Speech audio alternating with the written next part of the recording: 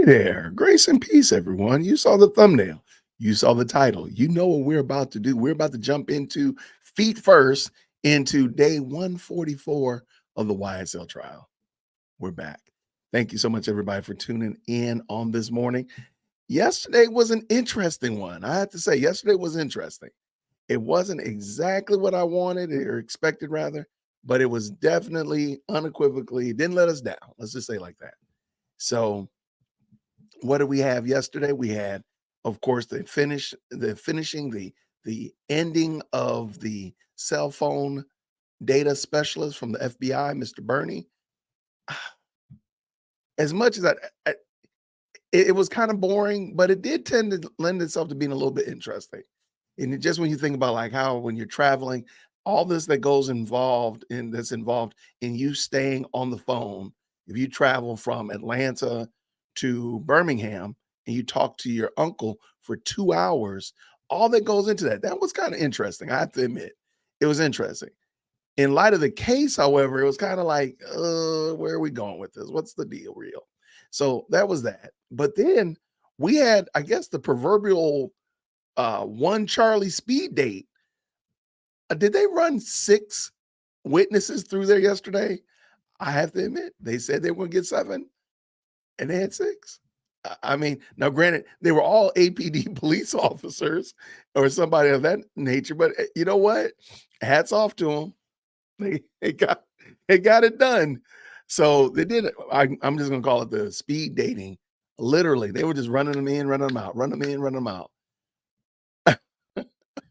I don't know. I would take Sergeant Detective Inspector Bernie over some of them because some of them weren't really saying anything. They saw shell casings. There was a hole in there was, what they call it, a defect in the car. There was a hole in the wall. That was it. Like I put the shell casings in an envelope. I signed the envelope. Okay. All right. I don't even know what those people. I don't think the case was made better by that, but it is what it is. We saw some pretty good questions and such like that, but I think the biggest thing that most people had a question about yesterday is where's Love? So, in honor of Lady Love missing yesterday, and we got a few minutes left, I made a fun video. So we're gonna pull that up real quick. Shout out to all my members. This is in the members forum right now. You're welcome to it.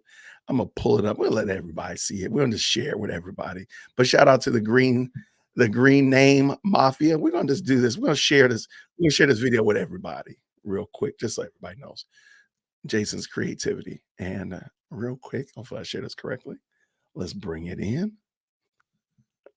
It's just 2 minutes of me being silly this morning. Here we go. Let's go. I'll try it again. Now let's go.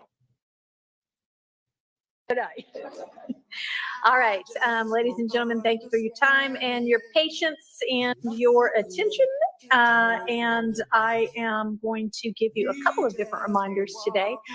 Your usual one, to not discuss this case with anyone or allow them to discuss it with you, and not to in any way observe or absorb any accounts of this trial or anybody involved in it.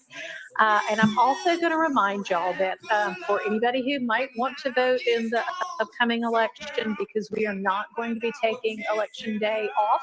We took every other day off. Voting starts tomorrow and runs all the way through November 1st. And y'all should have the information about where you can vote. It doesn't have to be your precinct. It's basically anywhere that's open in Fulton County, and the hours, including weekend hours and before and after work times. So anybody that wants to get that done, go ahead and get that done.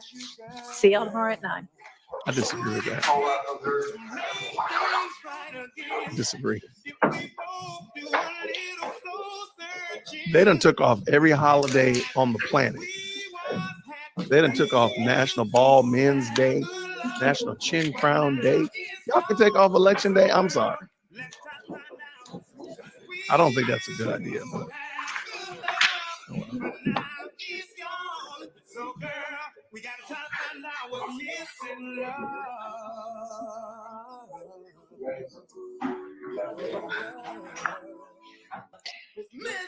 I want to commend the state for the efficiency with which the evidence was presented today. Keep it up. All right. You're welcome. Any matters we need to put on the record before we break for the evening? That would also make things easier. All right, I'll see everybody. I mean, I would say 9, but every time I say 9, there's a bunch of stuff we need to deal with. So shall I give it one more try? No. See y'all. Okay. See y'all at 9 in the morning. We've come too far, let's try to work it out. 'Cause we used to have good love.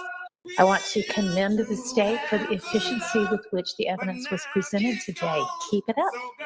But now it's gone. So girl, let's try to find out what's missing. We used to have good love, but now it's gone. So girl, we gotta try to find out what's missing, love.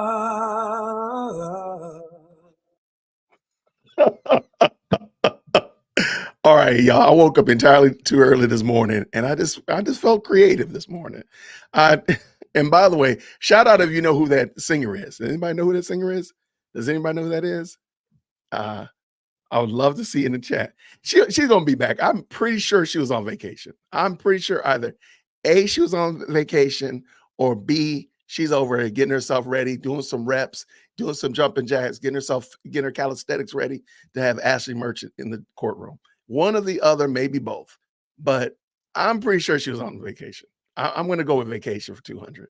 It would just be too serendipitous. It'd be too much. I think that would be almost, I can't imagine after Fonnie just regaled about how wonderful she was, that she would then not have her in the courtroom. Or I'm sorry, then remove her from the courtroom. I don't think she would do that. I mean, that would just be the worst thing that they could come up with. So I don't think that's what they did. I think it's really I think she's on vacation. In my 2 cents. Let me bring this back in, make sure that's it. Does somebody know who that was? Oh, I see. Oh, I see it already.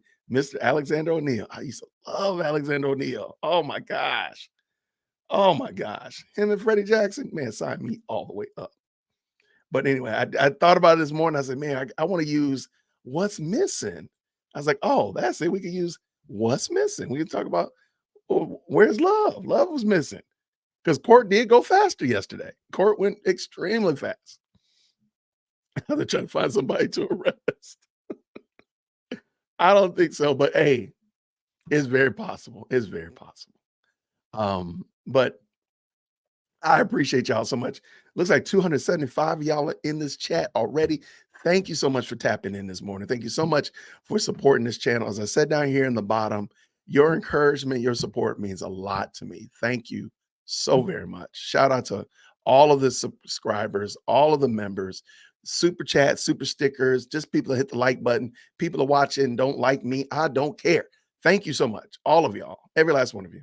And I do want to say thank you also to everybody who stopped by last night, had some panel discussion about the coming election, had a great conversation with Virgil and Rick and Kevin and Brian, had a couple of stop-bys like Chris and Nick from various different platforms stopped through. It was a lot of fun. Corey Minor came through.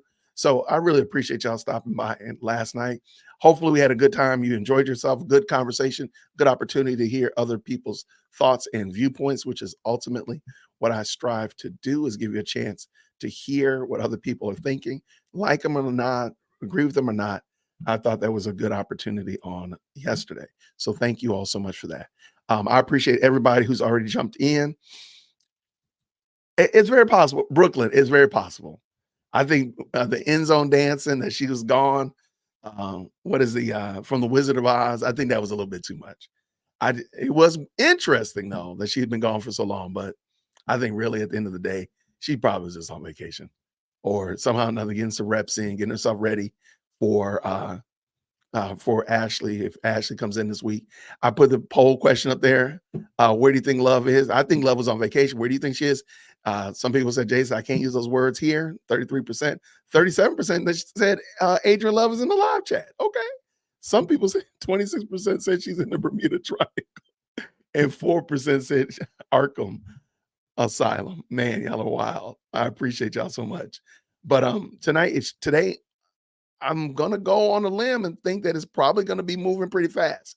Adam Abati Simone Hilton and Christian Atkinson, they seem to be dialed in. So we'll see what happens. Now, I don't know what the format is for the other attorneys, because there's others that have been tapping in. There's a young guy that's been sitting at the back table. I don't know his name. He came up yesterday and asked a couple questions, or rather interviewed a couple of the police officers. I don't know much about him. I know there's another guy named Brown, and I don't know the other young lady's name, but this team seems to be dialed in. They seem to be cooking. So who knows? Maybe they'll move through quite a bit today. Well, let me take that back, because Adam Abati already said that the first witness was going to be an hour and a half. So he said that yesterday before they left out. So I don't know. I'm not going to hold my breath that that's going to be an hour and a half.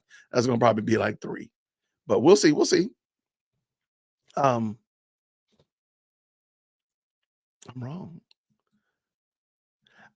Hey, let me tell you, if you're saying that Adrian Love has been replaced, I mean, I'm not mad if she is. I think it changes the dynamic for sure. You can see the movement change quite a bit in there. So if she's gone, then that's cool. I just don't think that Fonnie Willis would want that optic of, saying that she's not going to replace her and then removing her. I don't think that would work. I mean, it's very possible though. I'm not married to either idea. I don't think that's what she did though. Let's see what we got. Good morning to everybody. Thank y'all so much. Everyone that stopped through this morning.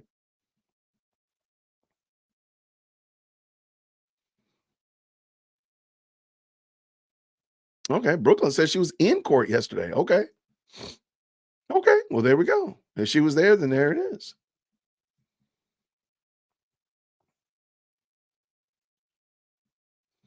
Oh, I forgot about that. Montung is Friday. You're right. Maybe that was it. Maybe again, like I said, she just getting some reps in. She working on her cardio, getting her, there you go. It's very possible.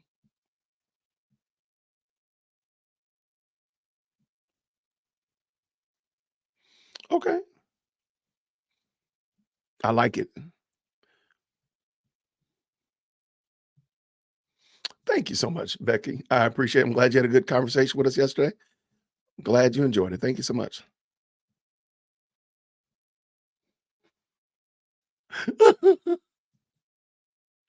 I Again, she's probably gonna be back. I mean, sooner than later. I don't think that she's gone for good.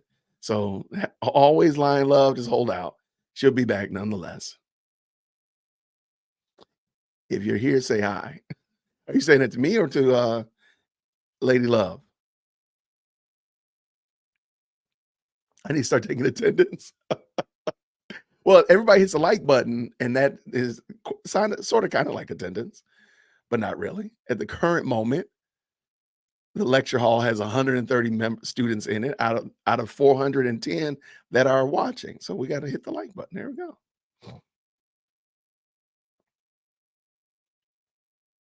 Yeah, that's what I was saying. Like she commented about how well everything went, and I said, I wonder what was missing. What was missing? Oh, that's it. Love was missing. So I mean, it's gonna come back, and who knows? They might have some high profile witnesses, and the gears on the bus gonna slow down again. I don't know, or maybe she's just gonna stay out of the mix and let them just run it. I don't know. There's a lot to it, so definitely let's just bring this in just to make sure we don't get tricked. All right, it is not ready yet.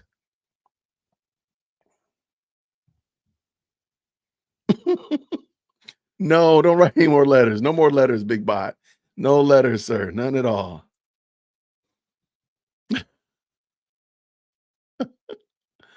Okay. I didn't notice that, but I'll accept that. Love, I'll accept that. Good morning, Q. Good to see you, friend. Okay, let's go and hit that 100. Let's see. Well, we're at 130 at the current moment, so that's good. Before court starts, let's see if we can get 2. If we hit 200, that'd be dope. But I appreciate y'all no matter what. I appreciate you watching, stopping through, saying what's up, saying, hey, joining the best live chat on the planet. Lots of people have been saying that. Lots of people said, man, this is the best live chat. And you know what? It's because of y'all. So thank y'all so much. Tim Peters in Colorado's been there. Whoa. Tina Peters in Colorado. Why did I ever heard that name? In Colorado for doing her job and ended up with 9 years in prison. They rolled her. Okay. I will look into that. Thank you, Bitter Lily. I appreciate you.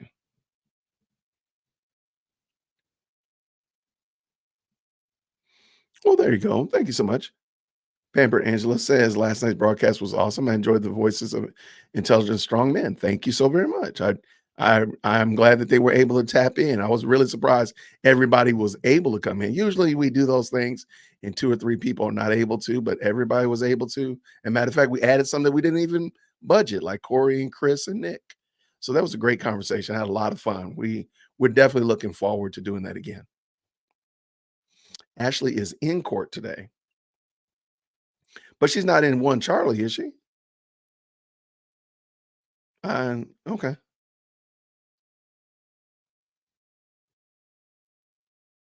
Here we go, good people. They are back. Let's see what we got. Let's see what we got. Okay, I'm gonna bring this in just to test it real quick. Can y'all hear that?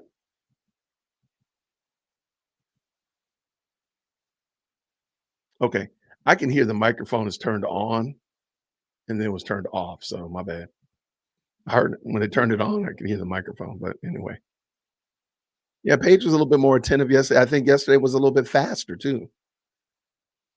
So, but you also know, as soon as that witness was done, she's like, and call your next witness, and call your next witness, call your next witness. So she was engaged too. So maybe the break was good for all of them. I don't know.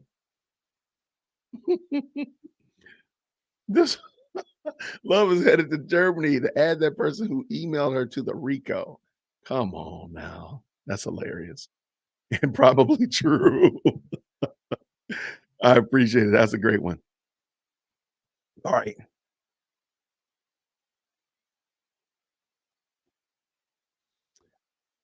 All right. Lots of good commentary back and forth. Always love the side conversations. Appreciate it. Really? Y'all, wow. I think Paige had her eye candy yesterday. I wasn't in court yesterday. What are you talking about?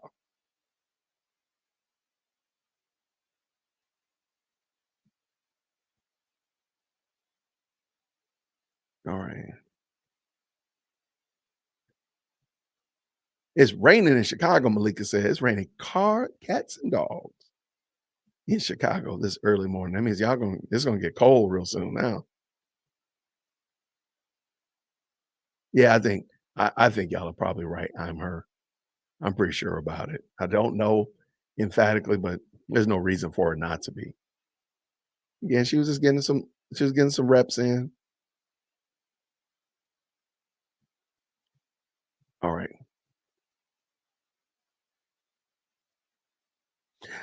I got you, the professor, and hear me. I like angles and I like different ways to look at something, but let's look at it. This case is, we know good and well, everybody knows that this case is a dumpster fire. So removing a judge, the countless problems with witnesses, all of these shenanigans, about to arrest a former witness, all that kind of stuff like that, man. This case looks horrible, horrible. Now you're going to remove the deputy district attorney off the case, man. That would just be the terror. Not like it wouldn't be good for the case, it would just be horrible for the optics, in my opinion, especially on the tail end, because people will still see it as being fired, even though you're moved to another case, even though you're not losing your job. People will still see it as being fired because of what you're doing here. And if you just wrote in a letter, you're doing a great job, you're doing fantastic for the team, and then you remove her, I think that would just be terrible optics. And don't forget, there's an election in a couple weeks. So now after the election, I hey, it might be all bets are off, but I just don't think it would happen before then. And Fonnie Willis is running for district attorney still, so it's not just a throwaway election. Like she really has an election that she's running. Hey there, Brittany. Good morning. Good morning. All right. So Judge Whitaker said that they want to start at 9 o'clock. And maybe this is what she meant. Maybe she really meant 9 o'clock. like not 9 o'clock, but 9 o'clock. That real 9 o'clock. Let me just double check real quick.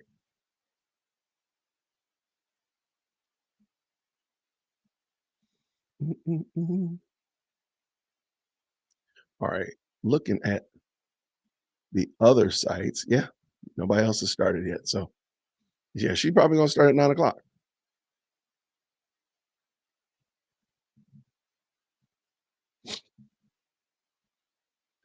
Mm, mm, mm. Y'all got it. Y'all got every conspiracy under the book in the world. I love it. I love it. She's out shining shoes. She's been replaced. I love it.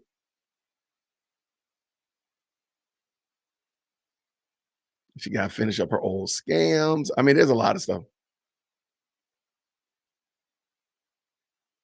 Yeah, I do. Now, that's a good question. Will, what's his name? Mr. Wright? Will Monk Tunk have a new attorney or will he have the same one? I think that would be a very good question to ask. And of course, we'll find out probably in a couple of days. But I think that would be a good one because if he has a different attorney, that might completely change the complexity of this game. Whereas if he has the same one, it might not be, it might just be a little bit more of the same. I don't know if Mook Tunk's whatchamacallit is going to be streamed though. Just letting you know that I don't know if it will be. You know, I'm gonna try Atlanta News first. Let's see how they look.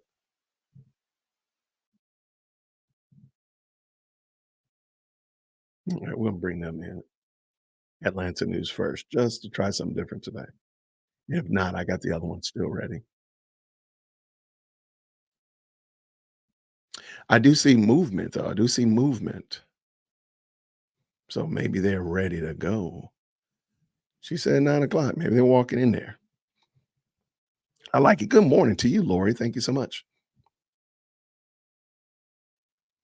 I was afraid of the likes of Abati taking over from Love. He started slick and to the point yesterday. I was afraid of the no, I think Abati I first introduced our first introduction to Abadi was during the disqualification hearing, and we just he came in to do the closing, and we just didn't feel like he nailed it at all. That was a so I think he started out on the wrong foot, but kind of like Christian Atkins. My first introduction to Christian has been him sitting there for week upon week upon week, being quiet, not saying anything. But once he started talking, like, okay, all right, yeah, I like him. He knows what he's talking about. At least he's done his homework. At least it seemed like for most of the part.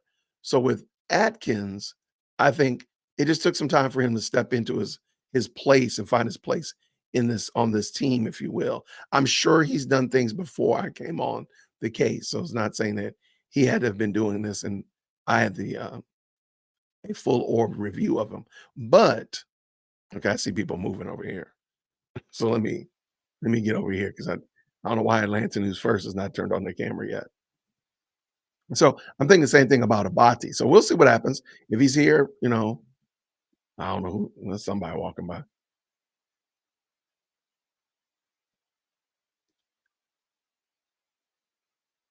Good morning to everybody that stopped through. We've bubbled up to 630 folk. Shout out to everybody. I don't know. We'll never hear about that Goldie. Goldie, please forgive me. Um, okay, now that is Simone Hilton for sure. All right. So we know Simone Hilton's there.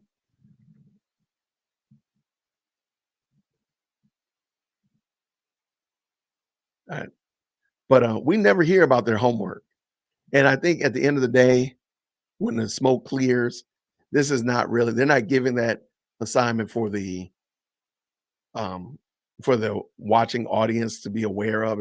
It's a punishment for a prosecutor or an attorney that didn't do something, aka the Brady homework or whatever that nature. So it's not really supposed to be something that we're getting updates on, if you will. So I'm not really mad about that part. If they do it, they do it, I guess. Like Doug Weinstein says, none of his business.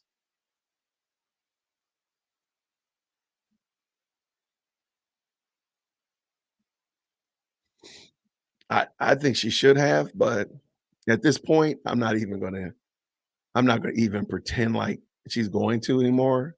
I am her. Yeah, I'm not gonna even pretend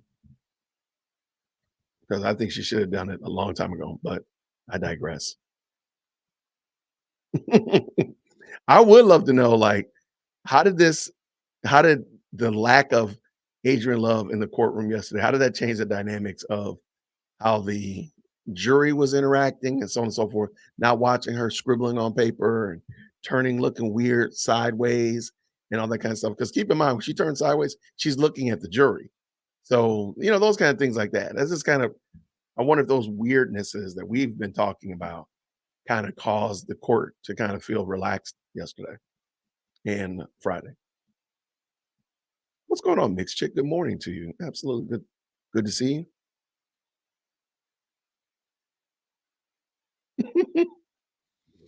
I don't think that's her on X. I don't think that's her. I don't believe that's her. There we go. What's up? 403 crew in the building. Good to see you.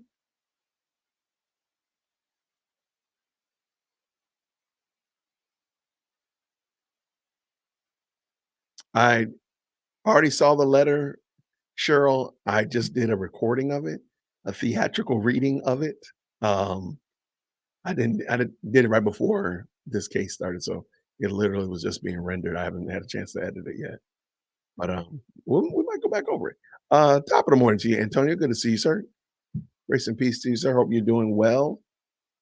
Antonio is a truck driver. He's been on the show before. Great story. Very, very in line with what I've said about street dudes need to leave town. And Antonio came in and told of his story. It's a very nice story. Excellent example of great things.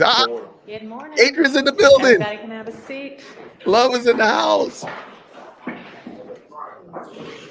Okay, I think we have got the jury all ready.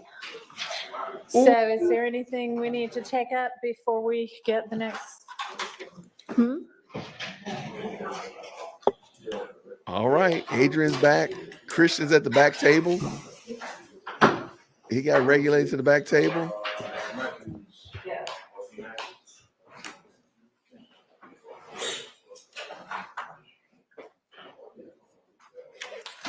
I guess we'll wait for Mr. Matthews before we. I know, but it's 9:00. He should have gone to the restroom before now. Man, she ain't playing with him. Westmoreland in the building.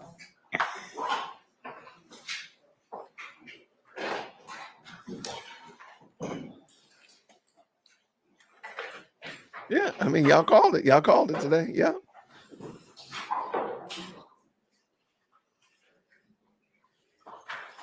It's gonna be look. They didn't get their mistrial motions. Yes, the mistrial limit yesterday. So motions. All right, now that we have Mr. Matthews, wow. Is there anything that needs to be put on the record before we get the jury? Yes, Your Honor. And let's go. I don't think the state was planning on doing anything with this right now. But there is an issue. So last night at maybe like 10, I don't know, 9, 10, I was texted a letter supposedly written by my client regarding, so let me back up. My client was in a car with Tiara Jones when she was killed by, I think the state believes, members of the other side. And they believe that my client was the intended target. Okay. At some point, my client, according to the state's telling me this, wrote a letter about the incident, kind of an apology letter to Tiara Jones's family, as my understanding.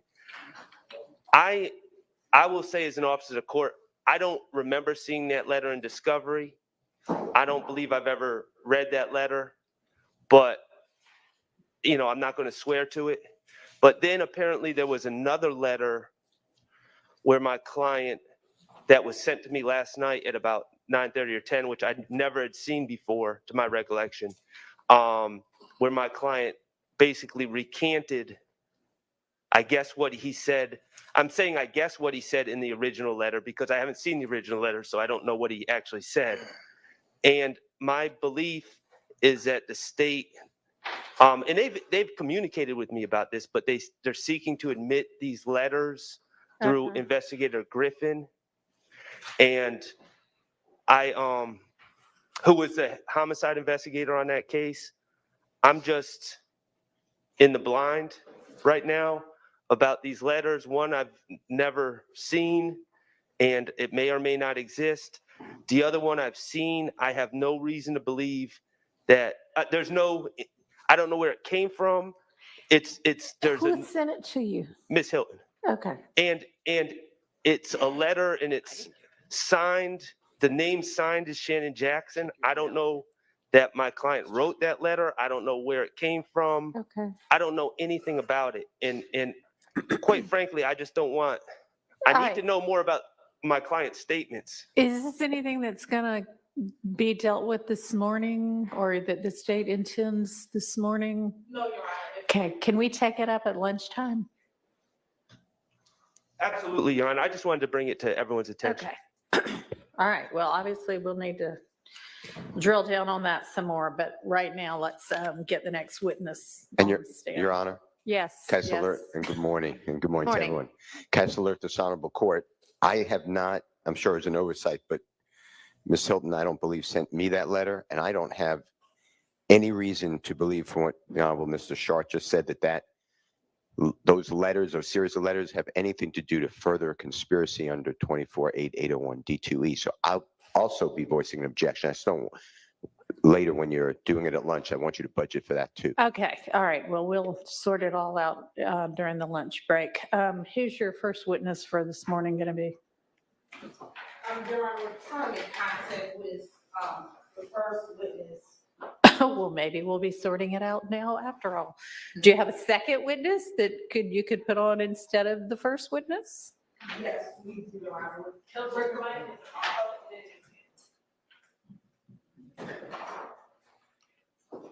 Yes, Your Honor. We do have some other witnesses in the hallway, so we're just confirming who's, not confirmed, but just gathering who's all in the hallway to make sure, to figure out who we're going to call first since the first witness isn't here.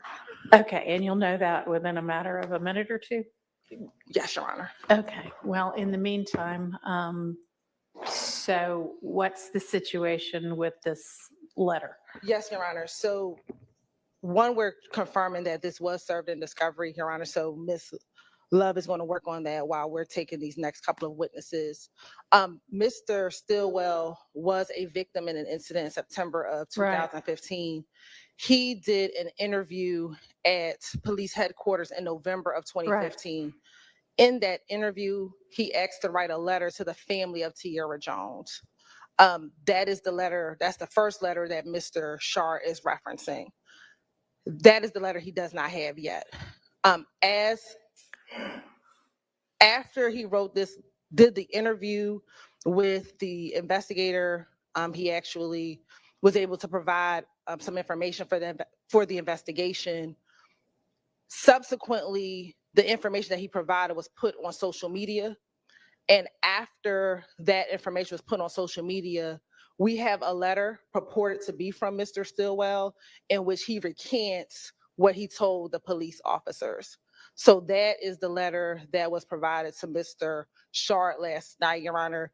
I did not send it directly to Mr. Sharp since it involved his client. I will send it to all the other defense counsel, but I specifically sent it to Mr. Sharp because it involved his client specifically.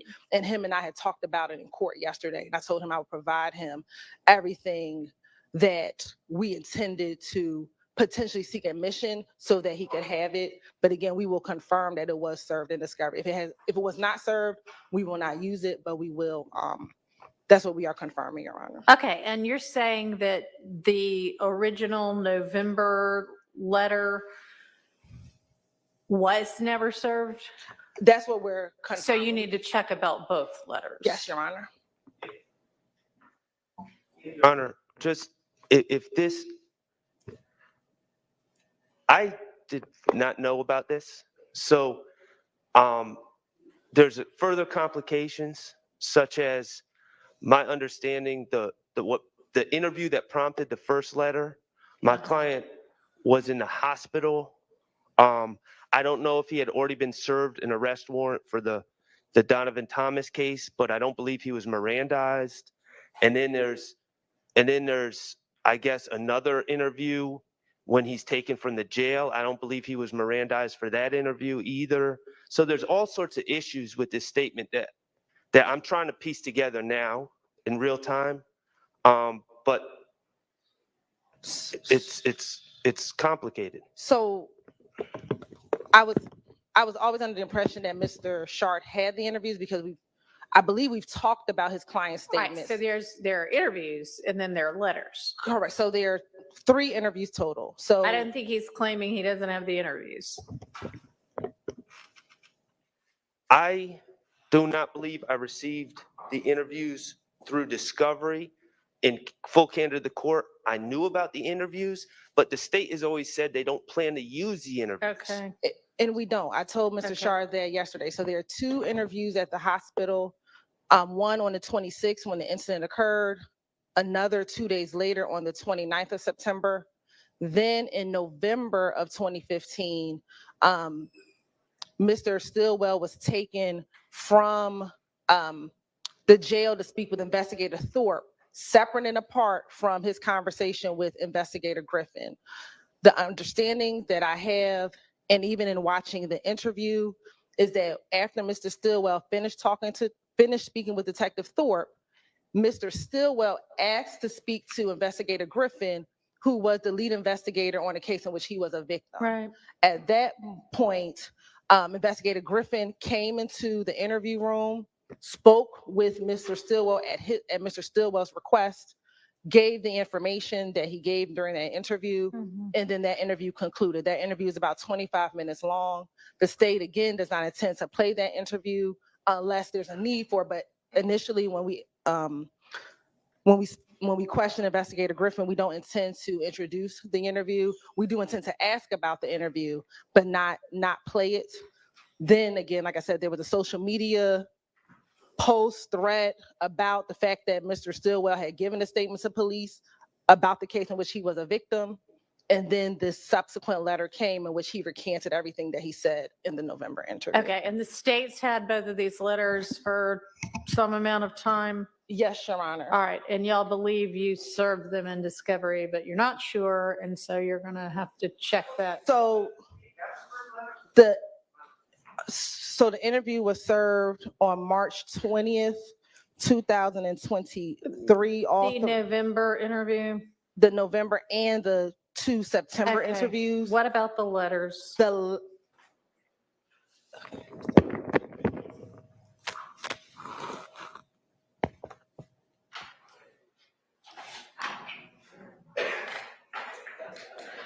the interest of time, so we're just not guessing. I can't hear you, I'm sorry. In the interest of time, and so we're not guessing. We still can't hear you. In the interest of time. In the interest of time, and so we're not guessing for the court and counsel. I think lunchtime would be a great time for us Okay. to be able to look to see when. All right, do we have witnesses ready?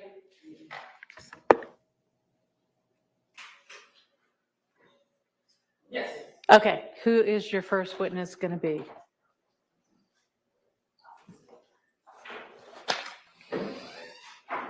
Who is your first? Okay, Officer Jones. Officer Jones, who is where on this witness list? Number 8. Okay. All right, ready for the jury? Yes, let's get the jury in.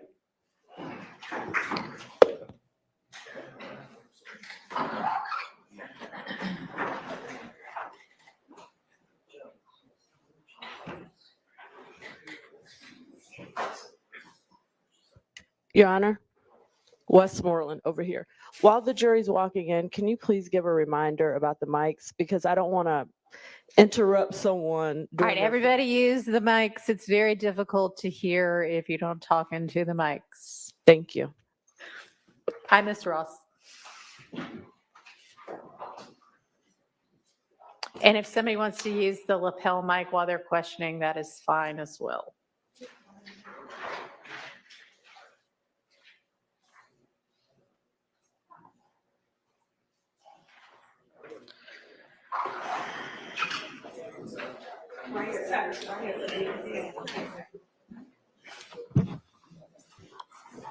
That's a tall human.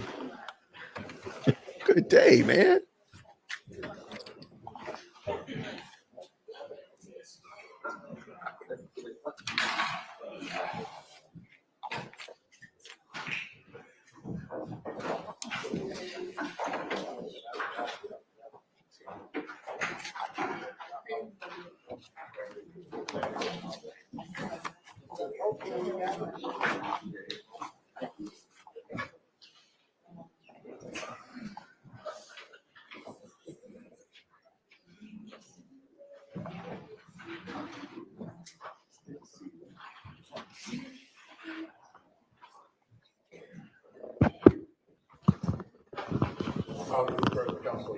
All right, thank you. Everybody can have a seat, and if you can, well, not you, officer.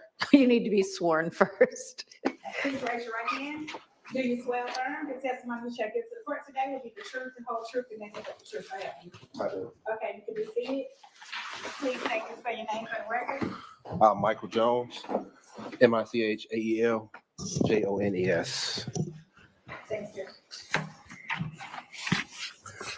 Good morning, Officer Jones. How are you?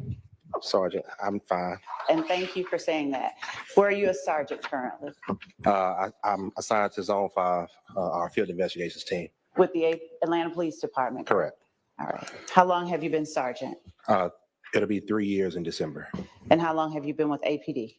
Total of 12 years. February the 13th of 2015, were you working with Atlanta Police Department at that time? Yes. What was your position? I was a police officer assigned to Zone 3 Morning Watch. As a police officer assigned to Zone 3 Morning Watch, what hours did you work? 10 p.m. to 6 a.m. or 11 p.m. to 7 a.m. All right.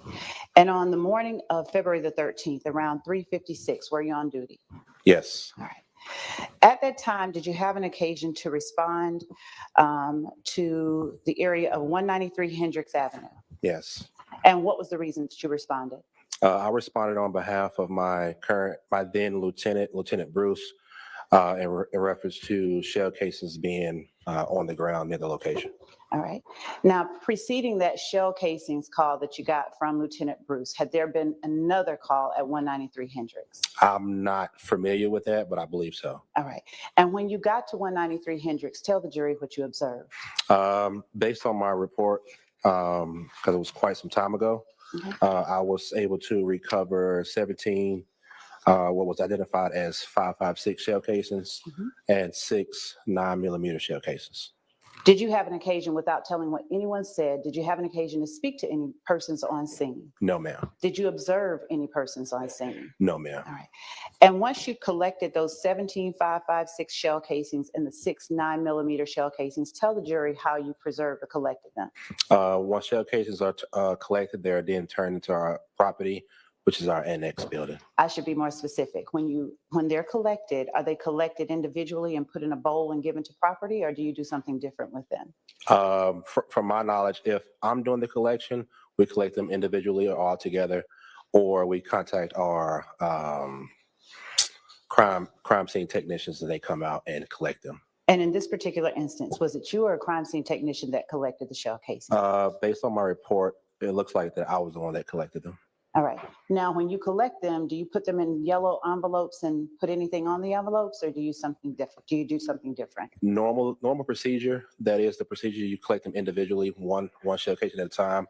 I don't remember exactly how these particular shell cases were collected, but I believe that I still follow the same procedures that I do with collecting shell cases individually. And does your procedure involve writing on the individual packet that the shell casing is in the location that you collected them from? Yes, ma'am. And does it involve putting your name on the front of the package? I can't recall if I had to put my name on them or not. I'm being honest, I can't recall. What time was the call that preceded your call? Was it earlier in the day, in the night, a few hours before, a few moments before you went out? Do you know? Prior to this particular call, Yes. I'm not sure. Okay. Do you record in your report anything about that location that aided you in knowing what to look for? And if you need to refer to your report, just say, I need to refresh my recollection. Read it to yourself and then let the jury know. Okay.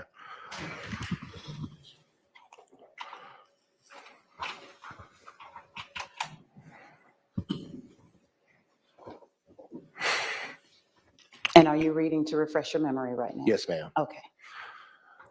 Okay, in the report, I mentioned that there have been previously recent gang-related shootings that have, You remember what I said about reading the report to yourself? gotcha. Refreshing your memory? Mhm. All right. Is your memory refreshed? Correct. All right. So had there been shootings prior to the time that you responded at this location? Yes, ma'am. All right.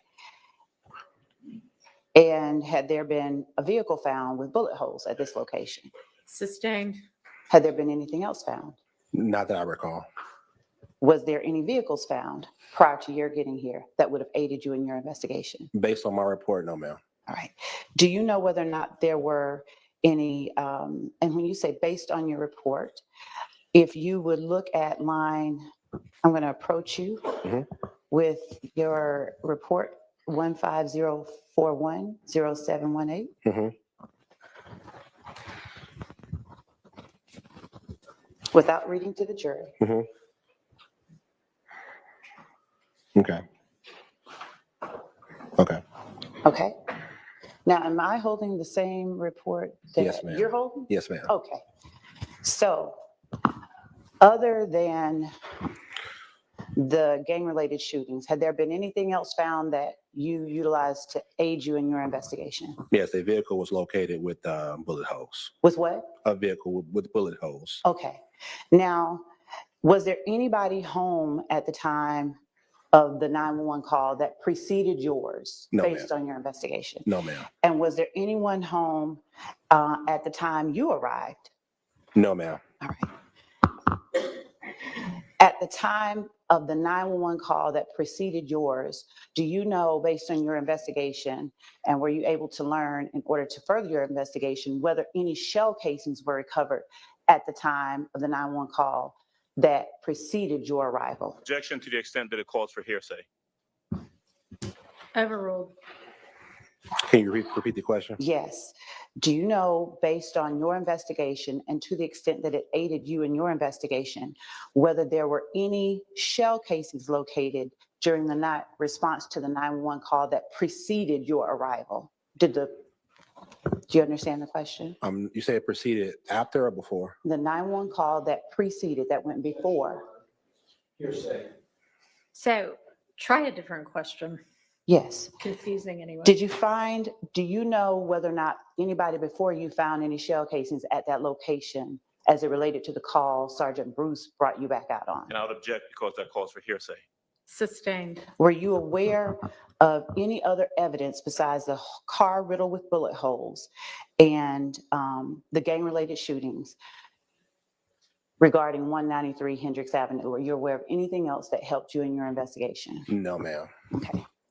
And at the time that you went to that location, did you know whose home that was? No, ma'am. Did you know whose relatives those were? No, ma'am. Okay.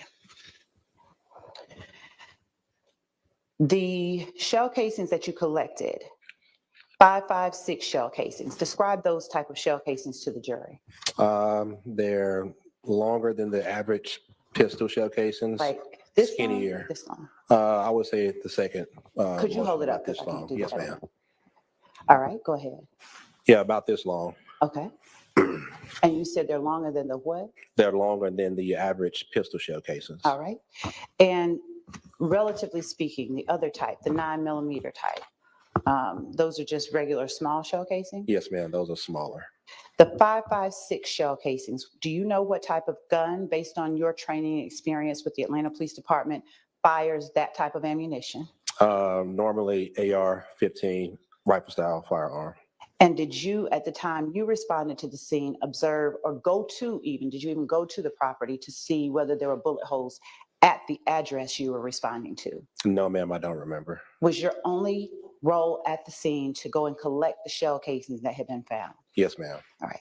Now, when you arrived at 193 Hendricks, do you remember what that area looked like? Was there an alleyway near it? I believe so. Yes, ma'am. Okay. Did you note in your report an alleyway leading up towards 193 Hendricks? Yes, ma'am. And where in relation to that alleyway were the shell casings found? I will have to refer back to my report. Would you read it, refresh your memory, and look up after your memory has been refreshed?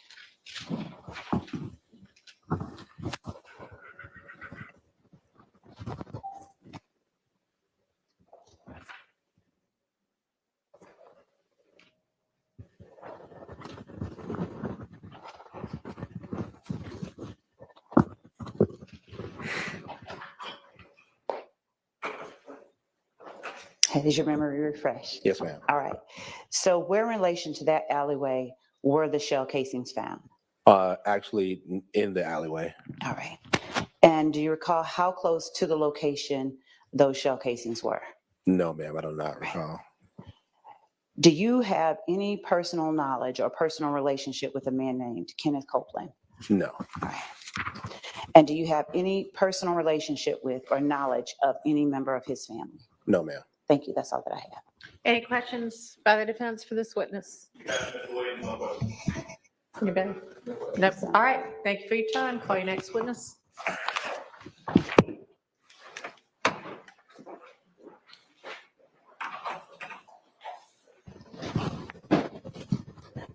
State calls Officer King.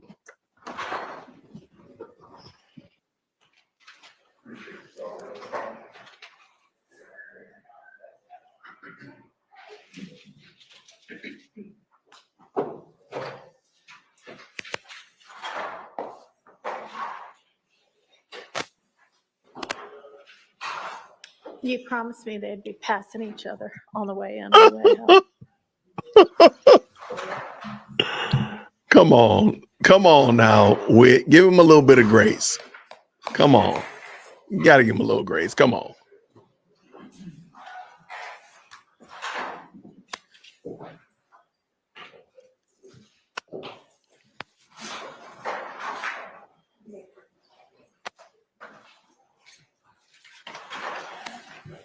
Because Whit ain't playing with him. Do you swear affirm the testimony you shall give to the court today will be the truth, the whole truth, and nothing but the truth, so help you? Yes, sir. May I see it? My seat, please state the name of the record. My name is Officer King, H. King. And pull that mic really close to your mouth because it needs to be close for us to be able to hear you. Thank you. H. King, K-I-N-G. Good morning. Is it still Officer King? Yes, it is. Good morning, Officer King. How are you? I'm good, thank you. Good. Officer King, would you please tell the jury where it is that you work as an officer? Zone 3, Atlanta, All right. How long have you worked in Zone 3 as an officer? 20 years. So is it safe to say that on February the 10th of 2015, you were working Zone 3 with the Atlanta Police Department? Yes, I was. Now, would you tell the jury what your shift was during that time? My shift was 6 a.m. to 2 p.m. day watch. And during that time, did you have an occasion to respond to 193 Hendricks Avenue Southwest? Yes, I did. What was the reason that you responded to that location? The call was the damage to property. A house was shot up. Okay. Now, do you remember the time that you responded to that location? It was around 8 o'clock in the morning. All right. And when you arrived at the location, did you speak to any occupants of the residence without saying anything that anyone said? Do you recall speaking to any occupants of the residence? The female, I believe, the owner of the house. Was there a Miss Janice Merriweather there? Yes. All right. And did you have an occasion, without talking about what she said, did you have an occasion to talk with Miss Merriweather? Yes. All right. Now, what did you observe when you got to the house? And if you need to refresh your memory, is that your report you have up there? No, with I you? don't have the report. Do you need to see your report to refresh your memory? Yes. All right. Gotcha.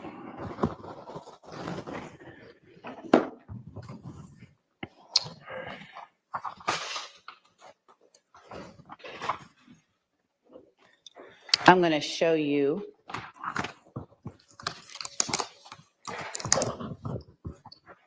a copy of your report, and you tell me if you recognize this as your report, the document I'm placing in front of you.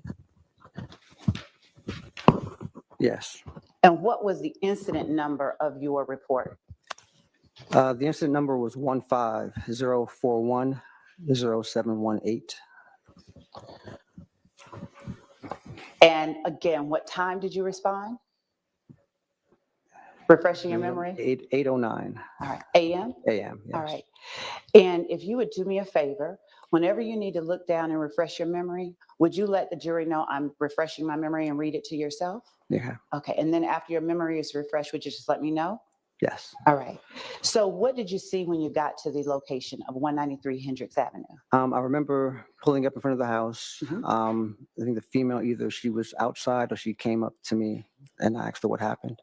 Now, when she came up to you, describe for the jury whether she was from what you could observe, whether she was calm, upset, frantic, what was her disposition? Concern? I don't recall Okay. how she was. Yeah. Was this young lady an older young lady like myself, or was she a older? younger? Yeah, older. Okay. Mhm.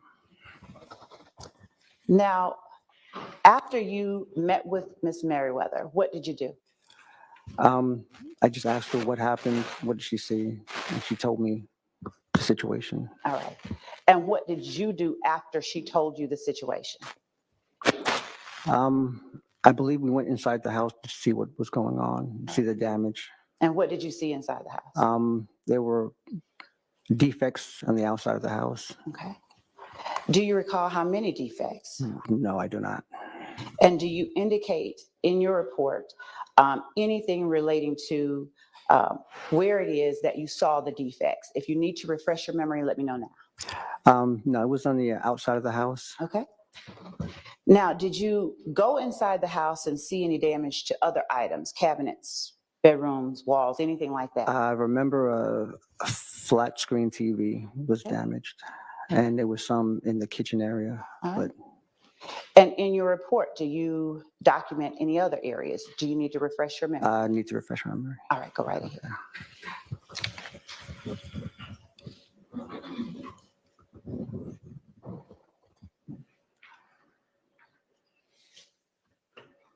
Okay.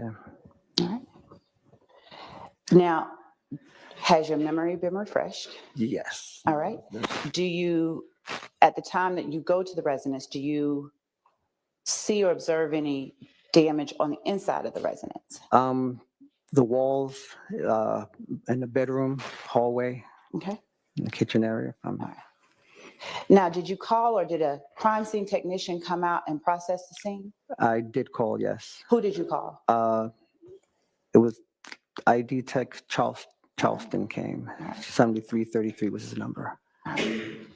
Now, Miss Merriweather, did she have a son by the name of Kenneth Hurst who lived next door? Leading question. Sustained. Did you document or did you recall whether Miss Merriweather had a son? Yes, there was a son on scene. Oh, who was that person on scene? I need to refresh. When you refresh, just look up and tell me I'm done. Okay. Thank you. All right, I'm done. All right. Who was the person that you talked to? Kenneth Hurst. All right. And did Kenneth Hurst give you a description of any vehicles that may have been involved? He stated that a neighbor told. Hearsay. Sustained. Based on the conversation that you had with Ms. Hurst, Mr. Hurst, and Ms. Merriweather, did you get any information to aid in your investigation about who or what happened Yes. when her house was shot up? He stated to me that a neighbor. Without stating to you Oh. what he said, Um, were you on the lookout for any particular vehicles after that? we were on the lookout for. Sustained. Okay. All right. Now, once you call ID Tech Charleston, did you stay and watch ID Tech Charleston collect the evidence that was collected? Yes, he stated he collected one Okay. shell casings. All right. And so did ID Tech Charleston also collect a projectile from the kitchen. Your Honor, I'm going to object to the leading question. Sustained. Was there anything else that was collected? That the shell casing he did recover was from the kitchen. All right. After you came and responded to the scene, did you do anything else as related to this particular incident ending in 0718? No, All right. Now, had you responded to this incident location anytime prior to that not date? to my knowledge, no. And did you respond to that incident location at any time after that date as it relates to this shooting? No, I wasn't the beat officer. Okay. And without saying what anyone told you, did you document in your report the details of, or at least some details of the conversation that you had with Miss Merriweather? Yes. You said yes? yes. If you need to refresh, go ahead and look at your Oh, report. no, I remember. Don't say what she said, though. Don't say what she said. Okay. We did have a conversation as to, And did you document that conversation in your report? yes, I did. All right. Thank you. That's all I have, Your Honor. We may need to just call him briefly in case something else happens, but for now, that's all that I have. for this All right, witness. are there defense questions for this witness? You have, Ms. Williams, no questions. No. Okay. So are you asking that he stick around? Yes, I'm asking Okay. that he temporarily. All be right, you're excused. excused from the stand, but you're not released, so if you can just stick around until the state lets you know one way or another. Okay, thank you. Call your next witness. State call, Summer Good.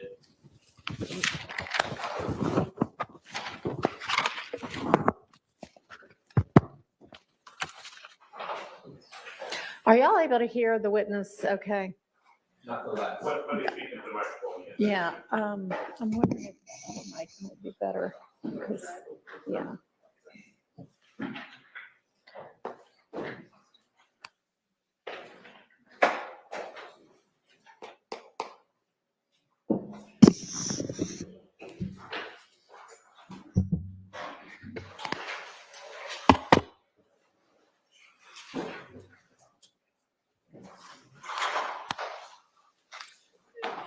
Is there somebody who can swear the witness?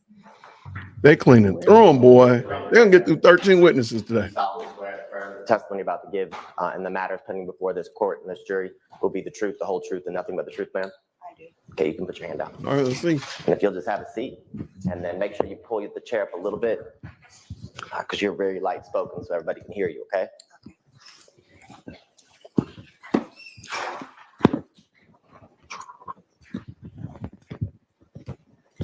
Now, good morning. Good morning. Can you tell the jurors, Ms. Good, where are you from?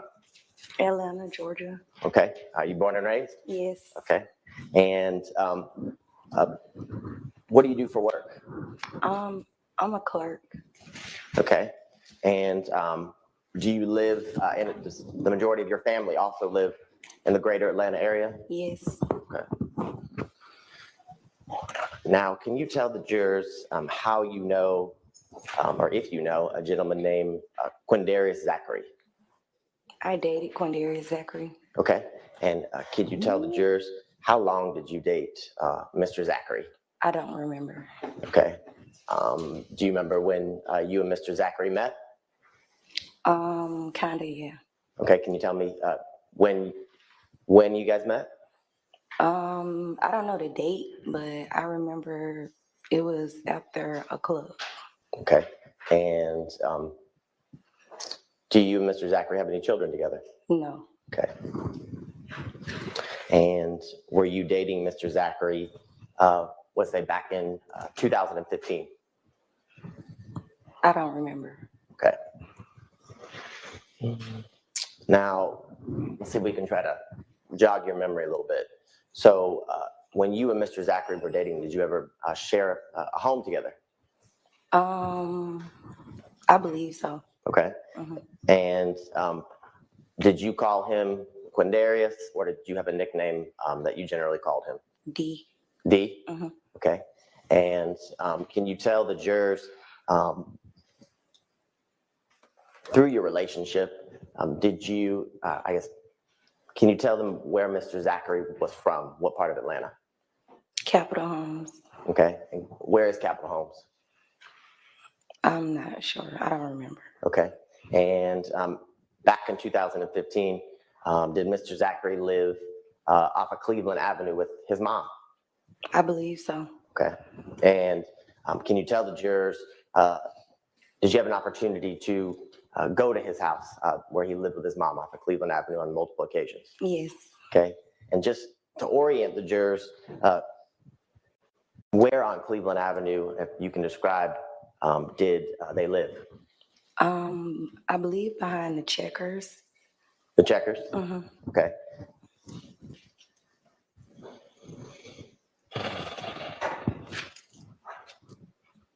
Imagine having to answer questions about your ex from Now, 10 years during ago. your time that you That's nasty work. spent Oh, this is a in bhakti, by the relationship way. with This is Mr. not Zachary, acting. can you tell the jurors, did you have an opportunity to kind of meet some of his friends or associates? Yes, I did. Okay. Did you have an opportunity to meet a gentleman named Antonio Sledge? Yes, I did. Okay. And what about someone named Shannon Stillwell? Yes. Okay. And what about someone named Jeffrey Williams? No. Okay. Do you know, was that somebody that Mr. Zachary would spend time with, someone named Jeffrey Williams? That's what he told me. Okay. And what about, had you ever had an opportunity to meet someone named Demikian Garlington? Yes. Okay. And were they, any of the people we just mentioned that you had met, did you, I guess, hang out with them often, go to restaurants or clubs or hang out at people's houses with them? Yes. Okay.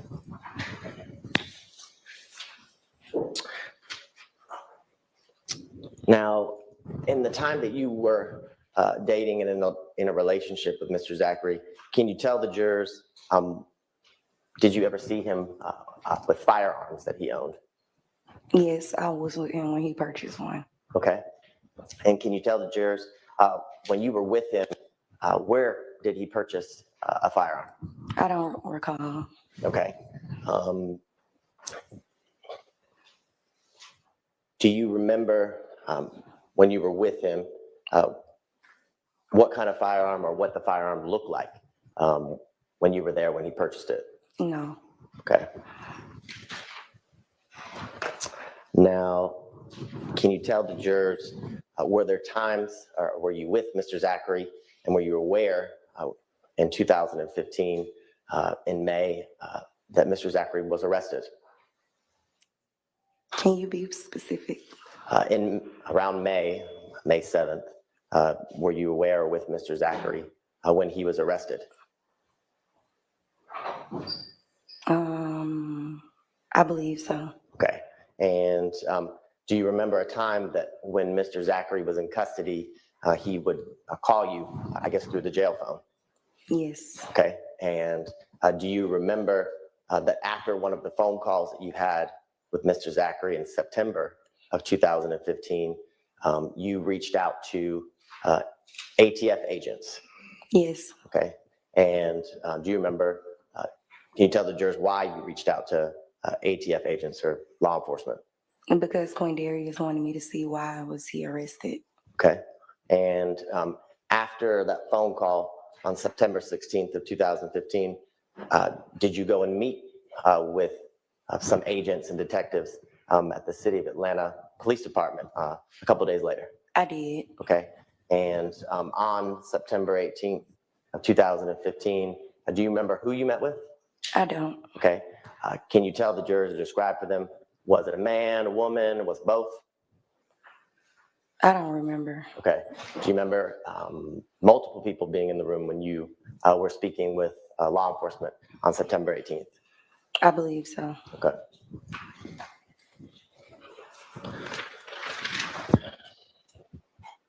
Now, when you arrived, I guess, to speak with the law enforcement agents, can you tell the jurors, did you talk with them about some of the guns that you knew that Mr. Zachary owned? I believe so. Okay. And can you tell the jurors, did you talk with them about some specific guns that he shared or gave to some friends that we've mentioned here today? I remember hearing it, but I don't remember it actually happening. Okay, so when you say you remember hearing it, prior to today, you had an opportunity to listen to a recording of your interview with ATF agents and members of the Atlanta Police Department. Yes? Yes, Okay, and when you listened to that recording, did you recognize your voice? I did. Okay, and it's something that you listened to from start to beginning? Yes. Okay. And was there anything about that recording when you were speaking that made you think it wasn't your voice? No. Okay. And do you actually, you remember, or do you remember actually going to meet with them back in 2015? Maybe not the context or content of what was said, but you actually remember going to that meeting? Yeah. Okay. Okay, and during that meeting, do you remember talking with and telling the detectives that Mr. Zachary had given a firearm to Antonio Sledge? Yes. Okay, and do you remember talking to and describing the firearm that he had given to Antonio Sledge? Not really, but okay.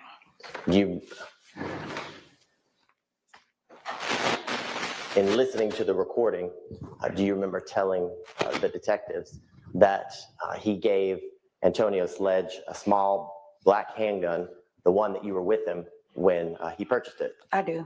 Okay, and Yes.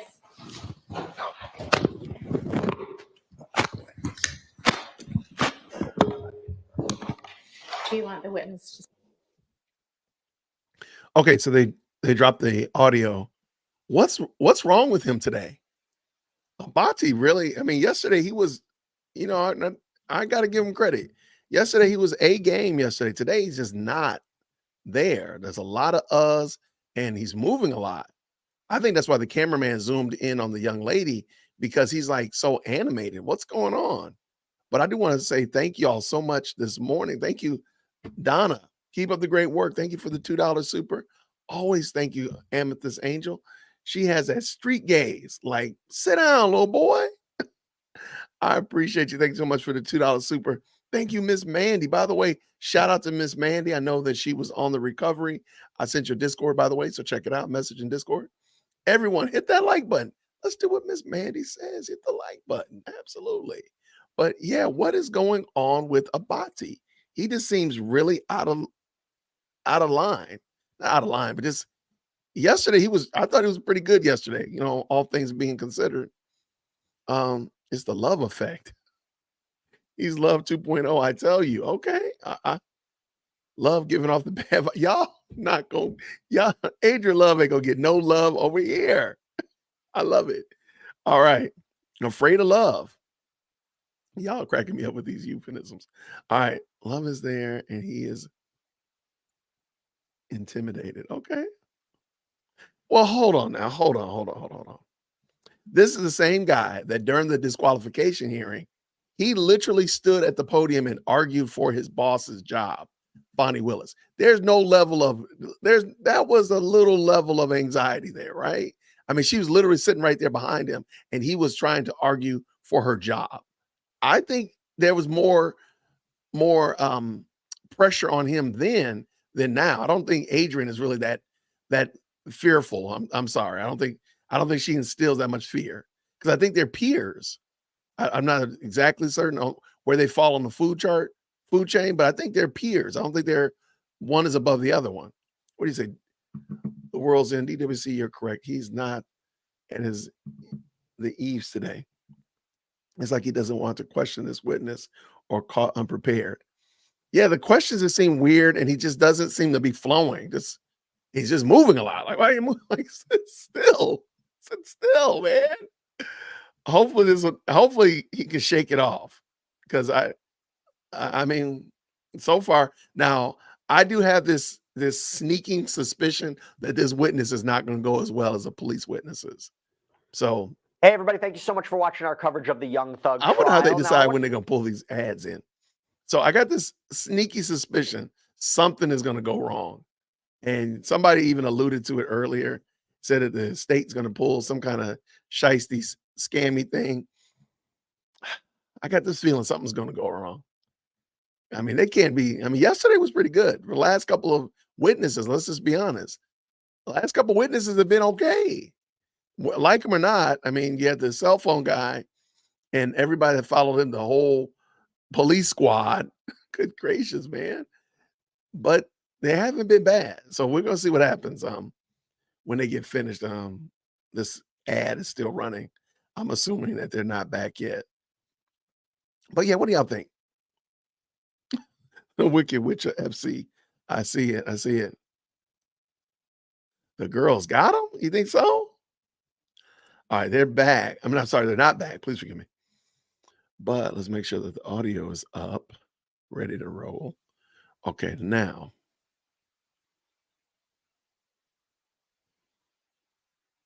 Lots of good commentary in there. I didn't think he could be intimidated, but I mean, maybe so, maybe so. He's walking on eggshells, is that what you're saying? Yeah, walking on eggshells. I like it. Well done. I like how you did that.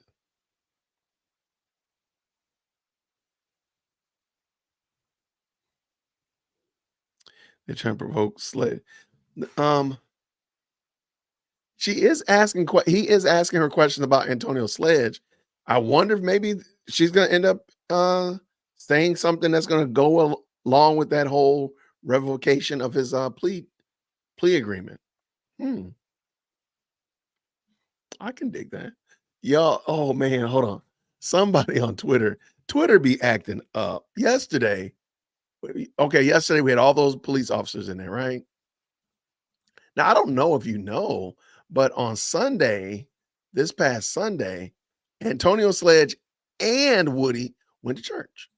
You know, shout out for going to church. I from Woody's testimony, he's been in church. He just, I don't know what it's doing, but he's been in church. And so the reason I bring it up is they both went to church, to the same church on Sunday. And let me see if I can find his picture. Because I thought it was kind of funny. I ain't gonna even lie. I was like, that's pretty comical. All right, here it is, but where's the meme though? Because there was a police officer yesterday in court that kind of gave off some Antonio Sledge vibes. I don't see the picture though. Darn it. Somebody put a picture up saying that Antonio Sledge went to church and got cleaned up, and this is him. And the guy did kind of look like him. It wasn't a reach. I'm like, he does kind of look like him now that I think about it. I'm trying to find this picture, man, because I thought it was pretty funny for a lighthearted approach to this trial. All right, let's see. Okay, here it is right here. All right. All right, let me pull this in, get this out of the way. Okay, so they were making fun of the fact that Antonio Sledge went to church on Sunday. Shout out to that. I think that's a great thing, being taught God's word. They said Moon done turned his life around really quick after that testimony. All right, I thought that was hilarious. So shout out to whoever saw that. I thought that was good. Let's get her back in here. Let's go. She still don't look interested. She like, look. And when you think about it, man, this is something from 10 years ago, maybe. Okay, so I want to talk to you, pivot just for a second. We talked a little bit earlier about some of the people that you described that you had met that were friends or associates of Mr. Zachary. Remember that? Yes. And you and Mr. Zachary, you dated for did you date for multiple years? I believe so. Okay. And in the times that you and Mr. Zachary dated, can you describe for the jurors, did he, based on your personal knowledge, hang out with Mr. Williams, Jeffrey Williams, on a number of occasions? Objection, hearsay. Overruled. You want me to answer that? Yes. I've never actually seen him hang with him. Let me ask you this question. You're familiar with social media, Instagram, Objection Facebook? to the leading question. Are you familiar with, Overruled. Well, yeah. are you familiar with social media like Instagram, Facebook, Twitter, things like that? Yes, And do you have those things? yes, And did Mr. Zachary back then also have Twitter, Facebook, Instagram, all of those good things?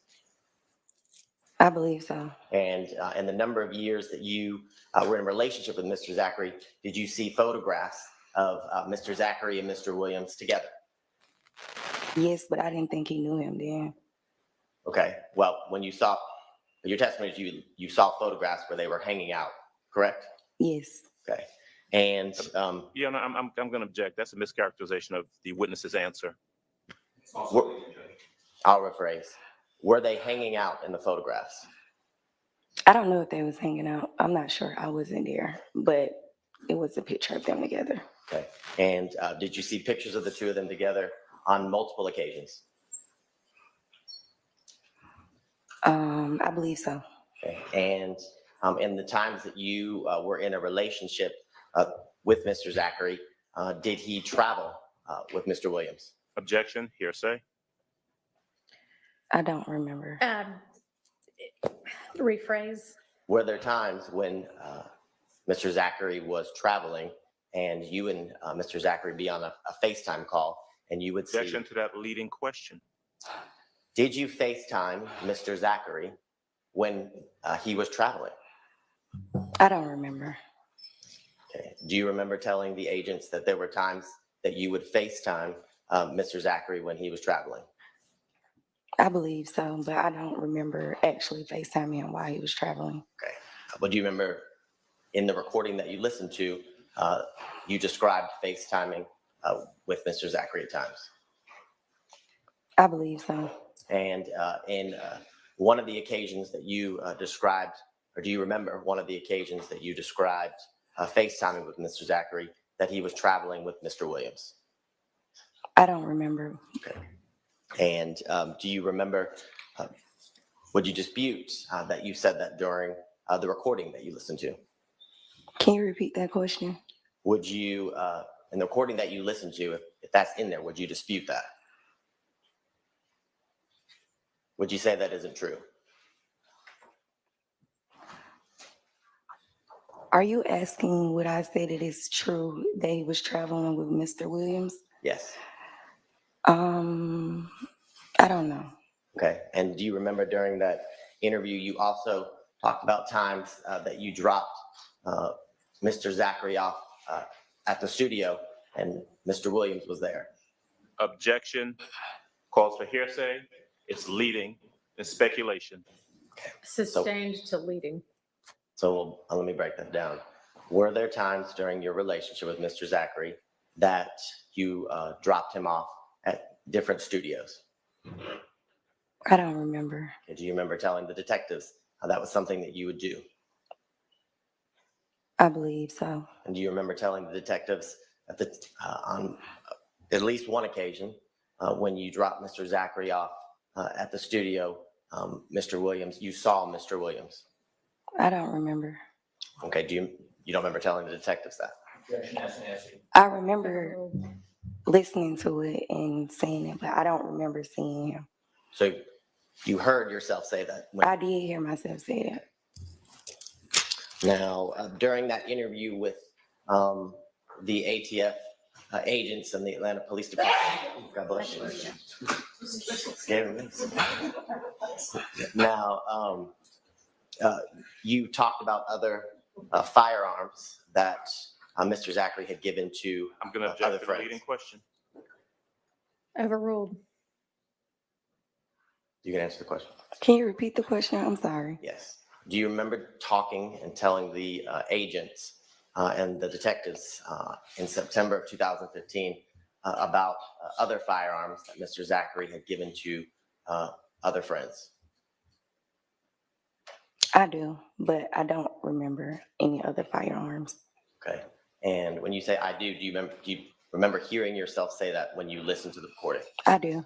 And do you remember hearing yourself say during that interview and on the recording that he gave. Your Honor, I'm going to object. It's based on hearsay. I might have to look at the recording, the Okay. interview. State would say that it's accepted to hearsay because it's impeachment due to a prior inconsistent statement Of, Mr. Zachary. Same objection. There's no predicate for impeachment by an inconsistent statement. yeah, that's our issue that we discussed up here.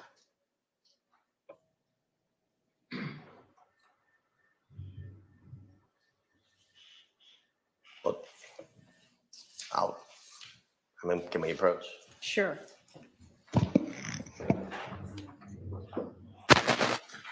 Oh my goodness. All right. We back at it. I don't get the objection. I ain't gonna lie. I don't get the objection, but I also don't get why the question is important. And I could maybe be missing their understanding and their way that they plan on traveling to get to a victory or a W here. These questions just don't seem to be working for me, but I get it. I just don't get why. Why do you need those questions like these? But we already know. Yeah, we already know that Quandarius sold the gun. We already know that they did those actions out there. They did the crimes. We already know this. Some of this seems like overkill, in my opinion, but it doesn't seem like it's proving anything. And to me, I'm not trying to just impugn it on them. I'm not trying to just like cast it over there onto those 12, 14 men and women that are responsible for this. But shouldn't you want them to be able to manage and keep intact all of this information? I don't think they need them. What is the purpose of them?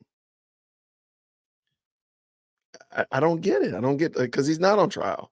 So what is the purpose of asking questions about somebody who's not on trial if that person is not? We already know that person has done dirty deeds and they've already discussed it. So you've already got that person in with all those shenanigans around him and Quandarius Zachary coming in. So what is the purpose? They're tying it into Thug. Okay, I guess. I see this really going south. I don't see this being as beneficial as these people would like it to be or expect it to be. But I mean, maybe I'm missing it. Maybe I don't understand their approach. I will say this, however, you can still, and I've brought this up before, I even brought it up with Doug. You can have written out a plan of attack, a plan to reach your goal, but you still have to be willing and open to the idea that it might change. And everybody has thought about when they were a child what they want to be when they grow up, but things change, things go in a different direction. And maybe at the end of the day, your goal was really to be married, to have a healthy, happy marriage, to have great kids, and to have a house and be respected by your community. Maybe that's what you wanted at the end of the day. Maybe that's really what you were craving. But being a football player could have gotten you there, sure. But maybe that path didn't work out. Maybe being a doctor, that would have probably got you that goal as well. But maybe that didn't work. Maybe just going to school and being a second grade teacher for many years, that worked out as well. I don't know what they're about to do. To me, I don't feel like the prosecution is willing to move and change based upon new information and the such like that. And I think that's problematic, in my opinion. Okay, I'll just leave it here. They might have a goal, like understand your goal. Your goal is to throw all these men in jail. Okay, fine. But maybe we don't need 19 people to confirm that Woody got beat up at Club Crucial. That doesn't get us to our goal. and you need to start chopping and trimming and slimming and moving differently. Just my thought. Let's go.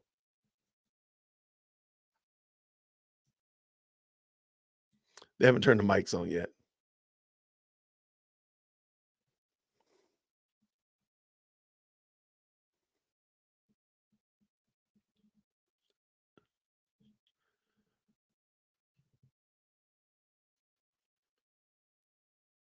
Yeah, they have one goal, and the goal could still be, let's pretend the goal is righteous and just.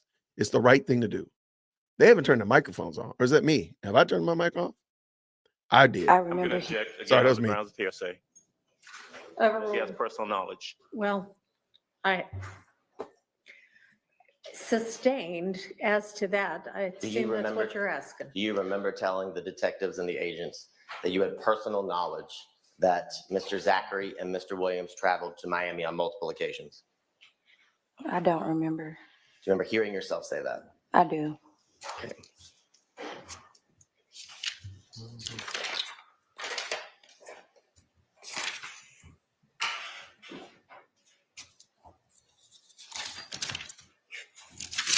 Now, I want to bring your attention to January 12th of 2015, okay? Do you remember talking to the detectives and the agents about an incident that happened at the Crystals off of Cleveland Avenue? I do. Okay, and can you tell the jurors who is Antrivia Smith? My cousin. Okay. Oh, wow. And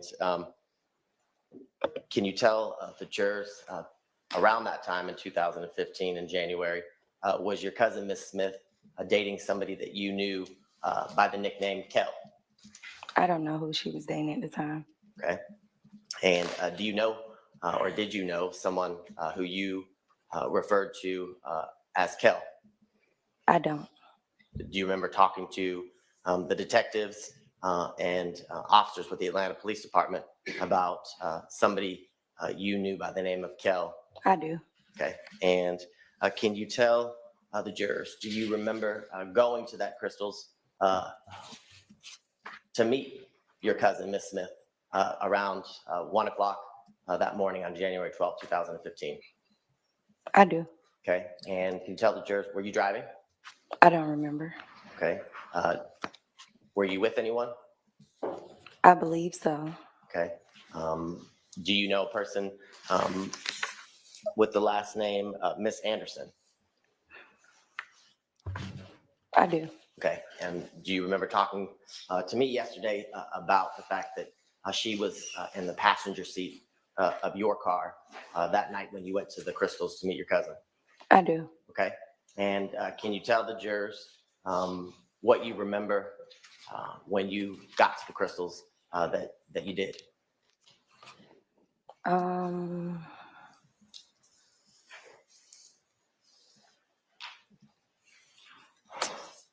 I remember pulling up on the side of my cousin, and me and her was talking and playing, and then we heard a gunshot. Okay. And can you tell the jurors, you said you heard gunshots. Do you remember talking to the A gunshot. Okay. Do you remember talking to the detectives and telling them where the gunshot came from? I do. Okay. Can you tell the jurors? I believe I told them that the guy in the passenger seat had shot the gun. Okay. And in the passenger seat of whose car? My cousin. Miss Smith? Yes. And can you tell the jurors, I guess, who that person was in the passenger seat of your cousin's car, Miss Smith? I don't know him, so I don't know, but they told me that it was the guy that she was dating. Well, I don't want you to tell me what anybody else said, but let me ask you this question. Do you remember telling officers that responded that night, as well as agents and other detectives on September 18th of 2015, that the person in the passenger seat of your cousin's car was someone that you knew by the nickname Kel? I do. And do you remember hearing yourself on that recording and from that night on January 12th, describing to them how you had just requested him on Instagram? I do. And do you remember providing them with the Instagram handle for Mr. Kell? I do. Okay. And do you remember the Instagram? Do you remember what Instagram handle you told the officers and the detectives what Mr. Kell's handle or ID was? I think I believe. I don't know. Okay. You said you think you believe so? I don't really remember. Okay. Well, can you describe for the jurors or tell the jurors the handle that you remember giving to the Atlanta Police Department that night?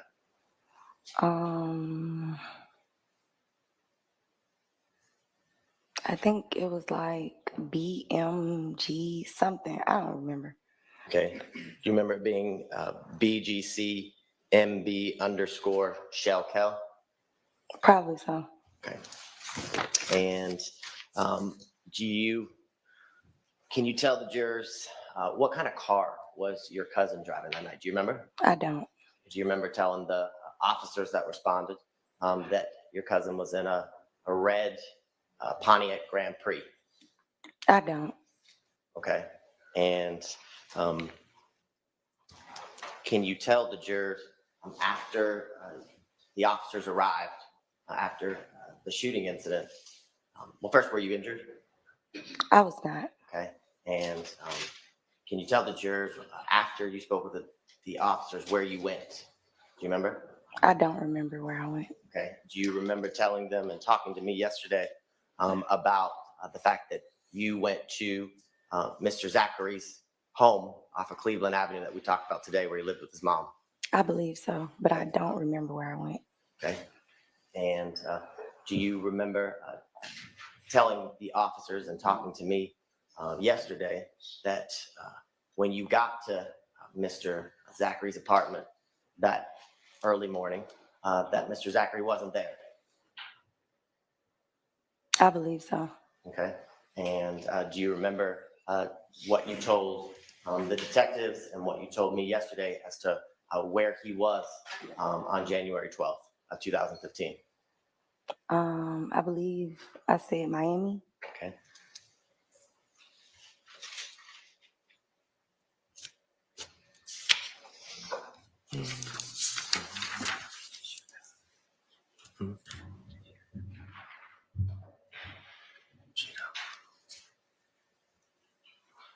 And do you remember telling the detectives that you knew he was in Miami because that's when you had FaceTimed him earlier that day, and he was in Miami? Probably so. Okay.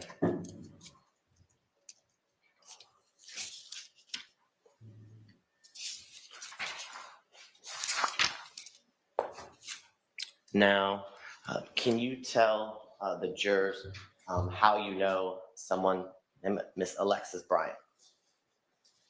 That's Quindaria's cousin. Okay. And back in 2015, was that somebody that you would consider a friend or you'd hang out with?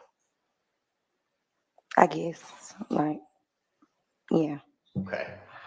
Was she somebody that you had hung out with or been with on more than one occasion? Yes. Okay. And had you been to her home in the Eagles Nest apartment complex before?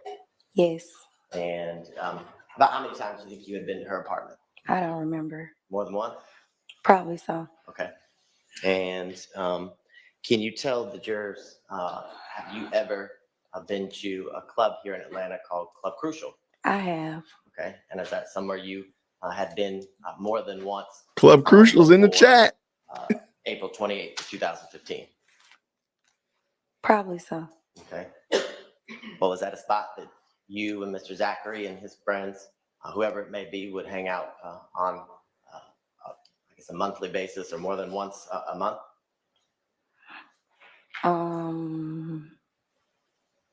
I guess you could say that. Okay. Now, do you remember talking to the detectives back in September of 2015 about a fight that you saw at Club Crucial on April 28th of 2015? I do, but I don't remember a fight. I remember hearing it, but I don't remember a fight. Okay, and when you were listening to,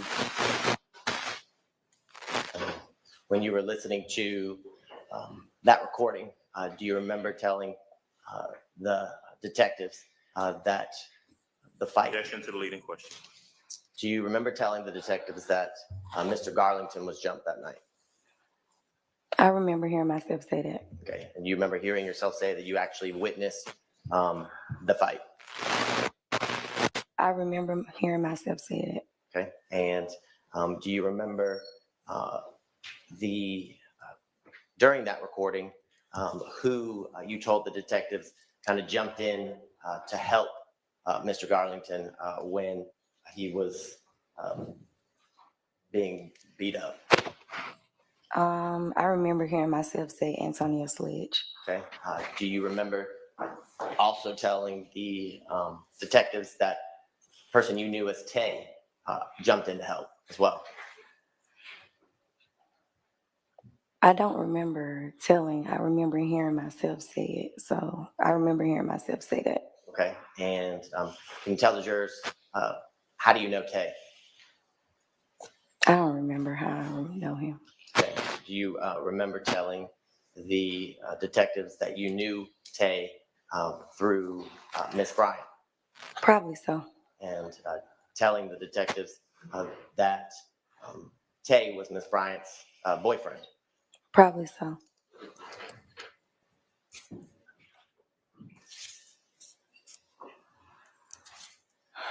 And can you tell the jurors what you remember saying or what you remember hearing yourself say in that recording after the fight was broken up, what you did? I don't remember what I said. Do you remember telling the detectives that at that point you were leaving the club? Remember that? Probably so. And can you tell the jurors what you remember telling the detectives happened as you were leaving Club Crucial? Your Honor, I'm going to object to this line of questioning. I believe it's appropriate to ask what happened before we ask what she said. Do you remember what happened when you walked out of Club Crucial that early morning on April 28th of 2015? I do not.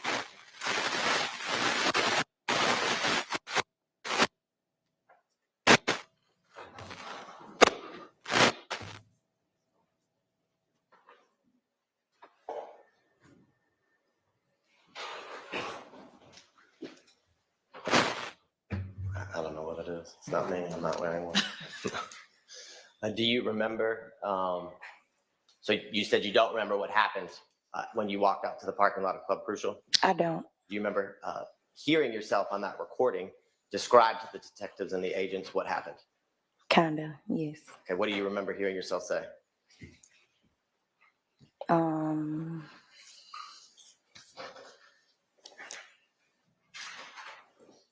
I believe I said I went to Alexis Bryant's house. Okay, and what did you tell the detectives happened before you went to Miss Bryant's house? I don't remember. Because you don't remember telling the detectives and then talking to me yesterday and telling me that when you were in the parking lot, a shooting happened at Club Crucial. No, I don't remember telling you that either yesterday. Okay, and now you said after you left Club Crucial, how did you get to Miss Bryant's house? I don't remember. Okay, and when you say you went to Miss Bryant's house, is this the same apartment that we talked about a little earlier that you had been to on multiple occasions? Yes. Okay, and can you tell the jurors who was at Miss Miss Bryant's house when you went there that early morning on April 28th? I don't remember. Do you remember Alexis being there? Not really, but I'm pretty sure she was there. Okay, well, do you think that you went to Miss Bryant's house by yourself? No. Okay. Did you have a key to Miss Bryant's house? No. So in order to get in, would Miss Bryant or somebody she lived with have to let you in? Yes. Okay. And you got into her apartment that morning, right? Yes. Okay. And do you remember how long you were at Miss Bryant's home? I don't. Let me ask you this question. You said you don't remember, but how do you know that you were there? Because I remember I was there. Okay, so you remember that part? Yes. Okay. Now, can you tell the jurors while you were there, what happened that early morning at the apartment? I was asleep. I was drunk, sleep, and I woke up to a call from Quindarius, and he told me. Don't tell me what Mr. Zachary told you. Just tell me what you remember hearing or what happened at the apartment that you physically observed or heard. I heard gunshots. Okay. And do you remember how many gunshots you heard? No.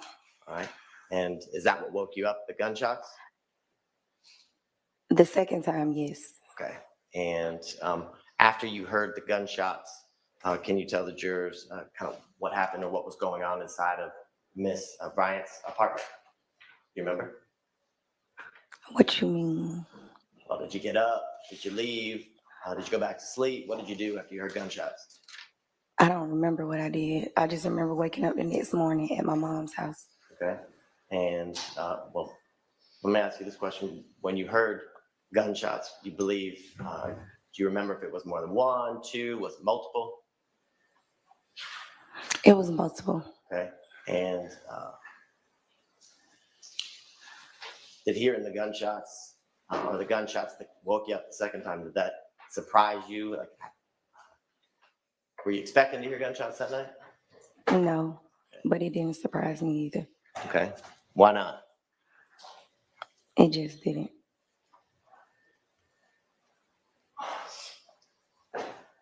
You said it just didn't. Can you explain to the jurors why it just didn't surprise you? Objection as to relevance. Because I wasn't scared, so it didn't surprise me. Okay. Did any of the gunshots that you heard, did they come into Miss Bryant's apartment? I don't remember. Okay. Did you talk to any police after you heard the gunshots that early morning? I don't remember, honestly.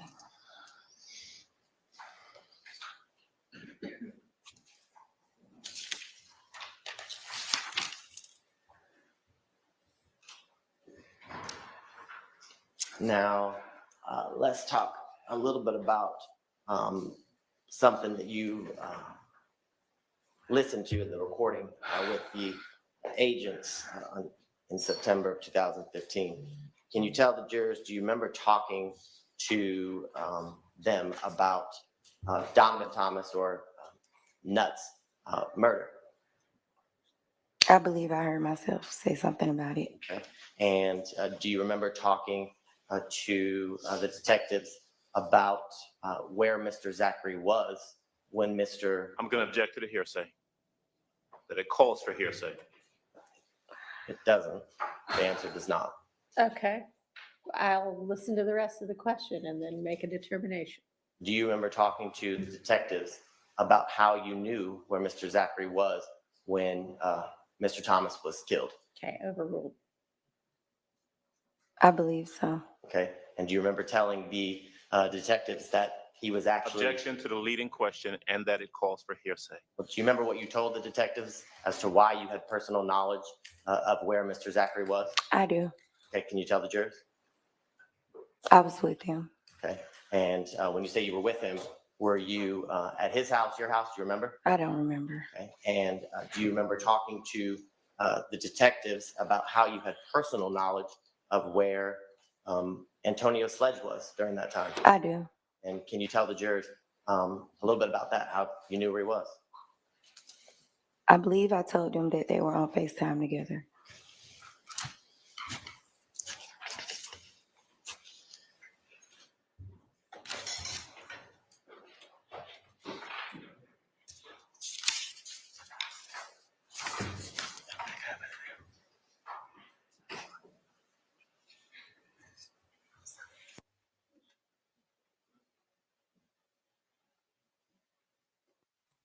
I am not impressed with these questions, but it is what it is.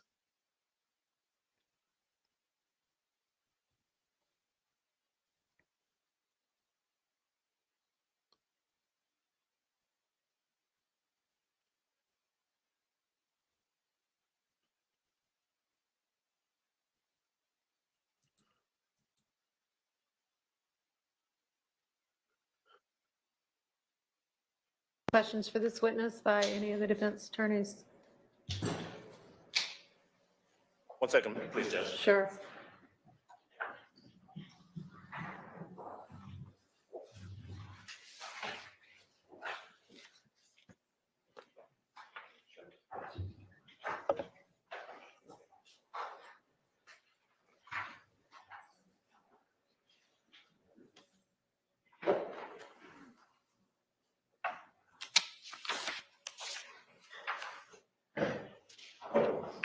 No questions from Mr. Williams.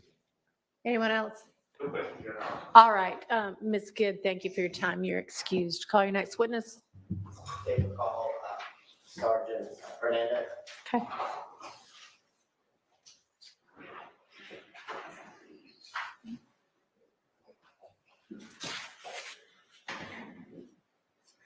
Wait, they're calling a sergeant? Okay, well, shout out that didn't go as long as we thought it was. Thank you so much, Amethyst Angel, for the $5 super. Why am I humming? Go away, little boy. Why don't you just go away, little boy? I do. Shout out to the $5 super. Thank you. Cesar Fernandez, CESAR, Fernandez, FERNANDEZ. Good morning, Sergeant Fernandez. Good morning. Can you tell the jurors where you are currently employed, sir? City of Atlanta Police Department. And how long have you been a member of the City of Atlanta Police Department? A little over 13 years. Okay, and you're a sergeant now? Yes, sir. And can you tell the jurors back in 2015 where within the City of Atlanta Police Department were you specifically assigned? I was assigned to Zone 3 Morning Watch Patrol. Okay, and how long, I guess, were you a patrol officer in Zone 3 prior to 2015? Between 6-7 years. Okay, and can you tell the jurors, were you pretty familiar with, I guess, Cleveland Avenue in Zone 3? Yes. And did you have the occasion on April 28th of 2015, a little after 1 a.m., to be dispatched to the Crystals off of Cleveland Avenue? Was that the date? I thought it was. Excuse me, I misspoke. On January 12th of 2015, I'm Yeah. sorry. Yeah, I'm sorry. What was the question again? So were you dispatched to 349 Cleveland Avenue, the Crystals, that early morning around 1 a.m.? Yes. I was actually initially dispatched 445 Cleveland Avenue, which is apartment complex, in regards to the incident occurring at 349 Cleveland Avenue at the Crystals. Okay. And the apartment complex, is that pretty, I guess, close in proximity to the Crystals? Yes. And are both of those addresses, the apartment complex as well as the Crystals, here at City of Atlanta, Fulton County? Yes. And can you tell the jurors why were you dispatched to that general area that early morning? I was dispatched to a dispute with a weapon. When I arrived to the scene of the apartment complex, I met with the two victims, and they advised that they were at the Crystals, and they pulled up to speak to one of the victim's cousins that was in the drive-through. And I guess there was a verbal exchange with the passenger in that vehicle. At some point, that passenger pulled out a weapon and fired a shot into the air. Okay, and the two females that you spoke to when you arrived was that Miss Good and Miss Anderson? Yes. And after you took their statements, did you physically go to the Crystals?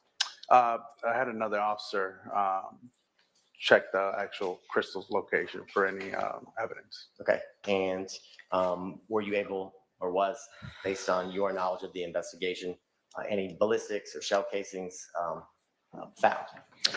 No, we weren't able to locate any casings. It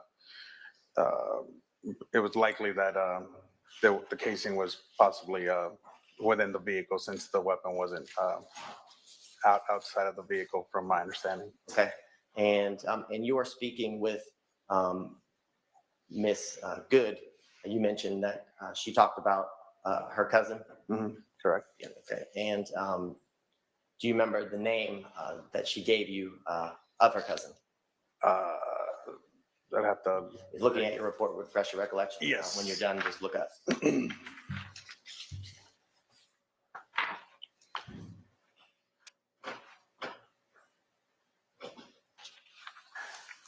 Yes, Miss Smith. Did looking at your report refresh your recollection? Yes. Okay. And can you tell the jurors what was the name of Miss Good's cousin? Miss Santrivia Smith. Okay. And in speaking with Miss Good, were you provided with the address of Miss Smith?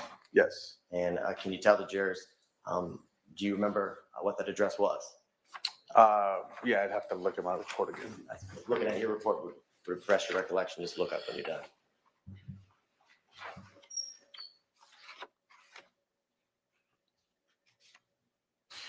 Is your recollection refreshed as to the address that you were given for Miss Smith? Yes. Okay.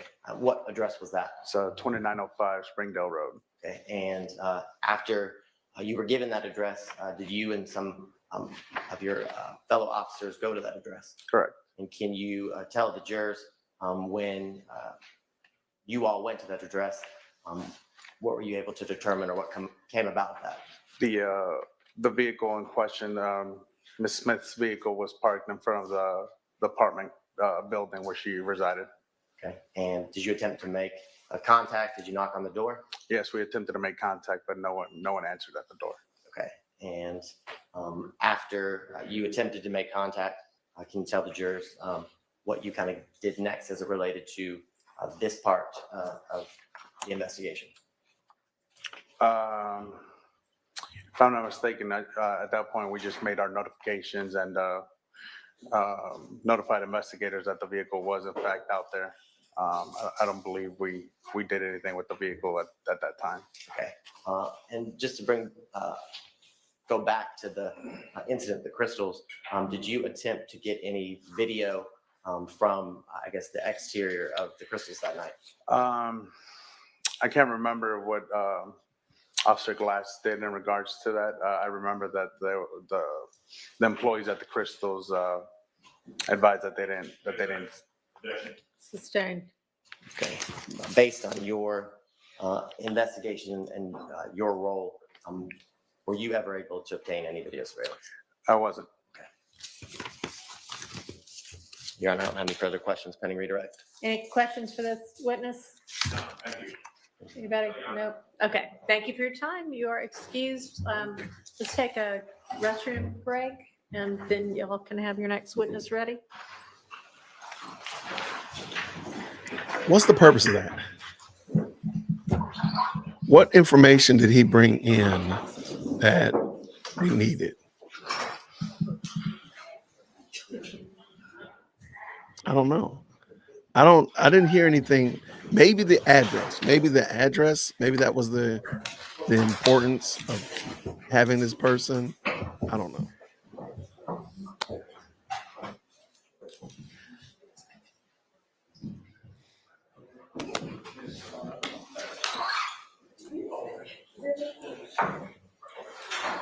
All right, so let's see what they do. Let's go. All right, we'll take 10 minutes or whenever the jury gets back. Thanks, Your Honor.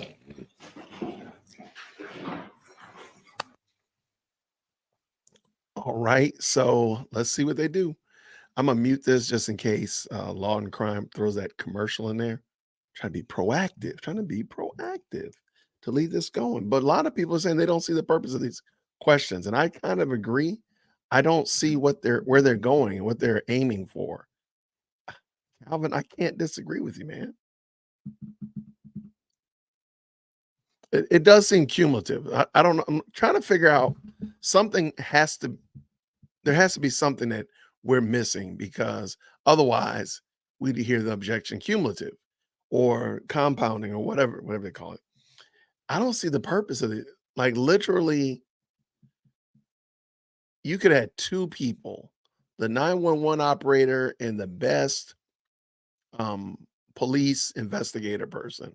That was really all you need to just ask some better questions, maybe. But what are y'all thinking? I do want to say thank you so very much for the very kind super chats this morning. Amethyst as well. Let me just go. Donna, thank you so much. Amethyst is always being a blessing. Thank you so much. I appreciate you. Mandy as well. Amethyst coming back in around the block. She spun the block and bless your boy again. Thank you so much for that. But also shout out to Mo Max. She says this, what was the point of her testimony? I don't know. She just looked perturbed. She's like, why am I here? Because I'm just thinking like, yo, you was in this relationship with this guy for multiple years. It ended. Maybe it ended good. Maybe it ended bad. But do you want to be brought into court to be talking about that person? That's craziness. He says, we know QZ and Monton were close. Yeah. And Shellkel has nothing to do with this case. 403. I don't know. I'm trying to figure out. I'm trying to give the best spin to it. And please, if you think I'm being naive, just be gracious to me. Okay. Be gracious to me. There has to be a reason why the defense is allowing this. So if maybe we see it as like, this is 403. This is a waste of time. But maybe the defense doesn't see it like that. And maybe that's why they're not saying anything. I don't know. Well, I kind of like how Alexa says, even with the 403, they moving pretty fast. You cannot deny that. They moving at a nice clip. Like I said, it's very possible they might get done with 10 witnesses before lunch. What does Mo Justice say? She says this, interesting as AS is related to, Antrevia Smith is related to good, explains her answers. Yeah, but what was the purpose of her being there in the first place? Does it, and maybe I need to go back and listen to Antrevia's questions, but they both didn't want to be there. Maybe I missed that. Maybe I forgot that about Antrevia, and the correlation between her and Ms. Good is kind of lost in all of the stuff that we've seen. So I'll give you that. I think you mean guilt by association. Well, a lot of this could be summarized as guilt by association or circumstantial. I can let you have that. This is what I'm kind of thinking, though. I kind of like how you said that, Ron. The defense is letting them bury themselves because I think the jury can see, like, the jury might be thinking the same thing we're thinking. Like, what's the purpose of this? Why have you had 5 people from APD basically saying the same thing about the same events? Maybe they're just like, look, let them roll. I don't know. That's what I'm trying to think. But all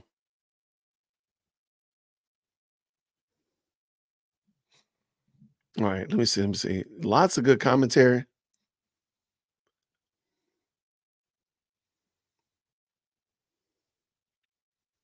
Yeah, I think, and I think they're easing up off the throttle as it relates to 403 objections.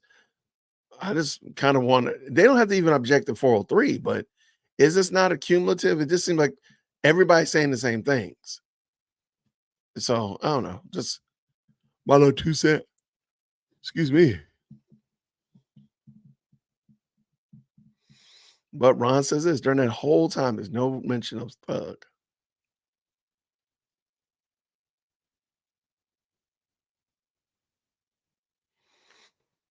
Summer. We're definitely in the fall now. So I don't think technically it's over, but it's getting cooler here in Georgia.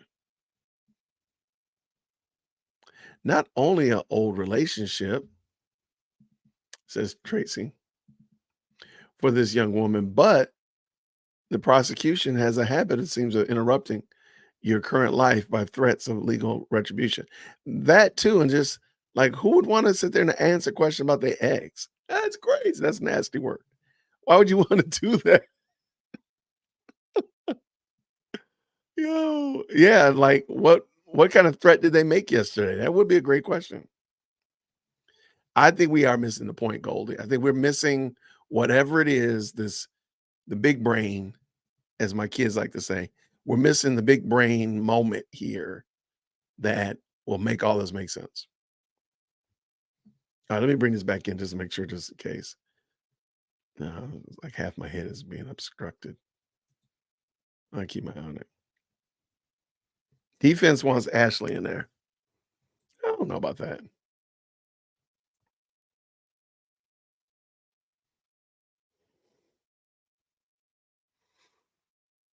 Yeah, can you maybe the description of the bullet casings, but okay, no offense. I think Adrian Love's questioning today was really all they needed. The other two people that, except for the young lady that Abati has interviewed, has been basically the same questions that Adrian asked. I think Adrian was fine. I think they could have left it alone. The young lady, that was a different interview, of course. That was a different type of person, but I don't think the rest of that was really that necessary. But yeah, I just want to know, as Gladiator Girl says here, the jury is lost. They're lost. But we gonna see. We gonna see.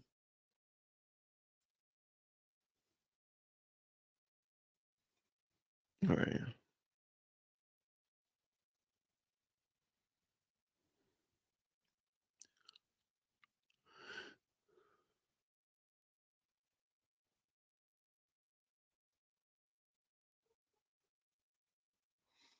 Okay. Matthew, the fact that the state says that YSL is a hybrid gang destroys their case. The rise of hybrid gangs in the article from Police Magazine will show police articles refute the state's RICO case. Really? Okay. I didn't look into that. Matthews, thank you so much for that.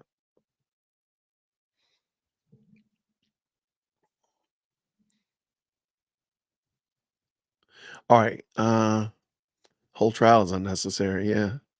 Adrian was slow, but she was methodical. And the other people that they've interviewed really were the same things. I don't really see the purpose of the young lady. But let's just leave her alone. Let's leave the young lady alone. All of the police have basically been very similar.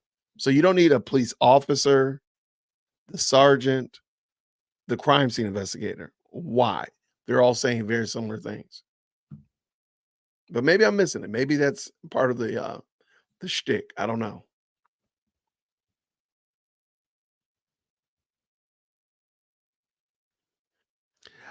I like what Key is saying. I don't think that's the case. What does she say? Do you think that they're throwing the case by just going through the witnesses because they know the case is done? Let's just say that they got back to Fonny's office. They read the tea leaves, and everybody said, "Yo," and everybody agrees this case is a wrap. It's donezo. We're finished. Why not just bring out the very best of your final witnesses? Let's just say they had 50 witnesses, and 10 of them were the best, and you had a lot of cumulative repeat offenders, all that kind of stuff there. So you don't need any of those. You just need the 10 best. Why not just run with the 10 best and just say, okay, we're not going to do these 40 other witnesses, Your Honor. The court is freeing these other 40. We're going to just go right here with this 10. This is our best shot. And just give that. Because this right here is just diluting your best witnesses. Because if you follow this, let's say they get these 10 witnesses done before lunchtime, and let's say they bring a really good witness after lunch. They've already lost everybody today because we done seen 11 witnesses. I'm not paying attention to that. In my opinion, I think they should. If they're trying to throw this case, they should get their very best witnesses. No, we're not going to go through the whole Hill Street Blues. We're not going to call every Atlanta police officer. We're going to call the very best witnesses we have. That's all we got. Let's go. But I understand your point. But yeah, I don't think it don't seem a right strategy, in my opinion.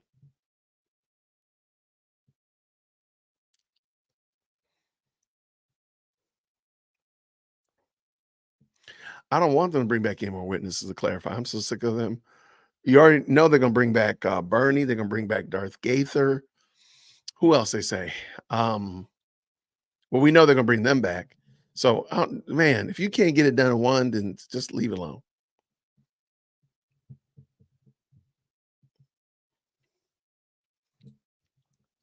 Wow.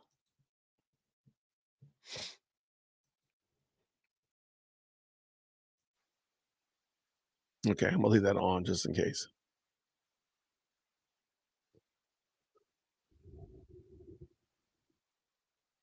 Now, this might be true. Maybe they got to just get through the election.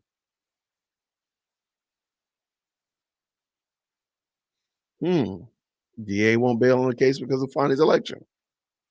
Maybe so. What'll happen next week? Not next week. I'm sorry. What'll happen after the election is over? Who knows?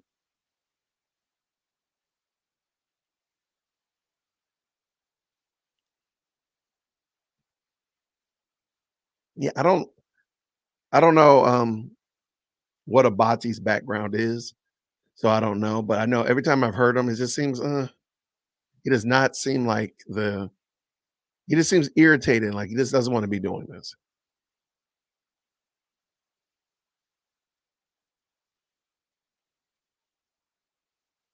The legal analysis of, I think you mean Montonk's plea. I have not seen that. If you send it to me, maybe we can go over during lunch.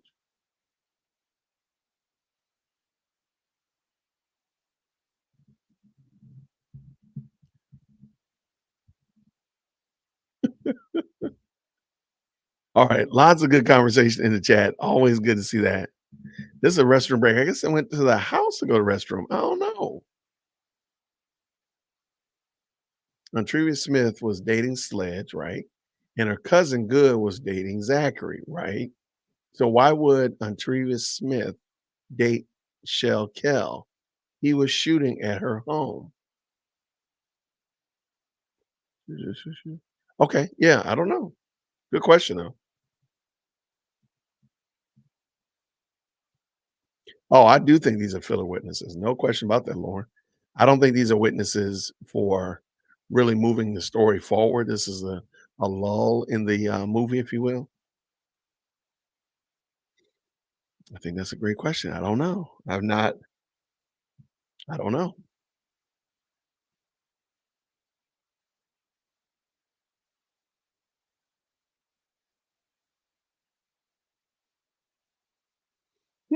That's an interesting thought. Malika says maybe play Page. Maybe Page will accept a mistrial after election if there are any more mistakes. Interesting. Interesting. Okay. I can dig it. I just wonder I still think she wants to bring it to the finish line.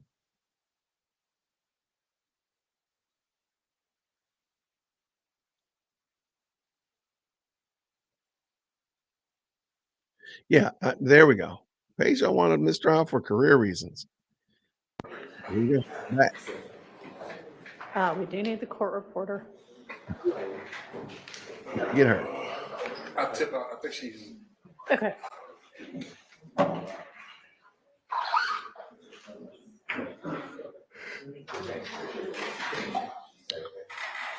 Y'all can go ahead and get the next witness in.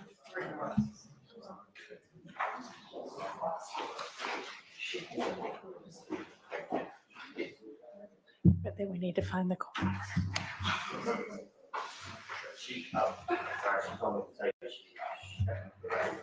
Okay, well, I'm sure she'll be right back. Thank you.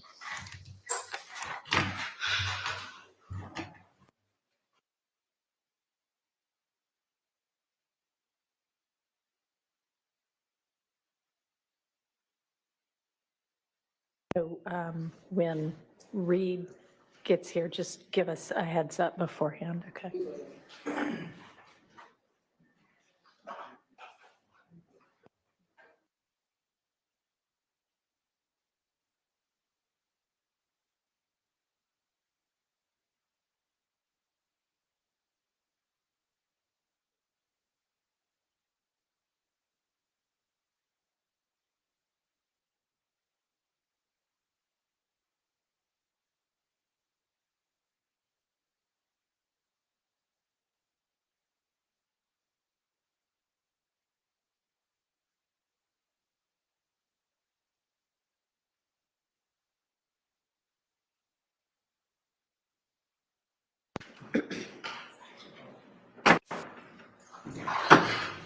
We're ready. Oh, no problem.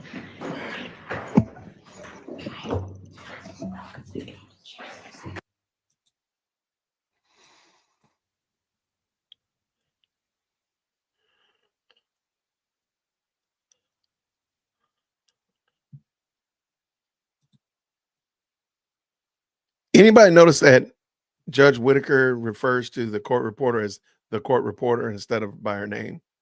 She doesn't call him Ms. Winfrey or anything like that. Is that weird? It might be just me.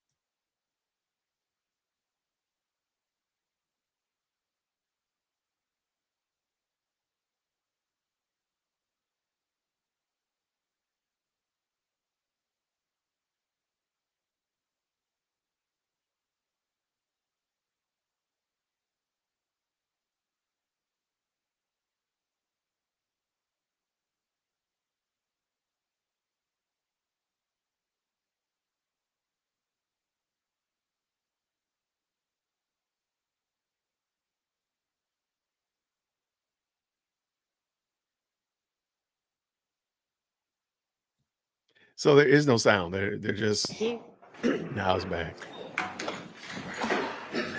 She hadn't been sworn. Can you stand up and be sworn? You raise your right hand. You swear firm testimony you give the truth, the whole truth, nothing but the truth? Yes. I have a seat. State and spell your first and last name for the court. Use now to that mic. Wakethia Brock, Wykethia. Pull that mic real close to you, okay? Wakethia Brock, Wykethia, Brock. And Ms. Brock, good morning. Good morning. Where are you from? Atlanta. Okay. And were you born and raised here? Yes. All right. And do you work? Yes. What type of work do you do? I'm a manager. All right. And in 2015, where did you live? Oakland City. Oakland City? Yes. And what was your address in 2015 in Oakland City? 878 Oakland City. Oakland Drive. All right. And how long did you live at that residence? Like 8 years. And so in 2015, you had lived there for 8 years? I guess, yeah. All right. And do you have any siblings? Yes. How many? It's 10 of us. It's 10. I want to specifically ask you about 2. Do you know someone by the name of Kenneth Copeland? Yes. Is that one of your siblings? Yes. And do you also know someone by the name of Rontrez Brock? Yes. Is he one of your siblings? Yes. Between the 3 of you, who's oldest? Rontrez. All right. And then who's next? Me. And then is Kenneth younger than both of you? Yes. Right. Back in 2015, did Kenneth ever live with you or stay with you at your home on 878 Oakland Drive? Yes. All right. How often will he stay at that home? Whenever. Did you say whenever? Yes. All right. I'm going to show you what's been admitted as State's Exhibit 1 Triple D. It'll come up on that screen right in front of you if you don't want to have to strain your neck. Do you recognize what's in State's Exhibit 1 Triple D? Yes. How do you recognize what's in State's Exhibit 1 Triple D? That's where I stayed. It is at the house at 878 Oakland Drive. Yes. Now, Rontrez Brock, did he ever live at that home with you and Kenneth? Yes. All right. And in 2015, did Rontrez have another address where he was living? I don't remember. Okay. Did he ever live off of Maury Avenue?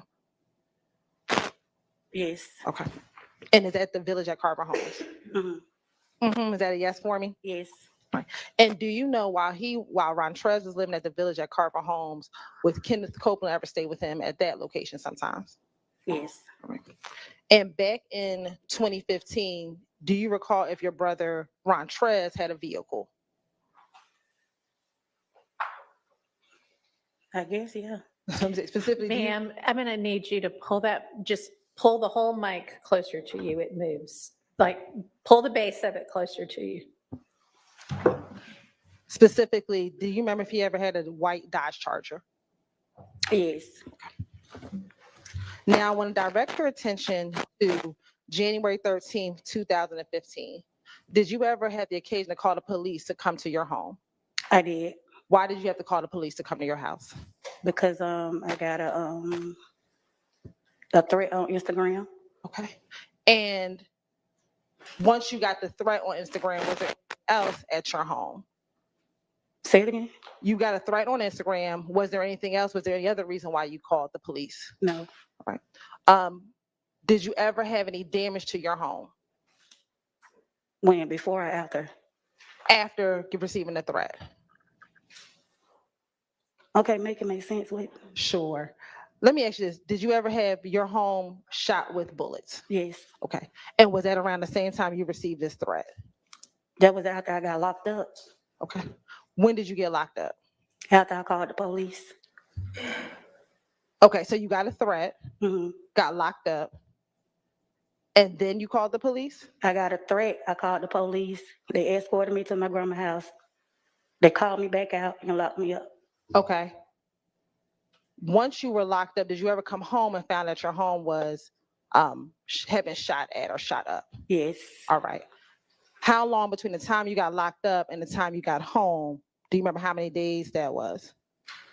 It was the same day. The same day. Mm-hmm. Okay. When you got home, what did you find? What do you remember seeing when you came home and saw that your home had been shot up? Bullet holes. Bullet holes. Okay. And did you know who had shot up your home? No. Right. And when the police came out to the location, did you give that information to the police that you came home and your home had been shot up? Yes. All right. And prior to you going to jail, had your home been shot up? No. Had anything like that ever happened to your house while you were living there those No. 8 years? I'm going to show you a few other pictures. I'm going to show you what's been admitted as State's Exhibit 3, Triple D.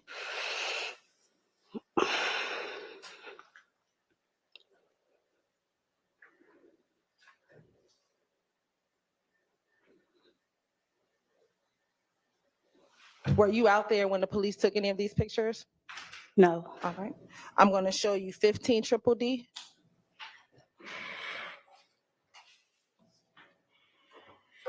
I'm going to show you 19 Triple D.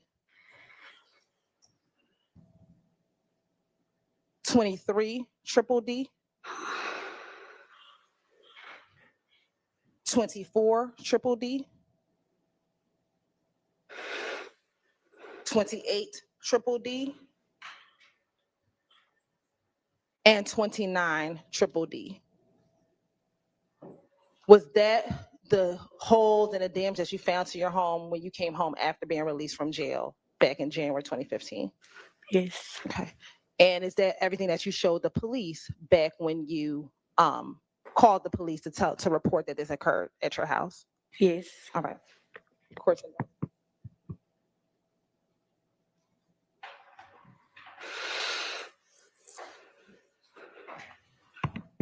And let me ask you this. Were you locked up for calling the police or were you locked up for something else? Something else. Okay. And what was that? A failure to appear. All right. All right. I have no further questions. Thank Any you, Your Honor. defense attorneys? No More questions. None? Okay. All right, Ms. Brock, thank you for your time, and you are excused. Call your next witness. They getting through them, y'all. They might. Who's keeping track? How many we have? How many have they done? Your Honor, at this time, the state is going to call Mr. Emmett Yarborough to the stand.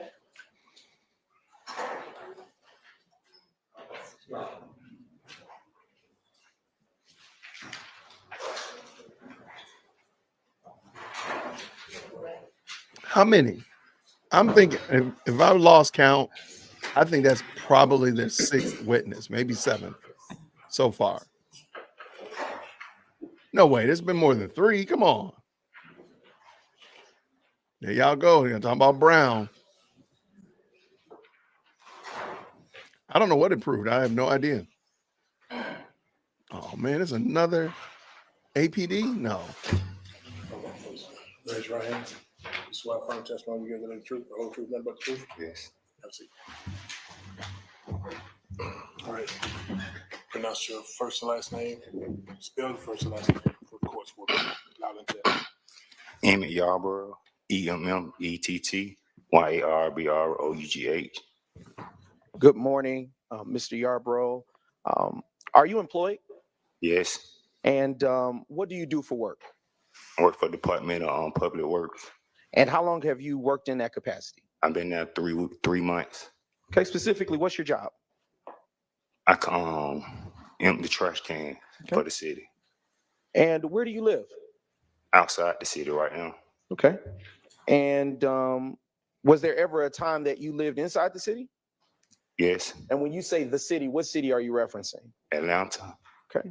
And do you recall residing at an address of 88 Venera Avenue, Southeast Atlanta, Georgia? Yes, Okay. And in what county is that address located? Fulton. And from what time frame did you live there? I say like from 2010 to 2015. Okay. And did you live with anyone at that address, or did you live there alone? No, me and my wife. Okay. And what is your wife's name? April Quarterman. Okay. I'm sorry, you said the last name? April Quarterman. Okay. And how long have you been married? 8 years. How long have you been together? 25. And do you all share any children in common? No, just stepkids. Okay. And what's the names of your stepchildren? David Quarterman, DeAnthony Quarterman, Deshaun Quarterman. Okay.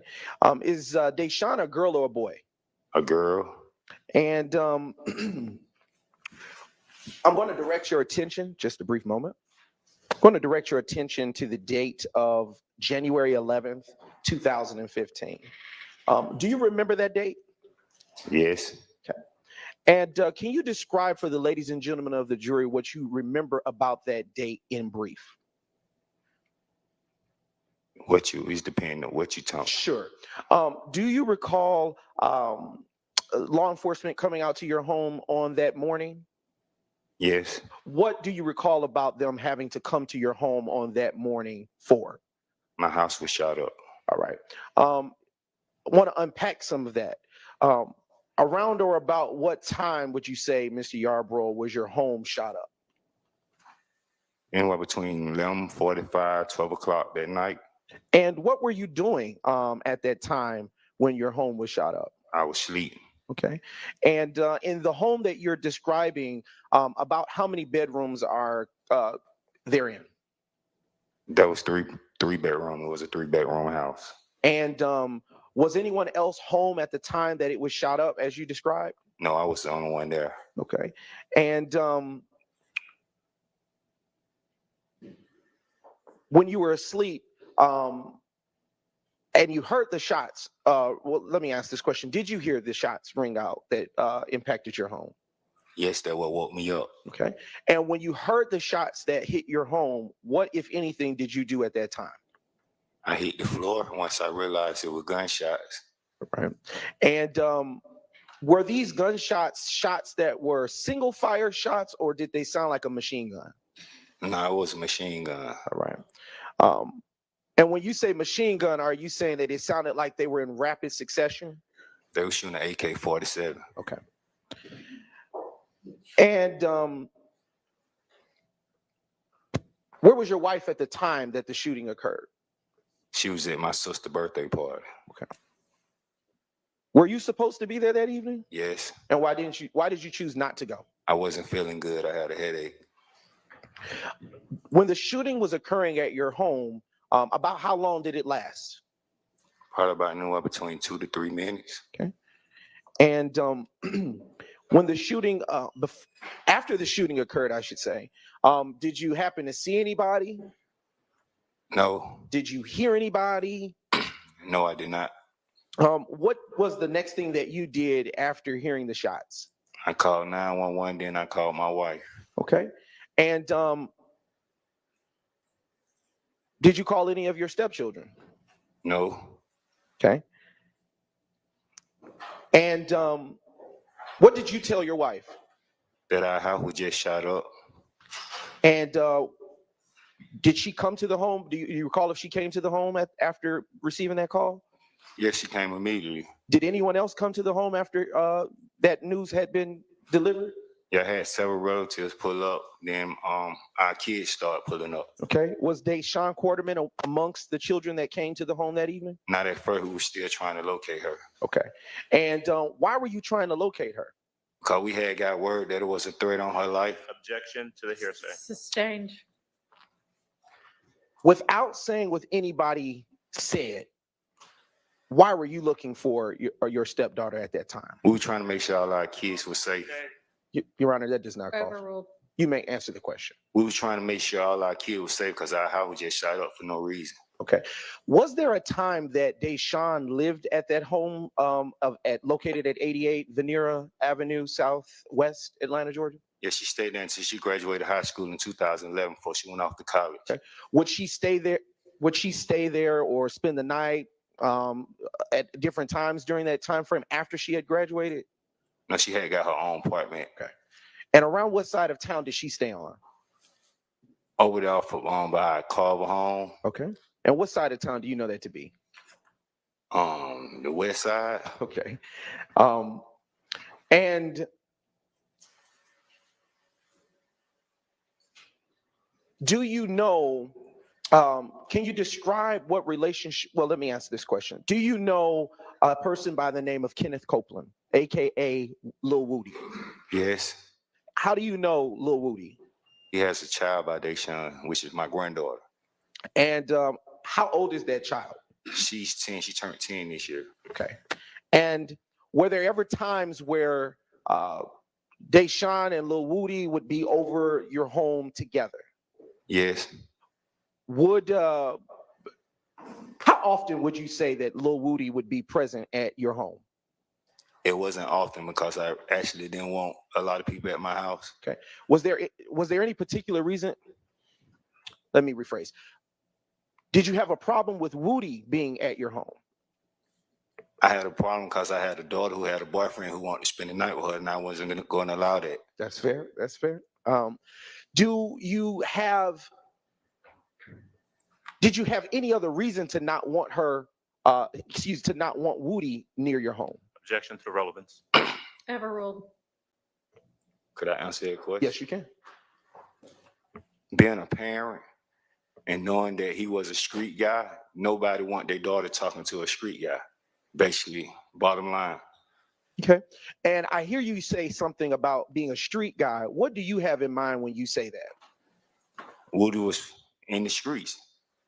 Okay. When you say in the streets, is it fair to say that you are articulating that he was around people you didn't like? I didn't know too much know anybody that he hung with, but it's just the things that you heard that he did in the street. Okay. Just a brief indulgence, Your Honor.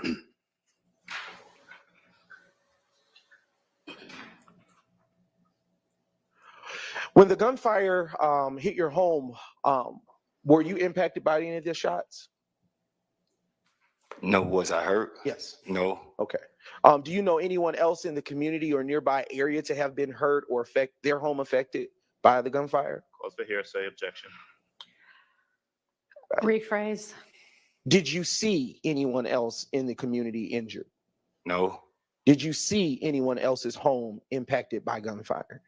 No, I did not see it. Did you see anyone else's vehicles impacted by the gunfire that rang out that morning? No.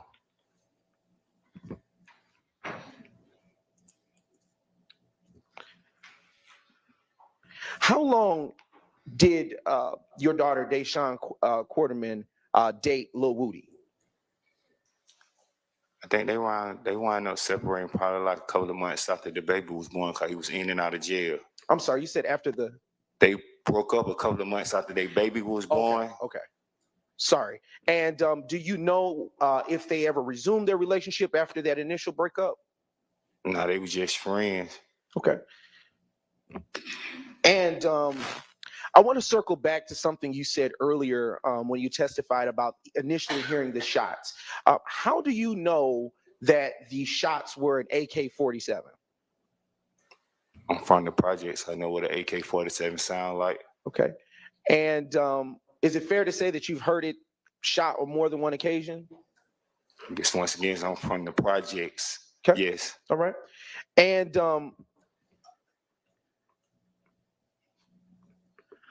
how do you know?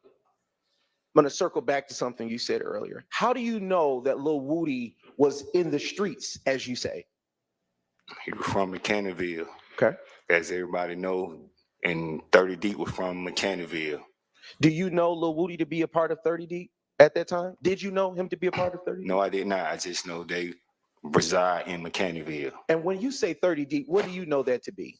It was a gang. It was a group of guys that went around running in stores, running out with blue jeans.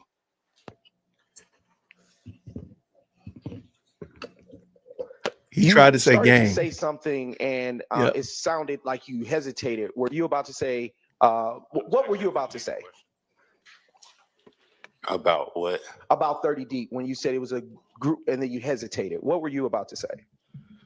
It was a group of guys that ran in and out of stores stealing blue jeans. Is it fair to call that group of guys that do what you just described a gang?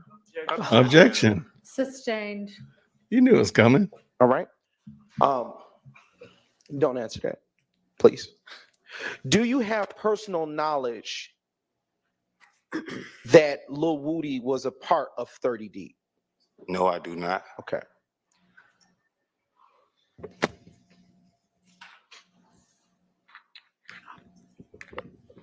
When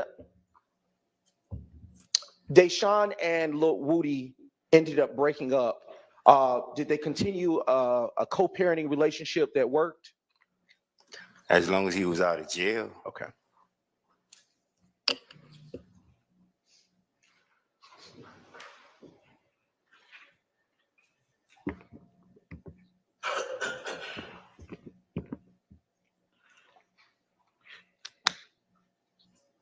Did you know the group that you described Lil Woody to be around ever to be known as the Blue Jean Bandits? I think the media gave him that name. Sustained. Do you know the name of Blue Jean Bandits? Objection on irrelevance. Sustained.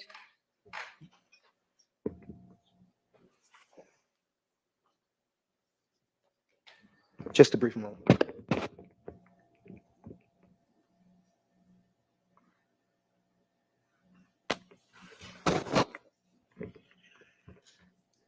Your Honor, may we approach?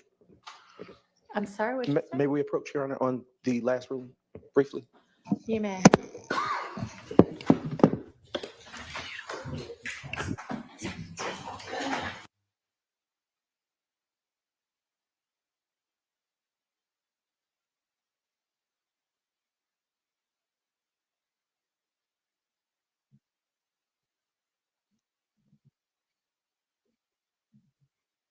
All right. So, okay. I'm also wondering, okay, something else we notice if you look and you see Love right there, you see Love going back to the usual passing of the sticky notes, right?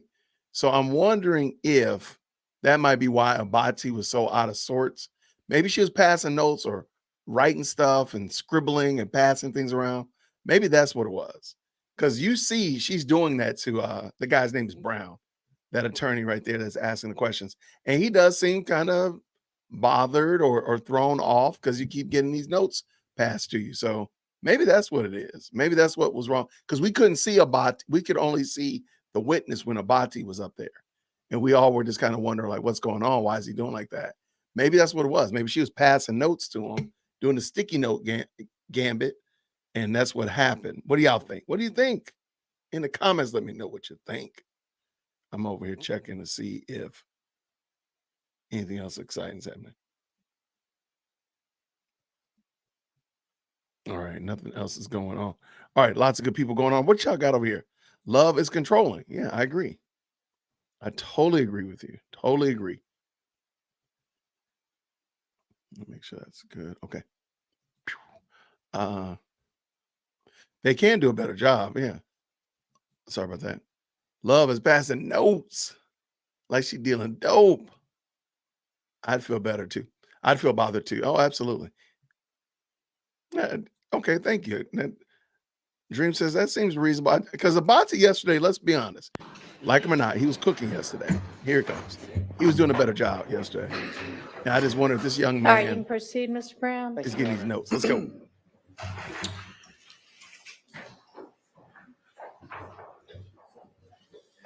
Do you know what kind of car Rudy drove? Woody didn't own a car. Okay. Did he operate one from time to time? You know, he probably had plenty of people probably gave him their car, but I don't think he actually owned the car. Okay. You earlier said that you didn't want Woody to spend the night at your home. Were there times that you found out that he did? Yes.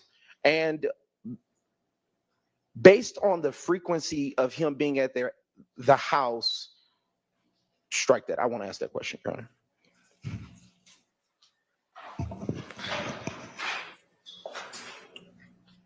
Have you heard of a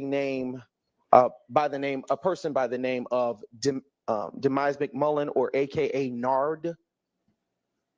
I heard of a Nard. Okay. And have you ever seen him around the area of 88 Venera Avenue? Your Honor, I'm going to object. Probably need some clarification as to when witnesses says he knows Sustained. Nard. Do you understand that? I do understand. Okay. How do you know Nard? I couldn't hear you. That's not the objection, and that doesn't address the issue. The issue would be whether or not the person he knows as Nard is the other name mentioned by the prosecutor. All right. I'll ask a foundational question, Your Honor. All right. All right. Do you know the Nard that you're speaking of to be one of the defendants in this case? No. Okay. Is that a no, you don't know for certain, or is that a no, that is not the person you're talking about? That is not the person I'm talking about. Okay.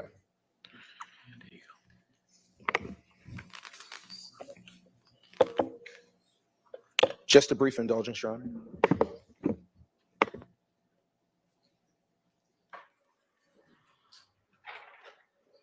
No further questions for this witness. Thank you. Are there defense questions for this witness? No questions, Your Honor. No. All right. Mr. Yarborough, thank you for your time. You are excused. Call your next witness. State Boss Janice Merriweather.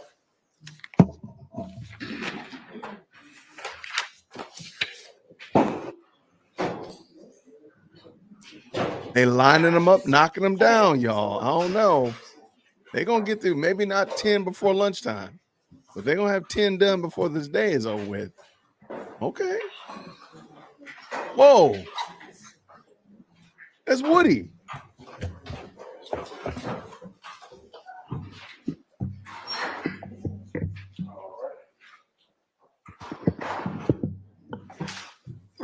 That's Woody. Woo. Boy, the real DAs of Fulton County is crazy. I don't know what the purpose of that witness was, but this is going to be crazy.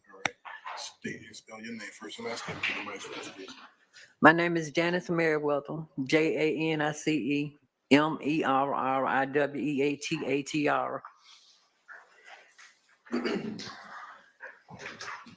Good morning, Ms. Merriweather. Good morning. Do you have a son by the name of? Do you have a son by the? Did you have a son by the name of Kenneth Hurst, aka Kenny Boo? Yes. Okay. And did Mr. Hurst have any children prior to his passing? Yes. How many children did he have? 6. And do you have any other children? No, those are my only son. Do you have any daughters? Adopted daughters, yes. All right. Do you have any more grandchildren? No. Okay. I have 2 great grands. Okay. And was there a time that you resided at 193 Hendricks Avenue?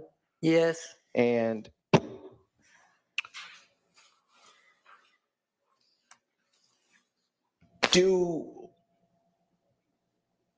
just a brief moment, Your Honor.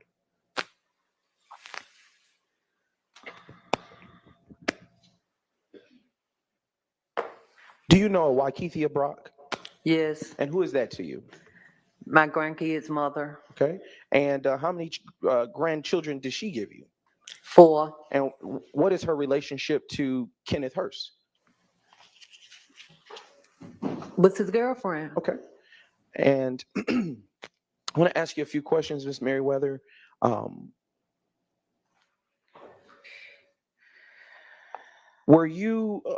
Do you recall your home being shot up on January 12th, 2015? I don't recall. Okay. Do you recall law enforcement coming out that day in reference to such activity? Like I said, I can't remember. The only time I remember was 2015. Yes, that's the date I just referenced, January 12th, 2015.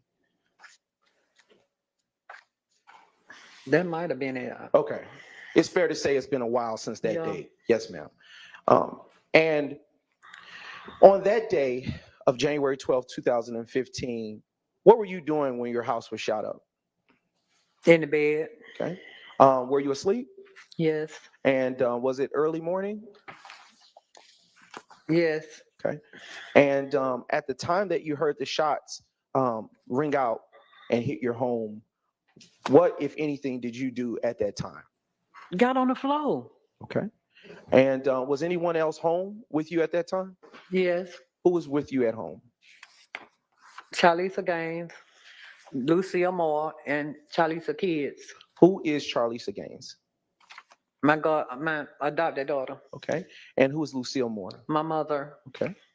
And do you recall about how long the shots rang out? How long did they? Yes, ma'am. Say that again. Yes, ma'am. Did the shooting last a long time or a short time? It lasted a pretty long time to shoot up my house. Yes, ma'am.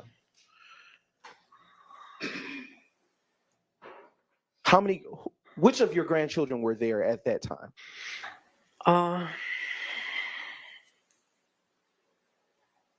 He was a baby Cam. Okay. And was there a time during that, before or after that shooting, that Charlisa came to the home, if you recall? Charlisa came to the home. I think it was before the shooting. I'm not. I think it was before the shooting. Okay. Did she come after the shooting occurred to pick up her children?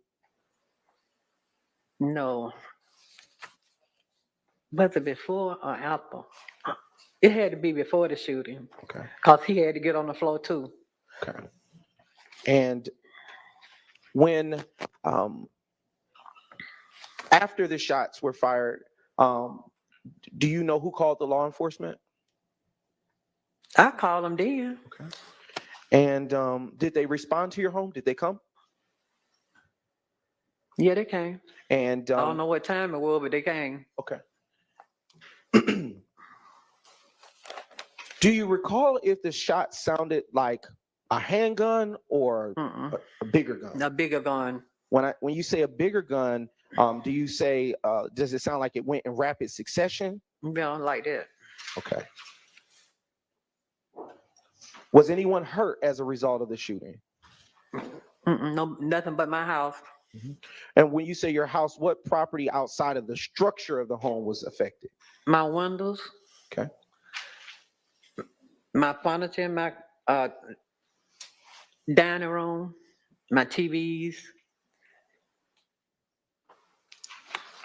my washroom, okay, bedroom. Right. Do you recall your home being shot up a second time on February 10th, 2015? I wasn't at home then, I don't think. Okay. Excuse me.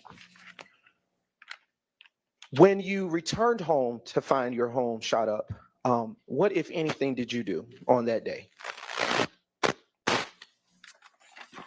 I can't remember. Okay. I can't remember. Do you recall if you were washing clothes?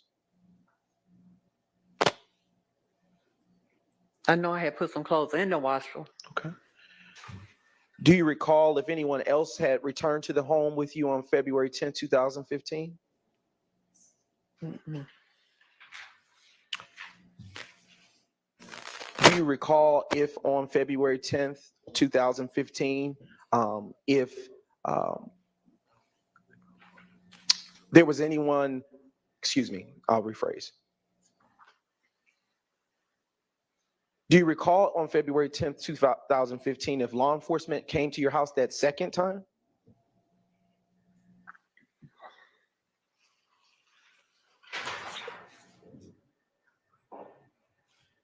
I think so. Okay.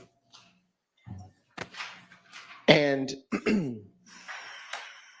what property other than the structure of your home the second time was damaged by the shots? My back, the back of my house. Okay. And prior to these first and second shootings of your home at 193 Hendricks Avenue, had anything like that ever happened at your home before? No, Okay. Do you know who would have done such a thing to your home? no, I don't. Okay.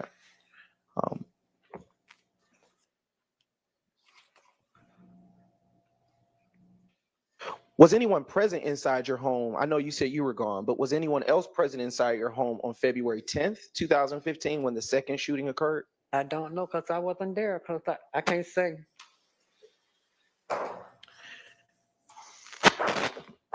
Just a brief indulgence.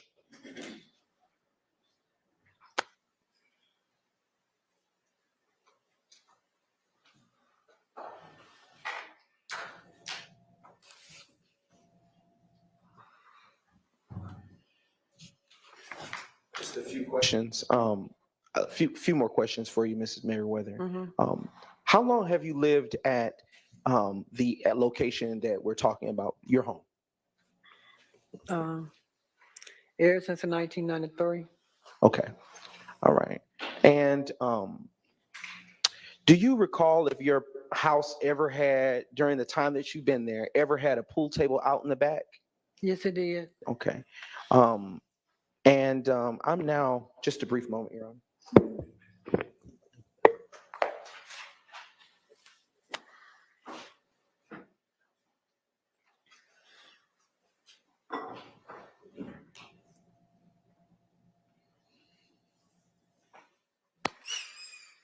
I am now marking for identification purposes. State's Exhibit 200 DDD. And I am approaching the witness with the same, with your permission, Your Honor. You may. I am showing you now, Ms. Merriweather, State's Exhibit 200 Delta Delta Delta. What is it that you're looking at in this exhibit? Pool table. Okay. I'm sorry. Sure. Pool table. Your Honor, at this point. You deliver that? Sure.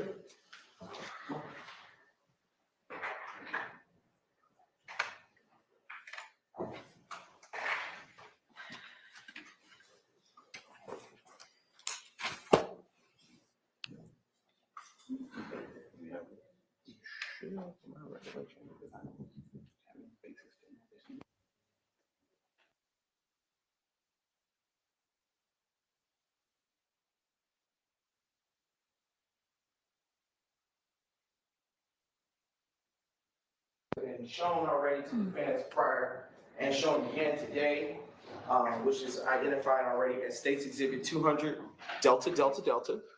And before departing from you, Mrs. Merriweather, you stated that this is a pool table. Mhm. And is this pool table the one that you stated that used to be in the back of your home depicted in State's Exhibit 200 Delta Delta Delta? Mhm. And do you see any persons in State's 200 Delta Delta Delta that you can identify by name? Can I hold it? Yes, ma'am.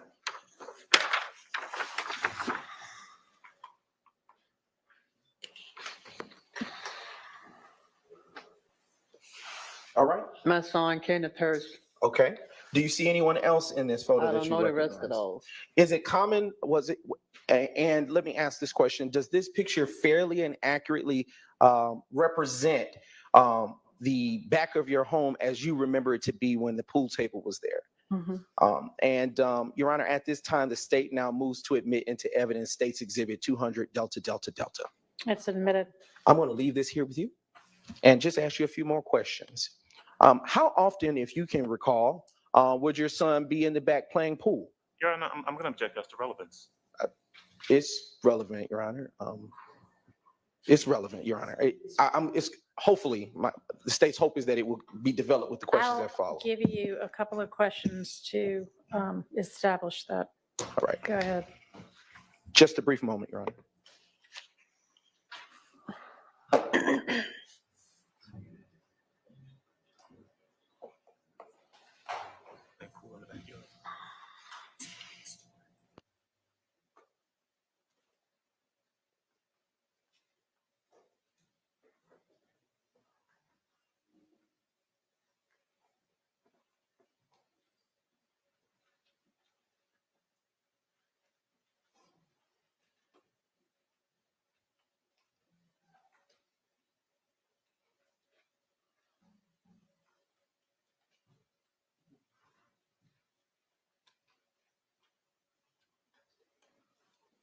Miss Merriweather, did you post this picture that has been depicted as States Exhibit 200 Delta Delta Delta to social media? No, I don't know nothing about no social media. All right. Just a few more questions, Miss Merriweather. Do you know a person by the name of Kenneth Copeland, also known as Lil Woody? Yes. How do you know him? My grandkid uncle. Okay. There was someone that brought you in the courtroom today and helped assist you to get positioned where you're currently seated. Is that the same person that you're talking about named Lil Woody? Yeah. Okay. And how long have you known Lil Woody? It's been a while. Okay. Has he ever been over your home?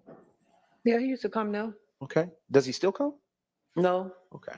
My son ain't that. What he gonna come for? Okay. All right.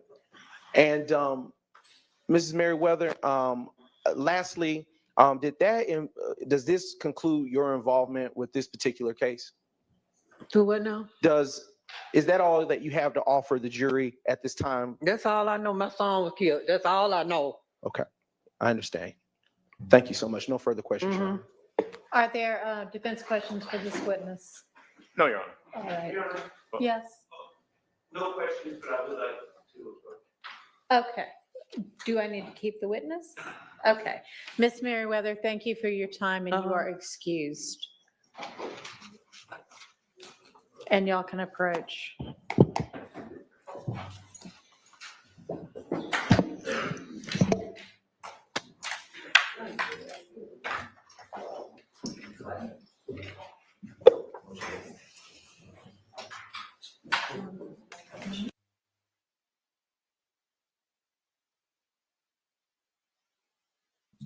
All right, let's go. What we got? What we got? I don't think that was a good setup at all. I think it was a failure, but we'll see what happens. We'll see what happens. Woody was in the building. Woody was in the house. He said, "What's up, homies?"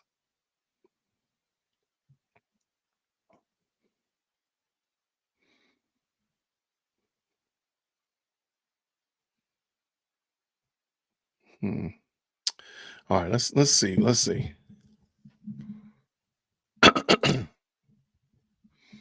All right, let's just in case, let's rewind it a little bit. I'm gonna open up another tab and I'm gonna pull this in, and we're gonna just look at it again to see how it ended.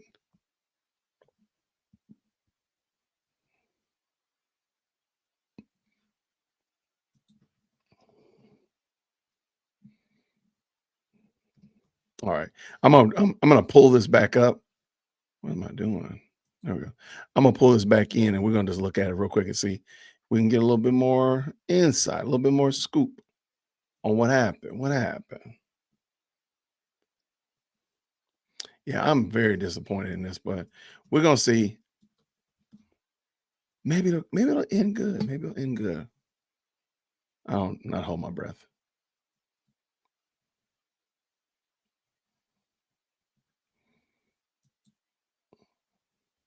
I went to Long Crime Network. I need Long Crime Trials. That's what's the problem.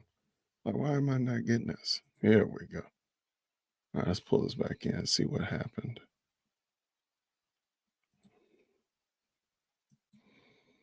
Okay.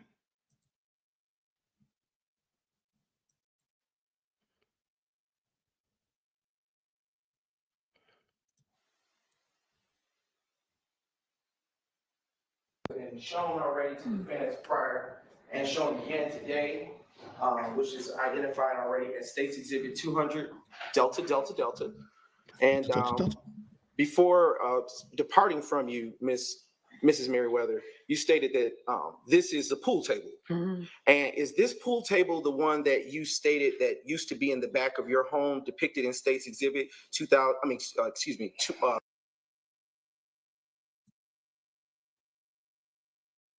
It's okay. All right, so real quick. Call your next witness.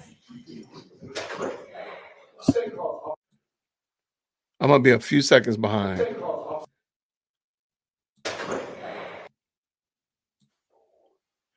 Okay. Judge Whitaker popped back in and basically said All right, ladies and gentlemen, Here we go. you heard that Miss Merriweather's son had been killed, and I just want to let you know that at this point in time, it does not appear that that has anything whatsoever to do with this case, okay? All right, call your next witness. State officer, please stay, Your Honor. All right.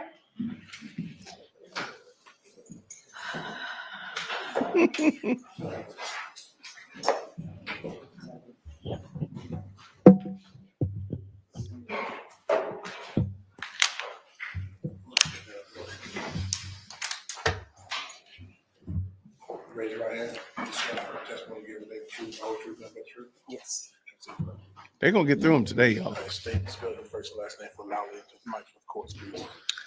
Ashley Edwards, ASHLEY EDWARDS. Good morning. Good morning. All right. Has your name changed recently? It did in 2016. And what was it prior to your name being Edwards now? Clay. And why was it changed? I got married.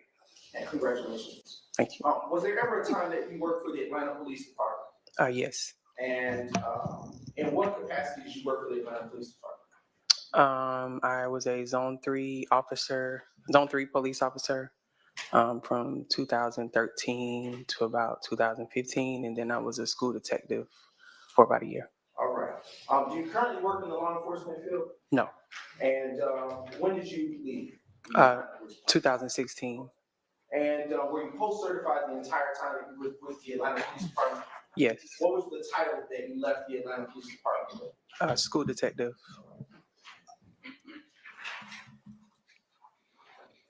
I want to direct your attention to the date of January 11th, 2015. Do you recall responding to the address of 88 Ventura Avenue on that day? Yes. And around what time were you dispatched to that address?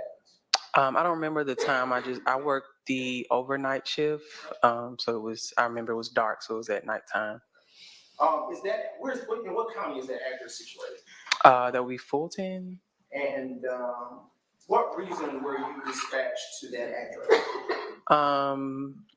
I remember it was a call that I believe it was the neighbors that called and said they heard gunshots, like a lot of gunshots, consecutive. And so those multiple calls came in and led us to that address. Okay. And did you actually, in fact, arrive to that address? Yes. And what, if anything, did you see when you got there? There were like a lot of bullet holes around the foundation of the house in the front. And had you ever been called out to that address before? No, not that I recall. And when you got there, did you see any people outside? No, not that I recall. Were you the first responder? Yes. And Who resided at that address, if you know? There was only a male there when I got there. Do you recall if his name was Emmett Yarbrough? I I don't recall that, but I mean that's what was in the report, so that would have had to been the name he gave. And do you recall what is located at the address? Is it a home, a commercial building? A house. Okay. And do you recall his demeanor? I don't. I mean, he seemed like kind of maybe nervous or scared. I mean, his house had just got shot up. Okay. And was he injured at all? No.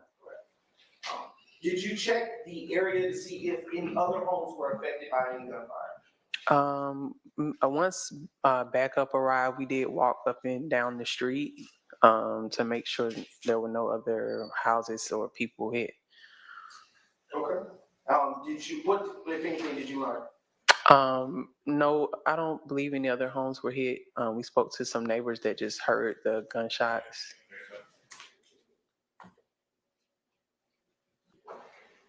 I will ask you the phrase. Without saying what anyone said, did you observe anyone hurt? No. Did you observe any homes affected by the gunfire? Not that I recall. Other than the 88 Veneer Avenue? Right. Do you know if did you see any shell casings at that location at that time? I don't recall any. I think I remember like when the crime scene techs got there, they were picking up shell casings. I can't say that I really recall myself seeing any. Okay. Was a crime scene technician called out to that location to process the scene? Yes. And do you recall if the person's name by any chance? The crime scene technician? I don't. And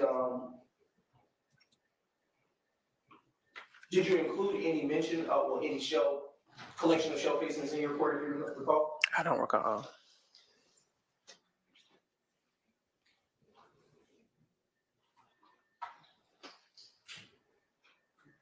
All right. Did that pretty much conclude your involvement with this particular matter? Yes. Right. At this time, you're on to say as no further questions. Any questions for this witness? Thank you, no questions. All right. Thank you for your time, and you Wow. are excused. Call your next witness. Oh, they're gonna force him.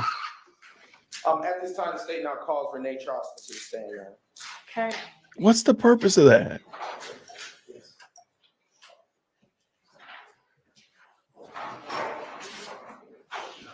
I don't get what's the purpose of these witnesses, but okay. They getting through them though. Let's just be honest though. Let's say that. It's dumb, but let's just say the truth. They blazing through them like a forest blaze. Come on. All right, let's get done. Come on.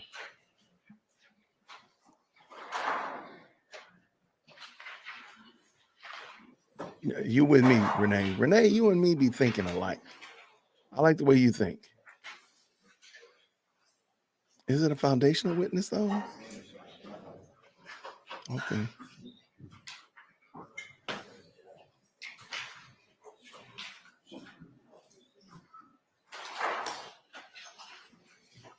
Let's see. Let's get this going.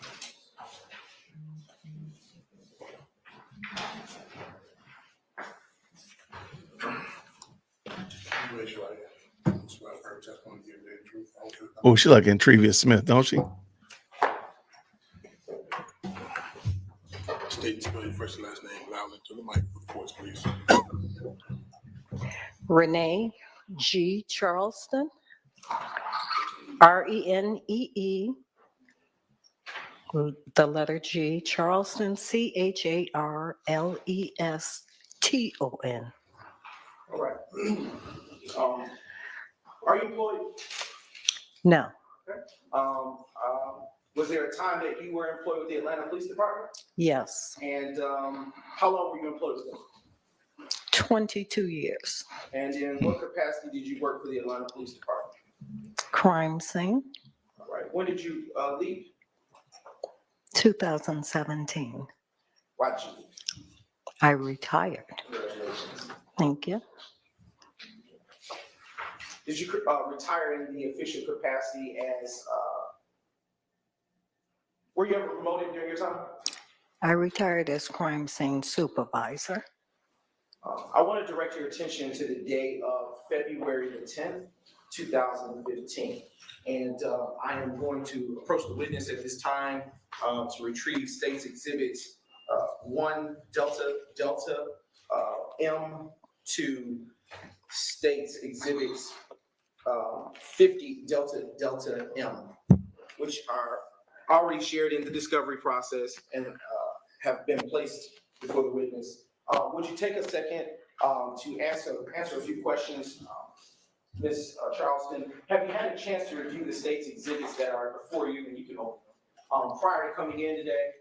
Yes, sir. And do those state's exhibits 1 Delta Delta Delta M through 1 Delta Delta 49, 149 Delta Delta Delta M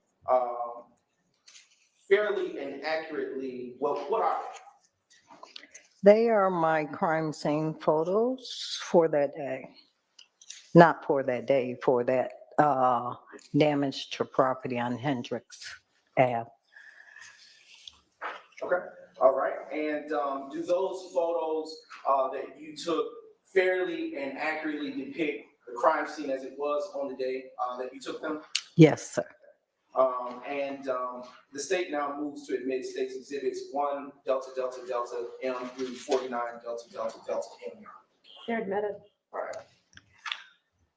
I am now putting before you state's exhibit 50 Delta Delta M. What is that, crime scene tech, Charleston? This is my crime scene report. And how do you know it's your crime scene report? This is the one that I generated when I did my report with my photos and what was done on the crime scene.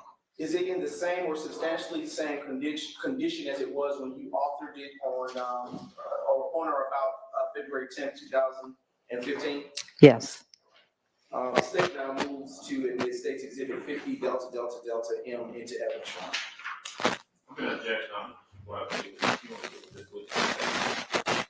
May we approach your honor?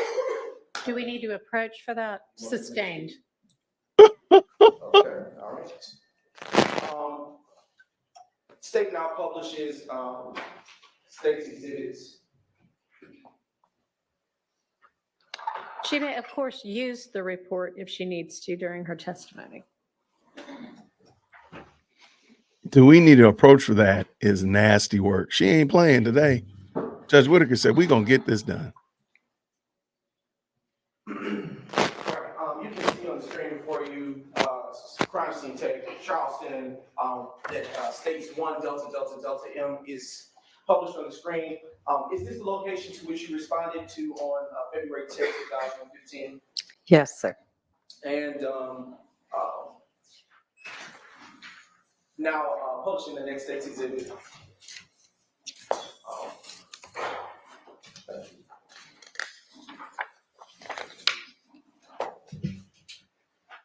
Do you see the address number in this next exhibit, which is 17 DDDM? Yes. Okay. What is the address listed on this photo? 193. Do you see any defects to the home in this photo? And you can utilize either one, the hard copies or the electronic before you. Okay.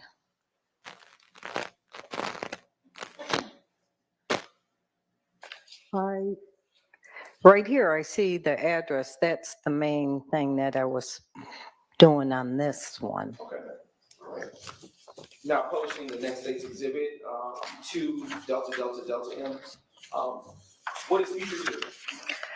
A vehicle in the driveway of the home. And if we could zoom in a little bit on the vehicle, do you see any defects to this vehicle? Defects in the front of the vehicle, yes, sir. Can you count out as many as you can see at this, from this view? If you back it up some, you can see even more. Okay, there's defects below the driver's Like you can see some by the Chevy emblem.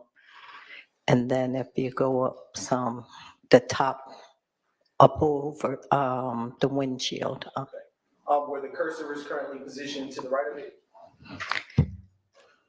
There's one right there and then to the top, the very top. Going to publish State's Exhibit 5 and skip past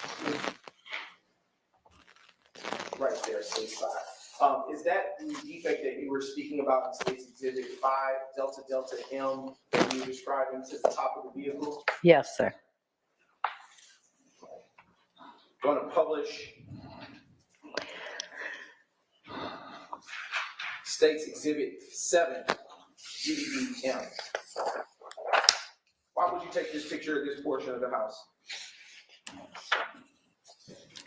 There's a defect in the house to the right of the window from what I can see. Yes. See the cursor pointing? Yes, sir. Where it's zoomed in, is that where you're describing the defect? Yes, sir. Now showing you State's Exhibit 11, DDDM.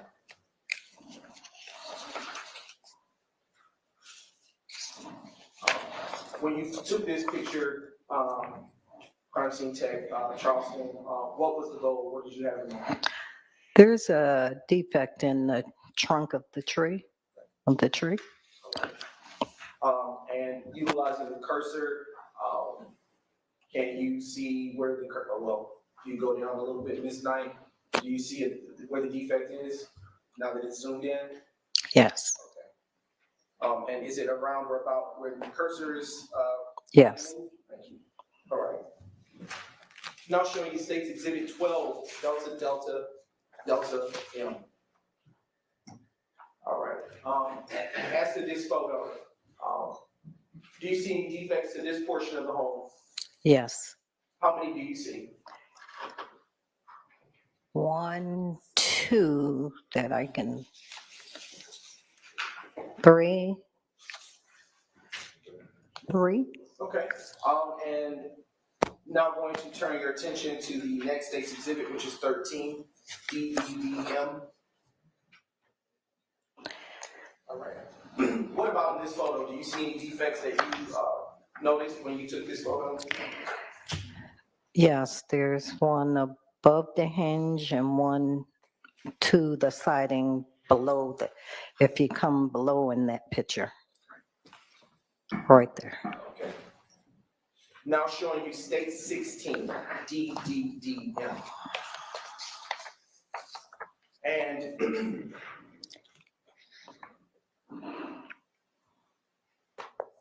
just a moment, looks like our technology.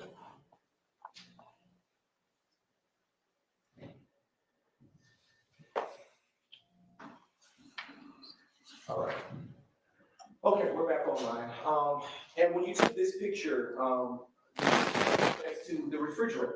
Yes. Okay, where about? Do you see any defects where the cursor was moved? Yes. All right. And is that the front, back, or side of the refrigerator that you noticed? Facing the refrigerator on the right side. Now showing you State's Exhibit 19, DDD. Yeah.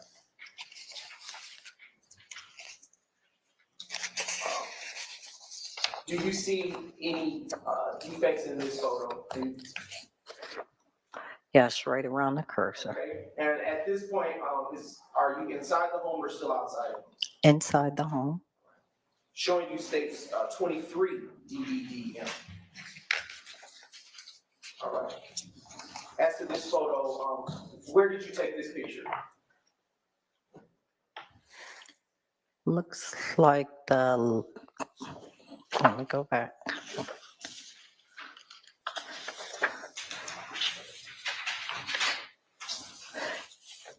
Maybe the living room, I'm not sure, those are kitchen curtains, but And do you see any defects? We ain't doing interior decorating, are we? Inside the home in this photograph? yes, All right, where do you see them? to the left of the curtains and in the, there's a defect in the television. Okay. Now showing you State's Exhibit 26, DDDM.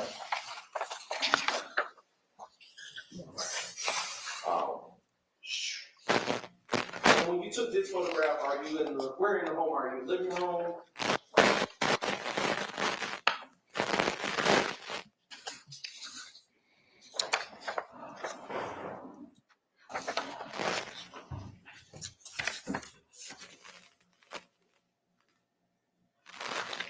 That's a defect in a china cabinet.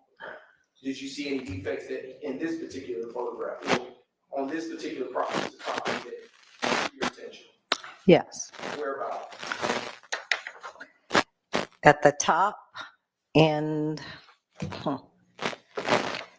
there's something in the top which is not showing in this photo. And then below the glass. Yes. There. Okay. Now showing you States Exhibit 31 DDDM. We're skipping around. Now while you're flipping, is it fair to say that some of the photographs that you take are kind of duplicative or similar? Yes. Okay. Yes. All right. Now showing you States 31 DDDM. Do you see any defects in the kitchen area that is depicted in this exhibit? Yes, where the cursor is. And in the cabinet. And we are transitioning now to States 33 DDDM. And here, CST Charleston, why would you take this photo? There is a projectile and a colander, which was on the kitchen counter. Yes. All right, generally, as you process the crime scene, what all did you find damaged in this particular case? Generally, as you processed it into pictures. I found damage throughout the house. And you can refer to your report if necessary to kind of speak about it in general, which is States Exhibit 50 DDDM. There were damage to the outside as well as the inside of the house and the truck. Right. And as to the ballistic evidence that was found, specifically the projectile that's still on the screen in 33 DDDM, did you collect it? I may have placed it in the envelope and handed it to the officer, but I did not take possession. Okay, who took possession? Officer. Yes, do you know by name the officer, and is it listed in your report?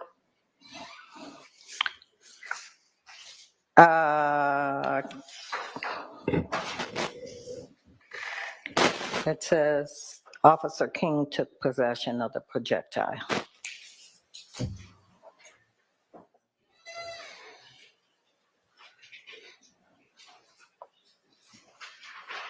Just a brief indulgence.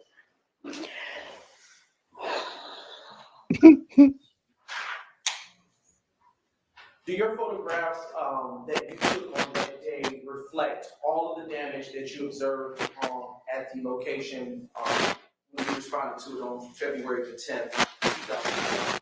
Yes. And did that pretty much include your involvement with this case? Yes. And when I say this case, are you speaking of APD number 1504107? Yes, sir. Your Honor, at this time, the state has no further questions. All right, are there any defense questions for this witness? On behalf of Mr. Williams, we have no questions. No questions. All right, thank you for your time. You're excused. Do we know whether lunch is here? All right, we're going to break for lunch at this time, and we have a few matters to take up during the lunch hour. So I'm going to, if the jury can be back at 1:15. All right, jury's back at 1:15. They got some matters to take up. Okay, let's see what happens.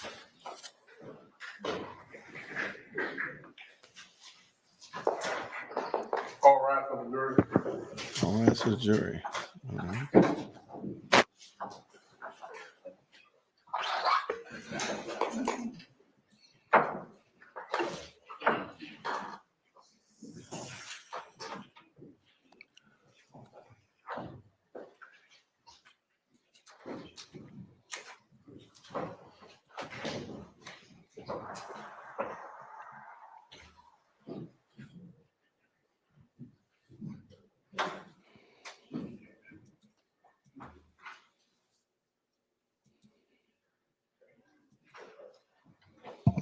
All right, let's see what happens. Couple of questions. Y'all had, when we were reviewing witnesses, told everybody that Officer Clay was only going to be called if the homeowner didn't recall things, and then he seemed to have recalled everything. So did we really need her?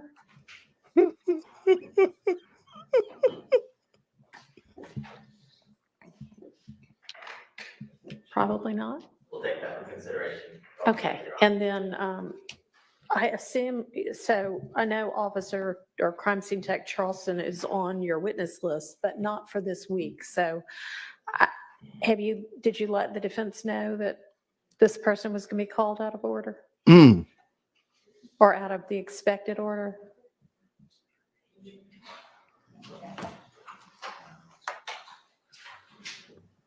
No. Okay, all righty. And then I was promised that a bunch of these people would be, on and off. And yesterday that seemed to be the case, and that was fantastic. And we've taken a whole lot longer with some of these witnesses today. So let's try to get back to kind of how we were yesterday, okay? All right. And then let's make sure we've got our witness ready to come in when the other witness is finished. All right, so we needed to turn to the issue of the two letters. Did y'all have an opportunity to figure out whether those were served in discovery? Let's go. Take the lunch and then come back early? All right, we'll do that. So why don't we break until 12:45 and then be back at 12:45? All right, thank you. Can I make one request? Yeah. Because I'd like to use my lunch productively. The state, and I'm going off, I'm giving my best rendition. If I'm wrong, I'm wrong. The state in the latest Dropbox shared with me about 24, and these are pictures and materials that have not been litigated before. These were kind of added with these added witnesses. So we never litigated these in non-jury days. They shared with me approximately 20 pictures from the Tiara Jones case. And I do have a strong objection about one of the pictures, but I'm also, to my knowledge and belief, we have not been given through discovery like the case file for Tiara Jones.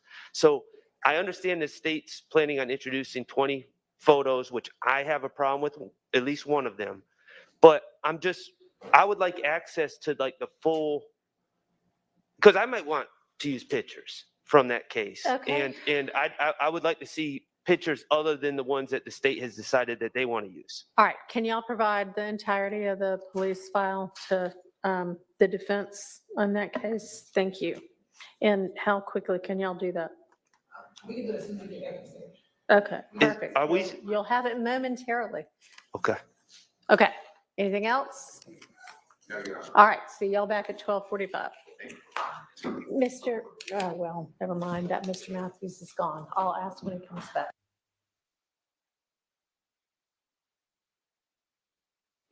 Okay, all right.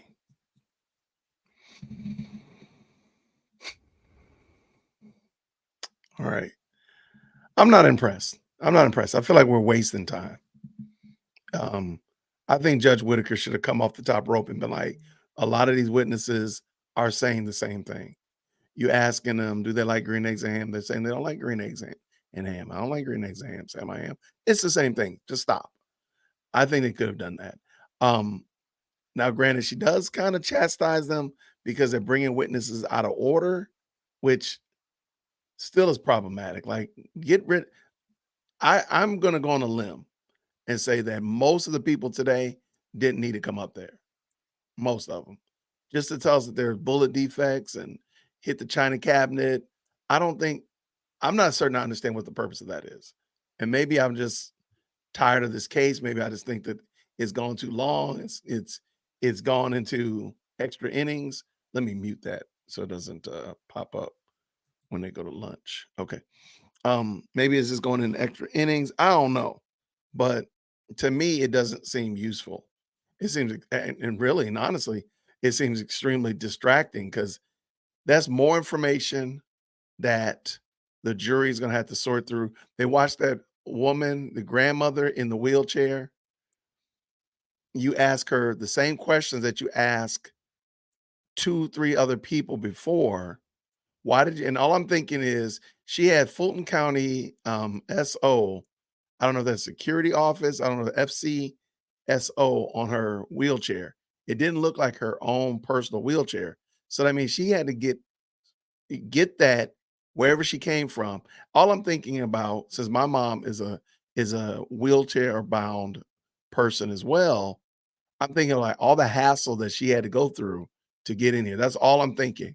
And I'm like, yo, she was in here for 10 minutes and that's all y'all had to ask her. I'm just thinking of the hassle. I'm mad at it. I'm angry. Sheriff's office. There we go. Security office. Oh my gosh. So yeah. So I'm thinking, why did you bring this this older woman in here to talk about this? And I'm mad. So if I'm a juror and I know that my mom is a wheelchair bound person and you brought her in there for this foolishness, I'm upset. For what though? For what? You didn't even need to bring her in here. You didn't need to bring in a lot of the people in here today. For real. I don't get it. Yeah, okay, I wasn't the only one. I'm like, yo, that's just abusive, man. And again, like I would be mad if you called my mom. Now, my mom is a trooper. She's gonna try to go wherever she needs to go. You gotta tell my mom to stay out of the streets. Is my mic off? Oh, okay, get off the mic. Me? You want me to get off the mic? Oh my gosh, man. That hurts my feelings, man. Look, you know it's got to be serious. You know it's got to be serious, y'all. If Mo agrees with me, you know it's got to be serious, man. Mo don't agree with me about anything. I'm kidding, Mo. I'm kidding, Monica. I love you. I'm kidding. I'm just joking. She's a sister I didn't know I needed. There you go. But yeah, so I'm just like, all of these people, again, I understand the state has a mission. But my goodness, in the morning, man, like what do you do when the mission just doesn't go right? I'm telling you right now. This is my thought. If President Firstborn becomes an attorney, I already told y'all I would sign up to go to law school to be my daughter's study partner. So she knows that no matter what, this crazy man is going to study alongside her and help her make it through law school. But the first thing I want her to do when she gets done, when she passes her bar wherever she lives, is I want her to go to a comedy club and take a stand-up comedy class. Yeah, I'm dead serious. Not because I want her to tell jokes while she's in court. I think my daughter can tell jokes without any of that. But to learn how to deal with when you have a set planned and things go wrong. I would hate for my daughter to be like these attorneys that we're watching that don't seem that maybe they have a plan. I'm going to be gracious. My name is Jason. I'm trying to be gracious. Maybe they do have a plan. Maybe they got like this big brain. Was it a brain and pinky mastermind plan that is so big brain and nobody understands it? Okay. Maybe so. Maybe so. Maybe so.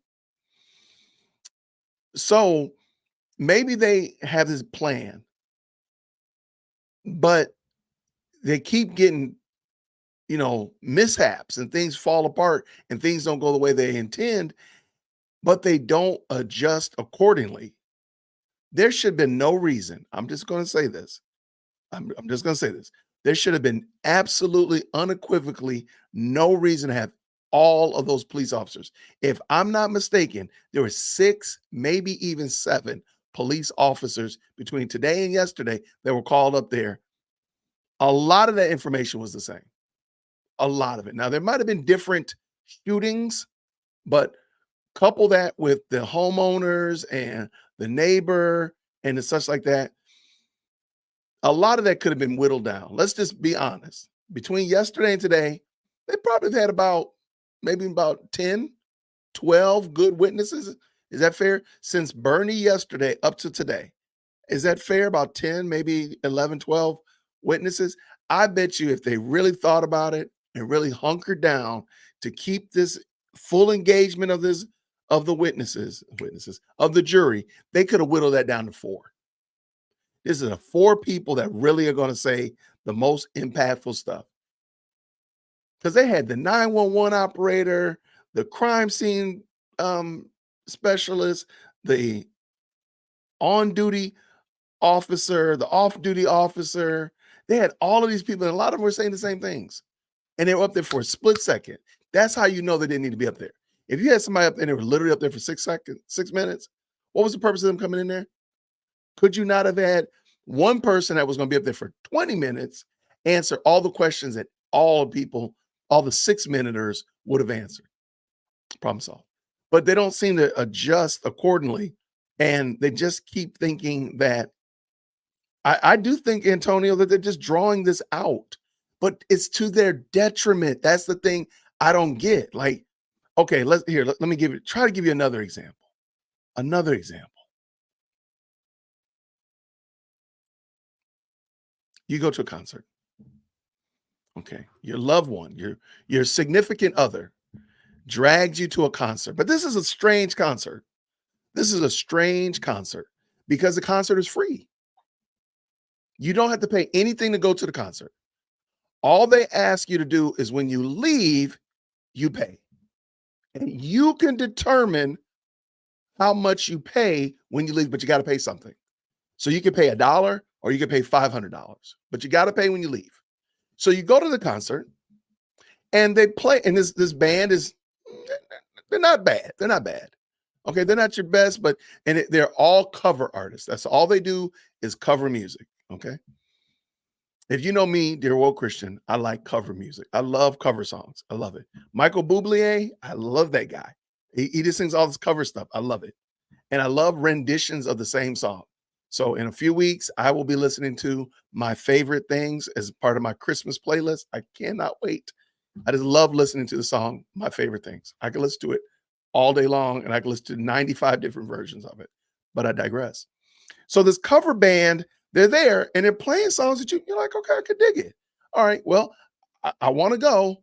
And you're thinking like, okay, I pay when I leave. So I'm, hey, this is pretty nice. I like this. Okay, cool. I'm going to drop them a smooth 100 because this was good. They played a couple songs I really liked and I sang along. Okay, cool. I'm going to drop them 100. Wait, we can't leave yet? Okay. All right. Well, I'll sit here for the rest of the concert. More of the concert, I'm sorry. And now they start playing stuff that you don't like. And you're like, I don't like this song. This is horrible. This sounds terrible.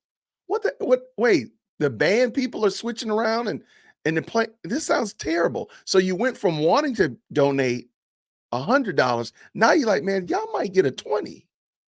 Y'all might get $20 because I remember you played, my favorite things in the beginning. I like that song. But they keep you there even longer.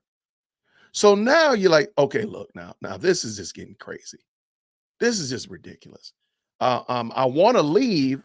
Okay, go ahead and call the end of the concert so I can go ahead and give you this $10 I'm gonna give you now. I'm gonna give you $10 when I leave. Okay, and just let me get up out of here. But they won't let you leave. And that's what I feel like. Like this, okay, you've made your point. We know that projectiles and what they call it, imperfections have been thrown around, right? It is projectiles and shell casings and all this stuff. Now, granted, we don't know who did the trigger pulling, but I digress. But why not just go ahead and say, we made our point. That's what I don't think they're getting. We've made our point. Let's go ahead and move this game forward faster. Because I do think that the fact that they're calling these witnesses so fast is throwing them off. But that's their fault. They could whittle down these 12 witnesses and say, Your Honor, we looked at it and we had, 75 witnesses left on the roster, but we've really determined that we only need 30. So we're going to cut 45 of them off. We already talked to the defense and let the defense know that we're not going to call these 45 witnesses. Everything that they're saying can be summarized by the 30 people that are going to stay. So we're going to get rid of the 45 and we're going to stick with this 30 and we're going to go forward with that. Is that impossible? Is that too much to do? Because did they really need to bring grandma up there? Did they? And the crime scene technician, we've seen these pictures before. Maybe not every last one of them. Got you. Okay, you're right. We didn't see every last, bullet hole shot and china cabinet imperfection. What they say? Yeah, it's called imperfection, right? Or defect. Defect. We didn't see all the defects, but come on now. Let's be honest. Did y'all really know anything when they were showing the front of that car? Did you see all of those things? What changed about your perception of this case? Because you could tell that there was a bullet imprint by the Chevy logo, or by the right side of the window, there was a bullet imprint. What changed about your opinion about this case? Not a thing. Not a thing. Just let it go. And it does seem like, hey, some reason or another, it seemed like somebody said it yesterday that they think the state has actually started to change its theory about who's done what in this case. I don't know if they can do that, but I think they might be changing the theory. I know one thing, they've convinced me that Woody probably did a lot more than what he's being accused of. What is my child texting me about? I love this child. Y'all, remind me to tell you about Chief Executive Second Born. I got to talk about that child. I love that girl. My issue is, instead of saying, hey, we've made our point, let's go ahead and skip these 30 witnesses, skip these. I mean, they did the whole Atlanta PD roll call today. Like literally, between yesterday and today, I think we've seen at least 8 officers. That's crazy. Why not just say, hey, you know what? We've met the burden. We believe we met the burden. Everybody understands that pew-pews happened and casings were left all over the place and defects were defected. Let's leave it alone. Let's stop. We made our point. Let's go ahead and jump to the next part of the movie, the next part of the play, the next part of the act, whatever, and let's go, because we've done that. We've made our point. They don't seem to do this, so I think that's why I said President Firstborn. I'm going to encourage her to take a stand-up comedy class, just so she can learn how to deal with things when you plan them to go one direction. Because Chief Executive Second Born, she's moving in that direction. She's a juggernaut. She's going in that direction and a pox upon you if you get in her way. But life doesn't do like that. Life does not follow our plans by any means or measures at all, ever, really. Let's tell the truth. If you're an adult, you understand that. And I think watching them do this today, it's just like, y'all can't make an adjustment. The fact that you had that grandma up there, dude, that should make you, I'm sorry. If going back to my really bad example about the concert, if I was going to drop you 100, a Benjamin, before, when I saw you bring grandma in there, you better be glad if I give you 10 cents. Okay, that's how bad. I'm like, man, there's no, if I had to watch my mom go sit up on the stand and testify about something that happened 10 years ago and watch her have to, like, I don't remember. Man, let me tell you something. Let me tell you, man, let me tell you something. That's just despicable. Y'all couldn't have adjusted and said, nah, we don't need to call grandma up in here. That's not going to be a good look.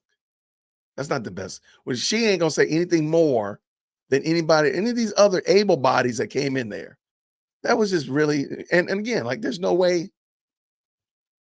But why? This is the thing I don't get, Antonio. Why? I don't get it. Everybody, because I know Adrian Love and I there's no confusion in my mind that somebody in Fulton County DA's office be checking in on this live chat. I believe that. I do believe that. Not bigging myself up at all, okay? But I do believe that they be checking up on why, and I know they be checking up on law and crime. I know they be checking up on Cat.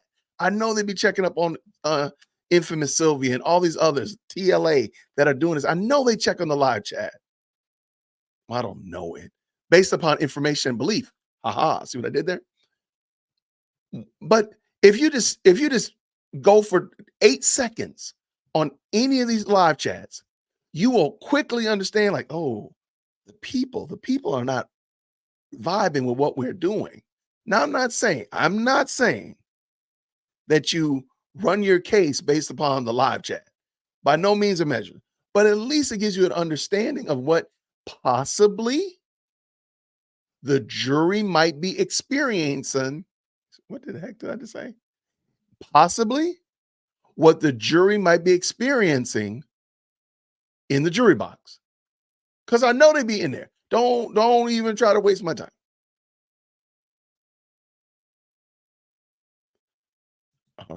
I see something Renee said. I'm gonna pull that up in a second.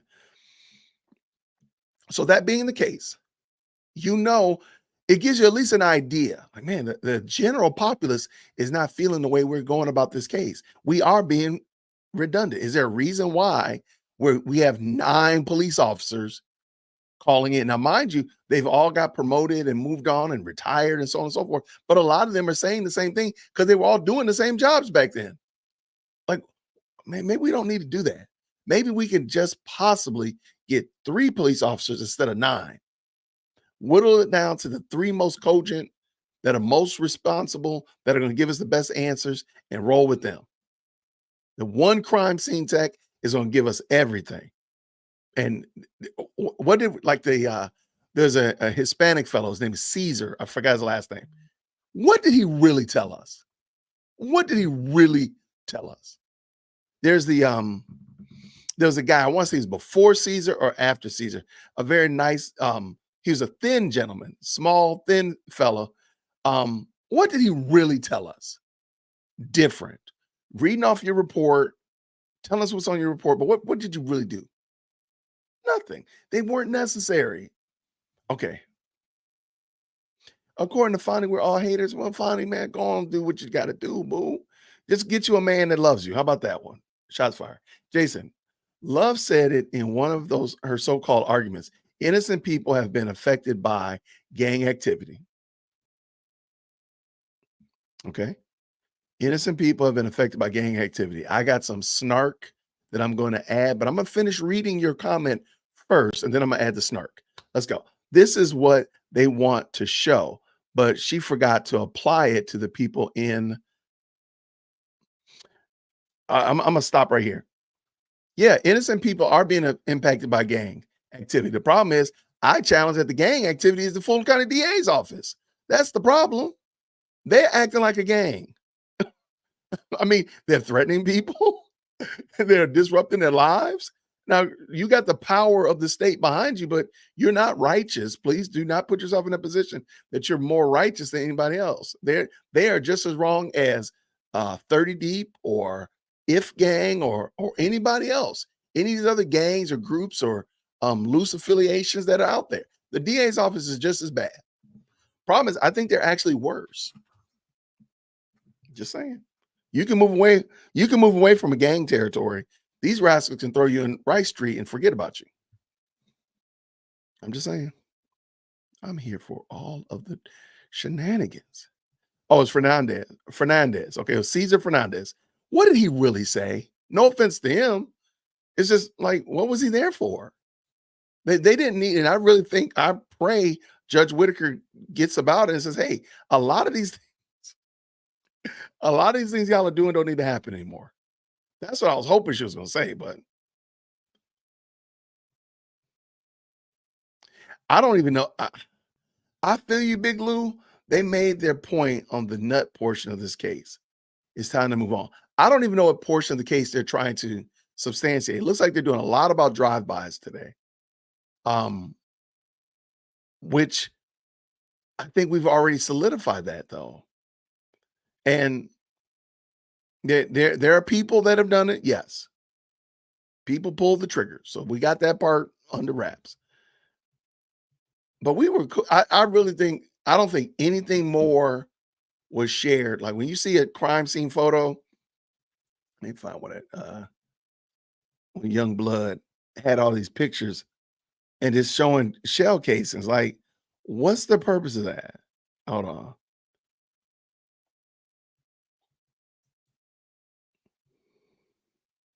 And I'm not trying to just be disagreeable. I mean, I could be disagreeable, but I ain't trying to be disagreeable. And you know, I think Adrian did a decent job. I think she did a decent job. But right here, like this gentleman right H. King. And pull that mic really close to your mouth because it needs to be close for us to be able to hear you. Thank you. H. King, King. Okay, his name is H. King. Good morning. Is it still Officer King? Yes, it is. Good morning, Officer King. How are you? I'm good, thank you. Okay. We're gonna go. I'm gonna put it on like double speed or something like that. I'm gonna move it fast. But I'm like, what is he telling us different than what we've heard already? Good. Officer King, would you please tell the jury where it is that you work as an officer? Zone 3, Atlanta. All right. How long have you worked in Zone 3 as an officer? 20 years. So is it safe to say that on February the 10th of 2015, you were working Zone 3 with the Atlanta Police Department? Yes, I was.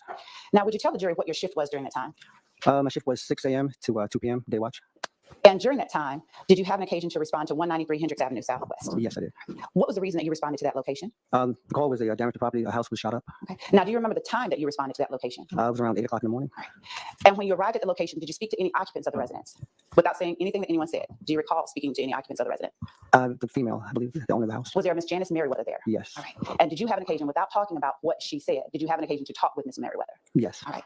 Now, what did you observe when you got to the house? And if you need to refresh your memory, is that your report you have up there No, with I you? don't have to. Do you need to see your report to refresh your memory? Yes. All right. Gotcha.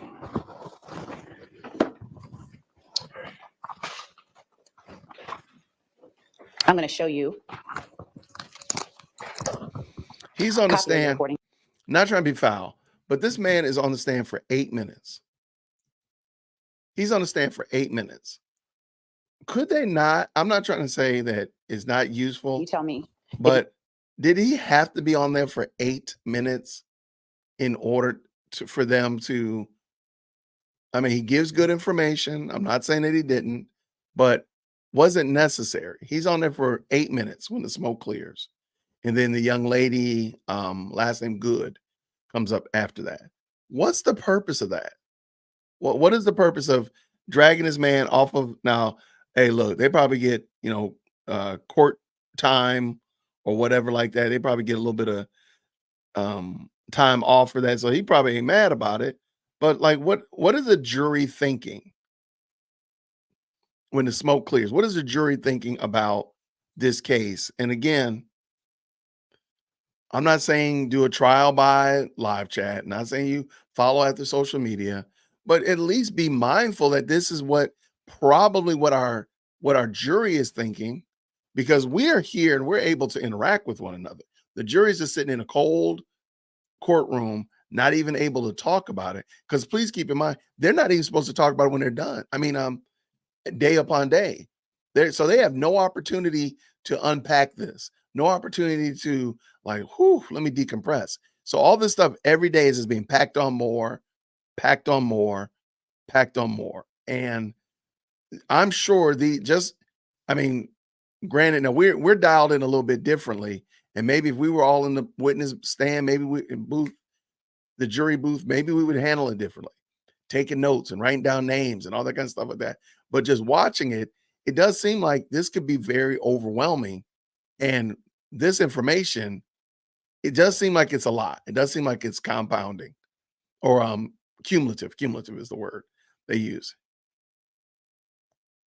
I'm not certain what case they're trying to make. I'm gonna be honest with you. And it just seems weird. So I'm going to finish my bad analogy, y'all. Y'all not going to keep distracting me from my bad analogy. So I think learning how to do stand-up comedy, or it doesn't even have to be stand-up comedy. Maybe be like public speaking, but some kind of public speaking where the tables can turn or something can shift, or you could be wanting to go in one direction, but now you have to change up. And I think comedians have to do that all the time. If somebody's heckling them, or Maybe the jokes that they're planning don't land correctly, so on and so forth. Maybe they deliver wrong, all that kind of stuff. Maybe they got bad chicken wings in the back, whatever. Those little small nuances are exactly what Adrian Love and the state prosecution needs, because they're not able to adjust. Now, maybe stand-up comedy is bad. I told y'all before, they should do a career swap with an elementary school. Adrian Love needs to teach a whole class of kindergartners. It'll change her whole demeanor. It'll change her whole demeanor, because I'm promising you that will change her whole game.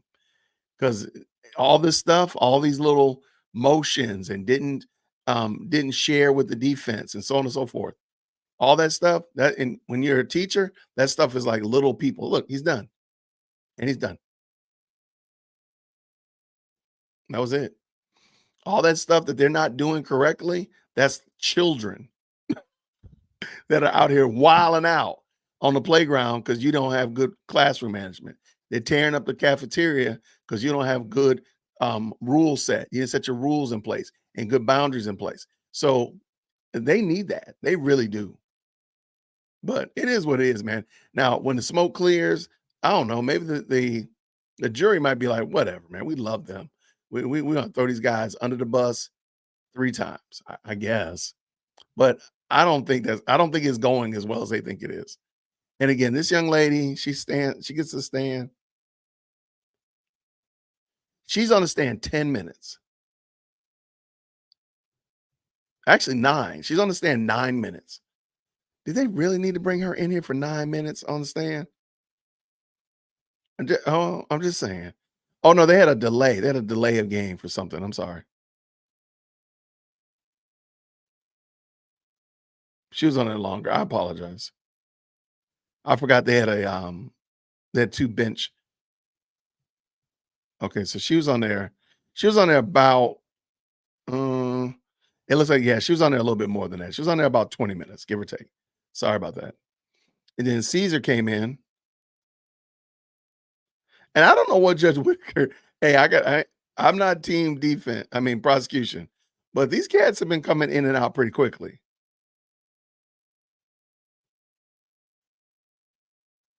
Caesar was on that stand for 6 minutes. Yeah, he was on the stand. Caesar's on the stand for 6 minutes. Did he really need to come in here for 6 minutes?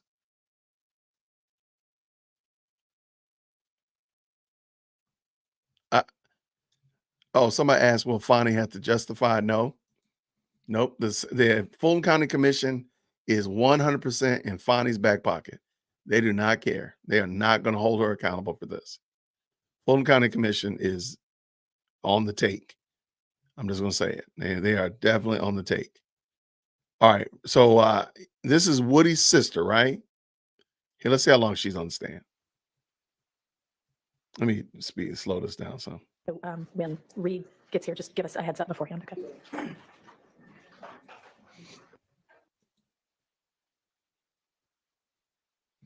Okay, so she's in the booth.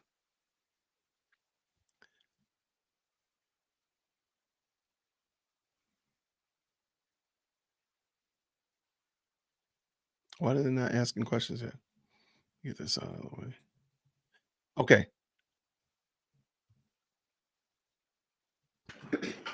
All right, there we go. We're ready.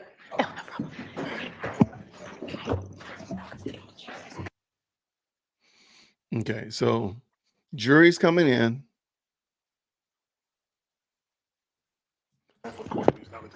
Wakethia Brock, W-Y-K-E-T-H-I-A. Hold that mic real close to you, okay? Wakethia Brock, W-Y-K-E-T-H-I-A, B-R-O-C-K. And Ms. Brock, good morning. Good morning. Where are you from? Atlanta. Okay. And were you born and raised here? Yes. All right. And do you work? Yes. What type of work do you do? I'm a manager. And in 2015, where did you live? Oakland City. Oakland City? Yes. And what was your address in 2015 in Oakland City? 878 Oakland City, Oakland Drive. All right. And how long did you live at that residence? Like 8 years. And so in 2015, you had lived there for 8 years? I guess, yeah. All right. And do you have any siblings? Yes, How many? it's 10 of us. It's 10. I want to specifically ask you about 2. Do you know someone by the name of Kenneth Copeland? Yes, Is that one of your siblings? yes, And do you also know someone by the name of Rontrez Brock? yes, Is he one of your siblings? yes. Between the 3 of you, who's oldest? Rancher All right. And then who's next? me. And then is Kenneth younger than both of you? Yes. Right. Back in 2015, did Kenneth ever live with you or stay with you at your home on 878 Oakland Drive? Yes. All right. How often would he stay at that home? Whenever. Did you say whenever? Yes. All right. I'm going to show you what's been admitted as State's Exhibit 1 Triple D. It'll come up on that screen right in front of you if you don't want to have to strain your neck. Do you recognize what's in State's Exhibit 1 Triple D? Yes. How do you recognize what's in State's Exhibit 1 Triple D? That's where I stayed. It is at the house at 878 Oakland Drive. Yes. Now, Rontrez Brock, did he ever live at that home with you and Kenneth? Yes. All right. And in 2015, did Rontrez have another address where he was living? I don't remember. Okay. Did he ever live off of Maury Avenue? Yes. Okay. And is that the Village at Carver Homes? Mm-hmm. Is that a yes for me? Yes. Right. And do you know while Rontrez was living at the Village at Carver Homes, would Kenneth Copeland ever stay with him at that location sometimes? Yes. All right. And back in 2015, do you recall if your brother Rontrez had a vehicle? I guess, yeah. Specifically, Ma'am, I'm going to need you to just pull the whole mic closer to you. It moves. Like, pull the base of it closer to you. Specifically, do you remember if he ever had a white Dodge Charger? Yes. Now, I want to direct your attention to January 13th, 2015. Did you ever have the occasion to call the police to come to your home? I did. Why did you have to call the police to come to your house? Because I got a threat on Instagram. Okay. And once you got the threat on Instagram, was there else at your home? Say it again. You got a threat on Instagram. Was there anything else? Was there any other reason why you called the police? No. All right. Did you ever have any damage to your home? When? Before or after? After receiving the threat. Okay, make it make sense with. Sure. Let me ask you this. Did you ever have your home shot with bullets? Yes. Okay. And was that around the same time you received this threat? That was after I got locked up. Okay. When did you get locked up? After I called the police. Okay, so you got a threat, Mm-hmm. got locked up, and then you called the police? I got a threat. I called the police. They escorted me to my grandma's house. They called me back out and locked me up. Okay. Once you were locked up, did you ever come home and found that your home was had been shot at or shot up? Yes. All right. How long between the time you got locked up and the time you got home? Do you remember how many days that was? It was the same day. The same day. Mm-hmm. When you got home, what did you find? What do you remember seeing when you came home and saw that your home had been shot up? Bullet holes. Bullet holes. Okay. And did you know who had shot up your home? No. Right. And when the police came out to the location, did you give that information to the police that you came home and your home had been shot up? Yes. All right. And prior to you going to jail, had your home been shot up? No. Had anything like that ever happened to your house while you were living there those 8 years? I'm going to show you a few other pictures. I'm going to show you what's been admitted as State's Exhibit 3 Triple D.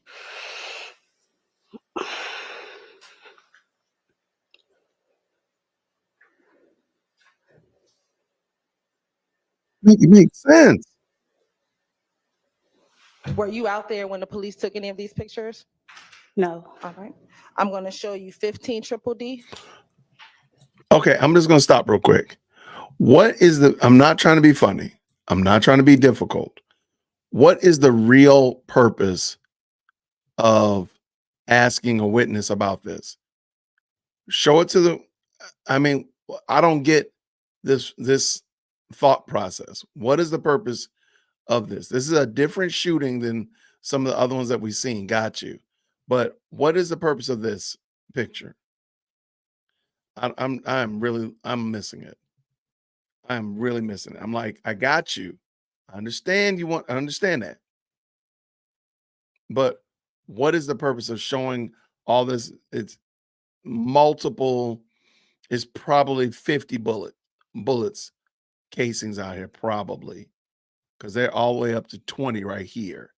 And it's probably 20 more. So let's just say for laughs and giggles, easy math is 40 bullet casings. What's the purpose of this? I don't get it. Foundation, but we already know that this happened. I don't see what's the purpose anymore. I'm not trying to be difficult. I really don't understand it. Yeah, she did say make it make sense. The Mags, she said make it make sense, Mags. I agree with her. Make this make sense. All right, let's get done.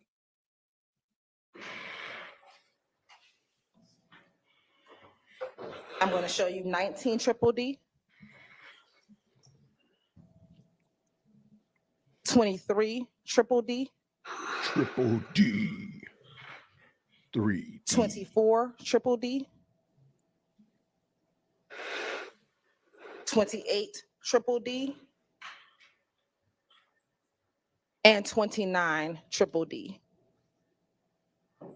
Was that the holes and the damage that you found to your home when you came home after being released from jail back in January 2015? Dang, they shot the stove? Okay. And is that everything that you showed the police back when you Hold on. They shot the stove? Man, that's low down. called the police to What's report up, that this man? occurred at your house? Yes. All right. Court.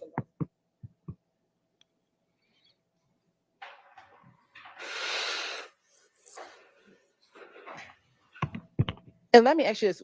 Were you locked up for calling the police or were you locked up for something else? Something else. Okay. And what was that? A failure to appear. All right. All right. I have no further questions. Appliance violence. Thank Any you, Your Honor. defense attorneys? No questions. None? Okay. All right, Ms. Brock, thank you for your time, and you are excused. Call your next witness. I mean, they got all of Woody whole family up in this piece. Well, I don't. Okay. And I see what some of y'all are saying, and I understand. I'm just wondering, like, does that? Yeah, I don't get it. I don't get it. It just seems like you're compounding the situation. We got you. This is the crime scene. This is what happened. Got it.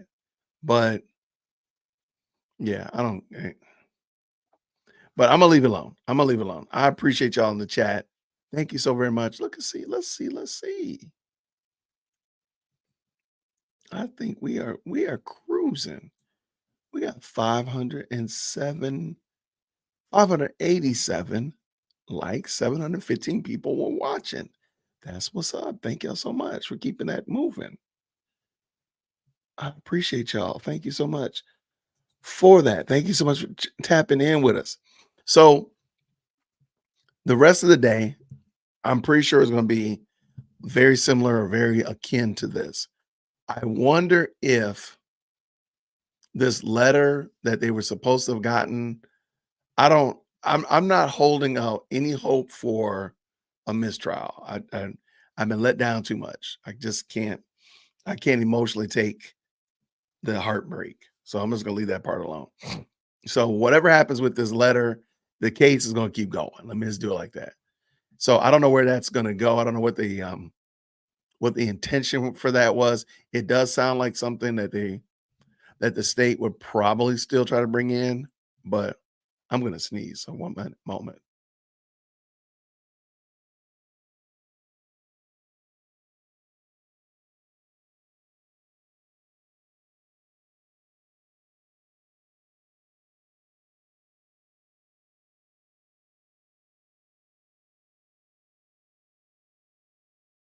And through the magic of theater, we are back. It does sound like something that the state would try to bring in to, I know people like to say, trial by ambush. So it does seem like that might be one, but I don't think that's what's going to happen, but we'll see.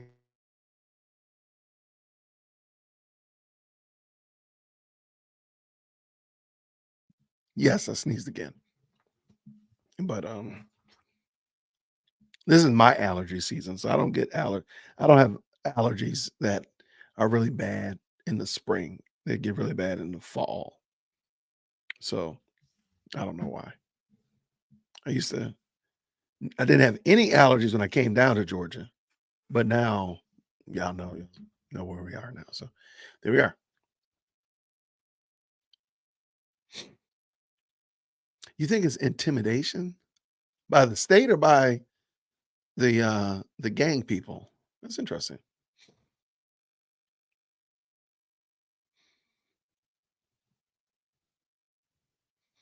Y'all done bought this woman y'all done found this woman a new stove. Y'all crack me up. But that was like 10 years ago, man. They got that stove fixed. They already moved on. They're gonna bring the stove in next. The problem is, you're probably right.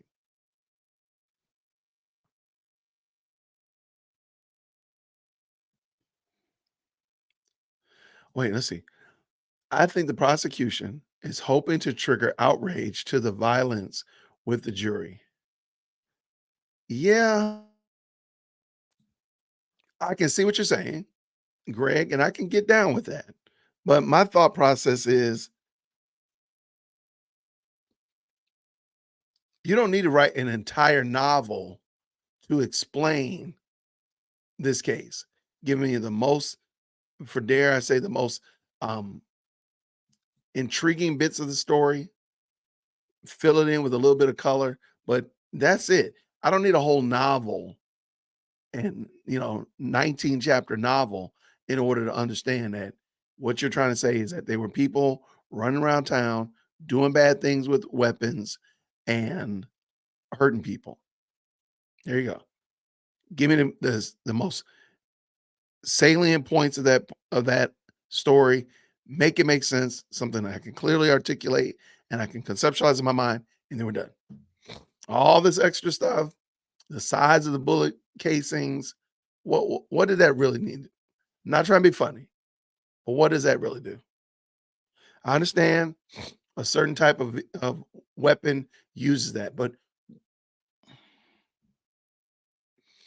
isn't the point that they use the weapon rather than I gotta nail it down that it is an AK-47? Maybe I'm missing it. Maybe I'm missing the big brain of this defense tactic, but I don't think so. 50 bodies.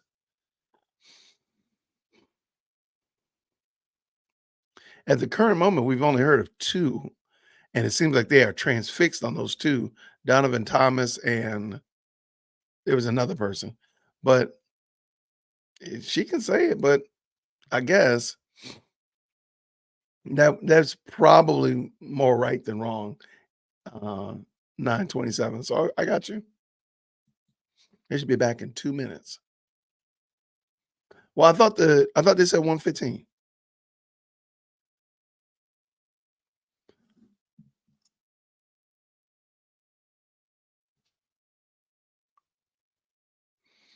Appreciate you. Thank you so much.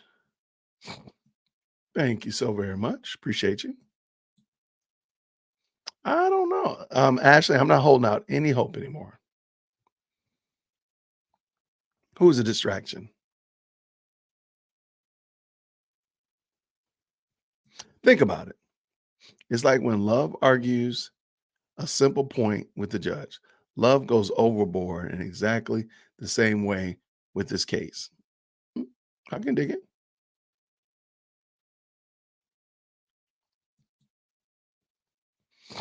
Okay, I can dig that. Yeah. I called the police one time in my life. I explained that I was seeing a crime about to occur, and they should come out to prevent it. I was told the cops only come out when the crimes occur. Yes, they're not preventive. They're there for, dog, I forgot the term. But no, they don't prevent crime in that regard. Yeah, we still don't know what RICO is. We still looking for RICO.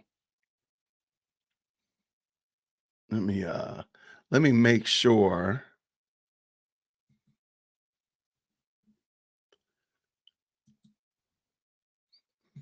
I think they are coming back. Let's get back. Let's go. They are back. What do you know about that? Is the state intending to use my state? Okay, so all reports. great. I was actually asking about the letters. So that the were letters- things that were brought up this morning. So it does not appear that either letter was served. All right, then y'all don't intend to use those, right? We don't have to use Okay.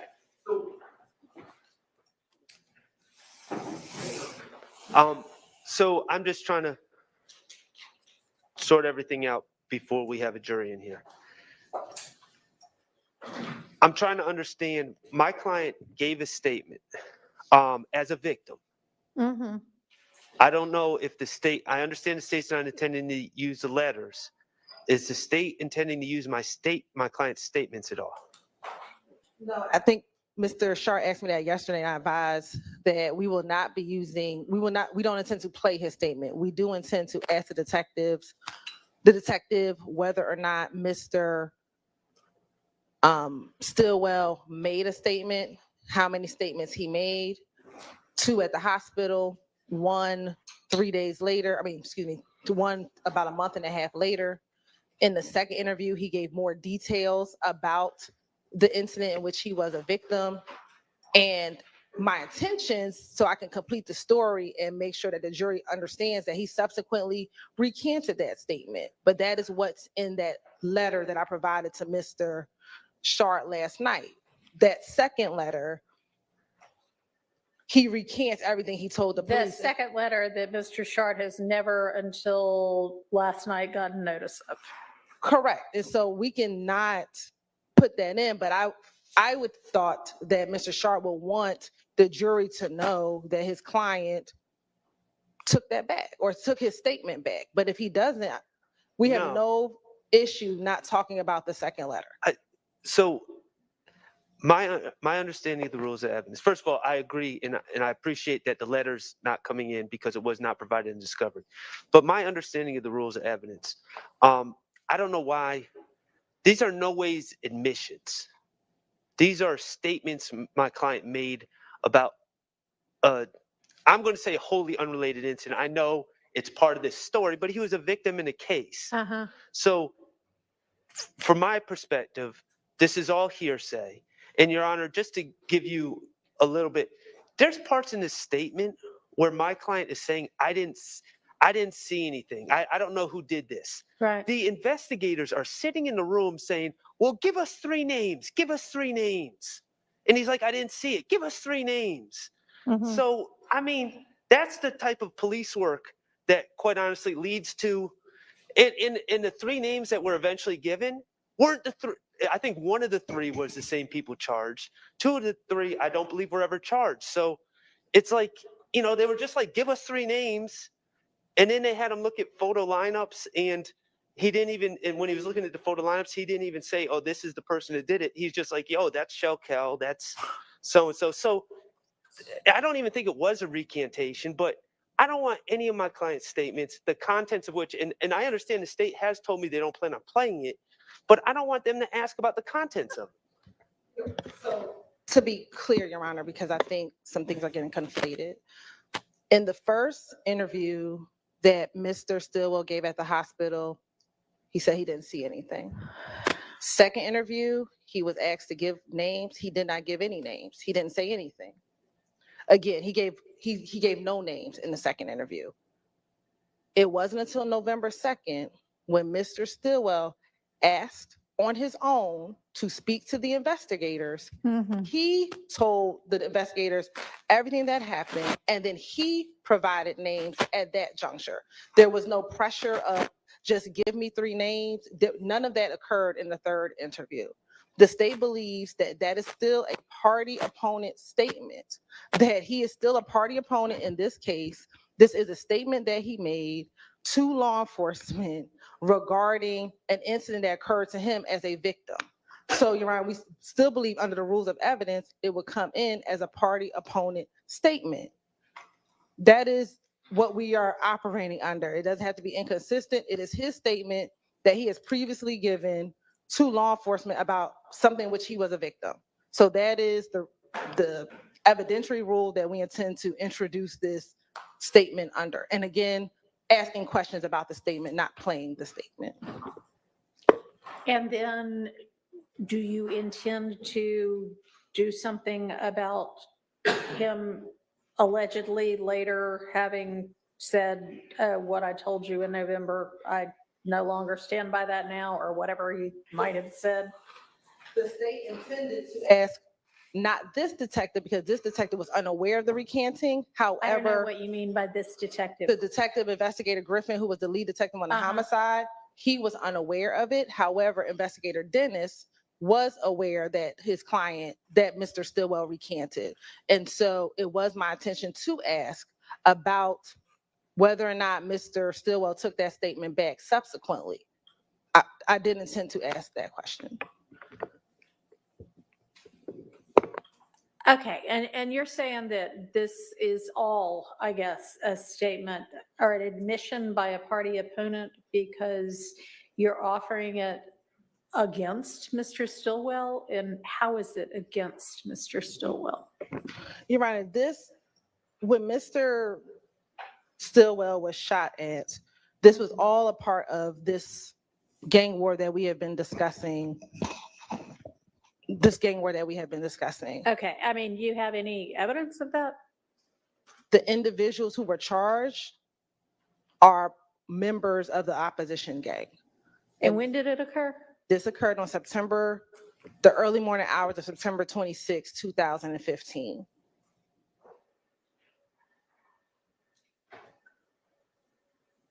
Has anybody been convicted?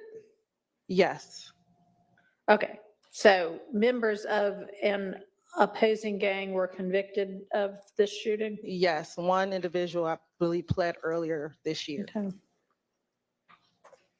Okay, and did Mr. Stillwell, when he gave the November statement, identify any of those people? He did.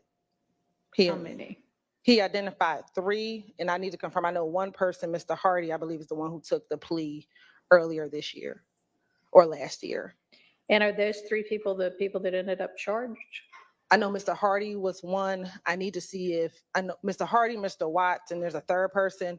Mr. Watts, after further investigation, the case was dismissed against him. And then the second individual, I just need to confirm whether or not he was ultimately charged and the case was resolved. But out of the 3 people he identified, Mr. Hardy has taken a plea. The second individual, I think, is Mr. Ward. I have to confirm whether or not he took a plea. And then Mr. Watts was not, he later, after Mr. Sprinkle did further investigation, Mr. Watts was not charged with ultimately was not charged with the homicide. So Your Honor, he recanted. So what did he say? I'm sorry? When he recanted, what did he say? Let me pull up the letter. He said he was pressured and that everyone that he said did it didn't do it. He didn't know who did it. And the letter came after members of the opposition gang, I guess, received a discovery package. And in the lead detective's report, the lead detective said that Mr. Stillwell made identifications. And so they posted it all over social media.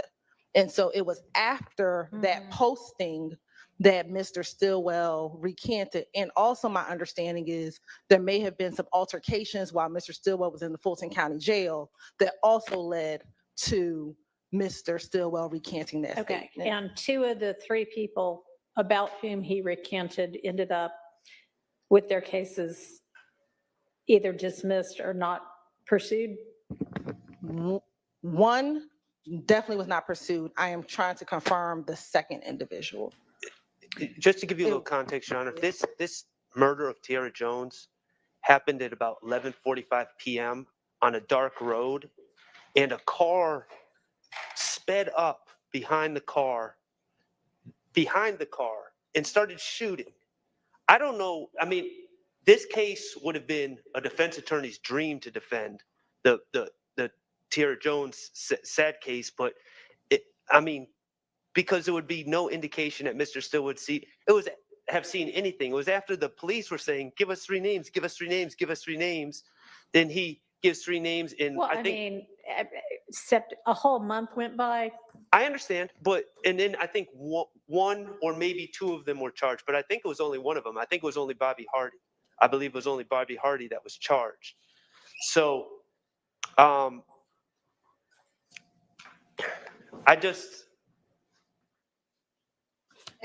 don't see the relevance. Ultimately, I mean, I have a lot of arguments, but ultimately, I don't see the relevance of any of this.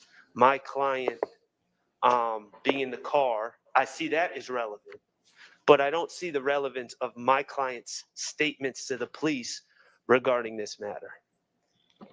It's relevant because he identified members of the opposition gang who did the crime. And so that is why it is I don't know relevant. if you can say the who did the crime part, since even y'all seem to have decided that some of them didn't in fact do the crime. He ID'd 3 members. So what's He relevant? ID'd 3 members of an opposite gang, and then he later said, "No, I take that back." Right, and he did that after the opposite gang posted on social media. So all of that, when we're talking about gang evidence and recanting and snitching, all of that is relevant for the jury when a young woman is murdered innocently as an innocent bystander, and there's more evidence than just a car pulling up on the side of a dark road. It starts at a gas station where Mr. Stillwell tells the police he sees some of these individuals at the gas station. There's surveillance video. So there's a number of other pieces to it.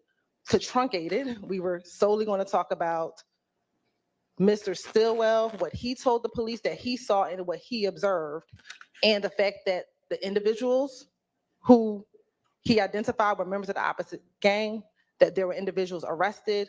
There will be subsequent evidence that will come in that, and I don't know if that part is relevant of who actually pled or not, but the fact of the matter is these people, it's who he identified, that was the opposition gang. And that is relevant in this grand scheme of talking about the back and forth that was happening between January and ultimately October, once most of these defendants that we've been discussing were arrested in 2022. Well, I think we need to be careful about who when we say who Mr. Stillwell said did this as well.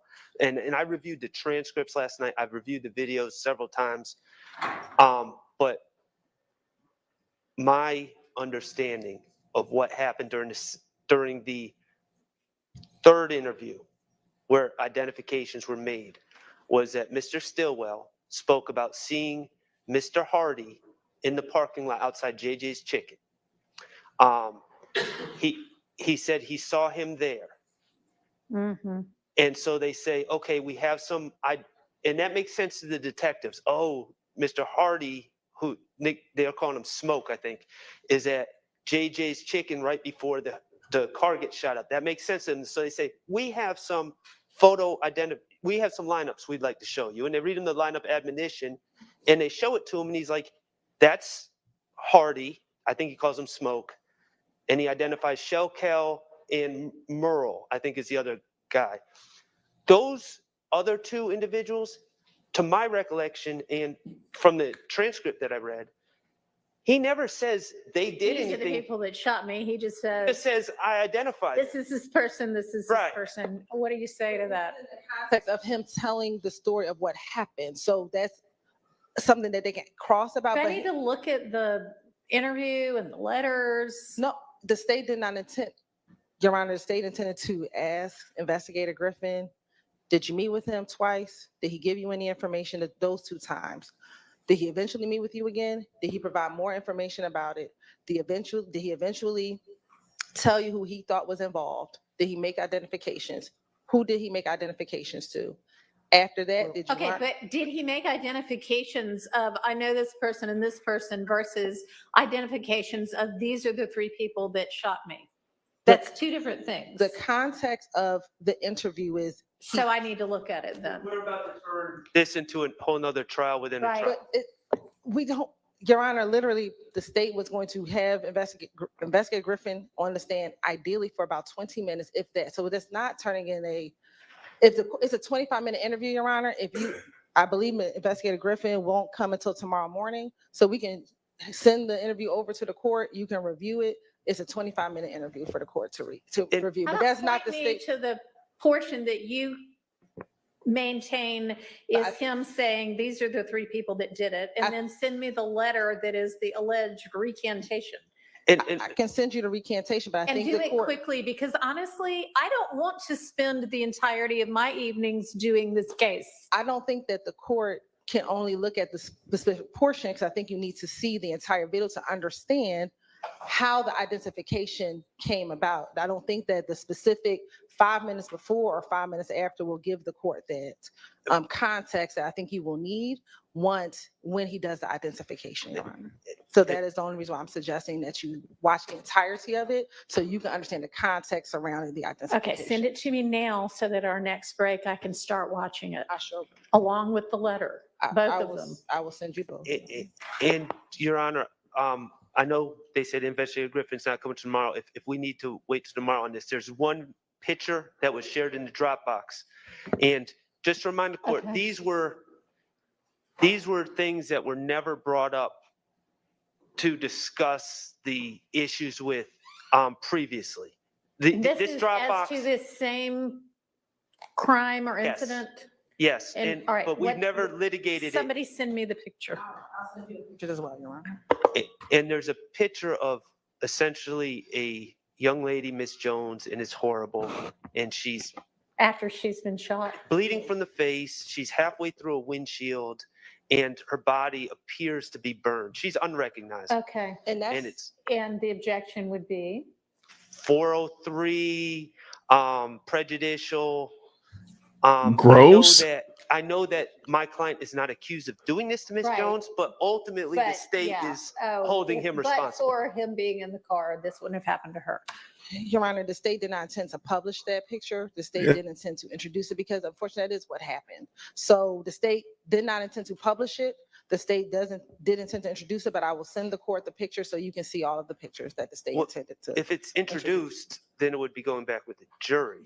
Yes, the jurors will see Well- it at some later time, but I didn't intend to Let me publish. see the picture. Somebody send it to me now. Is there some other way to get in evidence that this woman was killed in the car crash that followed the shooting? That's what happened, right? It's already in evidence, Your Honor. That fact, right? Yes, Detective Dennis testified to Yeah, I that. mean, I'm going to sustain that objection to that picture. It's unnecessarily. So do you want me to send gruesome. it or no? No, Okay. don't worry about it. Your Honor. All right, so that takes care of the picture. Yes. So, while you're,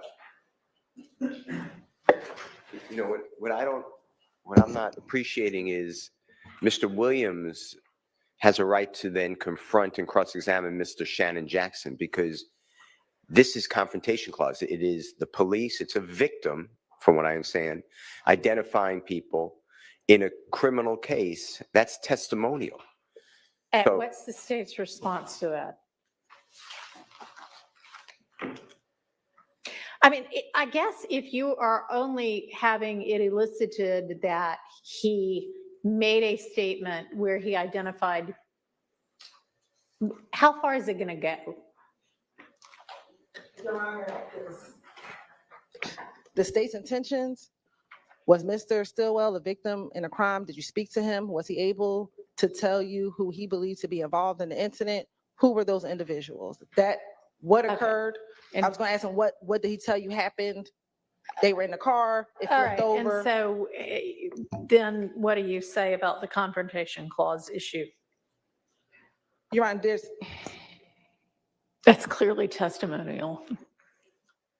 And it's hearsay. And it might be an admission by a party opponent. But that would be only as to him, really. And we could do a limited instruction as to him. I mean, he's the victim in the case, so we have to, it's not a crime, it's not a part of the conspiracy. He's the victim of a case. If it only has to be used against him to say that he was the victim, then we can have a limited instruction that.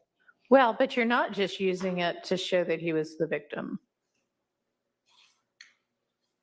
We are showing that it was a part of the gang war, but that he was the victim in this case. Earlier, a few weeks ago, we brought in the other shooting that involved Mr. Stillwell, where he was shot a few weeks prior to this at Glen Street. And did any of his statements come in at that point? No. All right, well then, that's not really the comparable. You mind if I could just have a moment to research that particular issue to All right. see if he can come in some other way. And just for completeness, I also include in the confrontation clause, the quote, recantation. Yeah, I mean, that, which frankly is more than to just show he was a victim, because once you get into the, oh, and then something got posted on social media, and oh, then he went back and said something different, you know, that further complicates things. By the way, it appears that Carter, Hardy, and Ward all pled to some charges in that case. Those were the people that he named. Those were not the people No. that he named. No. Okay. He named Hardy. I'm not sure about Ward because it was a nickname, but he named 3 people, and one of them was Shell Kell, who's Kelvin Watts. Well, okay. He named Hardy and Merrill, who was Ward. The only person he did not name was Carter, and he named Watts. And like I said, after further investigation, Watts, I believe arrest warrants were taken out for Watts. That's what I need to confirm. But after after the DA's office did further investigation, we did not indict Watts. We indicted Mr. Dominique Carter, also known as Stewie. And y'all are saying that the only one that he said he thought had anything to do with this was Hardy? No, Your Honor. Not you, the state, you, the defense, sorry. I understand the statement. He is saying that he saw Hardy talking to his girlfriend in the parking lot of JJ's Chicken shortly before they left. So he never says that he thinks anybody did this shooting. He just says, here are the circumstances leading up to it. That's my understanding. And it would defy logic for him to have seen who the shooters were. It was a car sped up behind and started shooting in the windshield, and then his car, the car Right. he was Well, in. I mean, he could have said he was at the JJ's Chicken in a blue Buick, and then I saw a blue Buick drive up again, you know, but I don't know if that's what happened or He not. said the car was, he thought it was a newer model car because of the style of lights, is my recollection of what he said. And does he tie a car he saw at the JJ's I don't believe so. Chicken with a? I don't No. believe so. Okay. I think we have different understandings of the video, Your Honor. I just think once we do the research on the confrontation clause issue, then I believe we're sending over the interview to the court, or it's already been sent. Okay.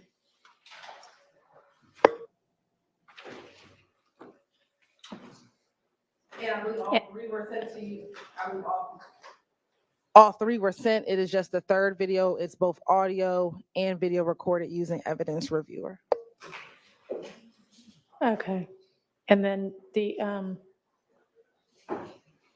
letter also needs to get sent. And this is a letter that y'all never got until yesterday.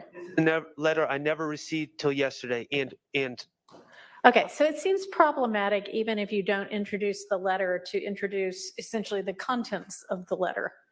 You're right. My team is double checking something for me. Supplemental Discovery 11.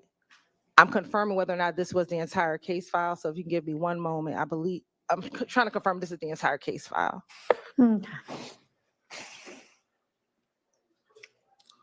Is it me or Are does we she in seem 2 rattled? minutes ready for the jury? Got your next witness lined up? Mr. Matthews, on a scheduling matter, actually 2 scheduling matters. What do y'all think? I think Simone Hilton seems rattled. She does not seem good with this being pressed by Judge Whitaker. What do y'all think? What are you thinking? Scrambling as a state, scrambling and scraping. Absolutely. They had 2 years. This judge is something else.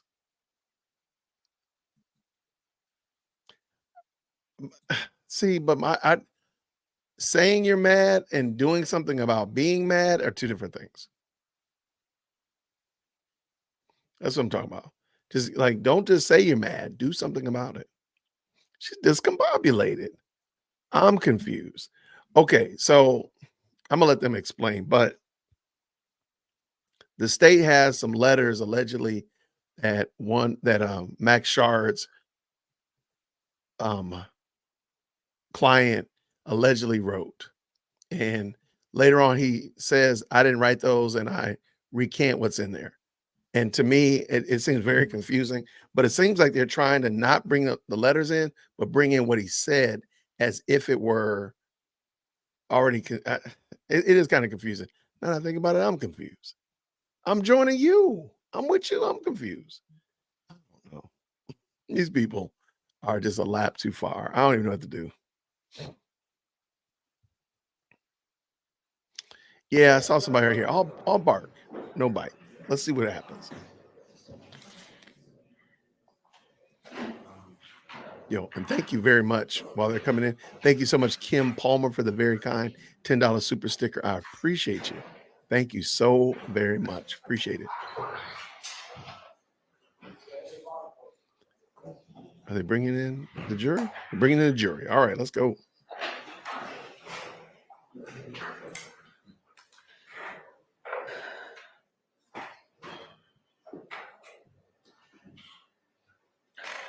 All right, y'all want to get your next witness in?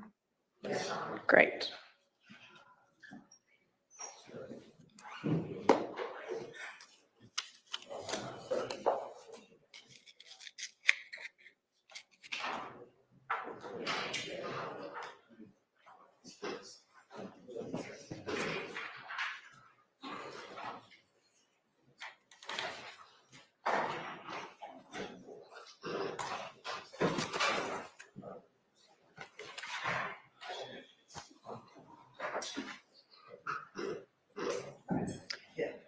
All right, we ready for the jury? Yes, Your Honor. Okay. Just wait. Yes, okay. Where did all of the...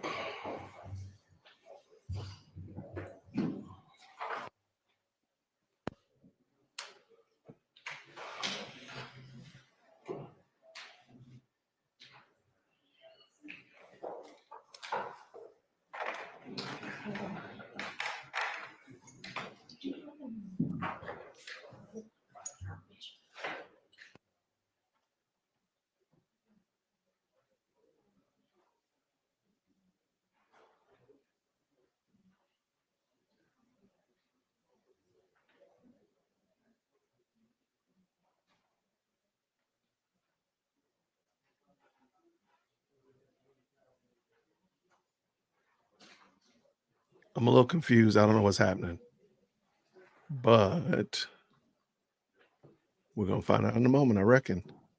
All right, jury's coming in. There we go.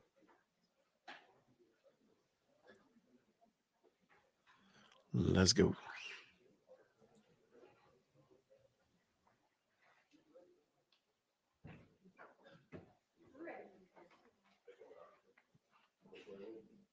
Let's do that in front of the jury.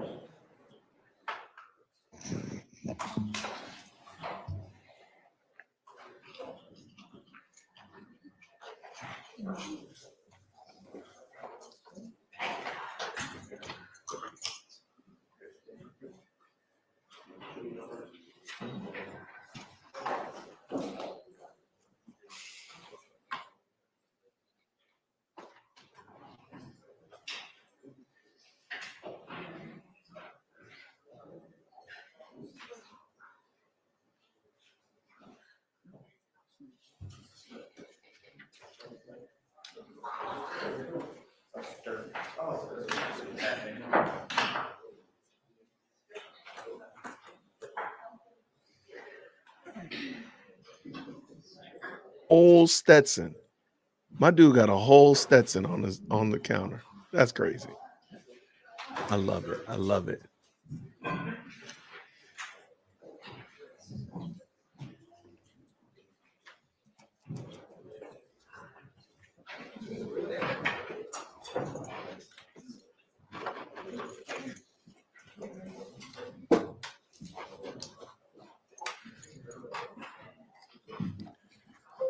Shout out to Republic Tea Room, being a member for 2 months. Shout out.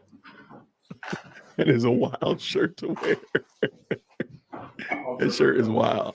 All right, thank you. Who's going to be handling this witness? Mr. Brown? Yes. All right. Oh, can you swear the witness? Thank you. Yes. What in the world?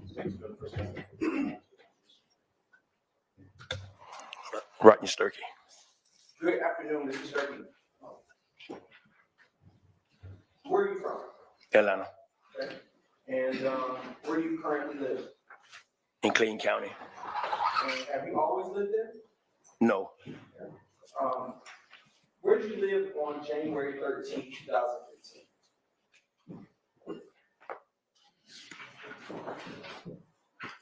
I was standing up on Old Hateview Road by then. Do you recall residing at an address at 3424 Ruby Harper Boulevard in Atlanta? Yes, And how did you come to end up residing there? a friend of mine, Okay, who's your friend? Bush. Does he have a first name? I don't know his first name. Is that Bush a male or female?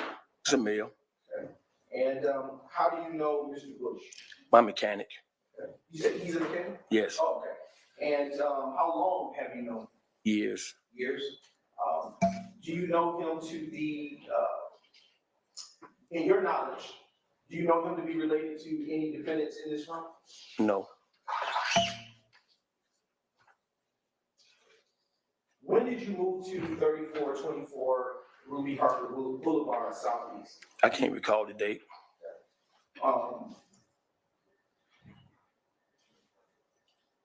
Were you allowed to move in rent free? No. Okay. How much was your rent? Sustained.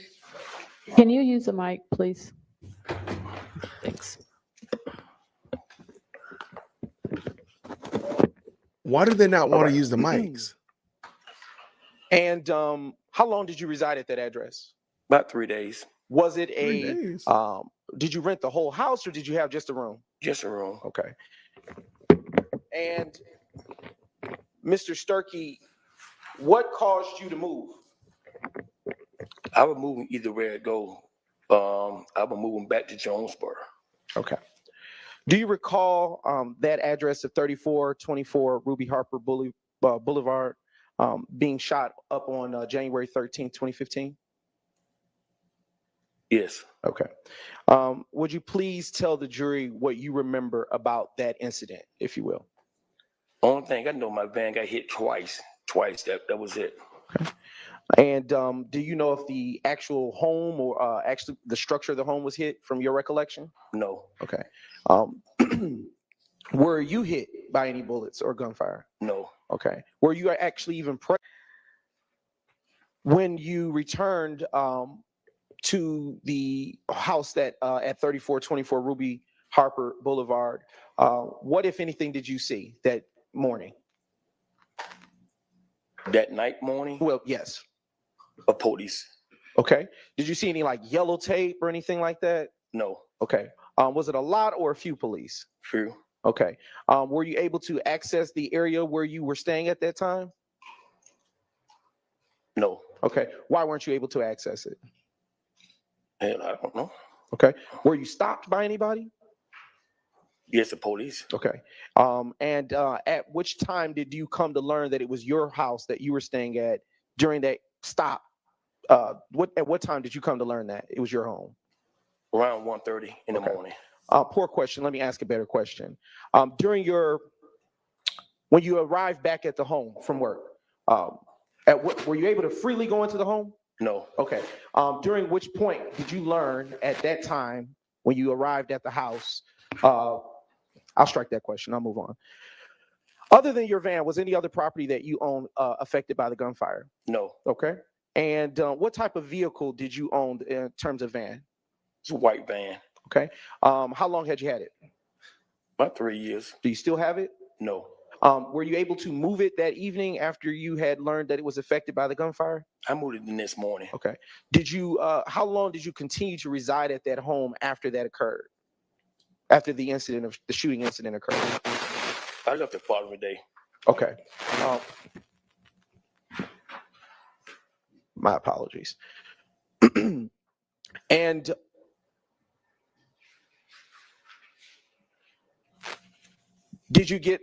when did you move? Did you move your van that same night, or did you move it the next day as well? Yes, an answer to the question. Sustained. All right.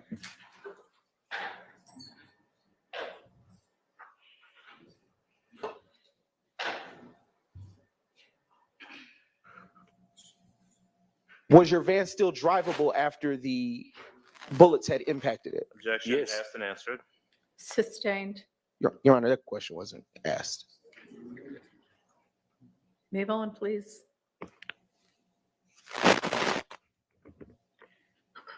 And do you know any of the person? Do you know or have any idea who may have shot up your home on that day? No. And have you ever had anything like that happen at any place? At that place that you were staying? Excuse me. Before? Sustained. Don't answer that. And after you moved, did you have any further involvement with this particular matter or incident as it relates to the 3424 Ruby Harper Boulevard address shooting? No further questions. Any questions for this witness by the defense? Thank you. No questions. No, Your Honor. All right. Thank you for your time. You are excused. Call your next witness. So that's it, right? That's it. Okay, they're gonna stop all the threats, right? Because I'm gonna lost my job when they came to my job, threatened to lock me up. Well, I am very sorry to hear that, Yeah. but you are All right. free to go. Thank you.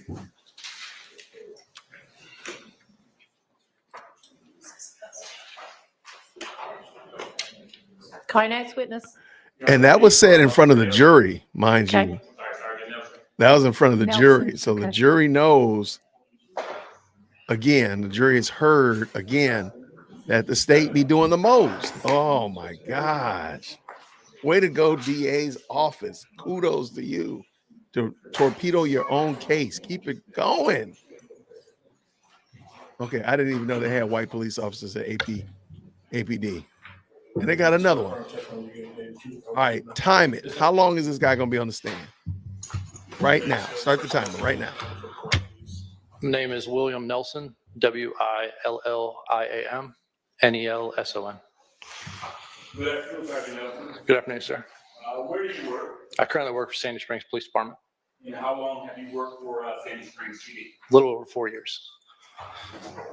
Back in February 2015, where did you work? I work for the City of Atlanta Police Department. I work Zone 3 Morning Watch. All right, and what were those hours? Overnight. I believe I got in at 8 p.m. until early morning. Now, how long were you with APD Morning Watch? I was with them for a little over 2 years. Now, based on your work with Zone 3 Morning Watch, are you familiar with the area of Daniel Street and where it intersects with University Avenue? Yes, sir. Now, I want to turn your attention to February 10th, 2015. Did you respond to Grady Hospital? Yes, sir. And why did you respond? I responded to a person's shot call. Upon your arrival, what did you observe? When I got on scene, I observed a silver Dodge Charger parked. It had visible damage to the door and windows, and then there was blood inside the vehicle. Did you do a walk around on the vehicle? Yes, sir. And tell the jury what you did next. After seeing the damage and the blood, I went inside to the hospital where I met with medical staff who pointed me in the right direction to find the victim. And did you speak with the victim? I did. Who was the victim? Kelvin Watts. Without telling me what he said, did you speak with Mr. I'm sorry. Did Mr. Watts tell you what happened? Yes, sir. Now, while speaking with Mr. Watts, what did you observe about his physical condition? I noticed a laceration to the left side of his head, blood dripping down. He had what appeared to be a gunshot wound to his left arm, and he had another laceration on his left wrist. Now, during the course of your investigation, did you become aware of the location of where Mr. Watts was shot? Yes, sir. And where was that location? McDaniel Street and University Avenue. Do you know how Mr. Watts got to Grady Hospital? He drove himself. Sustained.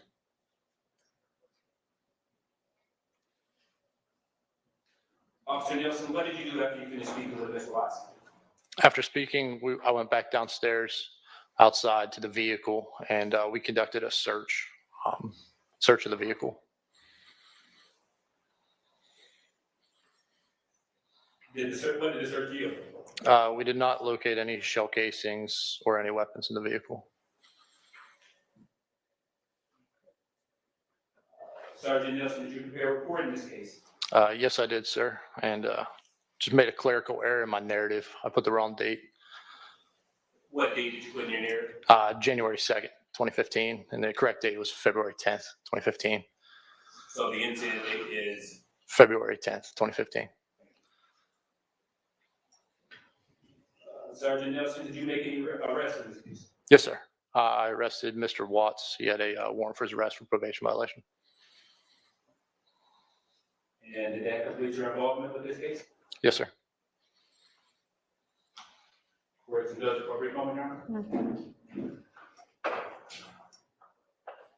Nothing pending for you right here. Any questions for this witness? No questions. No, Your Honor. All right, thank you for your time. You are excused. Call your next witness. Thank you.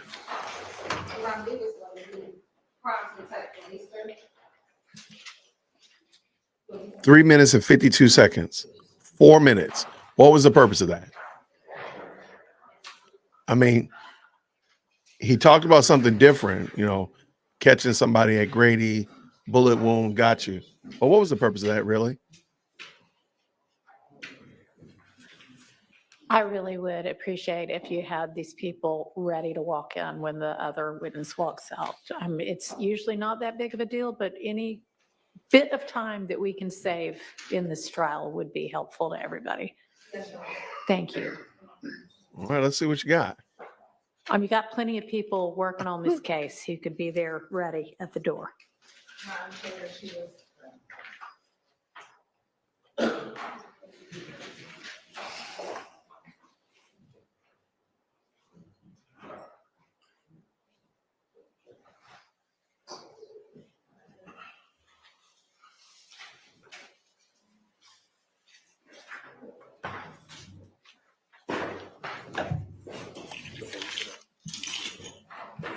Swear firm testimony to give the truth, the whole truth, nothing but the truth? Yes.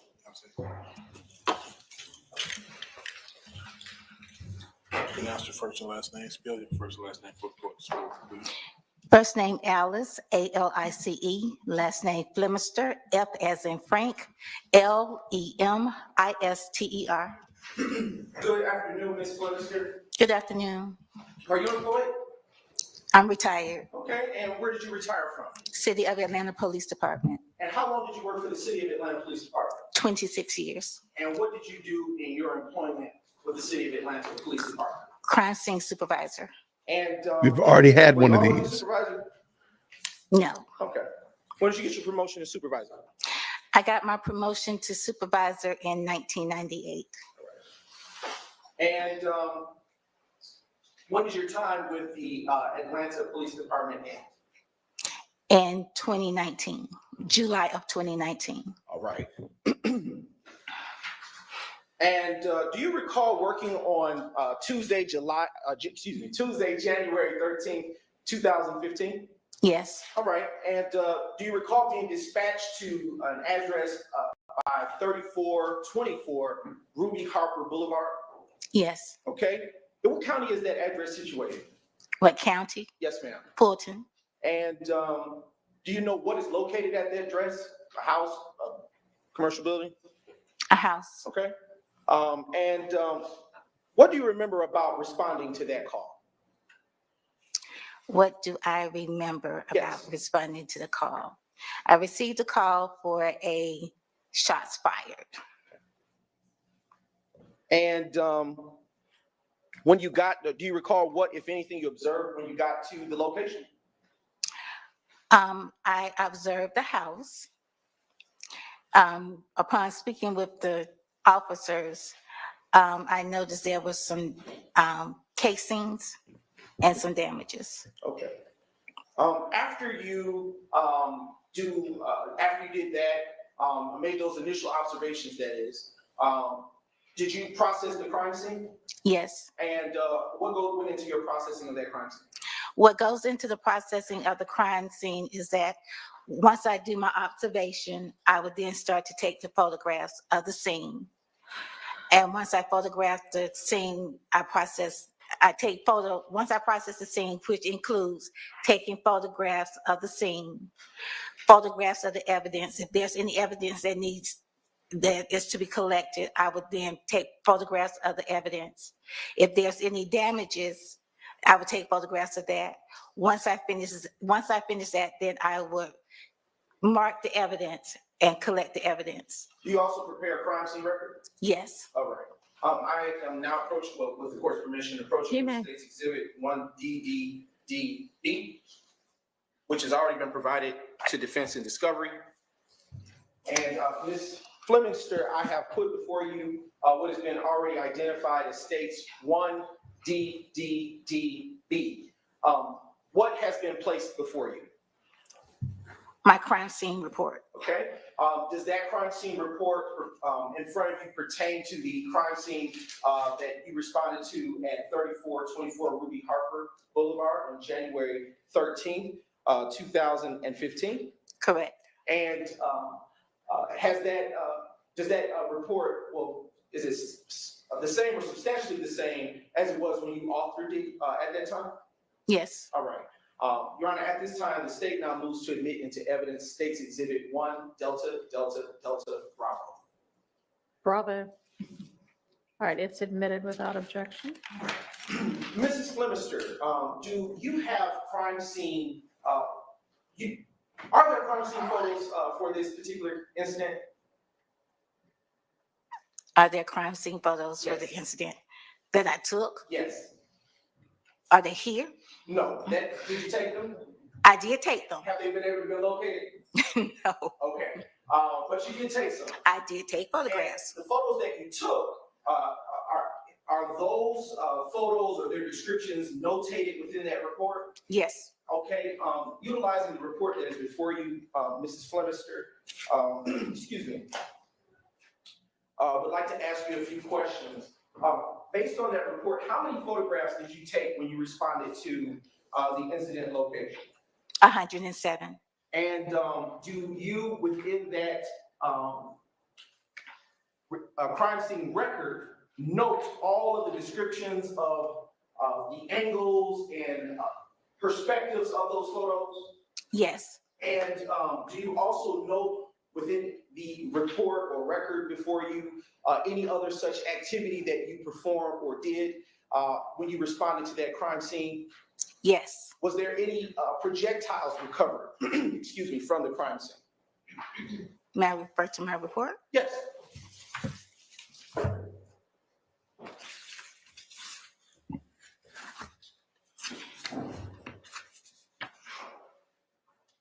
One projectile. Okay.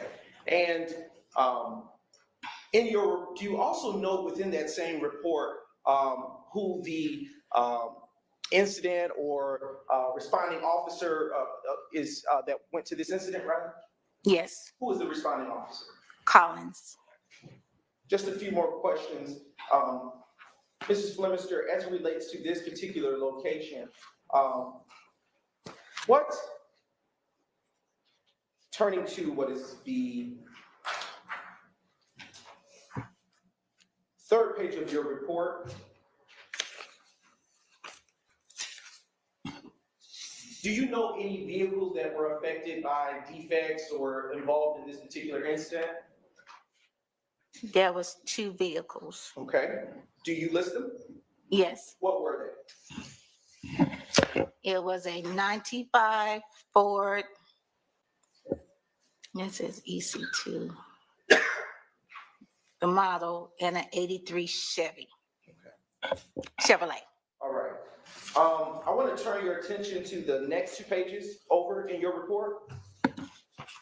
And I want to note and direct your attention to what would be, I guess, item number 29.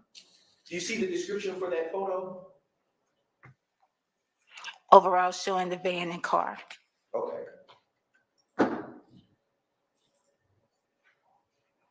I also would like to direct your attention just a page back, well, to the actually to the second page of your crime scene record. And on that page, do you list a name of any person related to this particular incident as a victim or homeowner? Yes. What is the name that is listed there? Thaddeus Bush. And how do you spell Bush? B as in boy, U as in umbrella, S as in Sam, C as in Charlie, H as in hat.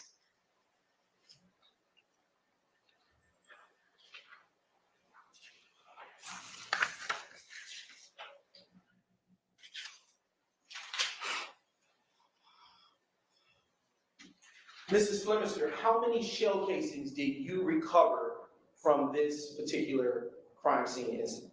How many did I recover? Yes, ma'am.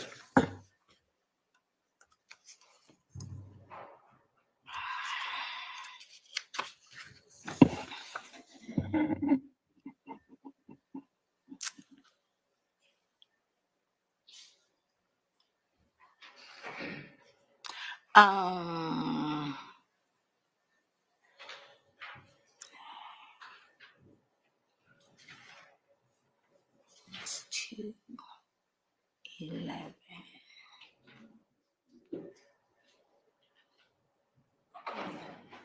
$25. And how many projectiles? 1 projectile. And after you collected these items and took them into evidence, what did you perform any kind of testing on? Once I collected the evidence, the testing that I did on the casing, on the evidence, was latent print processing. And with latent print processing that you conducted on these items, what was the result, if any, of that testing? There were no prints of value lifted from the items. Is it typical in your training and experience for that to be the result when it comes to shell casings or projectiles? Yes. Do you know why?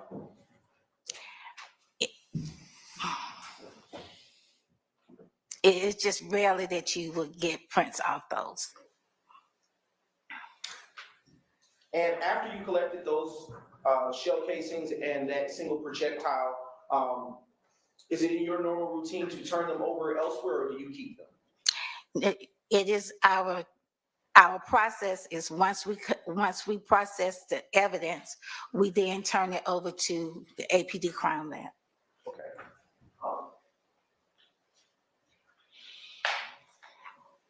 All right.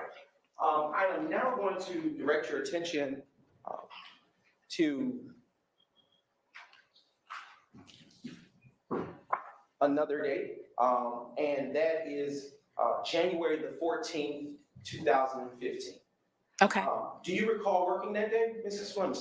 Yes. And can you tell the ladies and gentlemen of the jury what you recall about that day?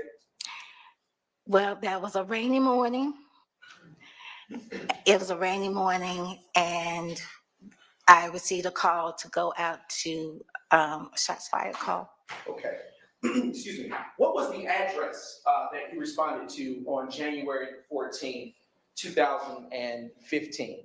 2738 Fair Lane Drive, Southeast. Okay.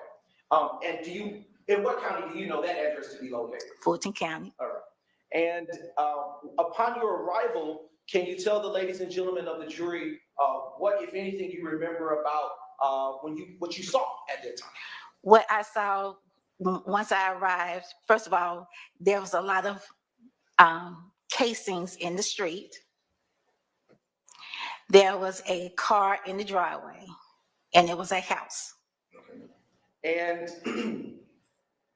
I'm now going to show you what has already been provided in discovery and is labeled as States Exhibits 1, D, D, D, F through 57, D, D, D, F. And to put those before you, and I want to ask you a question. Mrs. Flemister, have you had a chance prior to coming to court today to review those state's exhibits that have been identified just moments ago?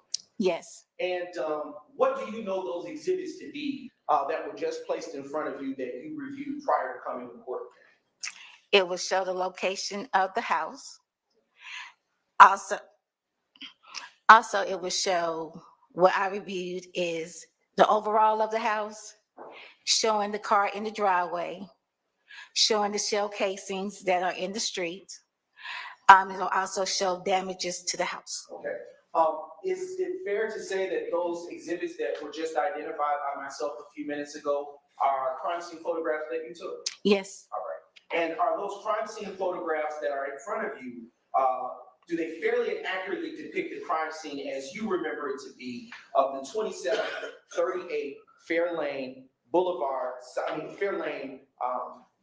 Drive Southeast address that you responded to on January 14, 2015?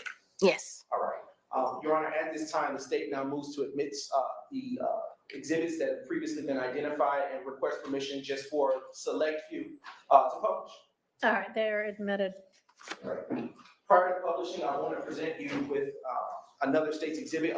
Additionally, Your Honor, which has already been provided in discovery. With your permission, I will approach. You may. All right. It is identified as State's Exhibit 58, Delta, Delta, Delta, Franco. And I want to ask you, Mrs. Flemister, have you had a chance to review that State's Exhibit prior to coming to court today? Yes. And what is that State's Exhibit? This is my crime scene report. And does it contain anything different than does it contain a little bit more or less than what is identified in your crime scene photos in terms of information? Everything is identical. Okay.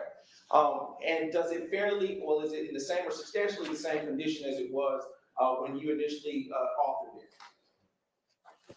Repeat. Is it in the same or substantially the same condition as it was when you authored it, when you drafted it? It's the same. Okay. And at this time, Your Honor, the state now moves to admit the final state's exhibit of 58, Delta, Delta, Delta. Frank, go. I would object as to it being cumulative of this witness's oral testimony. Sustained. Right.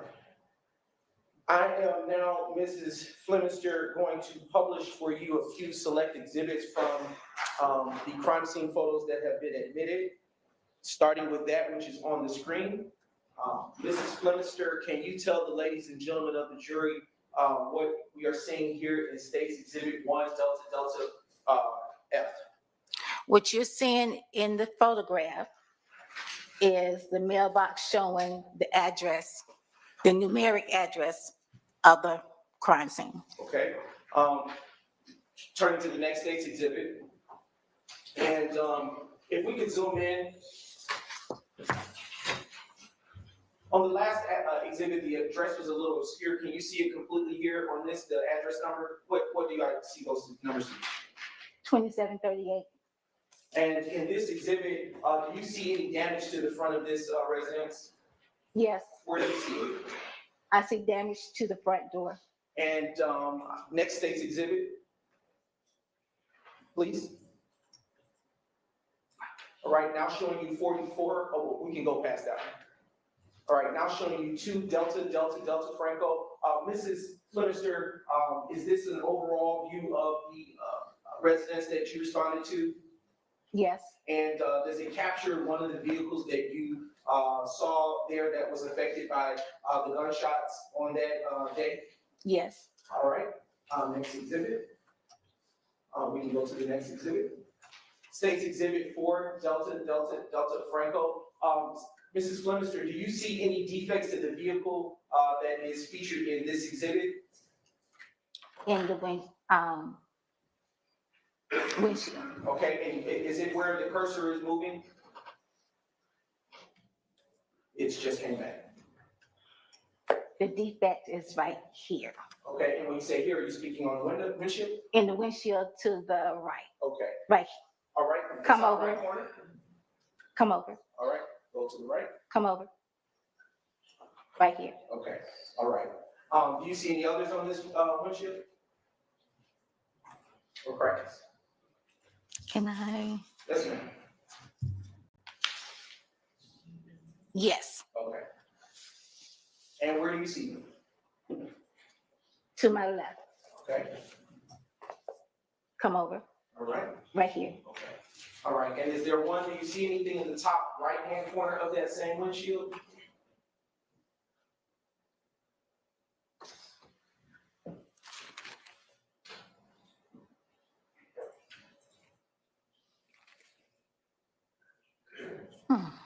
It is. Okay, no problem. Yes. Okay, next state's exhibit, please. Showing you states 5 Delta Franco. Do you see any, is that a defect or is that something else on that windshield? That is basically a close-up Okay. of the defects in the windshield. All right. Is it fair to say that there are several other such defects to this vehicle that you would have captured with your crime scene photos on that day? Yes. Okay. Now turning your attention to the next state's exhibit. Next one. One more. All right. Are there other defects to this vehicle that you observed? Yes. And where do you see them, Mrs. Flint? The defects is on the driver's side. No, I'm sorry. Passenger side front. Okay. Passenger side front fender. And then there's defects on the passenger side right door. There's a defect in the window. And then there's a defect in the right rear. Okay. Next state's exhibit, please. And is this just more of the same that you would have noted in the report related to this vehicle? Correct. Next exhibit, please. All right. Can you read off the license plate number associated with that vehicle? The license plate number is C as in cat, A as in apple, Y2834. And for the record, that is state's exhibit 1-4-DDDF. Next state's exhibit, please. All right, next one. Next one. All right. Is this, what is this a photograph of, Mrs. Spencer? It's showing a shell casing on the ground. Would you have captured all of the shell casings that you noted, that you observed rather, in similar fashion with other photographs of this type? Yes. And for the record, this is state's exhibit 20-DDDF. Next state's exhibit, please. All right. Is it in your course of work when you were employed, did you normally put down placards? Yes. Is this such a representation of what you did on the date of the incident that you responded to? Yes. Okay. Next exhibit, please. And next exhibit. When it came to the home, did you find several defects to the home? Yes. And did you find defects inside the home? Yes. And in state's exhibit 45-DDDF, are we looking at a defect in the window panel or awning next to it? Yes. All right. Next state's exhibit. All right, next exhibit. Next exhibit. Next exhibit. Is it fair to say that there were several defects in the outside exterior portions of the home? Correct. All right. Now showing you state's exhibit 49-DDDF. Oh, is this what are we looking at here? What portion of the home is this, Mrs. Spencer? This is an overall of the living room. All right, next exhibit. All right, and is this another such defect that you found only inside of the home in this exhibit? This is a defect in the picture frame. All right. And that is State's Exhibit 50DDDF. Next State's Exhibit, please. State's Exhibit 56DDDF is showing, do you see any defects in this portion of the home? And if we can zoom in on the furthest left panel of that door.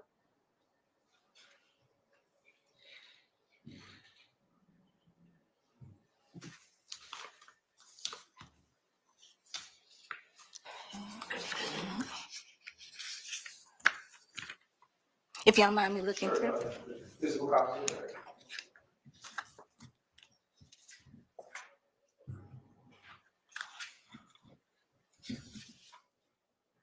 see.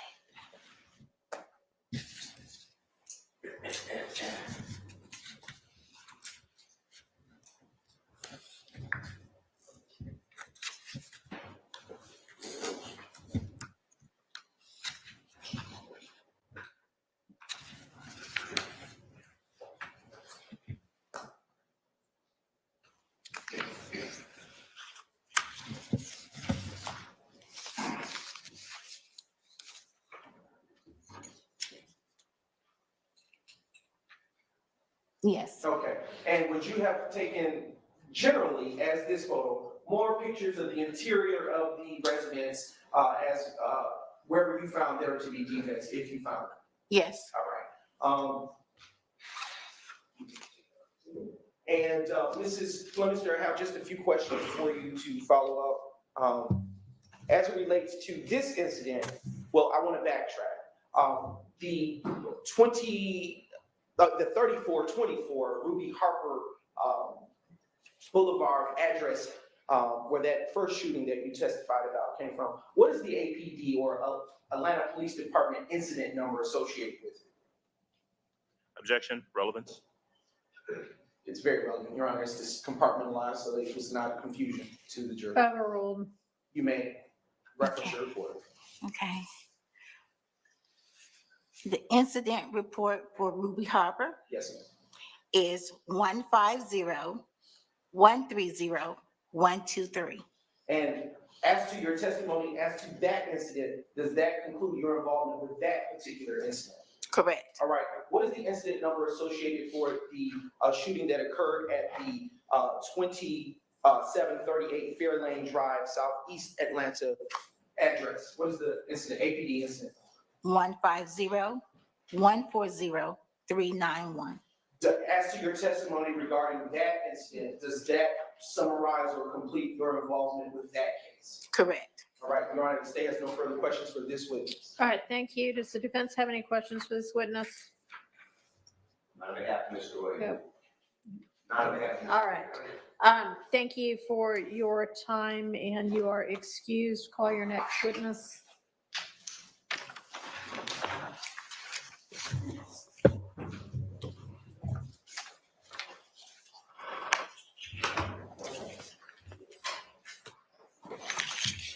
Thank you. Thank you.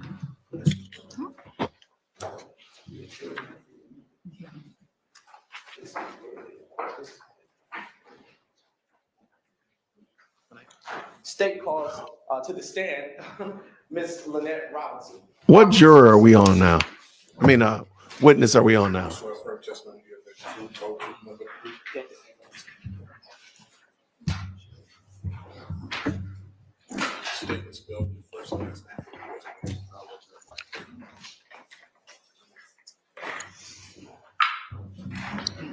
Good afternoon, Ms. Robertson. Good afternoon. Yes. Have you been here before? Yes. All right. And we're here to talk to you about an incident. Well, let me ask you this. Did you work on January 11, 2015? It's possible, yes. Okay. And do you recall being called out to an address of 88 Venera Avenue, Southeast Atlanta, Georgia? It's possible. Okay. I'm going to approach you. Just a brief indulgence, Your Honor. Was she a Exhibits. police officer or something?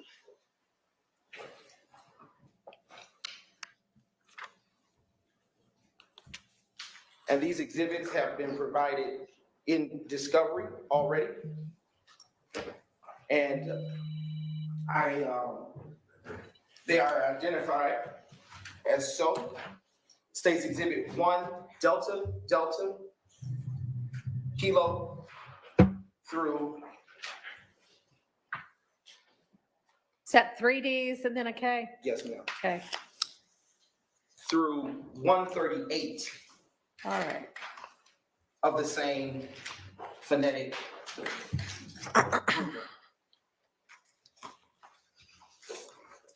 All right. I'm gonna start with those first and then transition to the second set. With respect to those that have been put before you just now, can you tell the ladies and gentlemen of the jury if you've had a chance to review those state's exhibits prior to coming into court today? Yes, I just reviewed them. Yes. And in reviewing them, are those exhibits that you recognize as your own work? Yes, Okay. And are those exhibits that have been identified just a few moments ago, do they fairly and accurately depict the crime scene of 88 Venera Avenue as it was when you responded to it on January 11, 2015?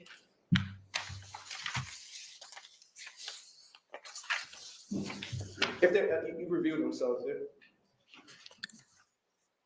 let's see, 88. I guess 88 is the address that you're referring to, yes. but I don't see the, Oh, I see. okay. I can direct your attention to State's Exhibit 2, DDDK. Is that what you're referencing or looking? Yes. Okay. And do those State's exhibits that you just flipped through briefly and that have been identified fairly and accurately depict the crime scene as it was when you responded to it on that day? Yes. All right. Your Honor, the state now moves to admit those exhibits into evidence. All right, those are admitted. Yes, ma'am. I am now going to show you a second set, continuing in that same phonetic grouping, Your Honor. They are 140 DDDK through 247 DDDK. And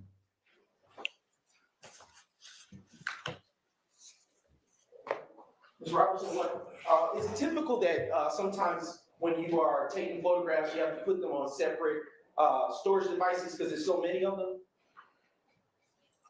Yes. Okay. And is it fair to say that this is a second set of the same that were on a separate storage device? Yes. Okay. And do those pictures fairly and accurately depict the crime scene of 88 Venera Avenue as it was when you responded? Yes. Your Honor, the state now moves to admit the exhibits that have been just identified in evidence and request permission to publish a select few of those as well. All right, admitted, and you may. Thank you, Your Honor.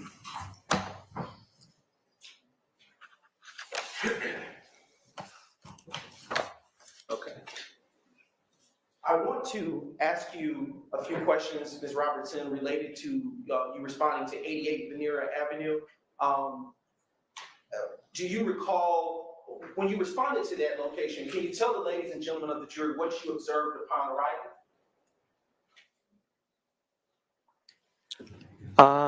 When I responded to 88 Venera, from what I can see through my pictures, I saw a residence that was basically shot up, And defects and projectiles and damages throughout the residence. okay.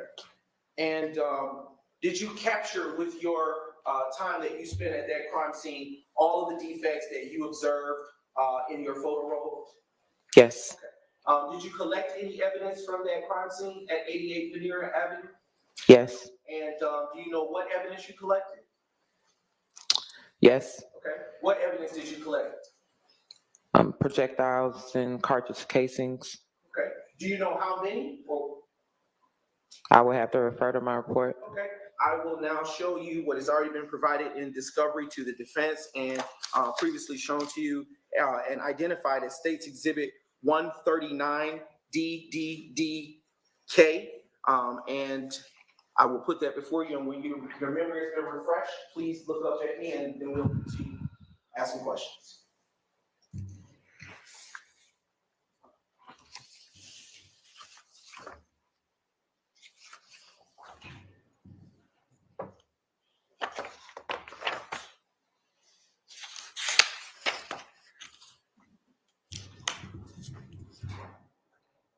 Okay. How many did you collect?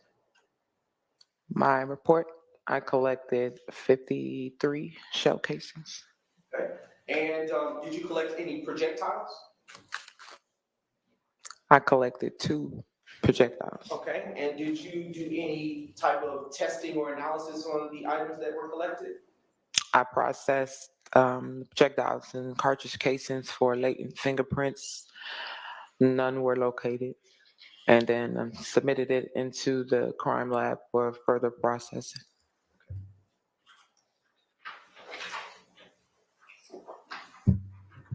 Showing you briefly just a few select exhibits that have just been admitted from the phonetic grouping that was identified previously as 1 DDDK through 247 DDDK, starting with State's Exhibit 1 DDDK.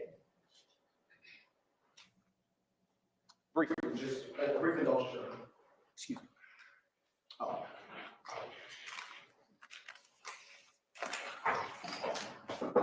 Technology is. Okay.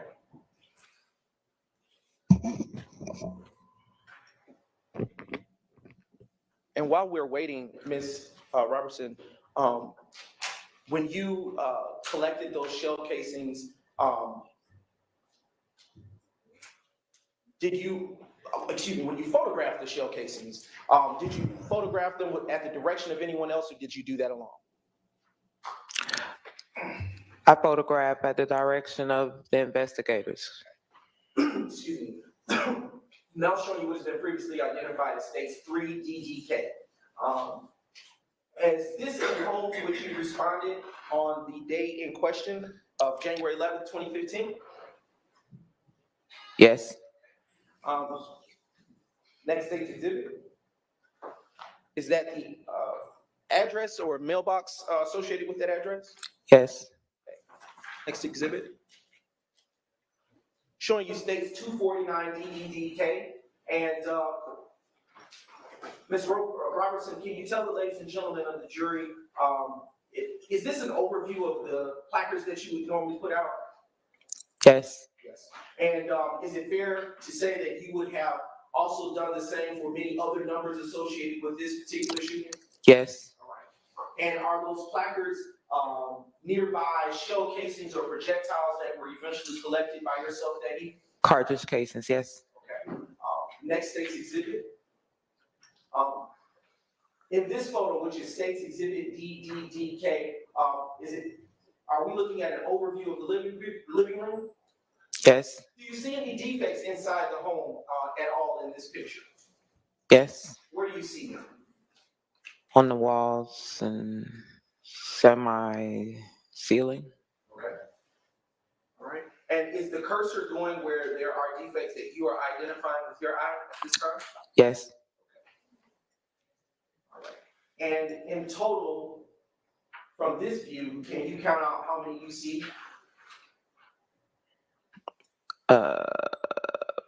To my naked eye, 1, 2, 3, 4. Okay. Next State's exhibit, please. Showing you State's Exhibit 8. We're going to go to the next one, please. All right. Here, do you see also any such defects into the home? Yes. And where do you see those in this exhibit, which is 9DDDK? The wall and the couch. Next State's exhibit, please. Next. Next one. All right. Next one. And one more. All right. In this view, are we now in the bedroom of one of the rooms in the home? Yes, And what is this hole or defect in the wall? defect. Okay. And that is in state 17 DDK. Would there have been others like this photograph pertinent to this room in your photo roll? It's possible pertinent to this room, but it's in several rooms. Next state's exhibit, please. All right, next one. Next one. Another. And one more. Okay.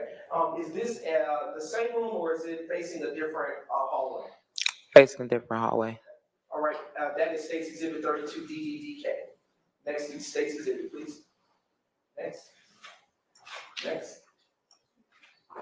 Is this another view of the living room of, different portion of the home? Yes, State's Exhibit this is the entrance. and that to finish that, that's 36 DDDK. Now showing the next State's Exhibit. Do you see any defects in 37 DDDK? Yes, Okay, where do you see it? closer to the ceiling. Next State's Exhibit. Next. It's just a brief indulgence.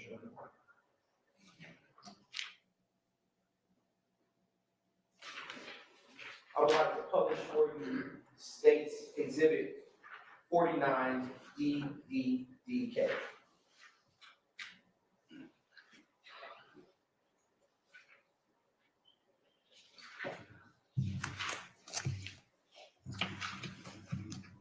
Just a brief indulgence.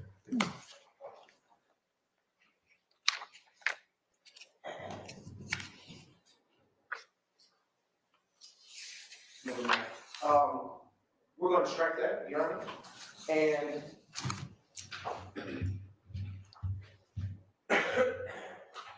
when you took photos of this particular residence, did you also within your crime scene narrative detail every single description associated with those photos associated with 88 Vineyard? Yes. Okay. Now transitioning your attention to the date of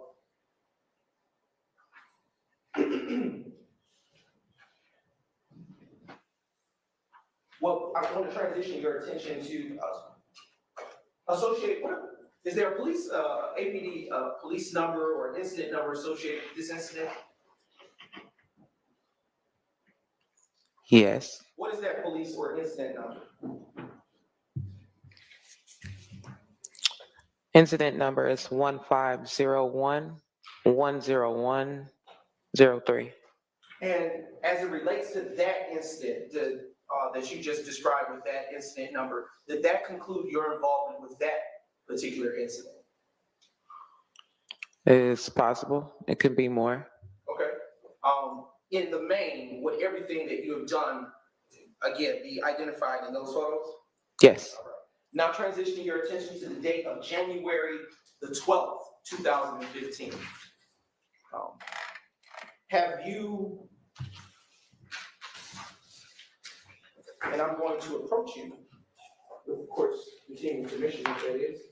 You have it. Exhibits that have been provided in discovery that are identified like so. 1 DDD Lima to 14 DDD Lima. And if I remove this.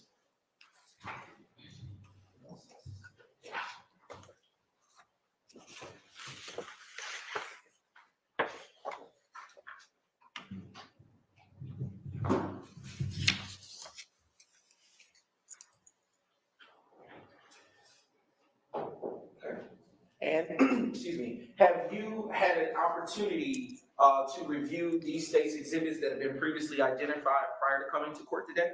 Yes. And Ms. Robertson, what do you understand or recognize these to be, if any? Crime scene. Okay. Are these crime scene photos that you took yourself? Yes. Okay. And do they appear to be in the same or substantially same condition? Oh, excuse me. Do they fairly and accurately depict the crime scene that you responded to at 193 Hendricks Avenue, Southwest Atlanta, Georgia, on January 12th, 2015. Yes. At this time, Your Honor, the state now moves to admit these state's exhibits and permission to publish just a select few. They're admitted. Thank you. All right. Now, directing your attention to the screen, and it should populate briefly.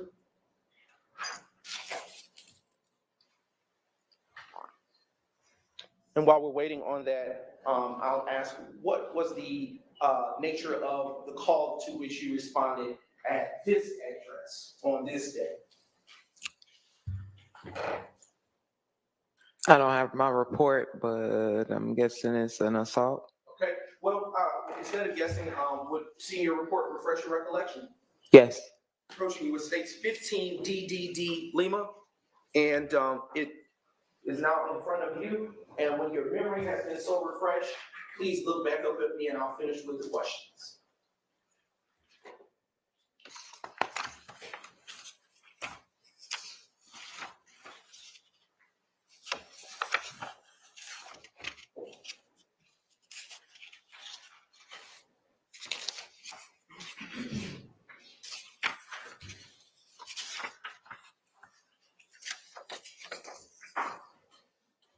Okay, so what was the nature of the call? An assault case. Okay, and do you recall who it is that was the responding officer to this incident? Officer Moss. And in what county is that address that you responded to located? Fulton County. And when you arrived to this location, did you collect any evidence?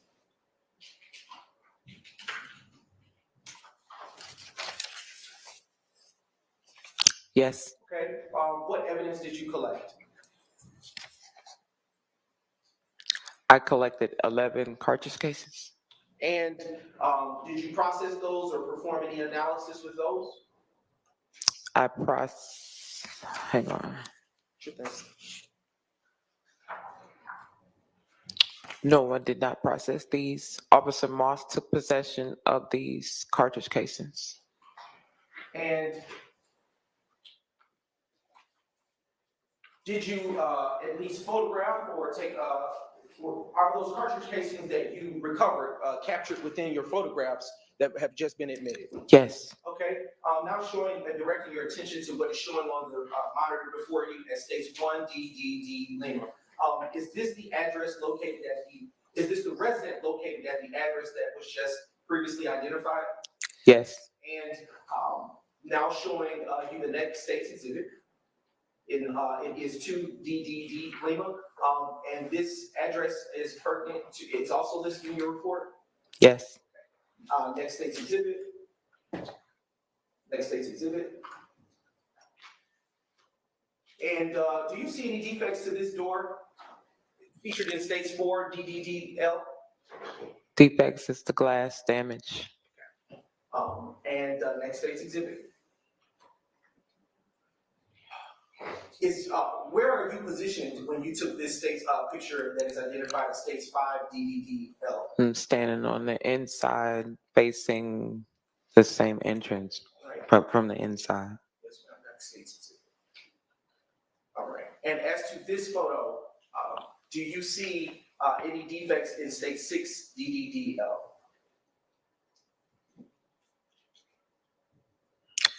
Let's see debris. Okay. Next state's exhibit. What about in this photo? Do you see any defects in 7 DDDL? I see more debris. And when you say debris, do you see what kind of debris? Glass damage. Okay. Next state's exhibit. 8 DDDL. What about here? Do you see any defect to the TV? Yes, there's a defect to the TV. And would you have, as with the other photos that we just previously discussed, would you have grouped or taken photos similar in nature to any such defects contained within the residence that you responded to at 193 Hendricks Avenue? Yes. All right. Finally, last state's exhibit, next one. State's exhibit 9 DDDL. is this one such vehicle that you observed of interest at that location? Yes, And why? it was directed at the primary officers, but also it has defects. Excuse me, next state's exhibit. And as it stands for this vehicle, as with the prior exhibits featured inside the home, would you have taken pictures of all such defects of interest to you at that time related to this car? Yes, Next state's exhibit. Next one. And why would you take state's exhibit 12 DDDL? this was the incident across the street from the house, I believe, or on the side of the home. Next state's exhibit. Does this look like what does this look like? What does this look like to you? It looks like a pathway. All right. Next state's exhibit. Here it states 14 DDDL. What is located on the screen? Do you see placards? My markers. Markers, excuse me. And why would you have placed these on the ground? To mark my evidence. Okay. And what evidence do you see featured here in states 14 DDDL? Cartridge casings. Okay. And is that contain? Would you have taken pictures of any other such cartridge casings located at the scene of the crime? Yes. Now we can take that down. Next, I want to direct your attention. Before doing so, what is the incident number associated with that particular address at 193 Hendricks Avenue? 1501-20236. And did that conclude your involvement as to that police incident number? Yes. Finally, I want to turn your attention to state's exhibits. Well, turn your attention to the date of, to the address and location of 114 Maury Avenue Southeast and 156 Maury Avenue Southeast, Atlanta, Georgia. Do you recall being dispatched to that address on February 19th, 2015? No. Okay. And just briefly.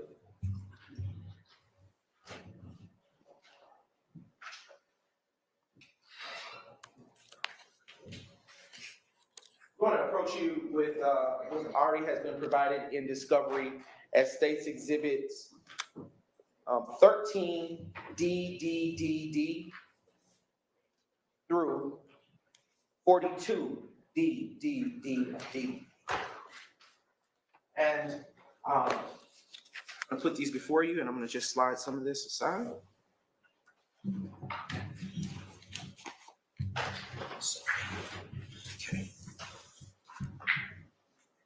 Okay.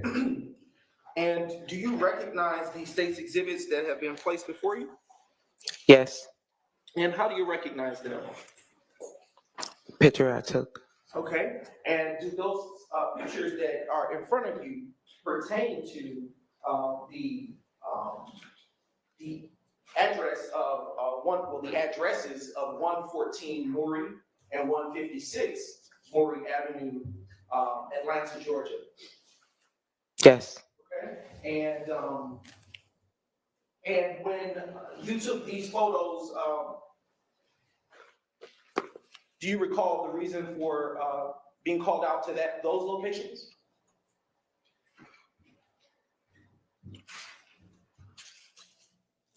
An assault case. Okay. And do you know who the lead investigator was associated with this? No.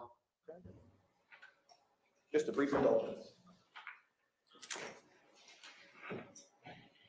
I'm going to approach you just for looking at your report associated with this matter.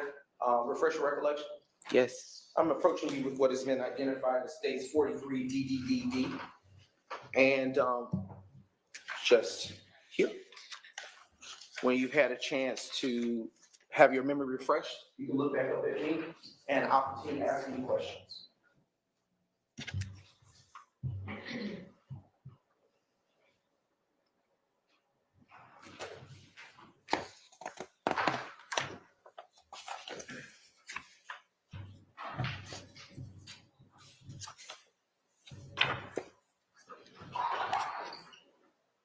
All right. It would just be this front. Okay. Yes. Because I see. Yes. So, has your memory been refreshed? Yes. Okay. And with respect to the question that I asked you about who's the lead investigator, who was that? Officer Hart. Okay. And what is the nature of the call to which you were asked now that you've had your memory refreshed? An assault case. Okay. And what did you do when you arrived to these locations to respond? Process the scene, which take photographs, collect evidence. Were there projectiles that you recovered? Hang on. Sure.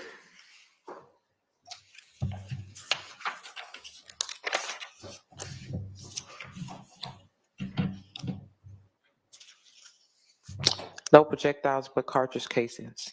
Okay. And how many cartridge casings did you recover? 11. Okay. What else, if anything, did you recover from this particular, well, these crime scenes?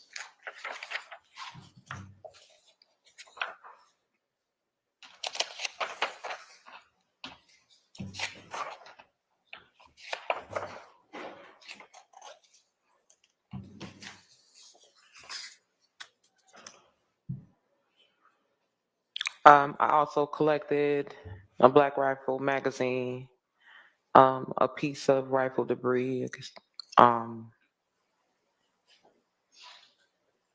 yep, and then 11 cartridge casings. And did you perform any analysis associated with those cartridge casings? I processed the shell casings for latent fingerprints, and no one found. Okay. And just a few more questions before publishing with you.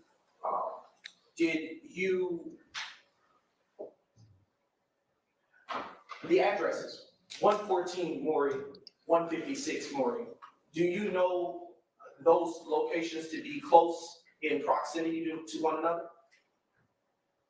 Yes, they were. Okay. And why might you have taken or relocated to two different addresses within that area or street? Objection, all the objection. Sustained. You can't answer that. I'll ask you a different question. Was there evidence of value at those two different locations for you to take pictures of? Yes. Okay. And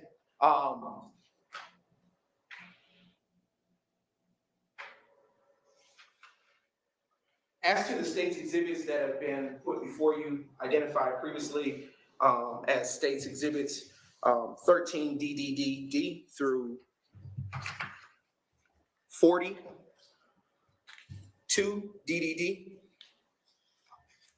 D, do they depict fairly and accurately depict the crime scenes that have been previously identified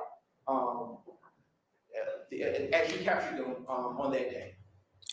Yes. And at this time, Your Honor, the state now moves to admit state's exhibits 13 DDD through 42 DDD into evidence. They're admitted. Permission to publish just a few select few, Your Honor. May. The incident number APD incident number associated with these locations or addresses, do you recall that number? 1505 03213. All right, now before you is published State's Exhibit 13 DDDD. Is that capture the address marker of the location that you started off with first? Yes. Okay, all right. Now publishing the next State's Exhibit. Is this a general or broader view of that same address location? Yes. And are these vehicles that were of interest to you during your processing of the crime scene? Yes. Okay. And this is State's Exhibit 14D, showing you now the next State's Exhibit. Before you get State's Exhibit, excuse me, 16D. Do you see evidence markers on this photograph? Yes. And these evidence markers pertinent to the 156 Maury Avenue, Southeast Atlanta address, incident location? Yes. And would you have placed as many placards or markers as pertinent to the amount of evidence that you saw on the ground? Yes. All right. Next State's Exhibit. Next State's Exhibit. Next State's Exhibit. Can we zoom out or is that? Okay, no problem. Showing you State's Exhibit 19D. Do you see any evidence in this exhibit? I see the marker. Okay. Do you see anything right at the bottom? Well, if we zoom back, you see right at the bottom of the screen at the page beneath the evidence marker? Okay. And what do you see that to be? Cartridge casing. Okay. And would you have taken and placed single shot photos of each such photo of all of your markers at that scene? Yes. All right. Next State's Exhibit. All right. At this point in the photos, and now showing you State's Exhibit 27D. Would is it fair to say this is when you relocated? Yes. And what is the address number associated with this location featured in State's 27D? 114 Maury Avenue. All right. And do you see that address featured on this photograph? Yes. Next State's Exhibit. And this is State's 28D. Do you see, is this a general view of that area near the 114 portion of the Maury Avenue portion of the street? Yes. Okay. Now showing you the next State's Exhibit. Is this a different view of that same portion of the street associated with 114 Maury Avenue? Yes. Do you see any vehicles in this photograph? Yes. And does that vehicle appear to be damaged? Yes. All right, next State's Exhibit. What can you describe the condition of the address located, the residence located at 114 Maury Avenue in State's Exhibit 30D? See some damages to the steps. Next exhibit.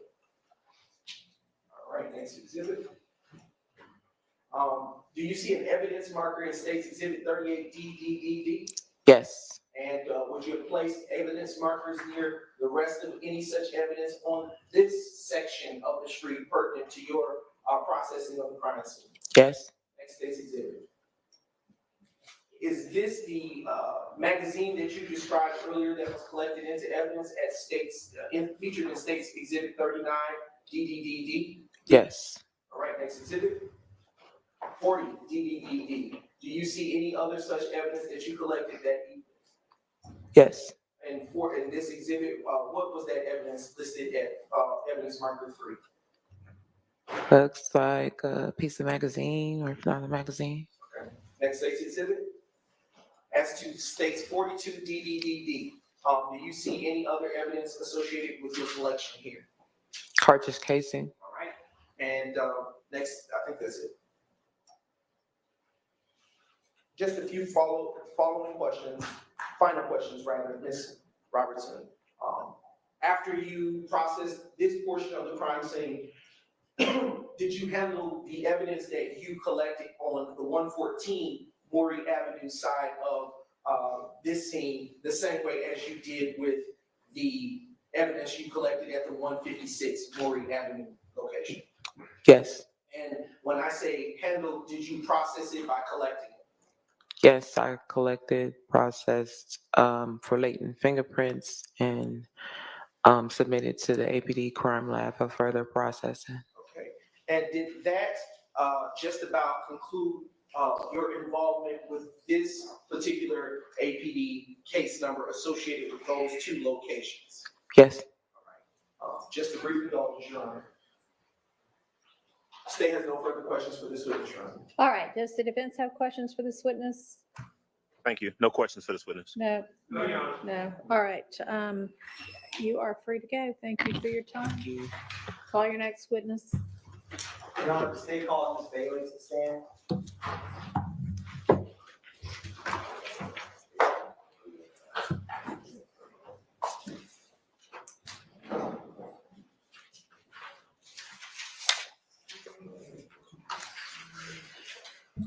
Okay, for real though, in the chat, how many witnesses have they had today? They've had more witnesses today than they probably had in a whole week with Glanville. What today's theme, I think, is also drive-bys. I can't. Oh my gosh, this is terrible.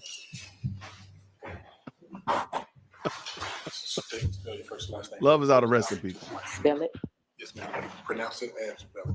First and last. Teresa Bailey, TERESA BAILEY. Good afternoon, Ms. Bailey. How are you doing, ma'am? Good. Good. Can you tell the jury where you resided back on January 19th of 2015? 807 Prior Street, Atlanta, Georgia, 30315. Now, how long had you lived at 807 Prior Street back in 2015, ma'am?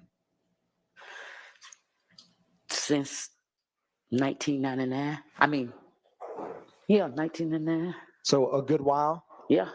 Now, what part of the city is that area called? McCannaville. Okay.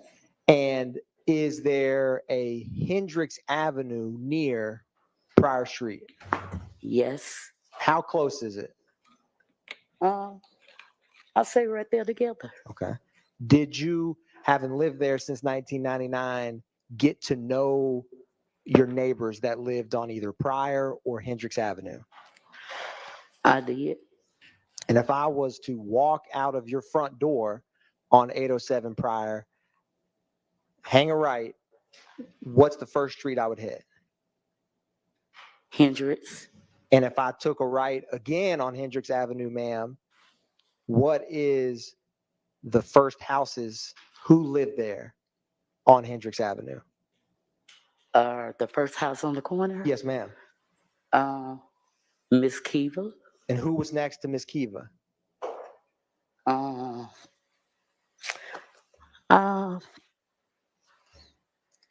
think Mr. Tommy now. Who back in 2015 lived where Mr. Tommy lives now? Oh God, I can't call their names, but they dead and gone. Who was the neighbor of that house? Third on the right. Miss Janice. And do you know if Miss Janice had any children? I only know of Kenny Boo. Okay. Now, that house where Miss Janice and Kenny Boo lived, if I were to walk out their back door, did they have a backyard in that house? Somewhat of a backyard. If I were to hop, did they have a back fence? Yes. If I were to hop that back fence, where would I be in relation to your house on 807 Prior? In my backyard. Okay. So if you wanted to come over to that house, you could just hop the fence and you would be in Miss Janice and Kenny Boo's backyard? No. Oh, if I want to hop from If my you yard. wanted to. Yes. Okay. Now, who was Miss Janice and her son's neighbor, the fourth house down, the one right next to it? Who lived there? Miss Pinky grandmother. Okay. And back in 2015, was Miss Pinky's grandmother alive or has she passed away? I think she was deceased. Okay. Now, Miss Bailey, on January 19, 2015, were you home? I think so. I believe so. Can you tell the members of the jury what happened that night? Anything significant? What happened at night? Yes, ma'am. I think I was in my bedroom. Now, is your bedroom, was it close to Prior Street or closer to Miss Janice and Kenny Boo's house? Closer to, I say Miss Janice and Kenneboo Hall, because that's my backyard. Okay.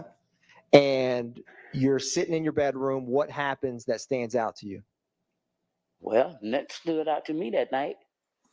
Did anything happen to your home? It did. What happened? Well, I don't know until the police came and told me that.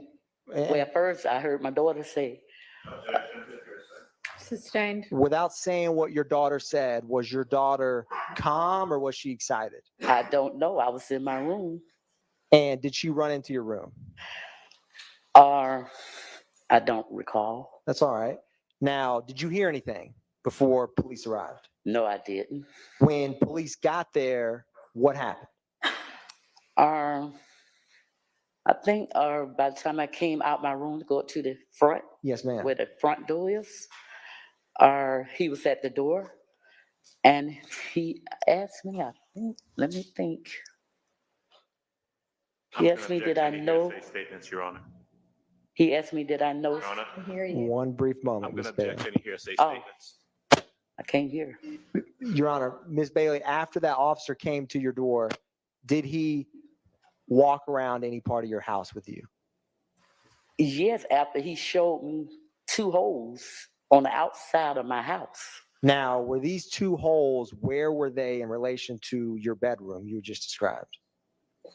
One was on the outside, on the side of my house, Yes, ma'am. where I have a ramp, a handicap ramp. So it's one by my bedroom window, and I think the other one by the bathroom. Okay. Mhm. Now, did you or any law enforcement ever come inside your house? Yes, the law enforcement asked me, was it okay for him to come in my home to my bedroom? And did you let them come in? I did. Now, when you got to your bedroom, were you with them while they were walking through your home? Yes. Now, did y'all ever get to your bedroom? Yes. What did you see in your bedroom once you got there? I didn't see anything. The officer seen it and Objection, pointed Your out to Honor. me. Objection. Sustained. So, Miss Bailey, did you ever have to fix anything in your bedroom after that night? Well, yes, I did. What did you have to fix? The bullet holes. Where were they? Where the officer showed me in my room by the window. And irregardless of the officer, did you stay in that bedroom after that night? I can't recall if I did or not, but I'm pretty sure I didn't. Did anything inside your bedroom get hit with a bullet? The officer did point it out to me, and I saw that the bullet hole did come through my mattress. Did it come in through the wall or the window? The wall. Now, was anyone else home with you other than your daughter when this happened? Not that I recall.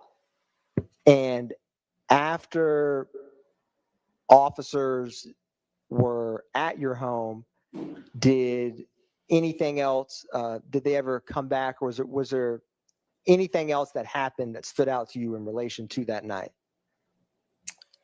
No, other than that, that was it.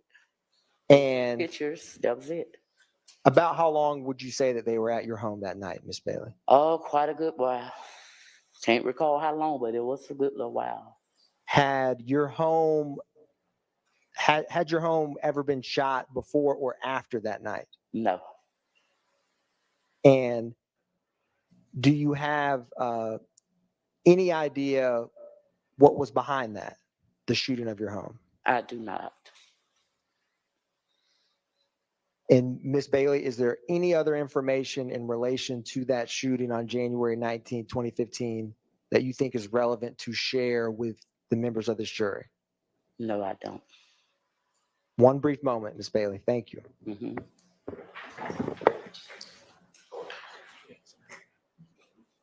Thank you, ma'am. No further questions by me. Any questions for Ms. Bailey from the No, Your Honor. defense? All right, thank you for your time. You're excused. Okay, thank you.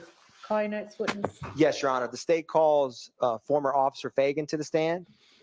Boy, if I get former officer, anybody else, I am so over former officers, current officers, future officers. I'm just over them. I'm done. All love to police officers, but my goodness, and yeah, there were no defects. They didn't say defects; they said bullet holes. Oh my goodness, I'm right there with you. Blessed in life, bless her heart. This is nothing but 403.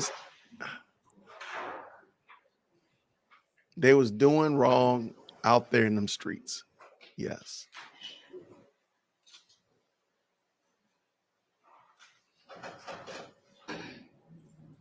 Man. This is crazy. Uh-oh, they're gonna get chastised again because they should be walking in. I think we're already at 12, but I could.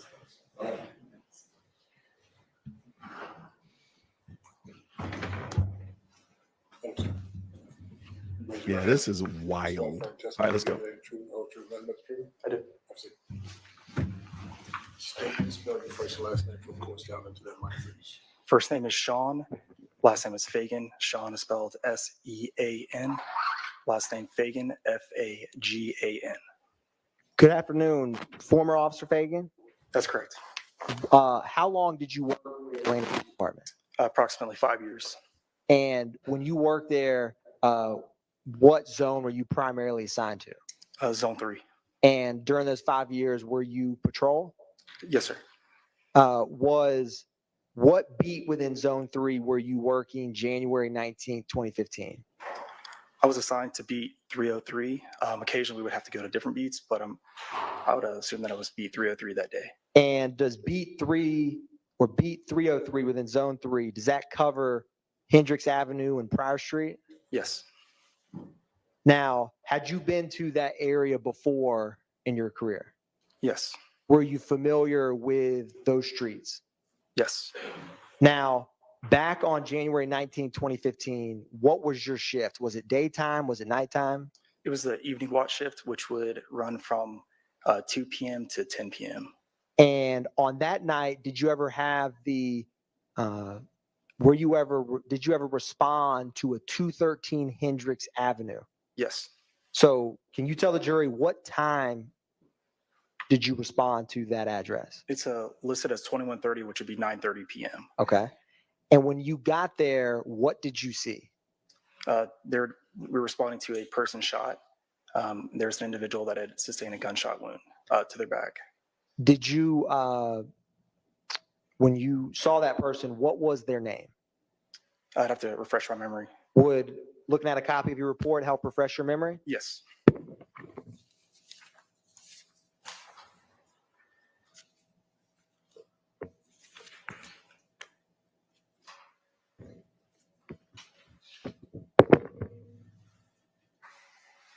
Thank you.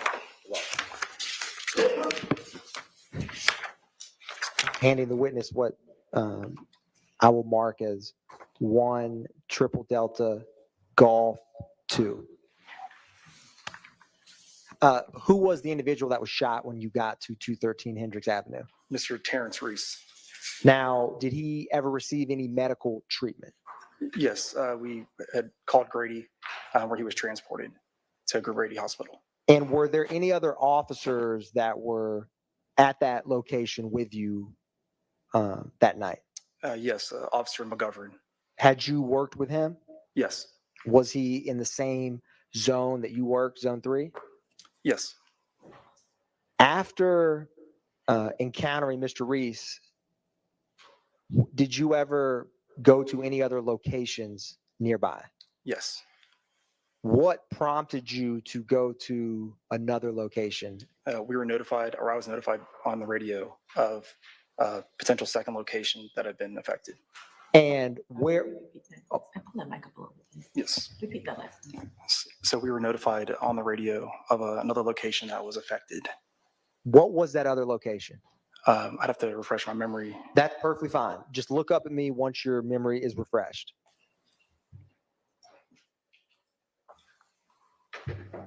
Be 807 Pryor Street. Okay. Now, I'm going to approach, and if any defense counsel, I have 1 Delta Delta Delta Golf with me.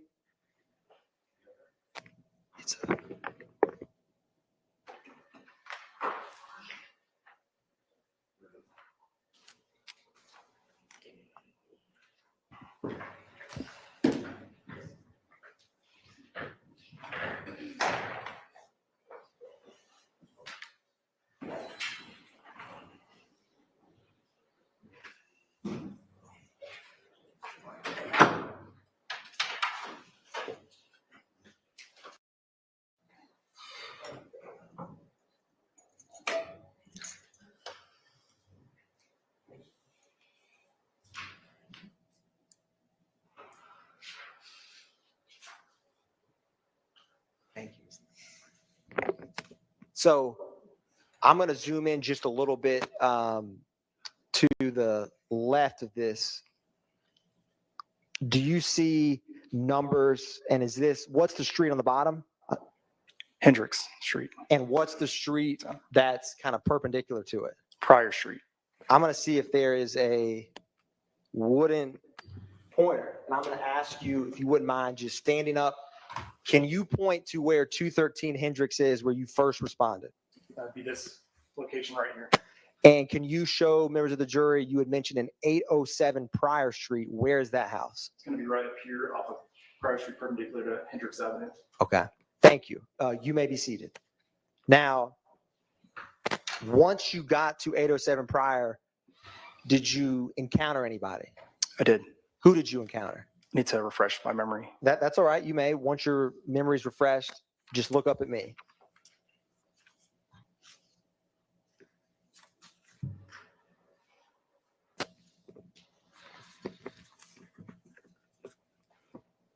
The homeowner, Teresa Bailey. And did you, without saying what she said, did you speak with her? Yes. Was there anyone else present with her? I believe her daughter was. Did you speak with her? Yes.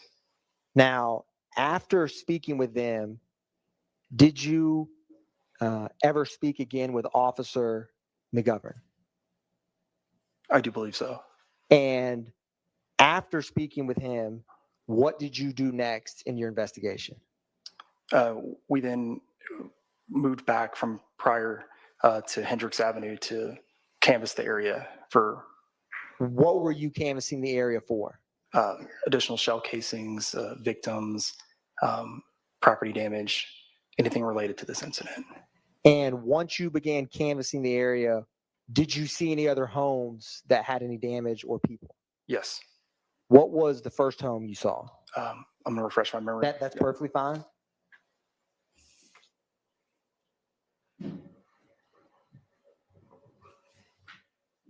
So at 213 Hendricks Street and 197 Hendricks Street, both.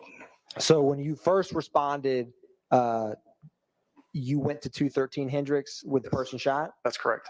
And then did you know at the time when you first went out there that that home had been struck as well? No. Now, can you point out for the jury, when you left 807 Pryor, where is 197 Hendricks? So we left this location right here. I came back, and 197 is right here. And 213 is 2 houses to the left? That's correct. Now, when you got to 197 Hendricks, what did you see? I'm going to refresh my memory for just a second. Okay.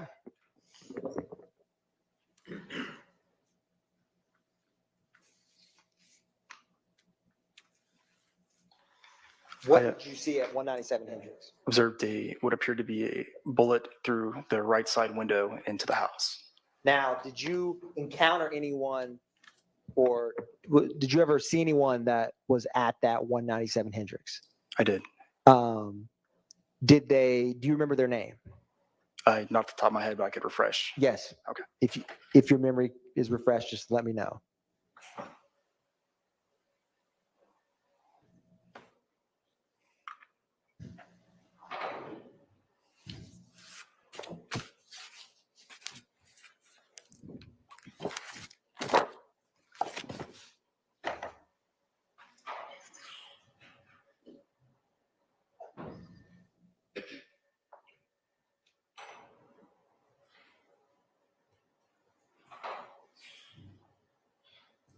Mrs. Chavez. And did she let you come inside her home? Yes. When you went inside her home, did you see any other damage or defects inside? Yes, there was a bullet through the wall, I believe, in her bedroom. Now, did she show you anything else? And by anything else, I mean any kind of document, photograph, anything else? Yes. Hearsay objection. Your Honor, Overruled.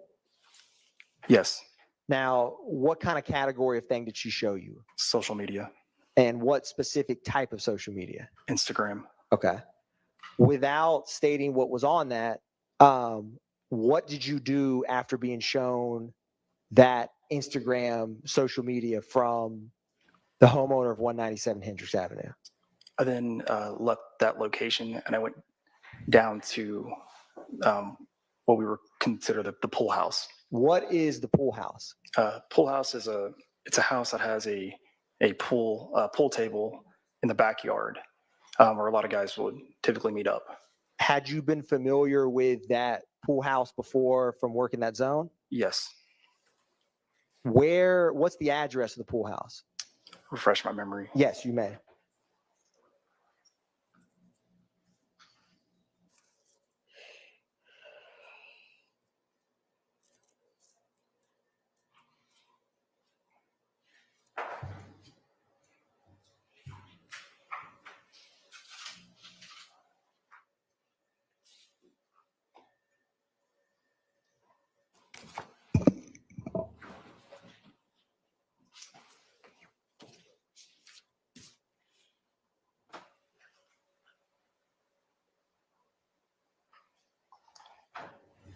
193 Hendricks Avenue. Can you point out for the jury where 193 Hendricks is on this map? It's right here. Now, had you been to any houses before on Hendricks Avenue in working zone 3? Yes.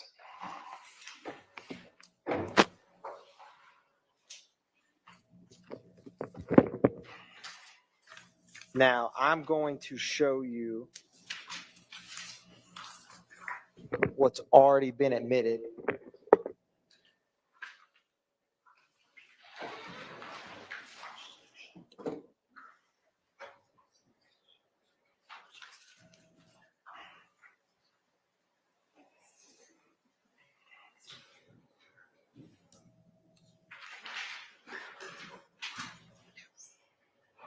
That's all right.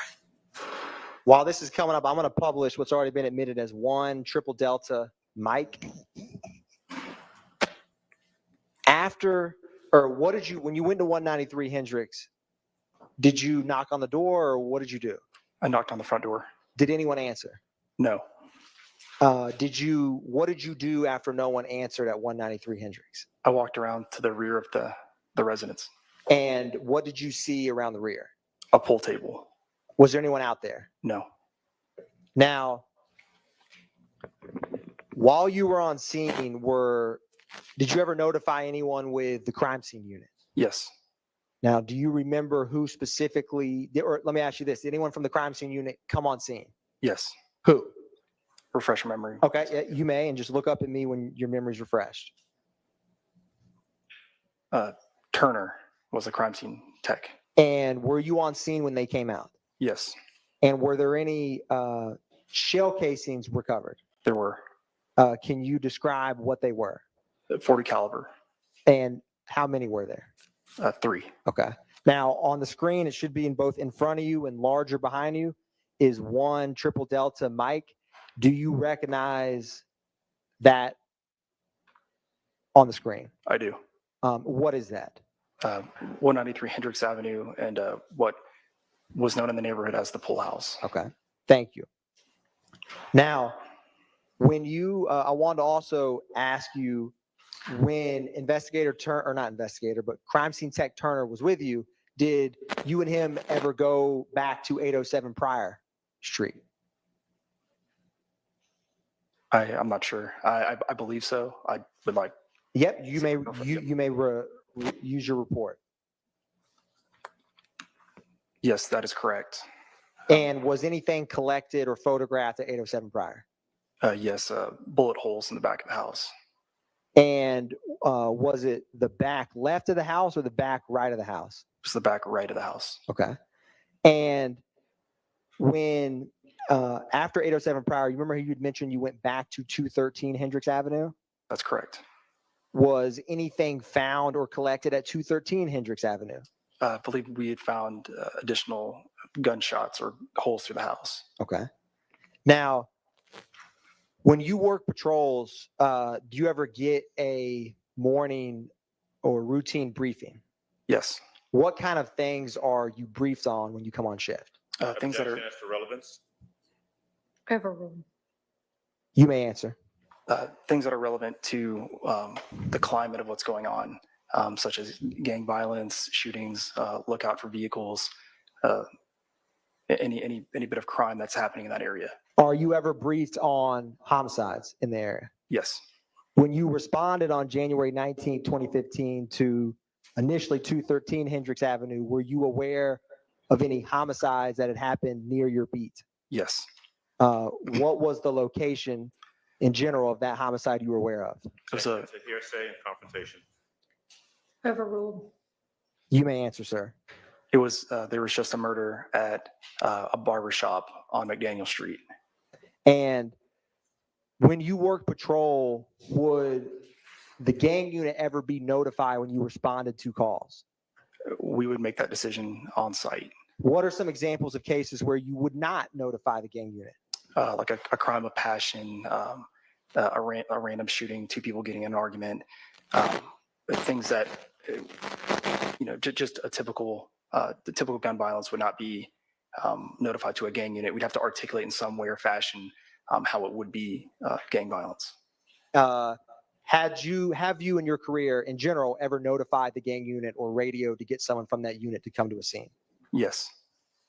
Specifically on January 19, 2015, with this 213 Hendricks Avenue, 807 Prior Street, and 197 Hendricks, was anyone from the gang unit notified? Yes. Who was notified? Investigator Price. And when you respond to scenes, other than a scene where someone is deceased on scene, is the homicide unit ever notified? Yes, they are. What are some circumstances where they would be notified without someone having been murdered when they arrived? We notify homicide if we think they're going to die, or if we believe it's relevant to an ongoing case. Was anyone from the Atlanta Police Department homicide unit notified for this January 19, 2015 case? Yes. Who specifically was notified within the Atlanta Police Department homicide unit? Investigator Thorpe. Thorpe in the building. Thorpe is into the chat. What are you doing, Ray? What are you doing? One brief on the time. Well, one thing we know for a fact, whoever did these crimes, they drive an Infinity and they frequent Club Crucial. No further questions. Thank you. Are there questions for this witness by the defense? No questions on behalf of Mr. Williams. No, okay. Hey, Thank yo. you for your time and you are excused. Jared, Y'all y'all doing all right or you need a break? Okay, let's take our afternoon break. Y'all said he looks nervous. I'm going to be honest with you. I'm going to be 100% honest with you. I would be nervous too because they be arresting witnesses up in here. I'd be nervous, man. Like, Lord, what am I going to say wrong? Look, he got his little button down and his golf pants. He's like, look, I'm going to be comfortable if they arrest me. They be arresting witnesses up in here. Like, you come in there as a witness, you leave out there as a felon. Look, next thing you know, he's going to be sitting back there in the back with the crew. I can understand why he was nervous. I ain't fronting on him.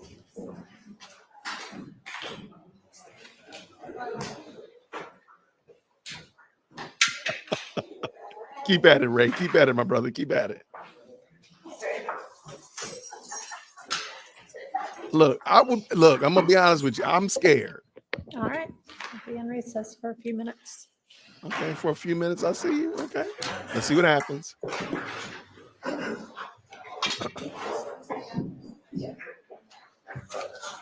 Okay, they might be for real.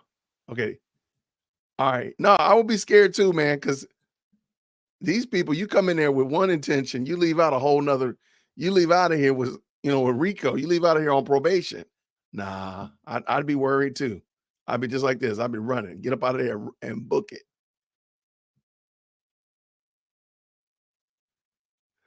Oh no, I think they've cut their testimonies down, but I don't think even they could cut it more. Let me just say it like that.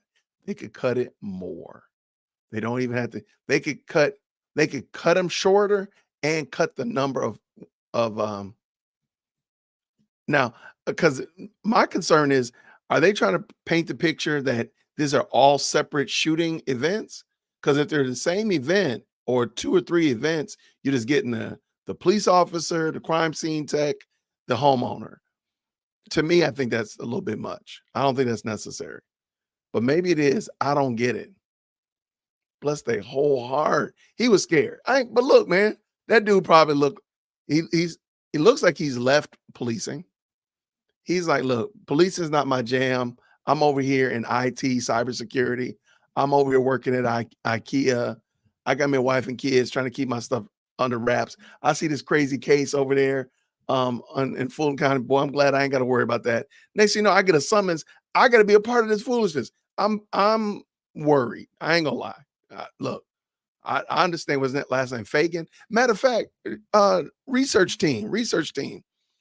Wasn't the young woman attorney that got arrested for giving like her client inside details about destroy his phone and they're about to come and arrest you?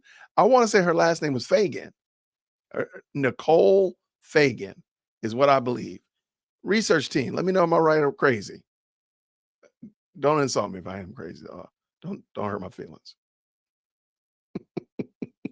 They got love pushing paperwork. Yeah, hopefully you get home safely, man. But I'm telling you, you come down to Fulton County, things change, bro. Things go different. Chance of being arrested slim. Yo, that's fair. That's fair. But he don't know. Like today could be his day. He could do something wrong. Next thing you know, he in there for, and they've seen witnesses in there for 3 days. All this kind of craziness. Like, man, look, all I'm trying to do is just speak my truth, tell what I saw, and get up out of here. He like on there sweating. Look, he probably calling his wife like, babe, I'm on my way home. I made it.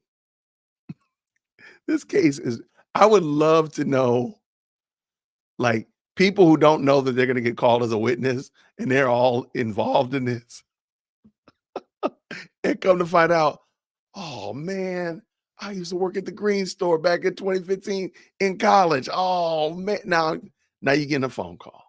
That would be the worst, man. Oh man, I was doing security at Club Crucial. Now I got a phone call. Oh, that would be the worst, man. Y'all are hilarious in this chat.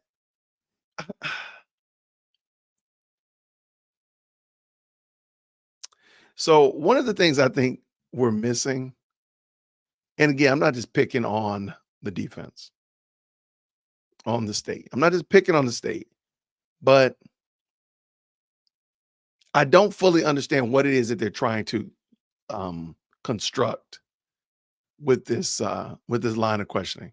Even if it was something as simple as like, hey, here's the architectural design for this backyard shed, or a 2-story Victorian, or a superstructure for a skyscraper, whatever. I just don't know what they're building. I don't know. So when you say foundation, it is not clear. And it's not your fault. Band van. It's not your fault. It's just, I'm not clear what they're trying to do. You had to give a pool, but did Young Thug give a pool? That's what we need to know. Was he a pool shark? Did he walk in there with his pool stick in a guitar case, and every time he walk in, the music would start? Did that happen? Because at this moment, I don't know what we're doing.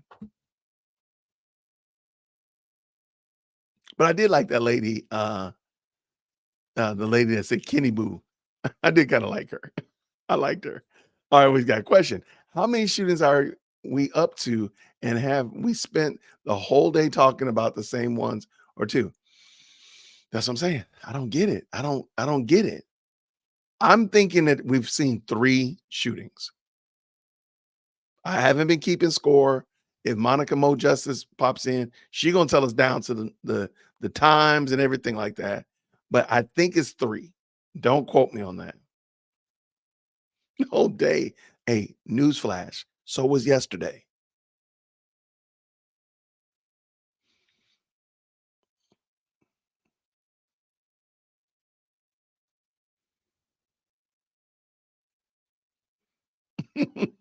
Okay, I'm just scanning through this. Oh, so Love is out threatening a witness? Man, I hope not, man. Was that her name? Fagan? Wasn't that her name? So I wonder if he's related to her. Maybe that's what he's wondering. Like, look, my cousin was a lawyer in here. Now she went to jail. Like, I'll go to jail. I don't think it's that bad. DWC pool tournament. That would be kind of wild. I don't know how to play pool like that. So I would now I can play some mean air hockey. You get us some air hockey. Now we can make things happen. I'm pretty nice with air hockey.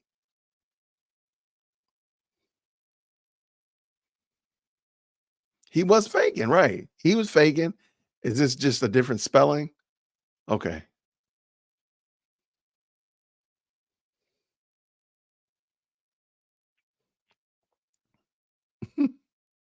All right, lots of good commentary in here. Every day, Miss Streets, I'm starting to come to the conclusion that this is just all this is. This very simple statement. Thug didn't do anything wrong. He just had money. I really hate it, but I really think that's every day is more and more starting to look like the sin, the crime that Thug is guilty of is that he had money. We've come too far. This time to work it out.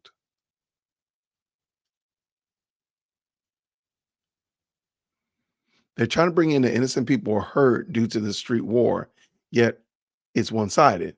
Right. And I think even when Judge Whitaker was asking, she was kind of tap dancing around that. Like, if this was a war, then that means there was 2 sides or multiple sides, or there's another group of people. Where are they? That's kind of what I was getting, but I don't think she went there. But that's what I was thinking. Like, she was trying to get closer to that. Now, the people want to know, where is Unc? I don't know, man. Air hockey, yes, sir. Go and give me that air hockey house. We gonna make it happen. In the pool house, make sure there's an air hockey table. That's all. We put some heads to bed like that. Taking some money. Unc is in the pool house. Well, there he is. That fixes and solves all the problems, all the questions. Everything's been made right. Let's do it.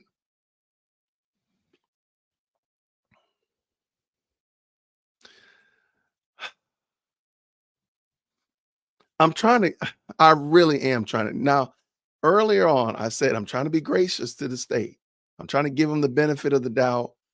I just don't think that, I'm sorry. I think a lot of what we're doing today is stalling or just trying to drag it out. But I think it's just stalling to get, I think there are some witnesses that they want to have that have been in this mix. By the way, how many did we actually have? I counted 12 in my mind. That's more than they've ever had probably in a whole week with Glanville. But I don't see what the purpose of this is. And it's unfortunate because I'm like, this is really going long. This is getting long in the tooth. Maybe that's it. Maybe Thug should have contributed to a campaign or 2. That's it. I don't know, man. I really don't. I mean, they've done such a fantastic job of getting us to root for Young Thug. I'm like, we root for Young Thug. We don't even know if he's guilty or not, but we're over here caping for him, cheering for him, like wanting the best for Young Thug. How is that the thing? Shouldn't it be that we should want justice and want the state? When we see the state being unjust and see the state behaving like thugs, we end up cheering for Young Thug. This is craziness, man.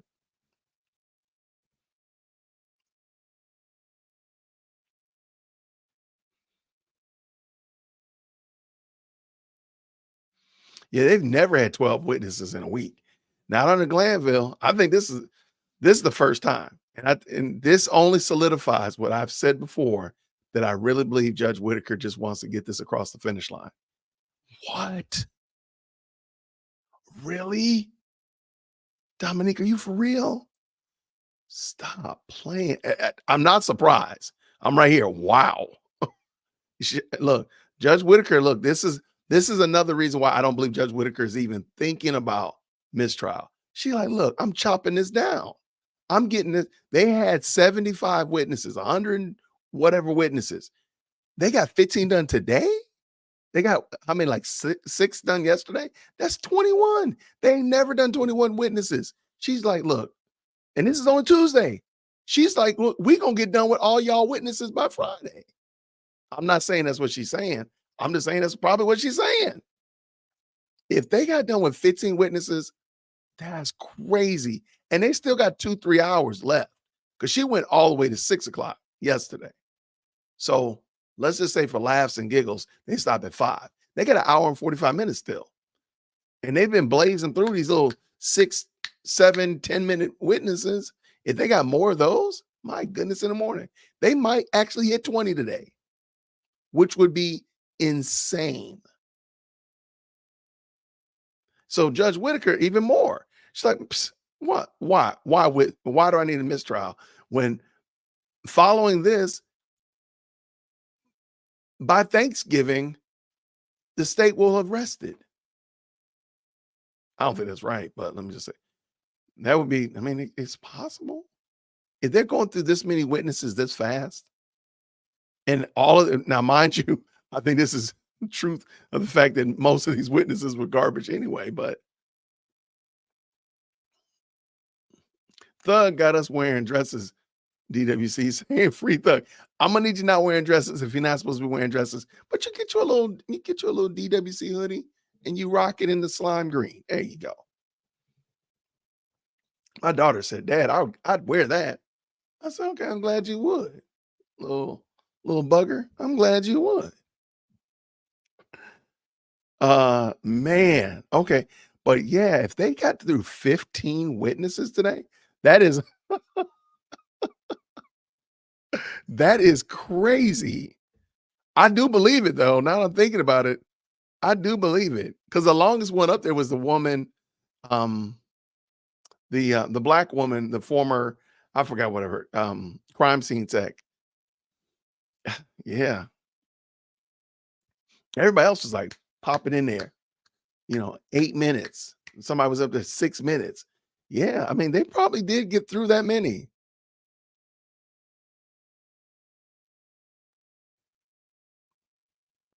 Oh, now we can definitely, hey, here we go.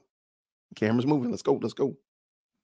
I don't know. Love leaving because it's a wrap if they lose. I think they're gonna lose for sure, but we'll see in a second. Let's see.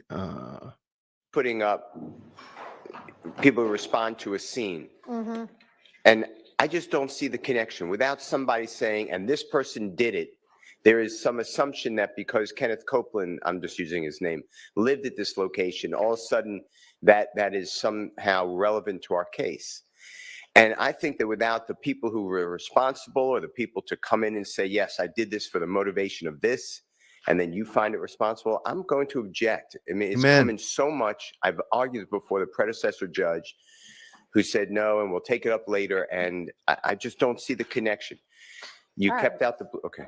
Okay, thank you. I mean, I am sure that the state would love if they could have somebody come in and say, I was responsible and here's why.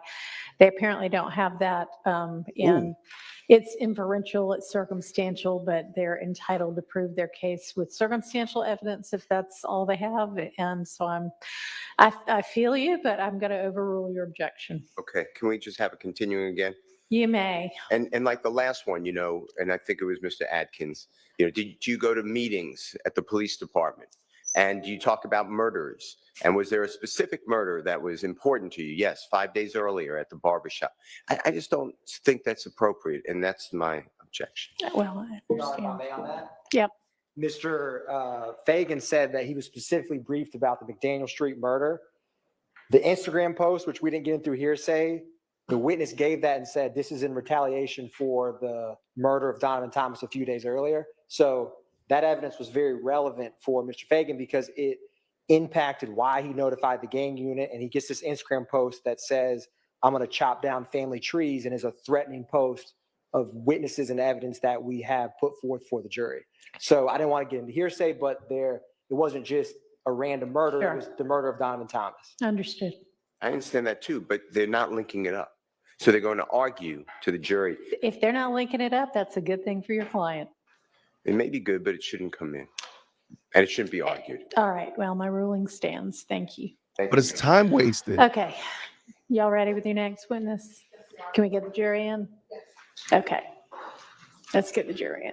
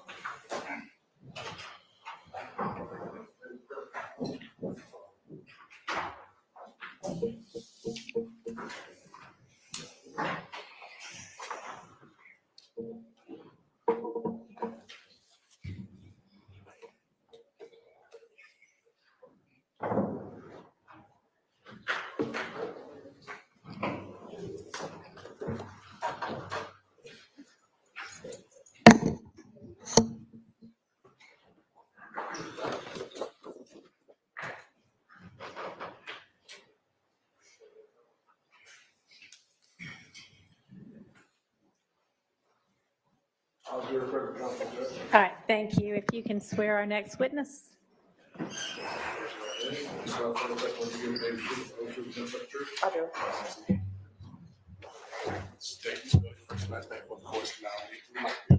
Keisha Ware, Keisha And good afternoon, Ms. Ware. How are you currently employed? I'm currently employed as a crime scene supervisor. And are you with the Atlanta Police Department? Yes, I am. And how long have you served as a crime scene supervisor? Since 2019. I want to direct your attention to January 22nd, 2015. Did you have the occasion to respond to 1007 Hill Street in Atlanta, Georgia? Yes, I responded to that location. And why did you respond to that location? And it's in reference to a shots fired call, I do believe, according to my report. And would looking at a copy of your report help refresh your memory with any questions I may ask of you today? Say that again. Would having a copy of your report help refresh your memory as to anything I may ask of you today? Yes. All right. Your Honor, may I approach? You may.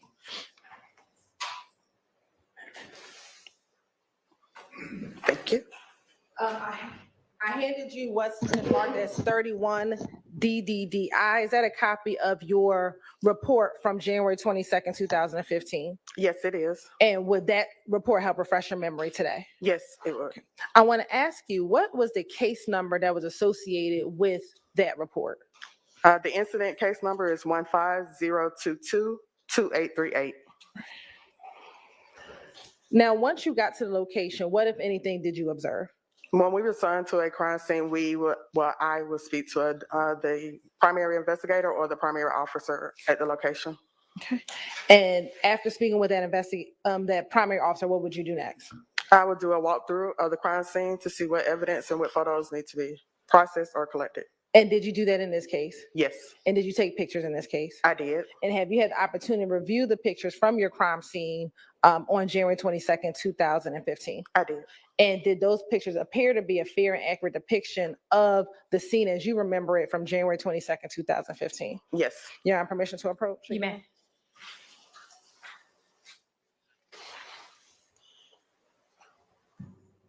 I just handed you what's been marked as 1 DDDI through 30 DDDI. Are those the pictures you looked at prior to coming into court today? They are. And again, are those fair and accurate depictions of the scene at 1007 Hill Street on 1/22/2015? Yes. Your Honor, this time the state would like to tender State's Exhibit 1 DDDI through 30 DDDI into evidence. They're admitted. Your Honor, permission to publish certain portions. You may.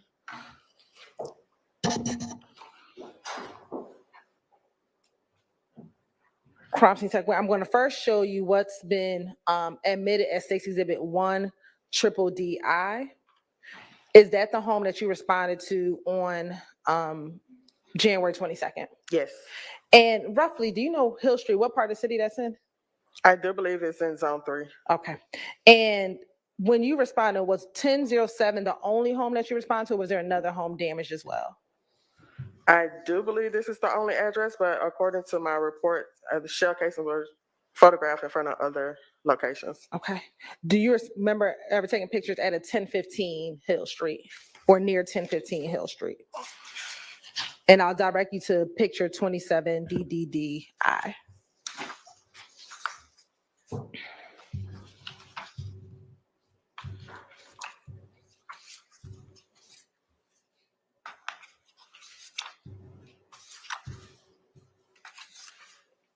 Yes. Okay. It's photographed. All right. Now going back to 1007 Hill Street, just generally, if you could tell the jurors, what, if any, type of damage did you see to that home? There were defects outside of the home and also inside of the home as a picture frame and a closet wall or walls. All right. I'm going to show you what's been admitted as State's Exhibit 4 DDDI. And I'm going to show you 5 DDDI. Were those defects that were found on the outside of the home? Yes, they are on the exterior of the home. Okay. Now looking at 6 DDDI. What is the significance of 6 DDDI? Those are the defects inside of the home. Is that consistent with what we just saw the pictures of that were outside of the home? To my knowledge, I believe so, yes. Okay. Would that be indicated by the number being the same, both outside and inside? No, the numbers are not the same outside or inside. Let me double check. Let me say 8. And what was the other numbers? Look at yes, 4. they are. They're the same numbers, 8 and 9. So if I look at 4 DDDI and then look back at 6 DDDI. They're the same numbers, marker 8 and marker 9. Okay. And why is that? What does that indicate, I should say? It shows relations from exterior to interior. Okay. And now I want to show you what's been admitted as State's Exhibit 8 DDDI. Earlier when you just said there was a defect in the painting, is that the defect that you were referencing? Yes, ma'am. Okay. Now looking at State's Exhibit 11 DDDI. And looking at this picture, do you recall where in the home this defect was? No, I do not. Okay, I'm going to go back to 10 DDDI. Does this help at all? It appears to be a pantry or a closet. Okay. Did you collect shell casings in this case? I did collect shell casings. How many shell casings? A total of 740 Simpton Western shell cases were collected. Okay. And did you take pictures of those shell casings? Yes, I did. All right. I'm going to flip through very quickly. 14 DDDI, 16 DDDI, 18 DDDI, 20 DDDI, 22 DDDI, 24 DDDI, and 26 DDDI. Were those the 7 shell casings that you recovered? Yes. All right. And where were those shell casings found? They were found outside of the home. Okay. Were they in the, do you call if they in were in the the streets? streets. All right. And I'm going to go to State's Exhibit 27 DDDI. Earlier, I asked you about 1015. Is that the mailbox for 1015 Hill Street? Yes, it is. And I'm going to show you what's been admitted as State's Exhibit 29 DDDI and 30 DDDI. What were depicted in those two pictures? It's showing defects to the exterior of the window. Say that one more time. Showing defects to the exterior of the window. And would that be the exterior windows at 1015 Hill Street? Correct. All right. After taking the picture, did you collect those shell casings? I did. Okay. And when you collected shell casings, would you have put those shell casings in individual bags? Yes, we place shell casing in individual bullet bags. Okay.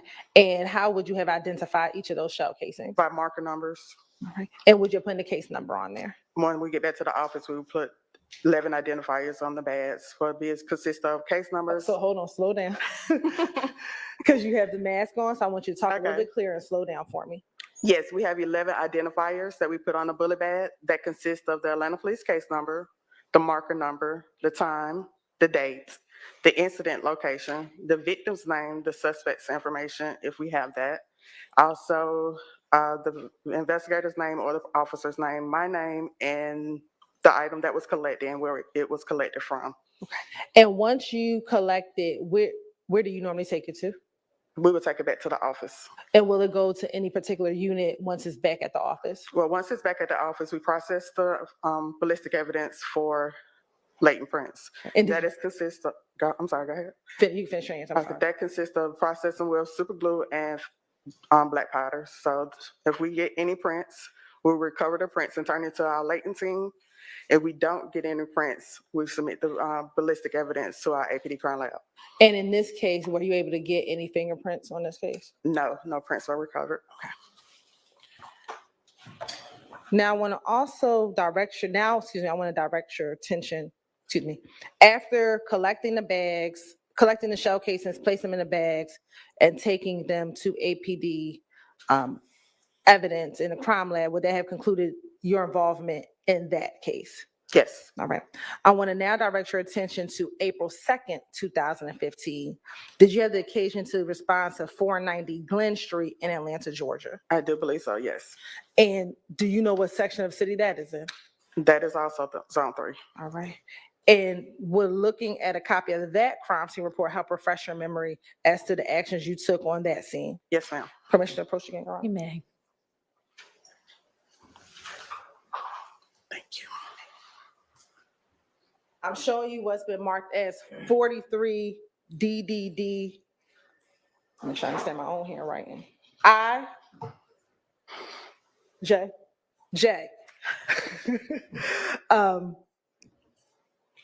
Is that your report for 490 Glen Street? Yes, it is. What is the case number associated with that case? The incident case number is 15092-2269. And why did you respond to that scene? This is in reference to an homicide. And have you had the opportunity to look at the pictures from that scene prior to coming into court today? Yes. And looking at those pictures, did that accurately reflect the scene as you remember it from April 2nd, 2015? Yes. Your Honor, can I approach again? You may.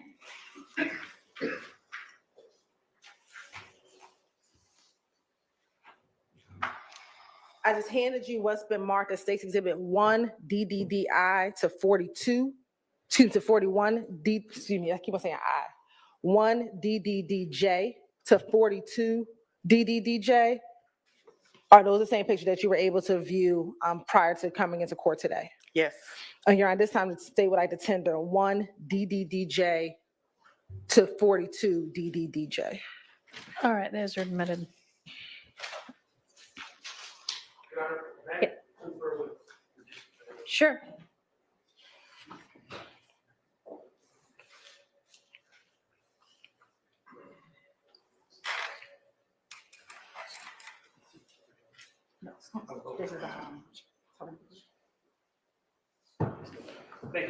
You're welcome.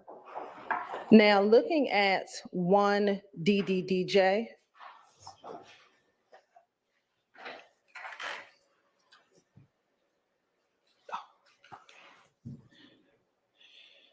let me ask you this while it's loading. On this scene, just generally tell the jurors, what were you taking pictures of while on this scene? At this scene, it was overalls of shell casings and reddish stains that was on the street. Fragment and a projectile, I do believe. And did you collect those shell cases in the same manner that we just discussed previously? Yes, I did. And would you have packaged those in the same way that we just discussed previously? Well, I didn't collect those. Those were taken into possession by Investigator Egbert, but yes, they were placed into bullet bags on the scene. Can you tell Joy why in some instances you would take it versus the investigator taking it? It just depends on the nature of the call and also the investigators. Sometimes they wanted to, well, they would take the evidence and submit it themselves. It'd get a quicker turnaround or response depending on the nature of the call. This was a homicide, so. And did you find in homicide cases that homicide investigators would normally take their evidence versus respond to an aggravated assault? Yes. Okay.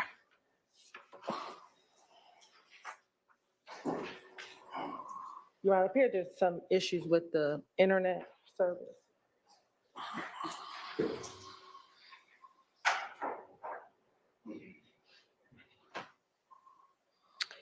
Do y'all have the hotspot or whatever it is?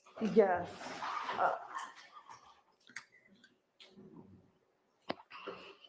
We're on the VPN, Your Honor, because we couldn't get on the full code, so we're on the public Wi-Fi.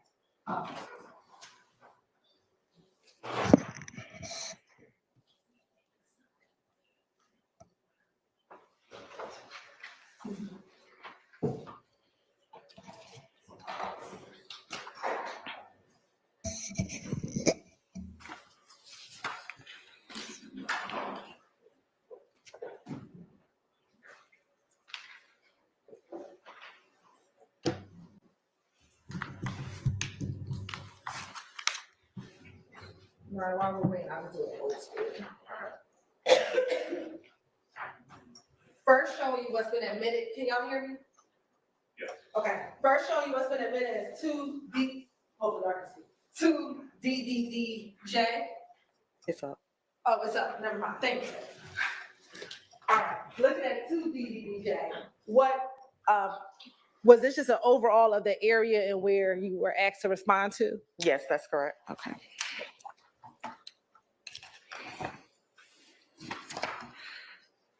And is that the same with 3 DDDJ and 5 DDDJ?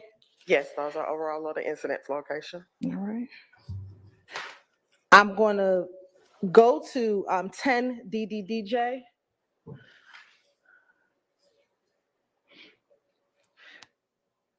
Can you see what, if any, you were focused on looking at 10 DDDJ?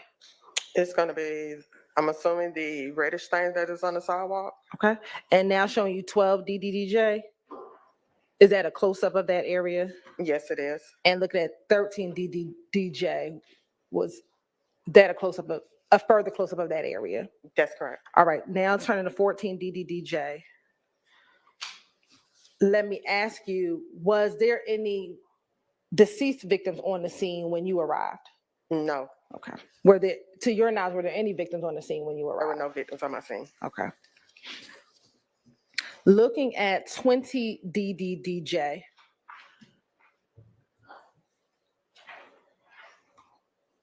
What is depicted in 20 DDDJ? That would be the evidence marked with the markers. Okay, and would those be shell casings? Yes.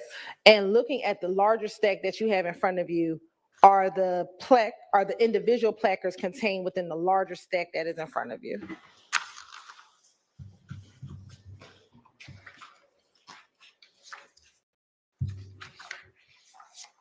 Yes. All right. Now I'm going to show you 37 DDDJ. Looking at 37 DDDJ, what were you depicting in that exhibit? That would be a shell casing. All right. And sidewalk. On the sidewalk. Was that in a different location than the picture we just saw with the grouping of shell casings? Yes, it was. Okay.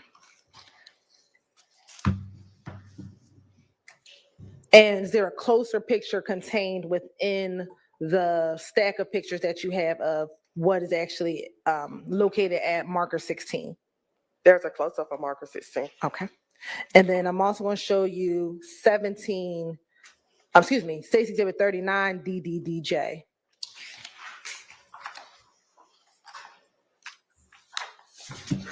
What is depicted in 39 DDDJ? It's a projectile or a fragment or another shell casing. I would have to see it up close. All right, showing you 40 DDDJ. Are you able to tell within the? It's a fragment. Okay. And where is this in relation to the grouping of shell casing that we saw a few exhibits back? I do believe it's a little bit down the street or close. I would have to see that overall. Okay. So it's right before the bridge and close to not too far from the reddish stain that was on the sidewalk. Okay. I'm going to show you, go back to 3 DDDJ quickly.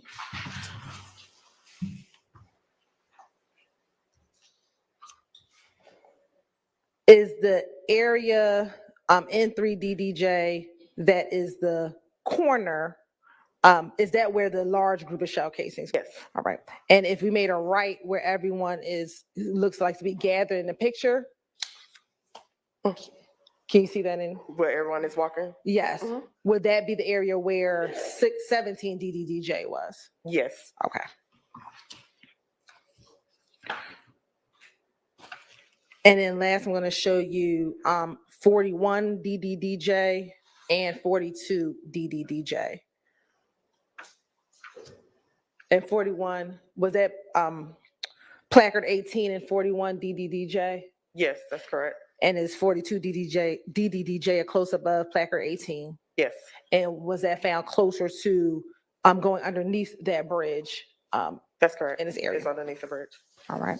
And after you took pictures and you said you did not package this evidence. I placed them into bullet bags. I just didn't take them with me, take them into my possession. They was taken by Investigator Egbert. Thank you for correcting me. Would that have concluded your involvement in this case? Yes. Court's indulgence.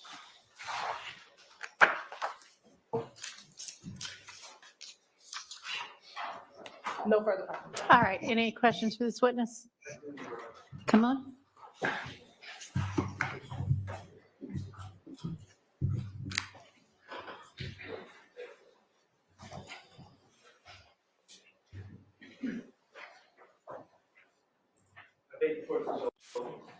Wait.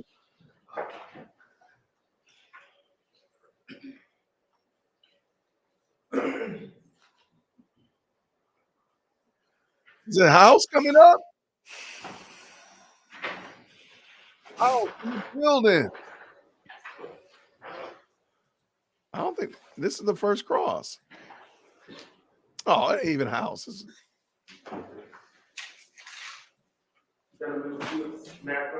You may. You're talking about the bench? Yes. Yes. Oh man, what's going on here? Hilton was up, boy. She was not playing. Hilton said, I'm about to run up here and see what's going on. Man. All right, let's see what they got going on.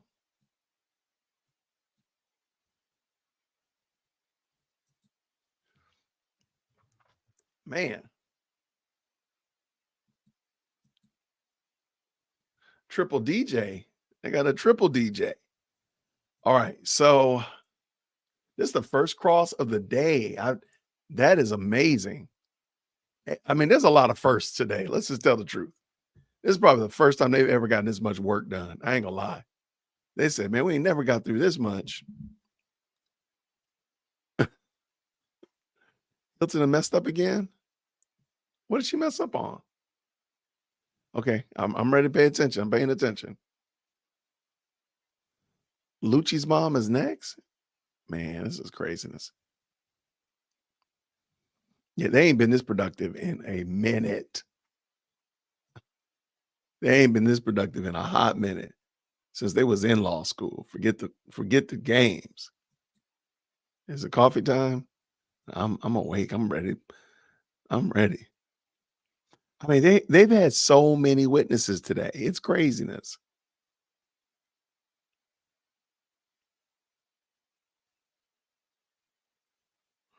Yeah, I like that. I see a lot of people on Twitter are commenting about the gentleman that said basically, are they going to keep threatening me? Oh, they're back. Let's go. Let's go.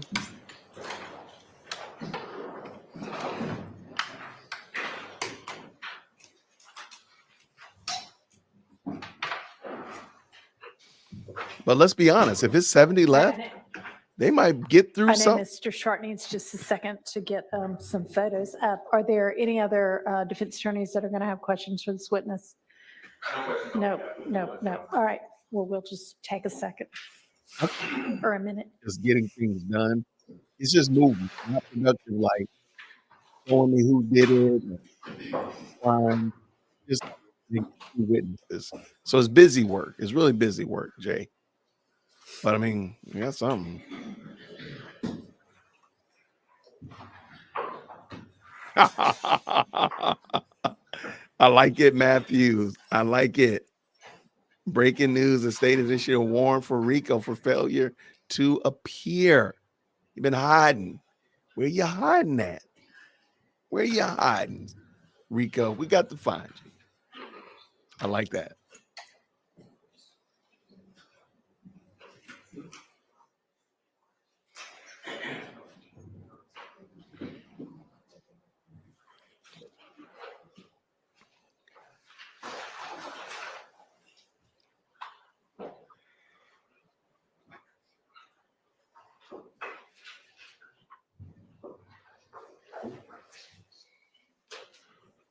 All right, so shout out to Max Shard. We need you to be ready, sir. Come on now.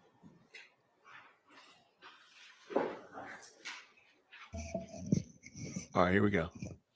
Mr. Short, could you, I mean, would it be possible for you to begin your examination on other topics while Mr. Kokomo gets pictures up? My examination. That's okay. That's pretty much all you wanted to ask her about. Okay. Anybody need a break, or are we just going to hang out and wait? Okay. It shouldn't be too long. Okay, so I'm trying to count through and see how many witnesses they've gone through today. But they've been cooking them, though, for sure.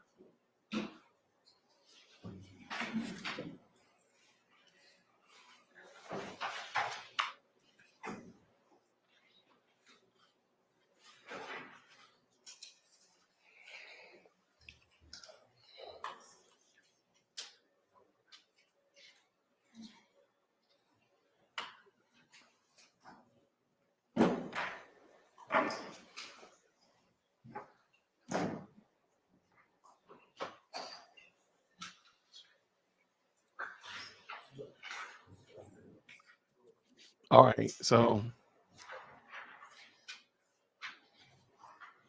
I don't like when she rushes people. I don't like it. But she's been cooking the state, so she got to be a little bit consistent. I mean, now if Brother Man was gonna call a cross first time all day, 17. I got 15, but man, I'll take 17. If he's gonna call it, then he should have been ready to do it. No offense, shout out to Max Shard, but he should have been ready to go if he was gonna call it. Just saying.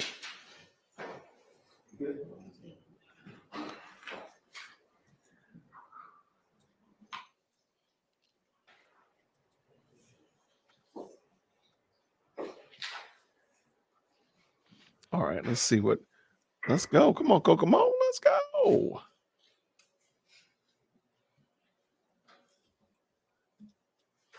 Investigator Ware, good afternoon. My name is Max Shard. I represent Shannon Stillwell. Good afternoon. Good afternoon. You just testified about an incident that the state asked you about. I want to ask you about a separate incident that I believe you did work on, okay? Okay, Is that okay? it depends. Well, I'm going to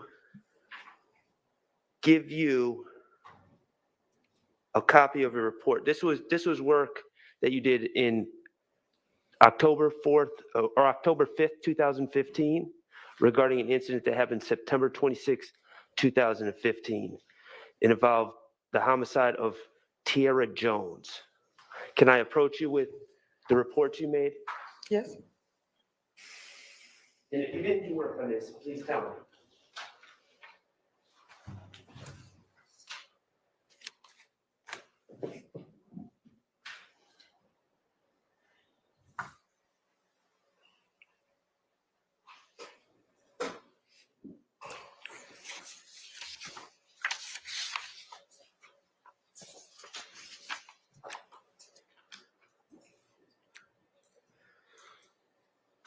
It looks like my report.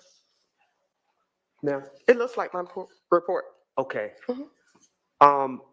Could you, and again, regarding the Tierra Jones case, there was a time where you took pictures of a greenish SUV in the police cage or the evidence cage for APD, correct?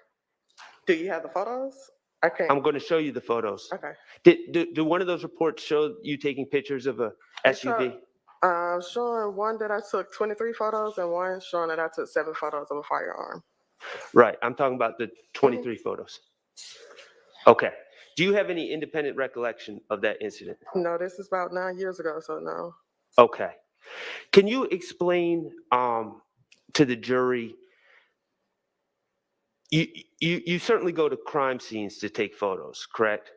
Yes, we respond to Okay. scenes. But are there times where you also go to APD, the evidence area, to take photos as well? Yes, we respond anywhere that the investigator needs us to respond to. Okay. As far as when vehicles are evidence, and you're asked, I assume, by investigator to document and take pictures of certain evidence away from the crime scene? Yes. Okay. Is there a specific place that they take the vehicles that are evidence? It just depends. Sometimes, majority of the time, well, this happened in 2015. So at this time, let me see. So at this time, the vehicle was brought to the annex. With homicide, have a vehicle cage at the annex that's in the back. Okay. And where is that? 3493 Donnelly Hollowell Parkway. Okay. And I think I said that my belief is that you did work on October 4th of 2015 regarding that report? That's correct. Okay. And does your report indicate a date where the incident occurred? September the 25th, 2015. Okay. So something happened September 25th, and then you take photos on October 4th. Is that unusual? No, it's not. Okay. Can I show you some photos to see if you recognize this is work that you did? Yes. All right, thank you. Mr. Kokomo, would you kindly approach?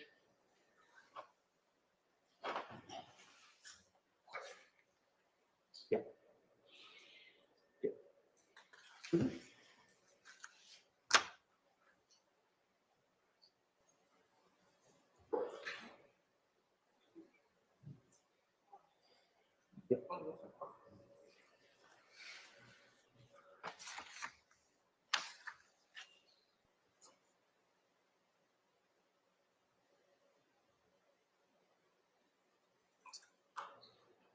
I'm so sorry. Mr. Kokomo, did you have the opportunity to look at each one?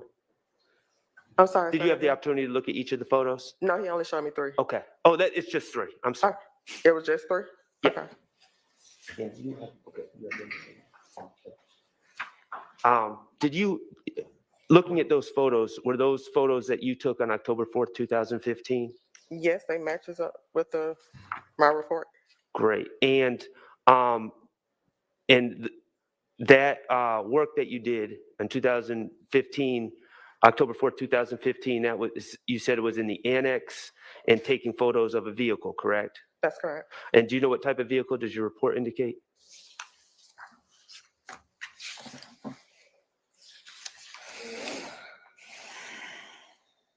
It shows to be a Mercury, green in color. I'm assuming gray. Mercury Mountaineer. You said a Mercury Mountaineer? Yes. Okay, great. And does that report reference a case number or a case that you were doing that work for? Incident number 152690014. 1526. 152690014. Okay, great, thank you. And were those photos that were shown you by Mr. Kokomo, were those fair and accurate representations of the photos that you took on October 4th, 2015? Yes. Okay, Your Honor, I would move DS49A, DS49B, and DS49C. I would move to admit those photographs into evidence. All right, those are admitted. Permission to publish. May.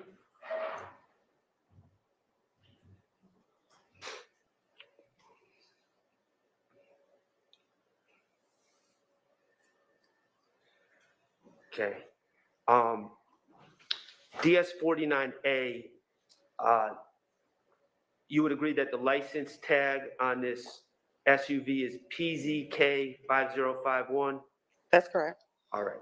And the photo that you took, this photo, do you see any defects in that car? Yes, in the rear of the vehicle. In the rear of the vehicle? Okay, great. Mr. Kokomo, if you could publish DS49B. Is this a close-up of the defect that you referenced a minute ago? Yes, it is. Okay, great. And now, is that multiple defects or is one defect? The other, I don't know what that is. Okay, Could and that's be, fair. or I don't may want you to not be. speculate. I don't know. And could you publish DS49C, Mr. Kokomo?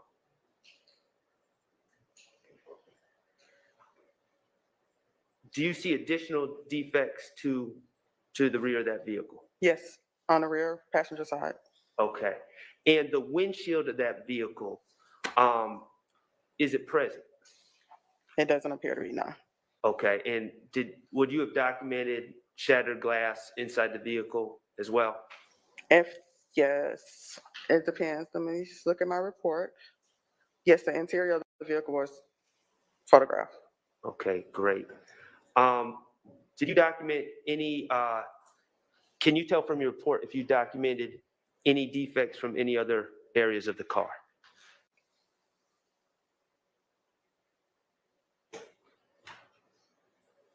It's just basically showing it was just damage to the trunk, damage to the roof of the vehicle. Defects were in the rear, but the vehicle overall had a damage. Yes, majority of it was damaged, but the defects were also just in the rear of the vehicle. Overall damage, but defects, and when we say defects, we're talking about bullet holes, right? Yes, Bullet holes were to the rear of the vehicle. that's correct. All right, thank you. I have no further questions. All right, and nobody else had questions. Is there redirect? No redirect. Okay, thank you for your time and you are excused. Call your next witness. Your Honor, this is the witness that we discussed yesterday. Okay, all right, so we're ready.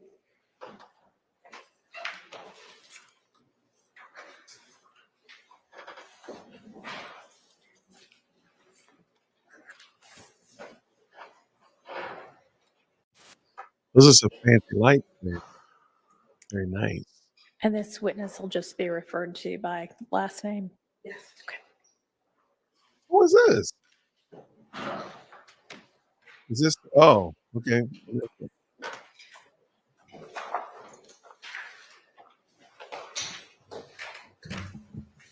Brian Go Steele ahead looks and face serious off. in the face. So affirm testimony given today, the truth, the whole truth, and nothing but the truth. Yes.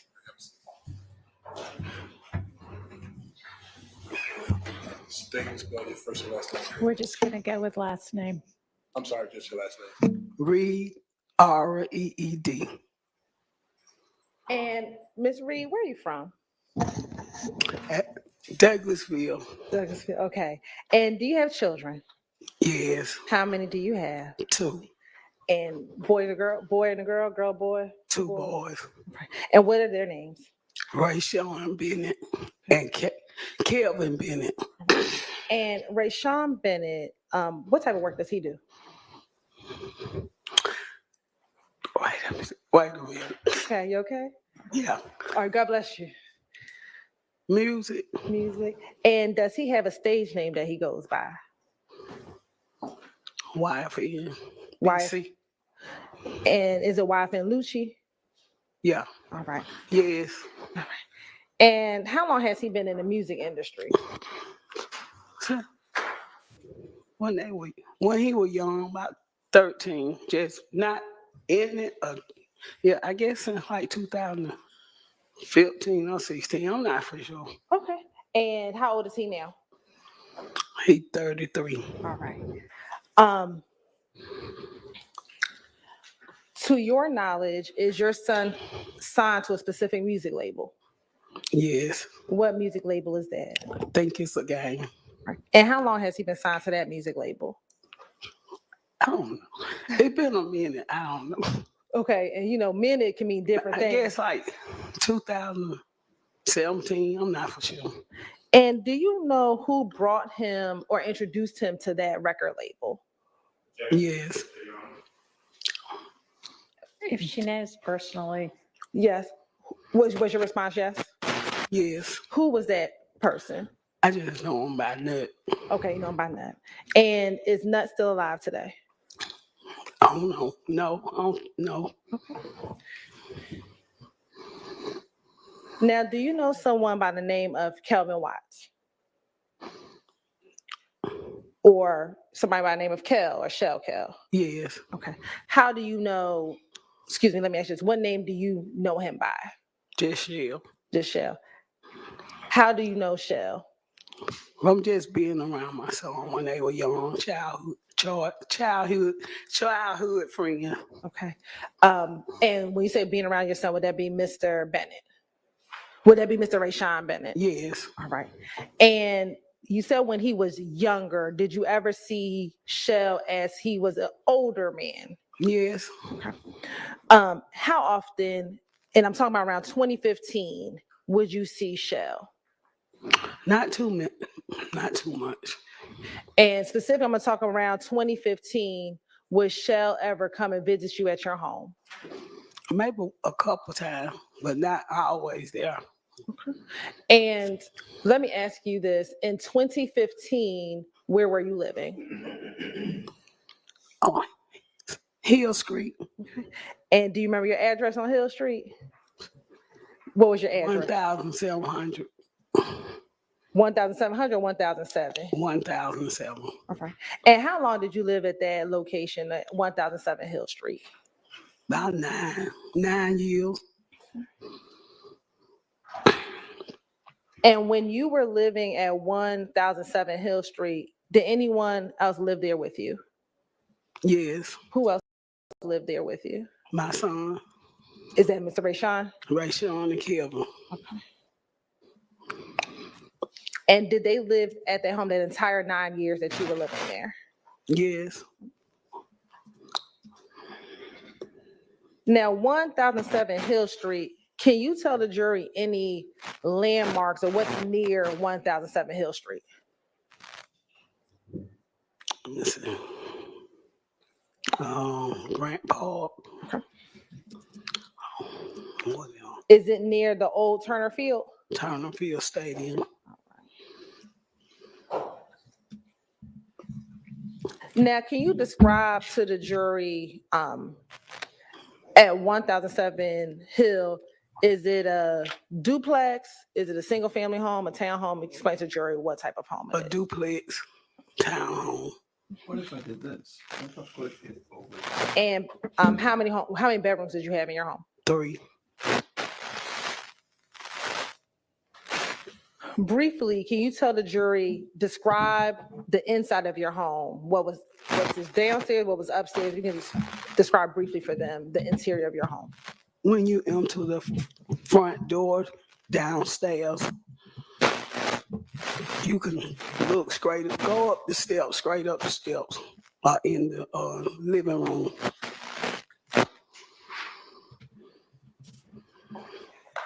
And were the bedrooms all upstairs? Yes. All right. And inside of the home, where was your bedroom? Upstairs on the left-hand side. Okay. And the front of your bedroom, did that face Hill Street? Yes. Now, you said that both of your sons lived at your home. In 2015, did anyone else live there besides your two sons? My granddaughter, well, they will be over. And your granddaughter back in 2015, how old was she? She was 2. Yeah. Anyone else besides your granddaughter? Her mother will stay over sometime.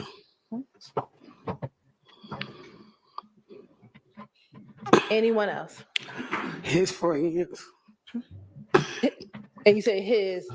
Like Juju. Well, y'all know him by, I don't know his real name. I just know him by his street name. Okay. But when you say his friend, you're talking about Rayshawn's friends? Yes. All right. And one of those friends' name is Juju? Yes. All right. Now, did you have a significant other or a friend that would stay with you? Not stay, come over. Okay, yes, ma'am. Okay. Look at you. I understand. All right, so how often would that friend come over? Sometime. Okay. Every now and then.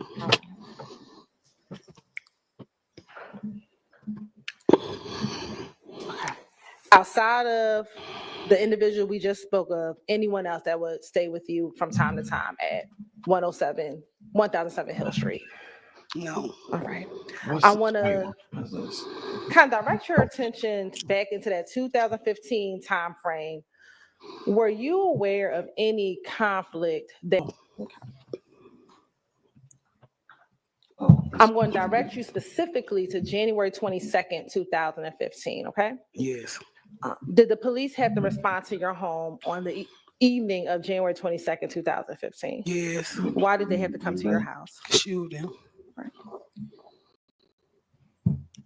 And what do you remember about what happened right before the shooting? Nothing. Were you doing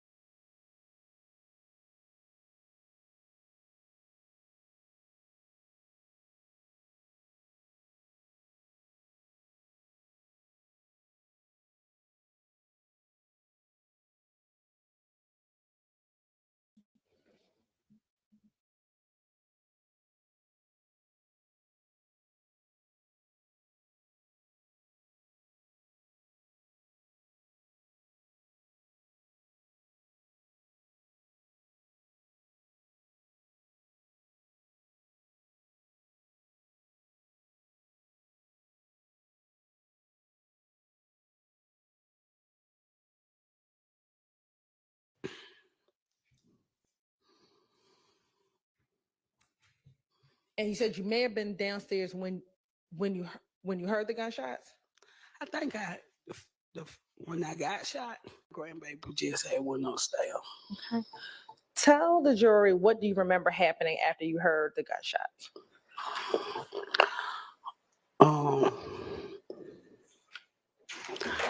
Let me see what else.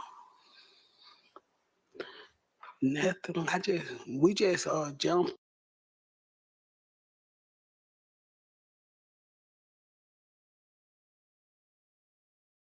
Shell. Just Shell. How do you know Shell? From just being around my son when they were young, childhood friend. Okay.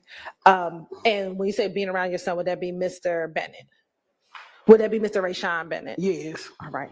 And you said when he was younger, did you ever see Shell as he was an older man? Yes. Okay. How often, and I'm talking about around 2015. Hey, I apologize, everybody. I kicked the plug. Can you all real quick just give me a 1 in the chat that you can hear? You can hear Simone Hilton asking the questions. Can you hear me asking my questions? I apologize about that. I'm muted, they said. Now at the current moment. Right now. 1 in the chat. I love it. Thank y'all so much. I apologize, y'all. Forgive me. Would you see Shell? Not too much. And specifically, I'm gonna talk around 2015. Would Shell ever come and visit you at your home? Maybe a couple times, but not always there. Okay. And let me ask you this: in 2015, where were you living? Oh, Hill Street. Okay. And do you remember your address on Hill Street? What was your address? 1,700. 1,700 or 1,007? 1,007. Okay. And how long did you live at that location, at 1,007 Hill Street? About 9 years. And when you were living at 1,007 Hill Street, did anyone else live there with you? Yes. Who else lived there with you? My son. Is that Mr. Rayshawn? Rayshawn and Kevin. Okay. And did they live at that home that entire 9 years that you were living there? Yes. Now, 1,007 Hill Street, can you tell the jury any landmarks or what's near 1,007 Hill Street? Let me see. Grant Park. Okay. What else? Is it near the old Turner Field? Turner Field Stadium. Now, can you describe to the jury at 1,007 Hill, is it a duplex? Is it a single family home, a townhome? Explain to the jury what type of home it is. A duplex townhome. And how many bedrooms did you have in your home? 3. Briefly, can you tell the jury, describe the inside of your home? What's this downstairs? What was upstairs? You can just describe briefly for them the interior of your home. When you enter the front door downstairs, you can look go up the steps, straight up the steps in the living room.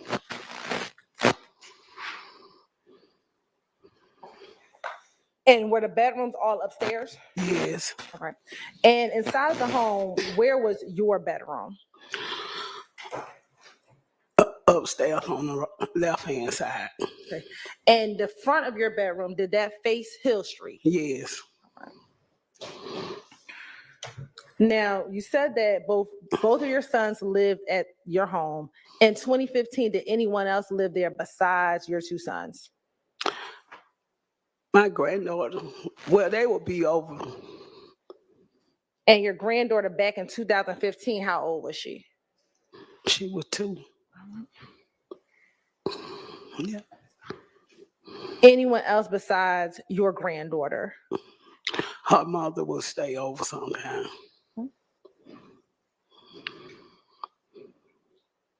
Anyone else? His friends. And you say his, Like Juju, well, y'all know him by, I don't know his real name. I just know him by his street name. okay. But when you say his friend, you're talking about Rashawn's friends. Yes, All right.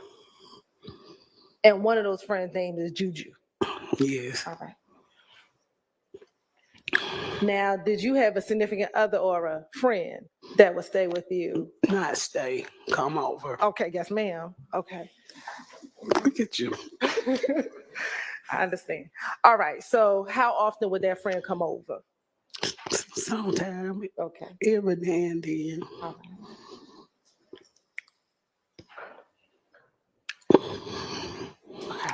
Outside of the individual we just spoke of, anyone else that would stay with you from time to time at 1007 Hill Street? No. All right. I want to kind of direct your attention back into that 2015 timeframe. Were you aware of any conflict that your son Rashawn was having, if any? No. Okay. I'm going to direct you specifically to January 22nd, 2015, okay? Yes. Did the police have to respond to your home on the evening of January 22nd, 2015? Yes. Why did they have to come to your house? Shooting.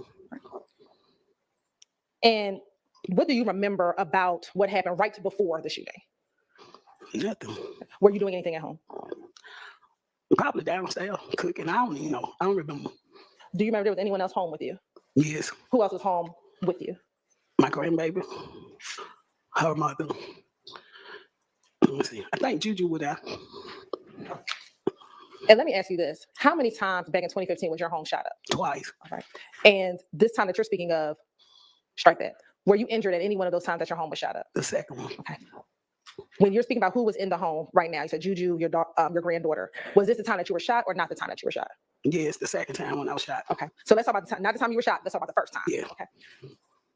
And let me ask you this. How many days were between the time you were shot and the time that you weren't shot? How many days have passed? 1. Okay. And was the time that you were shot the second time or the first time? The second. Okay. Let's talk about the first time when you were not shot. Was there anyone home with you that first time? Yes. Okay. Was it the same people we just talked about? Yes. And you said you may have been downstairs when you heard the gunshots? I think when I got shot. No, not the time you got shot. The first I was time. upstairs. Me and my grandbaby just had went upstairs. Okay. Tell the jury, what do you remember happening after you heard the gunshots? Let me see what else. Nothing. We just jumped up. And then this thing, I know the police was at the door. Okay. Sitting here today, do you remember how many gunshots you heard? A lot of them. When you heard the gunshots, at any point, did you ever look out the window to see anything? Mm-mm. Okay. Do you recall talking to the police when they arrived? I can't recall. Okay. All right. Do you remember if you told police that you may have saw something after hearing the gunshot? No. Okay. Once you heard the gunshots, do you recall if you called anyone? No. No, you didn't, or no, you don't remember? No, I didn't call anyone.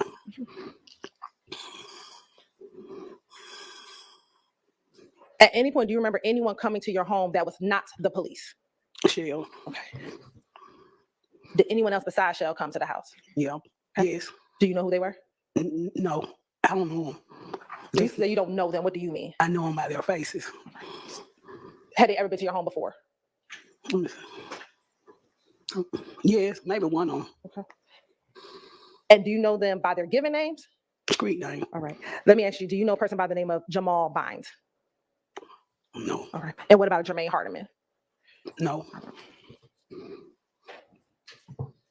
Do you remember if your son, Rashawn, was home when the house was shot up the first time? No, he wasn't.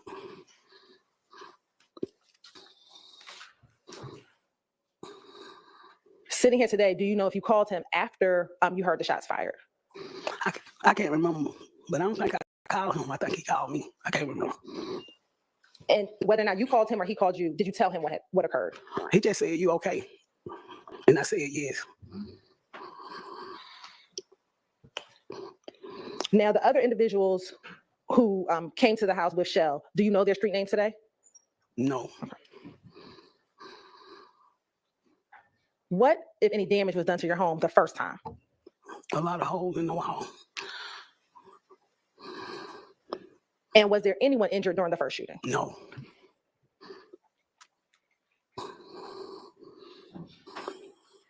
Prior to the first shooting, did anything like this ever happen at your home? No.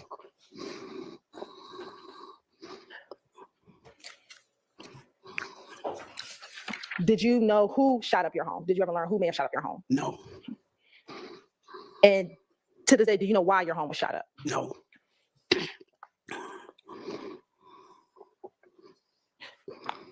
And I think I asked, do you know if anyone who was living in your home had any issues or conflicts that would cause anyone to shoot up your house? no, No, you don't know, or no one had any conflicts? no, And I'm just sorry, no one had conflicts? no. Okay.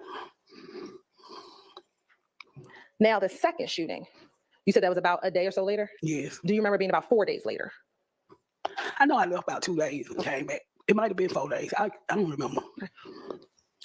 After the first shooting, did I hear you say you left the house? I left for like 2 days or maybe one night. I can't remember. And when you returned, was that when the second shooting happened? Yes. The same day that you returned? Yes. Okay. Now let's talk about the second time that your home was shot up. Who was at home during that second time that your home was shot? The same three. And would that be your granddaughter? I believe Juju, your friend who sometimes come over? Yes, my friend. Your friend. And then was your granddaughter's mother there? Yes. And on this occasion, where were you before hearing the gunshots or the gunfire? Before hearing, I was in the bed. And is this your same bedroom that's in the front of? The front of Hill Street. Tell the jurors what do you remember while you were in tell the jurors what you remember about that night. I just heard a lot of gunshots. In your room, was there anyone else in your room? Yes. Okay. Was that your friend? Yes. All right. And where was he at inside of the room? In the bed. Once you heard the gunshots, what, if anything, happened? We noticed we were shot. When you said we knew we were shot. I said, that's when I noticed. I seen blood. Okay. Where did you see the blood? On my bed. At the time, did you know if it was your blood or his blood? Did you know? I didn't know. Once you saw the blood, did you try to get out of the bed? No.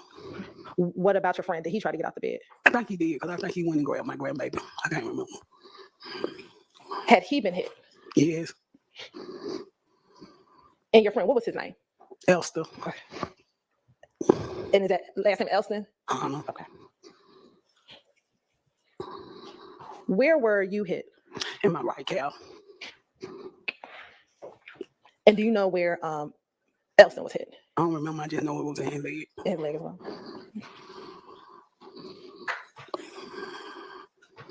I know you said you heard a lot of shots. Could you tell if it was one gun, multiple guns? Could you tell? Several guns. It sounded like several guns. And I'm going to ask you for the first time when you weren't hit, did it sound like it was one gun, multiple guns? Could you tell? Same shots and gone. Gunshots. Did you have to go to the hospital? Yes. In addition to harming you, were there any other damage to your home the second time around? Yes. What was damaged the second time at your home? One of the wall, the bathroom mirror.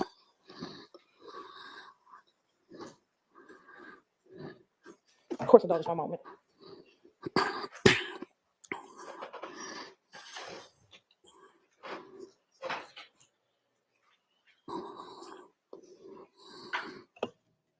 Ms. Reed, I'm going to show you what's been admitted as 3GG.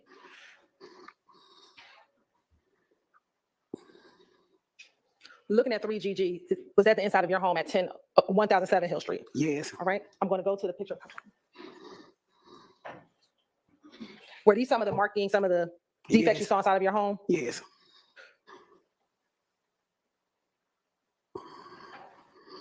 Looking at 13GG, is this your bed? Was this your bedroom? Yes. And was this the bed that you were in when you heard those gunshots? Yes. Now, I'm gonna stand up for you. Okay, can you see that picture? Yes. With the black curtain and the white curtain, is that the window that faces Hill Street? Yes. And is that where the bullets came in through the bedroom? Yes. All right. Showing you 15GG. Again, were those defects there before? Do you see what's on the ceiling? Mm-hmm. Was that there prior to hearing these gunshots? Yes. No, not the fan. But do you see the marking on the inside? Talking about at up in the ceiling? Yes. Yes. That was there before? No. Okay. Was that happening because of the bullets? Yes. Looking at 17GG, is this kind of where you were in the bed when you were hit by gunfire? I think I was on the side by the one. I think I was on the opposite side. You slept on the opposite side away from the window, all right? Looking at 18 GG and 19. Okay. What part of your home is this? Let me see. Let me think, because it's been a long time. Okay. My living room and I think my dining room. All right. And again, do you see the holes that are towards the ceiling? Yes. Again, were those holes there prior to this incident occurring? Yes. Yes, the holes were there, or no, they were not? No, they wasn't there. Okay. And Bishop, you can go to the next one. All right. Was this your bathroom at your home? Yes. All right. And was this another damage that was done inside of your home? Yes. All right.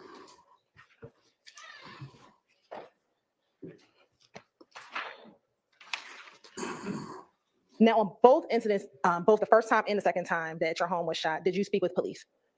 I can't recall. Okay. And did you ever, after both of these incidents, subsequently move out of that home? Did you move out of that home? Yes. Have you ever heard of Inglewood family? No. Okay. What about YFN? Yes. How, outside of your son being named YFN Lucci, how have you heard of YFN? Outside of my son? Outside of your son. Because they've been wearing that brand for years. And when you say they have, who are you talking Him about? and his friends.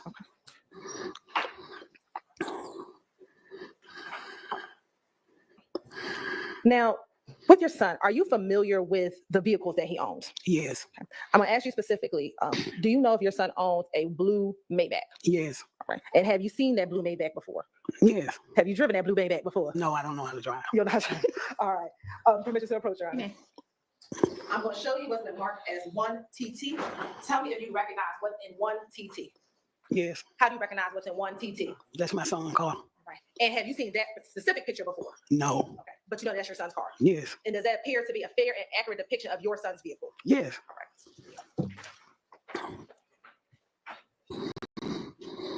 Do you know if your son ever drove a G-Wagon? Yes. And what color was your son's G-Wagon? Red, white, and black. And that G-Wagon, does he still have possession of that G-Wagon? No. And do you know when he stopped having possession of that G-Wagon? It got damaged. Okay. And do you know how it got damaged? No. All right. Do you know how long ago it got damaged? It's been a long time. A long time. When you say a long time, we're in 2024. What do you define as a long? We are in 2024. Yes. How long do you define? It was before that. Yeah. Let me see. I think it was before, like, probably 2019. I can't remember. And the Maybach, does your son still own that car? Yes. Court's indulgence.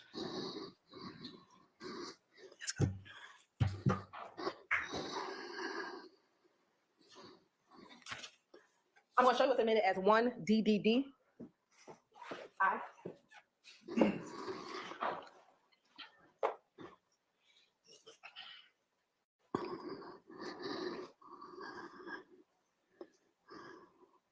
Looking at what's been admitted as 1 DDDI, is that the front of your home? Yes. All right. And is your home to the left where the light is at the top? The left.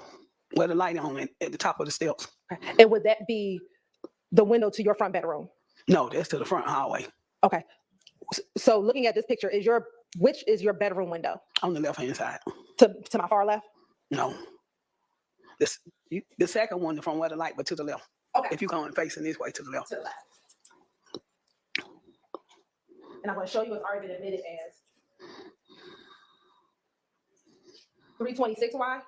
Do you see your son in this picture in 326Y? Yes. And what is he wearing? A red jacket. Okay. There's two people with red jackets. Red jacket with a black shirt. Okay. Court's indulgence.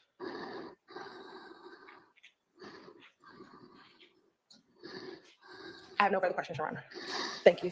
Defense counsel have questions for this witness? No questions. All right, Ms. Reed, thank you for your time, and you are excused. Call your next witness. Your Honor, state calls Officer Z Atha to the stand, or Atha. Another police officer. Okay.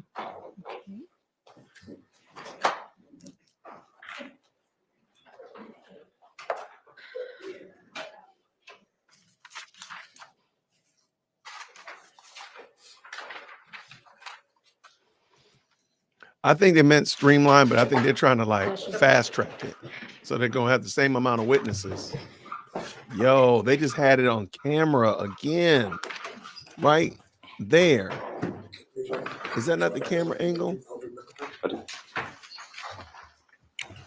And they wilding out, man. They so reckless. Zachary Atha, Zachary,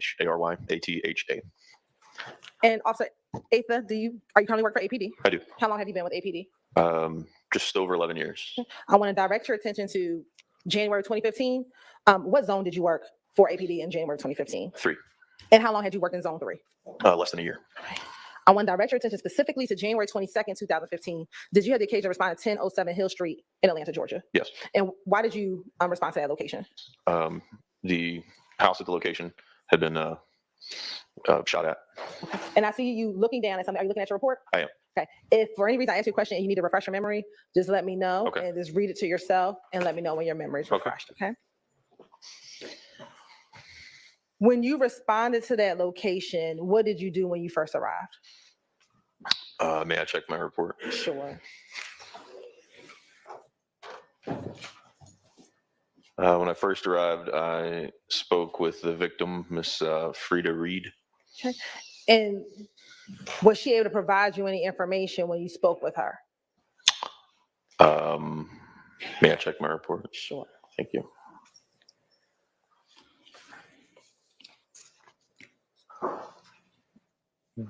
She advised that she heard gunshots coming from the street and that multiple bullets had hit her home.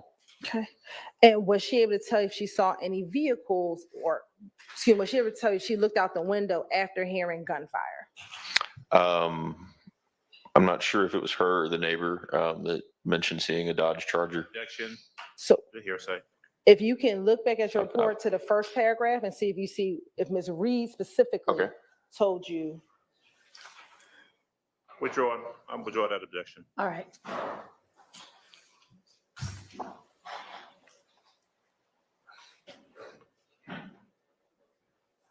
She stated that Miss Reed stated that she saw a late model black Dodge Charger. All right. And was she able to tell you the direction of travel of that black Dodge Charger?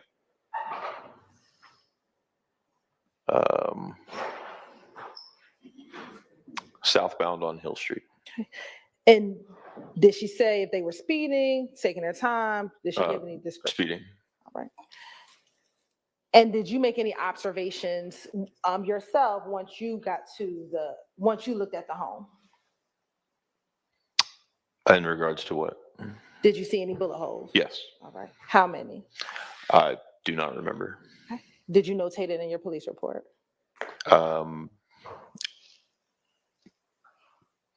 It's possible. I can check it. Sure. My report indicates that I observed 6 bullet holes on the front of the house. Okay. And did you speak with any other individuals when you were out there? I did. I spoke to one of the neighbors. Okay. And in speaking with both Ms. Reed and the neighbor, how soon after your arrival on scene would you have spoken with the neighbor? It would have been relatively soon after my arrival. And when you say relatively soon, are we talking about within 5 minutes, 10 minutes, 15 minutes of your arrival? I'd say probably within 10 to 15 minutes. Okay. And when you spoke with the neighbor, was she able to tell you if she heard the gunshots? May I check my notes? Yes.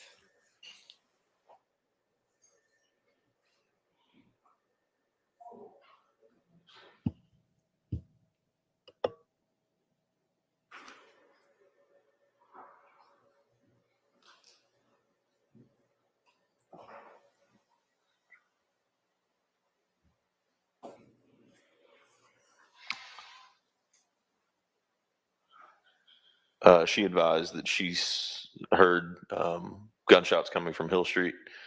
And what was the rest of the question? Was she able to tell you if she saw any vehicles or, excuse me, let me strike that. Was she able to tell you what she did after she heard the gunshots? She advised she crawled to the window and observed a black Dodge Charger being pursued up Hill Street at a high rate of speed by a silver Dodge Charger. Okay. And when you got to the scene, did you see a silver Dodge Charger while on the scene? Yes, And was that silver Dodge Charger occupied by anyone? it was. Who were the individuals inside that silver Dodge Charger? Would have been Mr. Kelvin Watts, Mr. Jamal Baines, and Mr. Hardiman, whose first name I do not. Okay. In your report, does it say Mr. Jermaine Hardiman? My report, I think my copy of it lists a typo. The name does sound familiar. Okay. And on scene, where the other officers arrived to the scene? Yes, Okay. Specifically, did investigators with the gang unit arrive on the scene? yes. Did any of those individuals speak with either Mr. Watts, Mr. Hardiman, or Mr. Baines? All three of them, yes. Okay.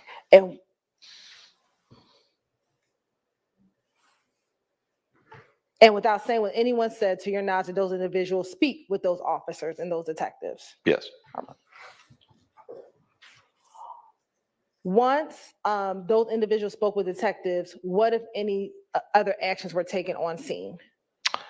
After everyone's statements were taken, the investigators obtained a search warrant for the vehicle.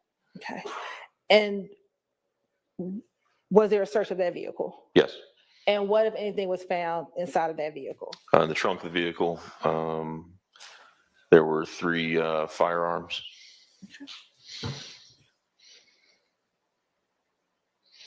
Outside of finding the 3 firearms in that vehicle, were there any shell casings found? In the vehicle, I don't remember. I could check my report, but I'm not sure if that's in there or not. That was a bad question. Were there any shell casings found outside of the home? Yes.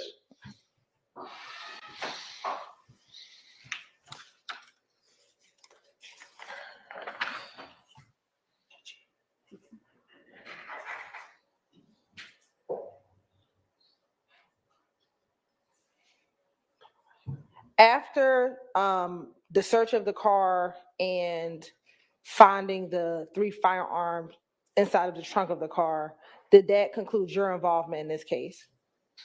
I think I was present after they were placed in custody and transported to the mini precinct. I was present while they were being questioned. At the precinct? Yes. All right.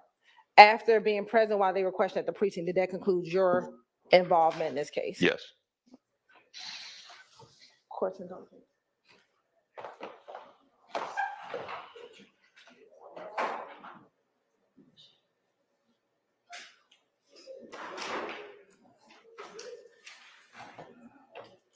I have no further questions, Your Honor.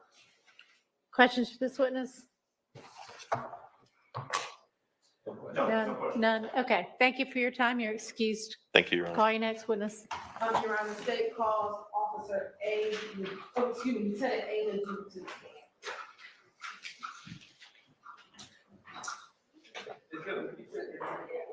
Oh, sorry. Lieutenant A. Ledoux to the stand.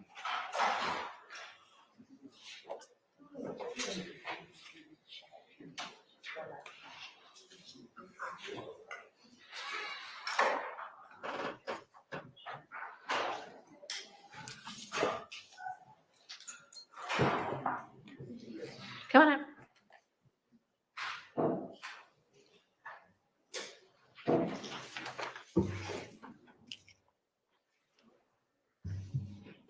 Please raise your right hand. Do you swear firm that the testimony you're about to give and the matter not pending before the court shall be the truth, the whole truth, and nothing but the truth? So help you God. Yes. You may be seated. Welcome back. Hi. Hi. I'm going to quickly just direct your attention to April 2nd, 2015. Did you have the occasional response of 490 Glen Street? Yes. And can you get a jury some basic landmarks of what's at 490 or near 490 Glen Street? There is an apartment complex located nearby, actually 2 right there in that area. Okay. And why did you respond to that location? To a person shot call. And once you arrived at that location, what did you see? At that time, there was a male on the ground that had a gunshot wound to his head. And were you able to identify who that individual was? Eventually, yes. And what was the name of that individual? Do you mind if I refer to my report? No problem, yes. Yep. That individual's name was Tyreek Rivers. All right. And was there anyone else present at the scene, any other males present at the scene when you arrived? Yes, there were 2 other males. And where were they when you first arrived on the scene? They were in the vicinity, like nearby. Did either of those males direct you to where Mr. Rivers was? Yes, one of the males did. And when you went to Mr. Rivers, were you able to see his injury? Yes. And once you saw his injury, what, if anything, did you do? At that time, I most likely requested or ensured that Grady was en route to the location. And did Grady arrive at the location? Yes. And was he transported? Yes. After being transported, did crime scene come out to that location? Yes. Right. I'm going to show you what's been admitted as 1 DDD J when it comes up. Were you responsible for securing the crime scene? Yes, I most likely assisted. And after securing the crime scene and making sure that the individual on the ground was taken to the hospital, would that have concluded your involvement in that case? Yes. Course indulgence for 1 moment.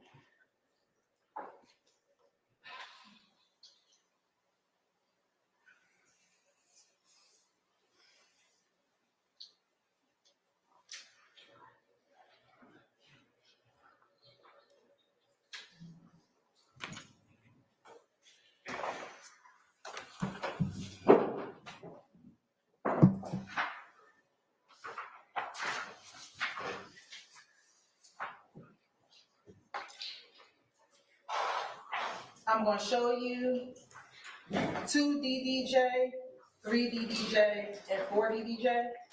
Do you recognize that location? Yes. And is that the area 490 Glen Street? Yes.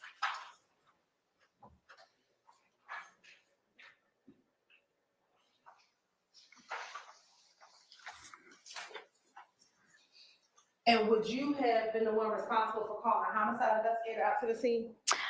I might have been. It might have been another officer, depending on who was doing what that day. All right. I have no further questions, Your Honor. All right, are there any questions for this witness? Thank you, no question. All right, thank you for your time. You may go. Call your next witness. You may. Do y'all need a restroom break while they're, anybody, everybody's good? Okay.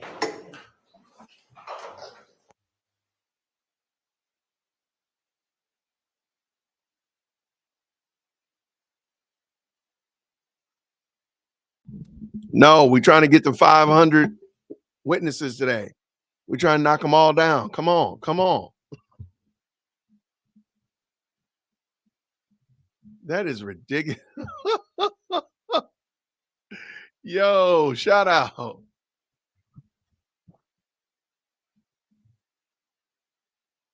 Man, please, y'all. Come on, y'all. Let's all touch and agree. Let's touch and agree that Judge Whitaker will see his foolishness and actually get upset about it and really get miffed about the fact that so much time is being wasted. Please. This is ridiculous, y'all. This makes no sense anymore. There's no way that this could be. That's going to be our last witness for the day, so we're all going to deal with some matters that we have to take up outside your presence anyway. But y'all get to go home. Oh, come on, y'all. Pray that Judge Whitaker gets upset about this. So just, Yes. all of my usual reminders remain in effect. Y'all have a nice evening, and we'll see you at 9 in the morning. Oh, she's quick. You know she mad too. You know she upset. Oh, come on, Judge Whitaker. Half of the APD was up in that piece today. While we doing this, hey, can somebody tell me how many witnesses we had? I'm gonna have to do like a speed run montage of the witnesses today. Cause that's craziness though. Yeah, they got no more witnesses. That's for sure. They went through them all. Come on, Doug. No, that's how many people you done blessed and made members of the slime team. That's what that is, Doug. By the way, if you did get a membership from Doug, please go ahead and say thank you. Let her know All you right. appreciate her. Oh, here you Y'all go. can be seated. Is it speed run? Maybe it's speed run. I'm sorry. All Maybe right, I should say I speed know run. y'all said your next witness is going to be Investigator Griffin, and I guess we'll start with Investigator Griffin tomorrow. There are a couple of witnesses for today on the list that have not testified. Are y'all not going to call them? I don't believe. All right, so that would be, I don't believe that would be Campbell, given the testimony that came in here. okay. I don't believe we'll be calling Campbell. I don't believe we'll be calling Kenny. Sorry. Sorry, this is Michael. Okay, can y'all hear me now? Yes. All right, I don't, I'm gonna confirm this when I get back, but however, I do not think that we'll be calling Officer V. Campbell. I don't think we'll need to call Officer Pena. And I don't think we'll need to call Officer Lucky, but I can confirm that in the morning for the court, Your Honor. Okay, what was that last one? Officer J. Lucky. Lucky. Okay, well, I was looking at this one that you gave everybody. What about Officer Moore?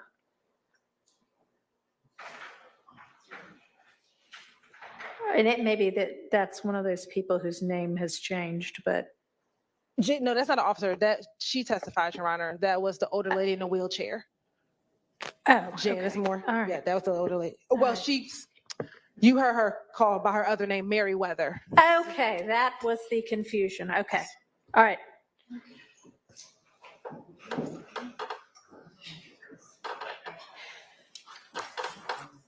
All right.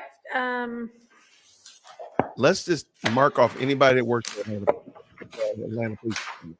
Let's just mark them off.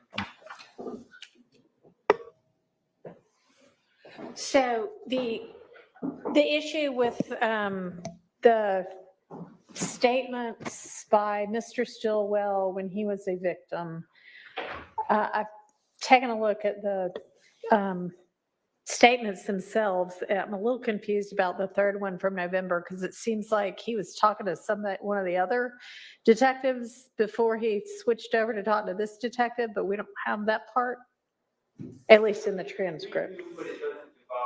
He was talking to Investigator Thorpe, Okay. but it doesn't involve All right. the Tiara Jones. It wasn't incarcerated at that point, was He it? was. He was. Okay. All right.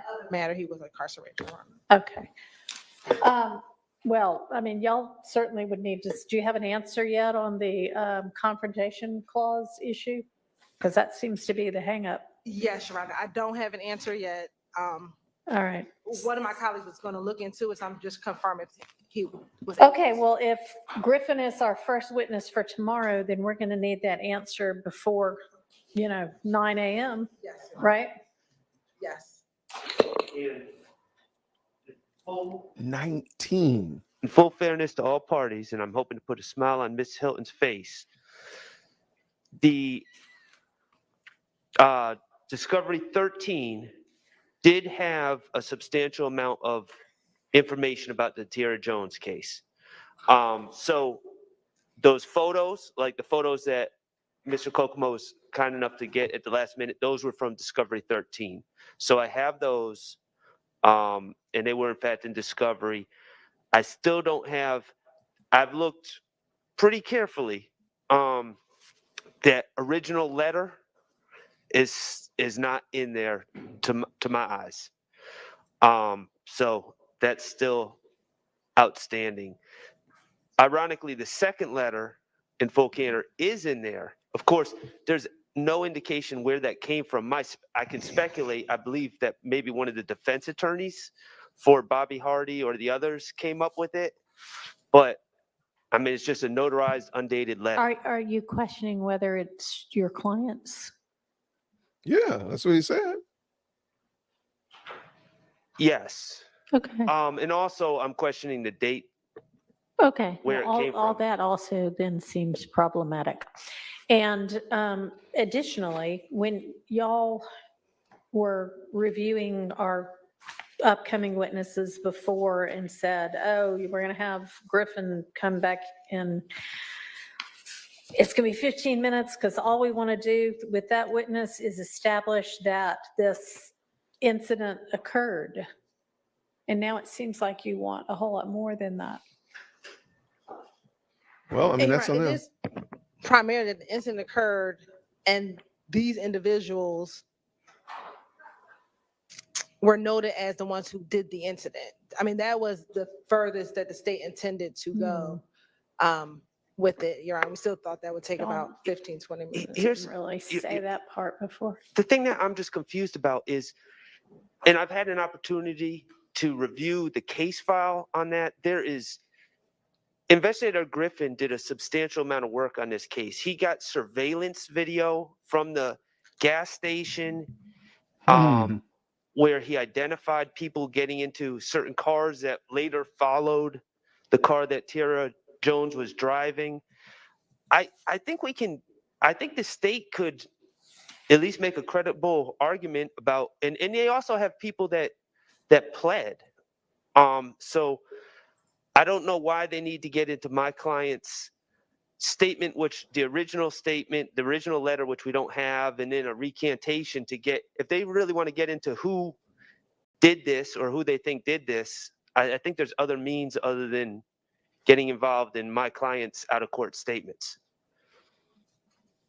Well, I mean, they can choose whichever way they want to. It still Right, needs but to if be evidentially admissible, but I'm just saying that there's other than, it seems like there's problems with this way of doing it, and there might be a clearer way to do it that wouldn't implicate some of these problems. okay. Well, I mean, I guess I'll wait and see what they have to say about the confrontation clause issue in the morning. Yes, Your Honor, and we would have an answer by 8:45 or 8:30, whatever the court desires. Okay. All right. What other matters do we still need to circle back on?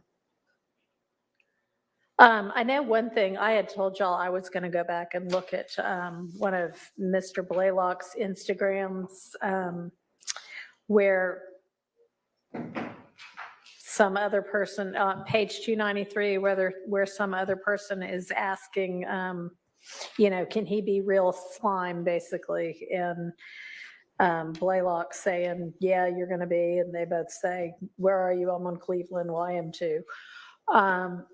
And this is the only communication we have with that other person, right?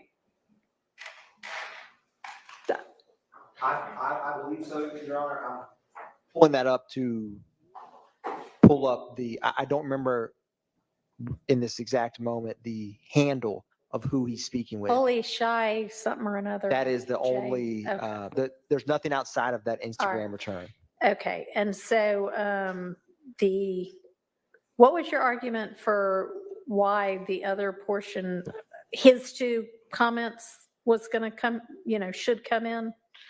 Your Honor, may you give, or may I have 20 seconds to pull Sure. up this?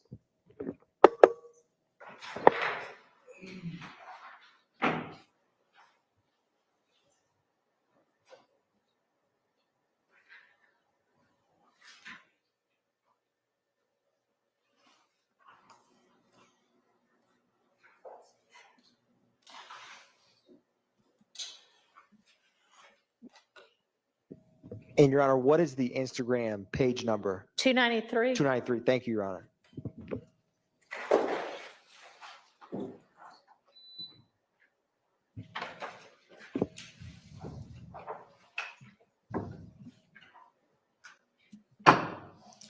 Oh, so Your Honor, with this thread,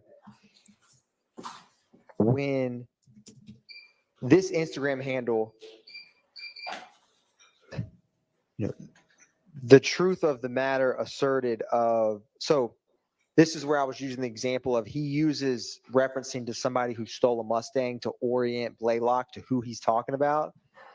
I don't know who he is referring to, but, and that's kind of is why the state's argument about these is the truth of the matter asserted, whether he's talking about Joe or Bob is irrelevant, but he's saying that they're trying to put me in slime, but I got to get put in by you. And it's Blaylock. And then Blaylock responds, mentioning having to give that person money. And then the guy follows up, the Instagram handle follows up in terms of I'm getting in the fire right. I don't want someone to come up and say I'm not like a real slime. And then Blaylock responds, you are going to be real on slime.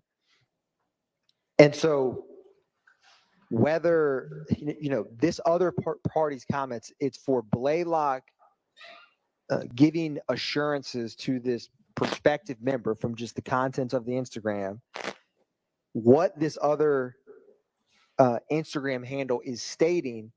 The state's not intending to introduce his comments for the truth in terms of it's Blaylock saying in furtherance of the conspiracy that he is going to be official, and more so, and what I mean by that is when the statement, the young expletive who stole the Mustang from CEP, the state's, whether whoever he's referring to, whether they stole a Mustang or not, is never going to come in or is not dispositive to that statement. It's to orient Blaylock. The next statement he says, that gentleman who stole the Mustang is trying to put me in slime, but he said, I got to get put in by you, to Blaylock. Whether that other gentleman actually said that or not, that is needed for the context of Blaylock's response, where he says, you're going to have to give money. And then he follows up and says, basically, am I going to be official or not? And Blaylock assures him, you are going to be real on slime. You are. And then they discuss where they currently are to meet up.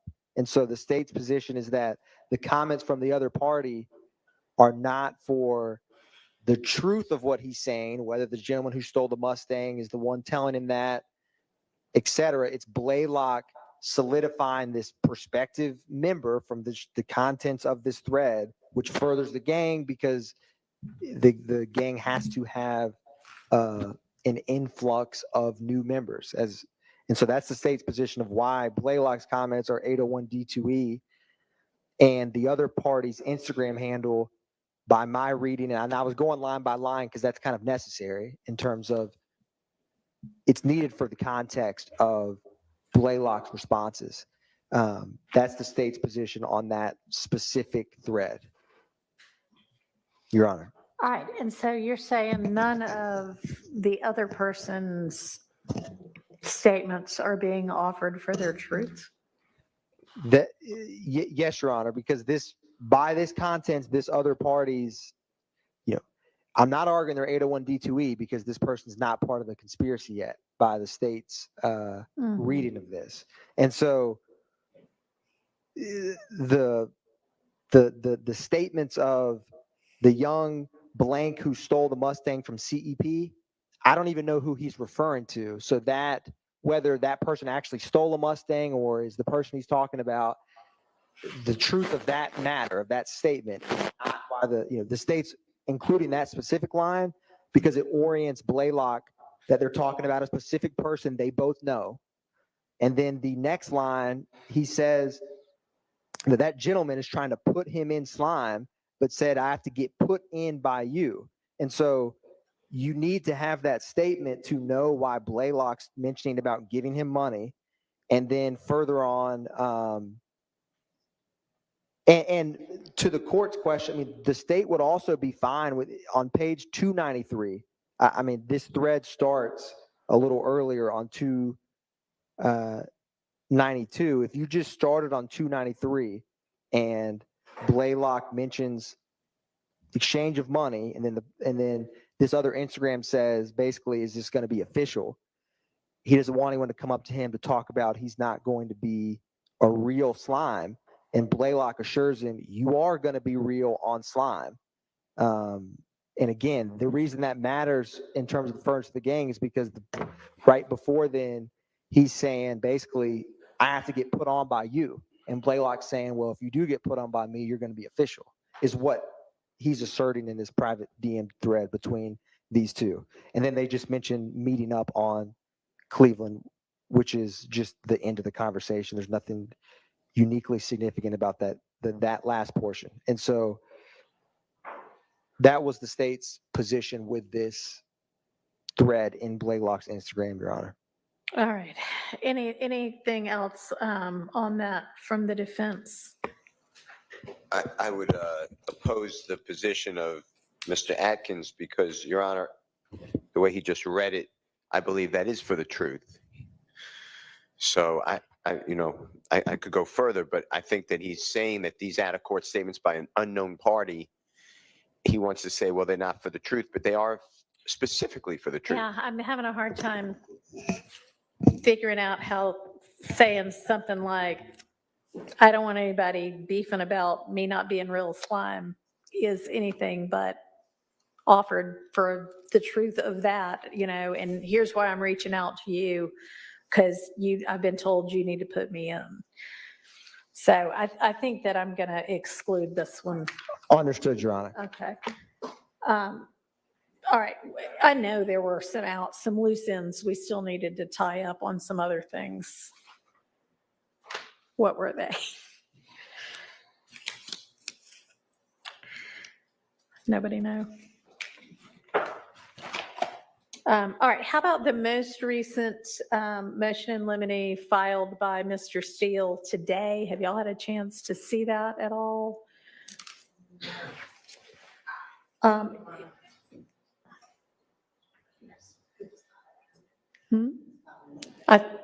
It was filed yesterday, late, I guess. It was about mention of Rich Homie Kwan. And I know we've been in court all day, so if you haven't had a chance to look at it, we'll take it up another time. If you could, Your Honor, and before we end with all the matters, if you could just approach briefly, Your Honor, about a witness for tomorrow. Okay.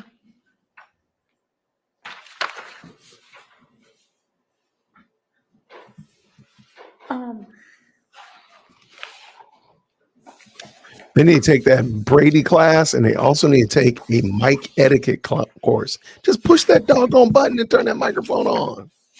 It's ridiculous.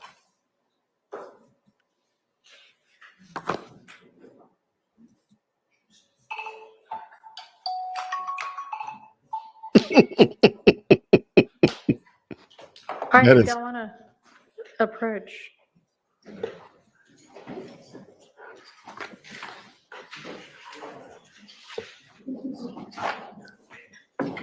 Oh my gosh.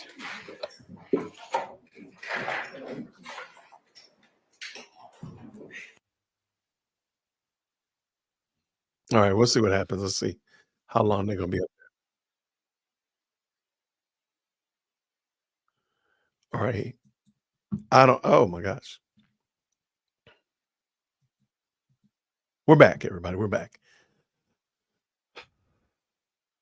Today's been taxing. Let's just tell the truth. This has been taxing.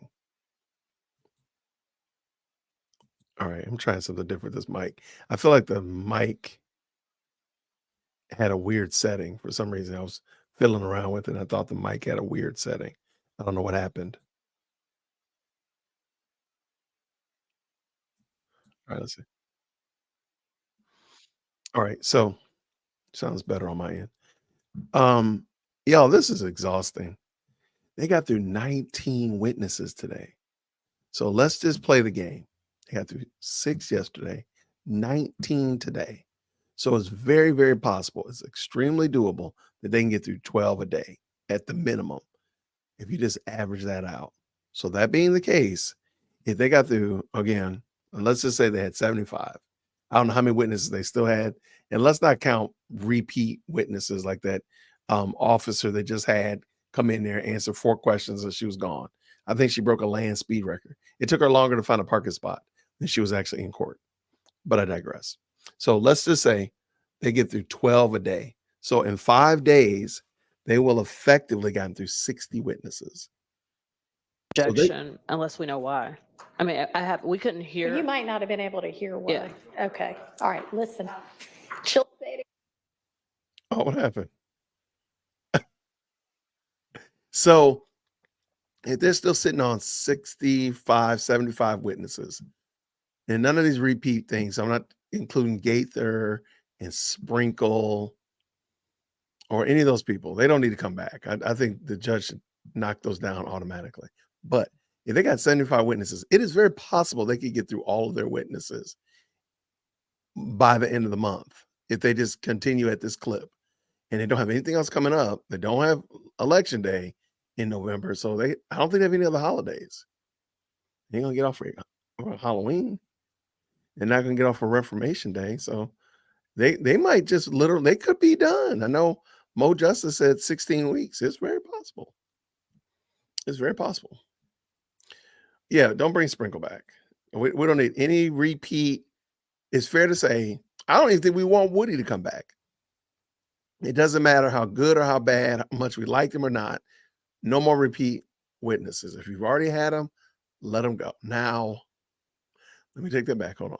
If the state calls them, if the defense calls them, that's a whole different game. But I think they could be done with this by the end of October if they continue like they're going now. And I think that's what Judge Whitaker is doing. I really believe she's trying to move them along. No, I didn't hear that. I didn't hear that. I think she's trying to get them along. Again, like I said, I believe she wants to get this case finished. That's what she's about, that getting this case finished life. Nothing else, nothing more. That's it. She wants this case finished, in my opinion.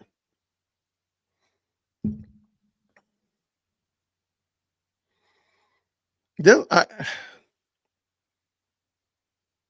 best thing we watch YouTube is that Judge Whitaker sees this, recognizes that, and just calls an end to it. Like, if you don't have another case, if you don't have a case that you think you can win, you're not just going to run all these witnesses through here and waste our time. Get to the point. If you're not to the point, go ahead and rest so the defense can take over. Because again, this is almost a year. I think this case started on November 3rd. I think, let me double check. First day. Opening argument was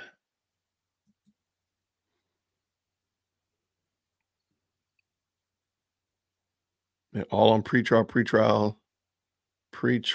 Day one was November 27th.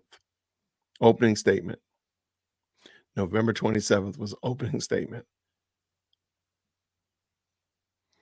When they started, the indictment and witness list, they started pretrial work on August 18th. They went from August 18th, 2022, all the way until November 1st, 2023. That's when court started. So literally a year and a half. What in the world?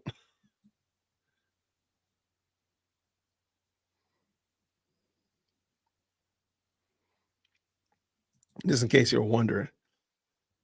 Excuse me.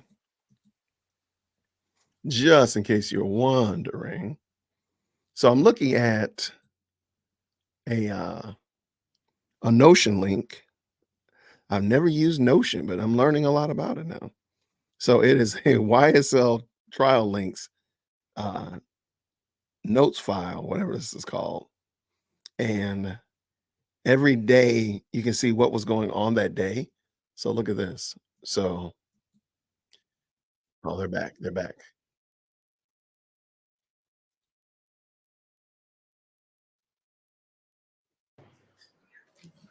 I do want to thank Mr. Sharp for bringing to the court's attention that he did receive some of that discovery previously. Okay. Thank you. All right. There was that video from Trooper Campbell that everybody was having difficulty playing. Have y'all been able to find the original of that? Yes, we forwarded a copy via Dropbox to Mr. Sharp. I'm not sure if he was able to play it, but we did have a copy. So if he lets me know. Adam sent it? Yes. Okay.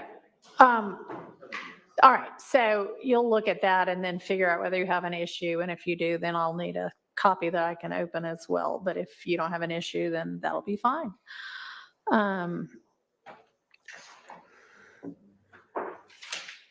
Okay. I was just trying to get some grace for All right. hiccups. So we've got That's why I said till the end of the month. motions in limine 64, 65, and 66 now to add that. Can y'all throw in the response to that by Friday as well? Yes, ma'am. All right. I appreciate that. And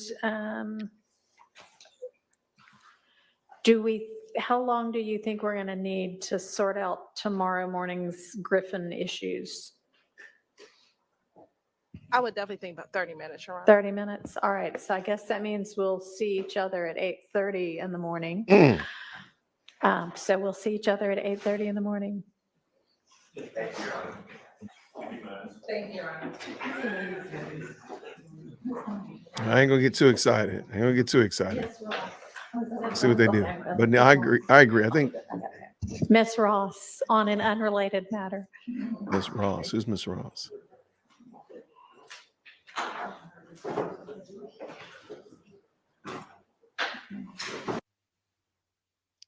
I don't know who Miss Ross is. Who's that?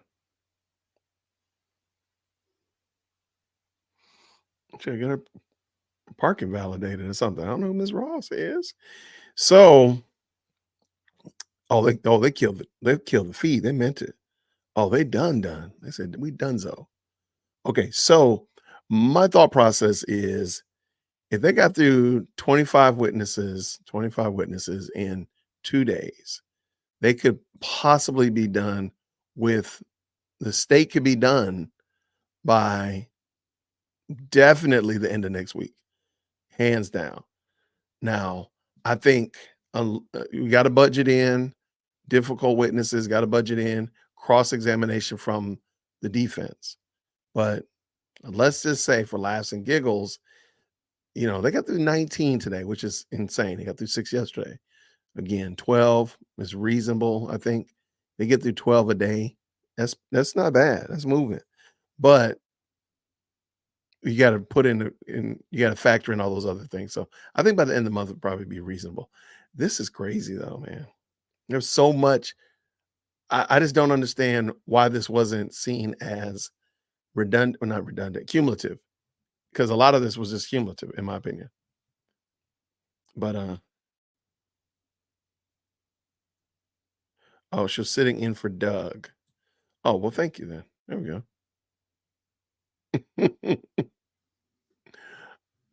Gotcha. Okay. Lots of good stuff going on. So what's up, good people? Let's do this. Let's go outside, get some sunlight, get away from this craziness, and make some sense of it. Today is Tuesday. I am going to. Yeah, they're having court tomorrow. They are having court 8:30. So we got to get in a little bit early tomorrow, Jason. Now I wonder, is all this progress because ADA Lave is not in there?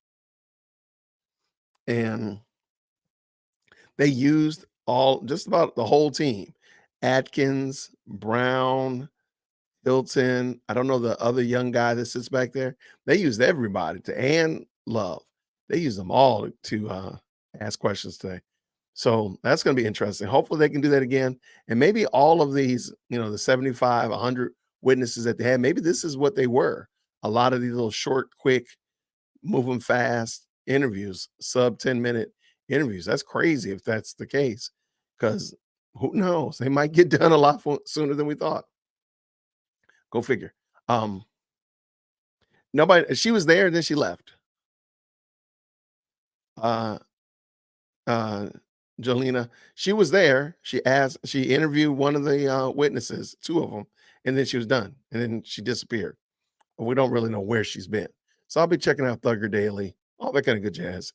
Anything come up really interesting, I will, if it comes up super interesting, I will definitely jump back on here tonight. But otherwise, we'll be ready for it tomorrow. Maybe I'll start a little earlier tomorrow. But I do want to say thank you to NDUG again for extending out 5 memberships. If you got a membership, please make sure you tell our she's responsible for our slime membership drive. So please tell NDUG thank you. Thank you for being a member for 2 months for Public Tea Room. Thank you so much. Kim, thank you for the very kind $10 super sticker. Thank you so much. Mo, thank you so much. Mo Mac, please forgive me. Thank you so much for the $5. Thank you so much again for the 5 as well. Amethyst Angel, glad to see you. Miss Mandy, that you're doing well and in good spirits. Thank you so much for the $2. Thank you again, Amethyst, for another $2, and Donna for $2 as well. I really appreciate y'all. It means a lot that you all hang out with me all day, even when I kick the power plug. I don't know what I was doing. Sorry. When I kicked the power plug and all that kind of stuff. Appreciate y'all not giving up on me. good gracious, man, I got to get it together. But I'm gonna do some wire cord management in a few minutes. But I really appreciate y'all. Let's do this again real soon. I thank you, moderators. I thank you, live chat, everybody with the supers, everybody that commented. Thank you so much, driving all that engagement, all that kind of stuff up. It means a lot, and I really do appreciate it all. And I'm looking forward to seeing what we do tomorrow. Now, I might take a little bit of time and make a speed run video of all these witnesses they had today. Who knows? I might do that. We'll see what happens. Well, thank you so much, Goldie. This is the best live chat on the internet. Where'd I go? There it is right there. Best live chat on the internet. Thank you so much, everybody. I appreciate each and every one of you. Let's get out of here. Go enjoy the rest of your day, and I'll see you all real soon. Grace and peace. Take care, everybody. Hit that like for Devil Christian. Yo, for Devil Christian. Smash that bell for DWC. Yo, smash it. Just smash it. Hit that like for Devil Christian. For Devil Christian. Smash that bell for DWC. Yo, smash it. Just smash it. Hit that like for Devil Christian.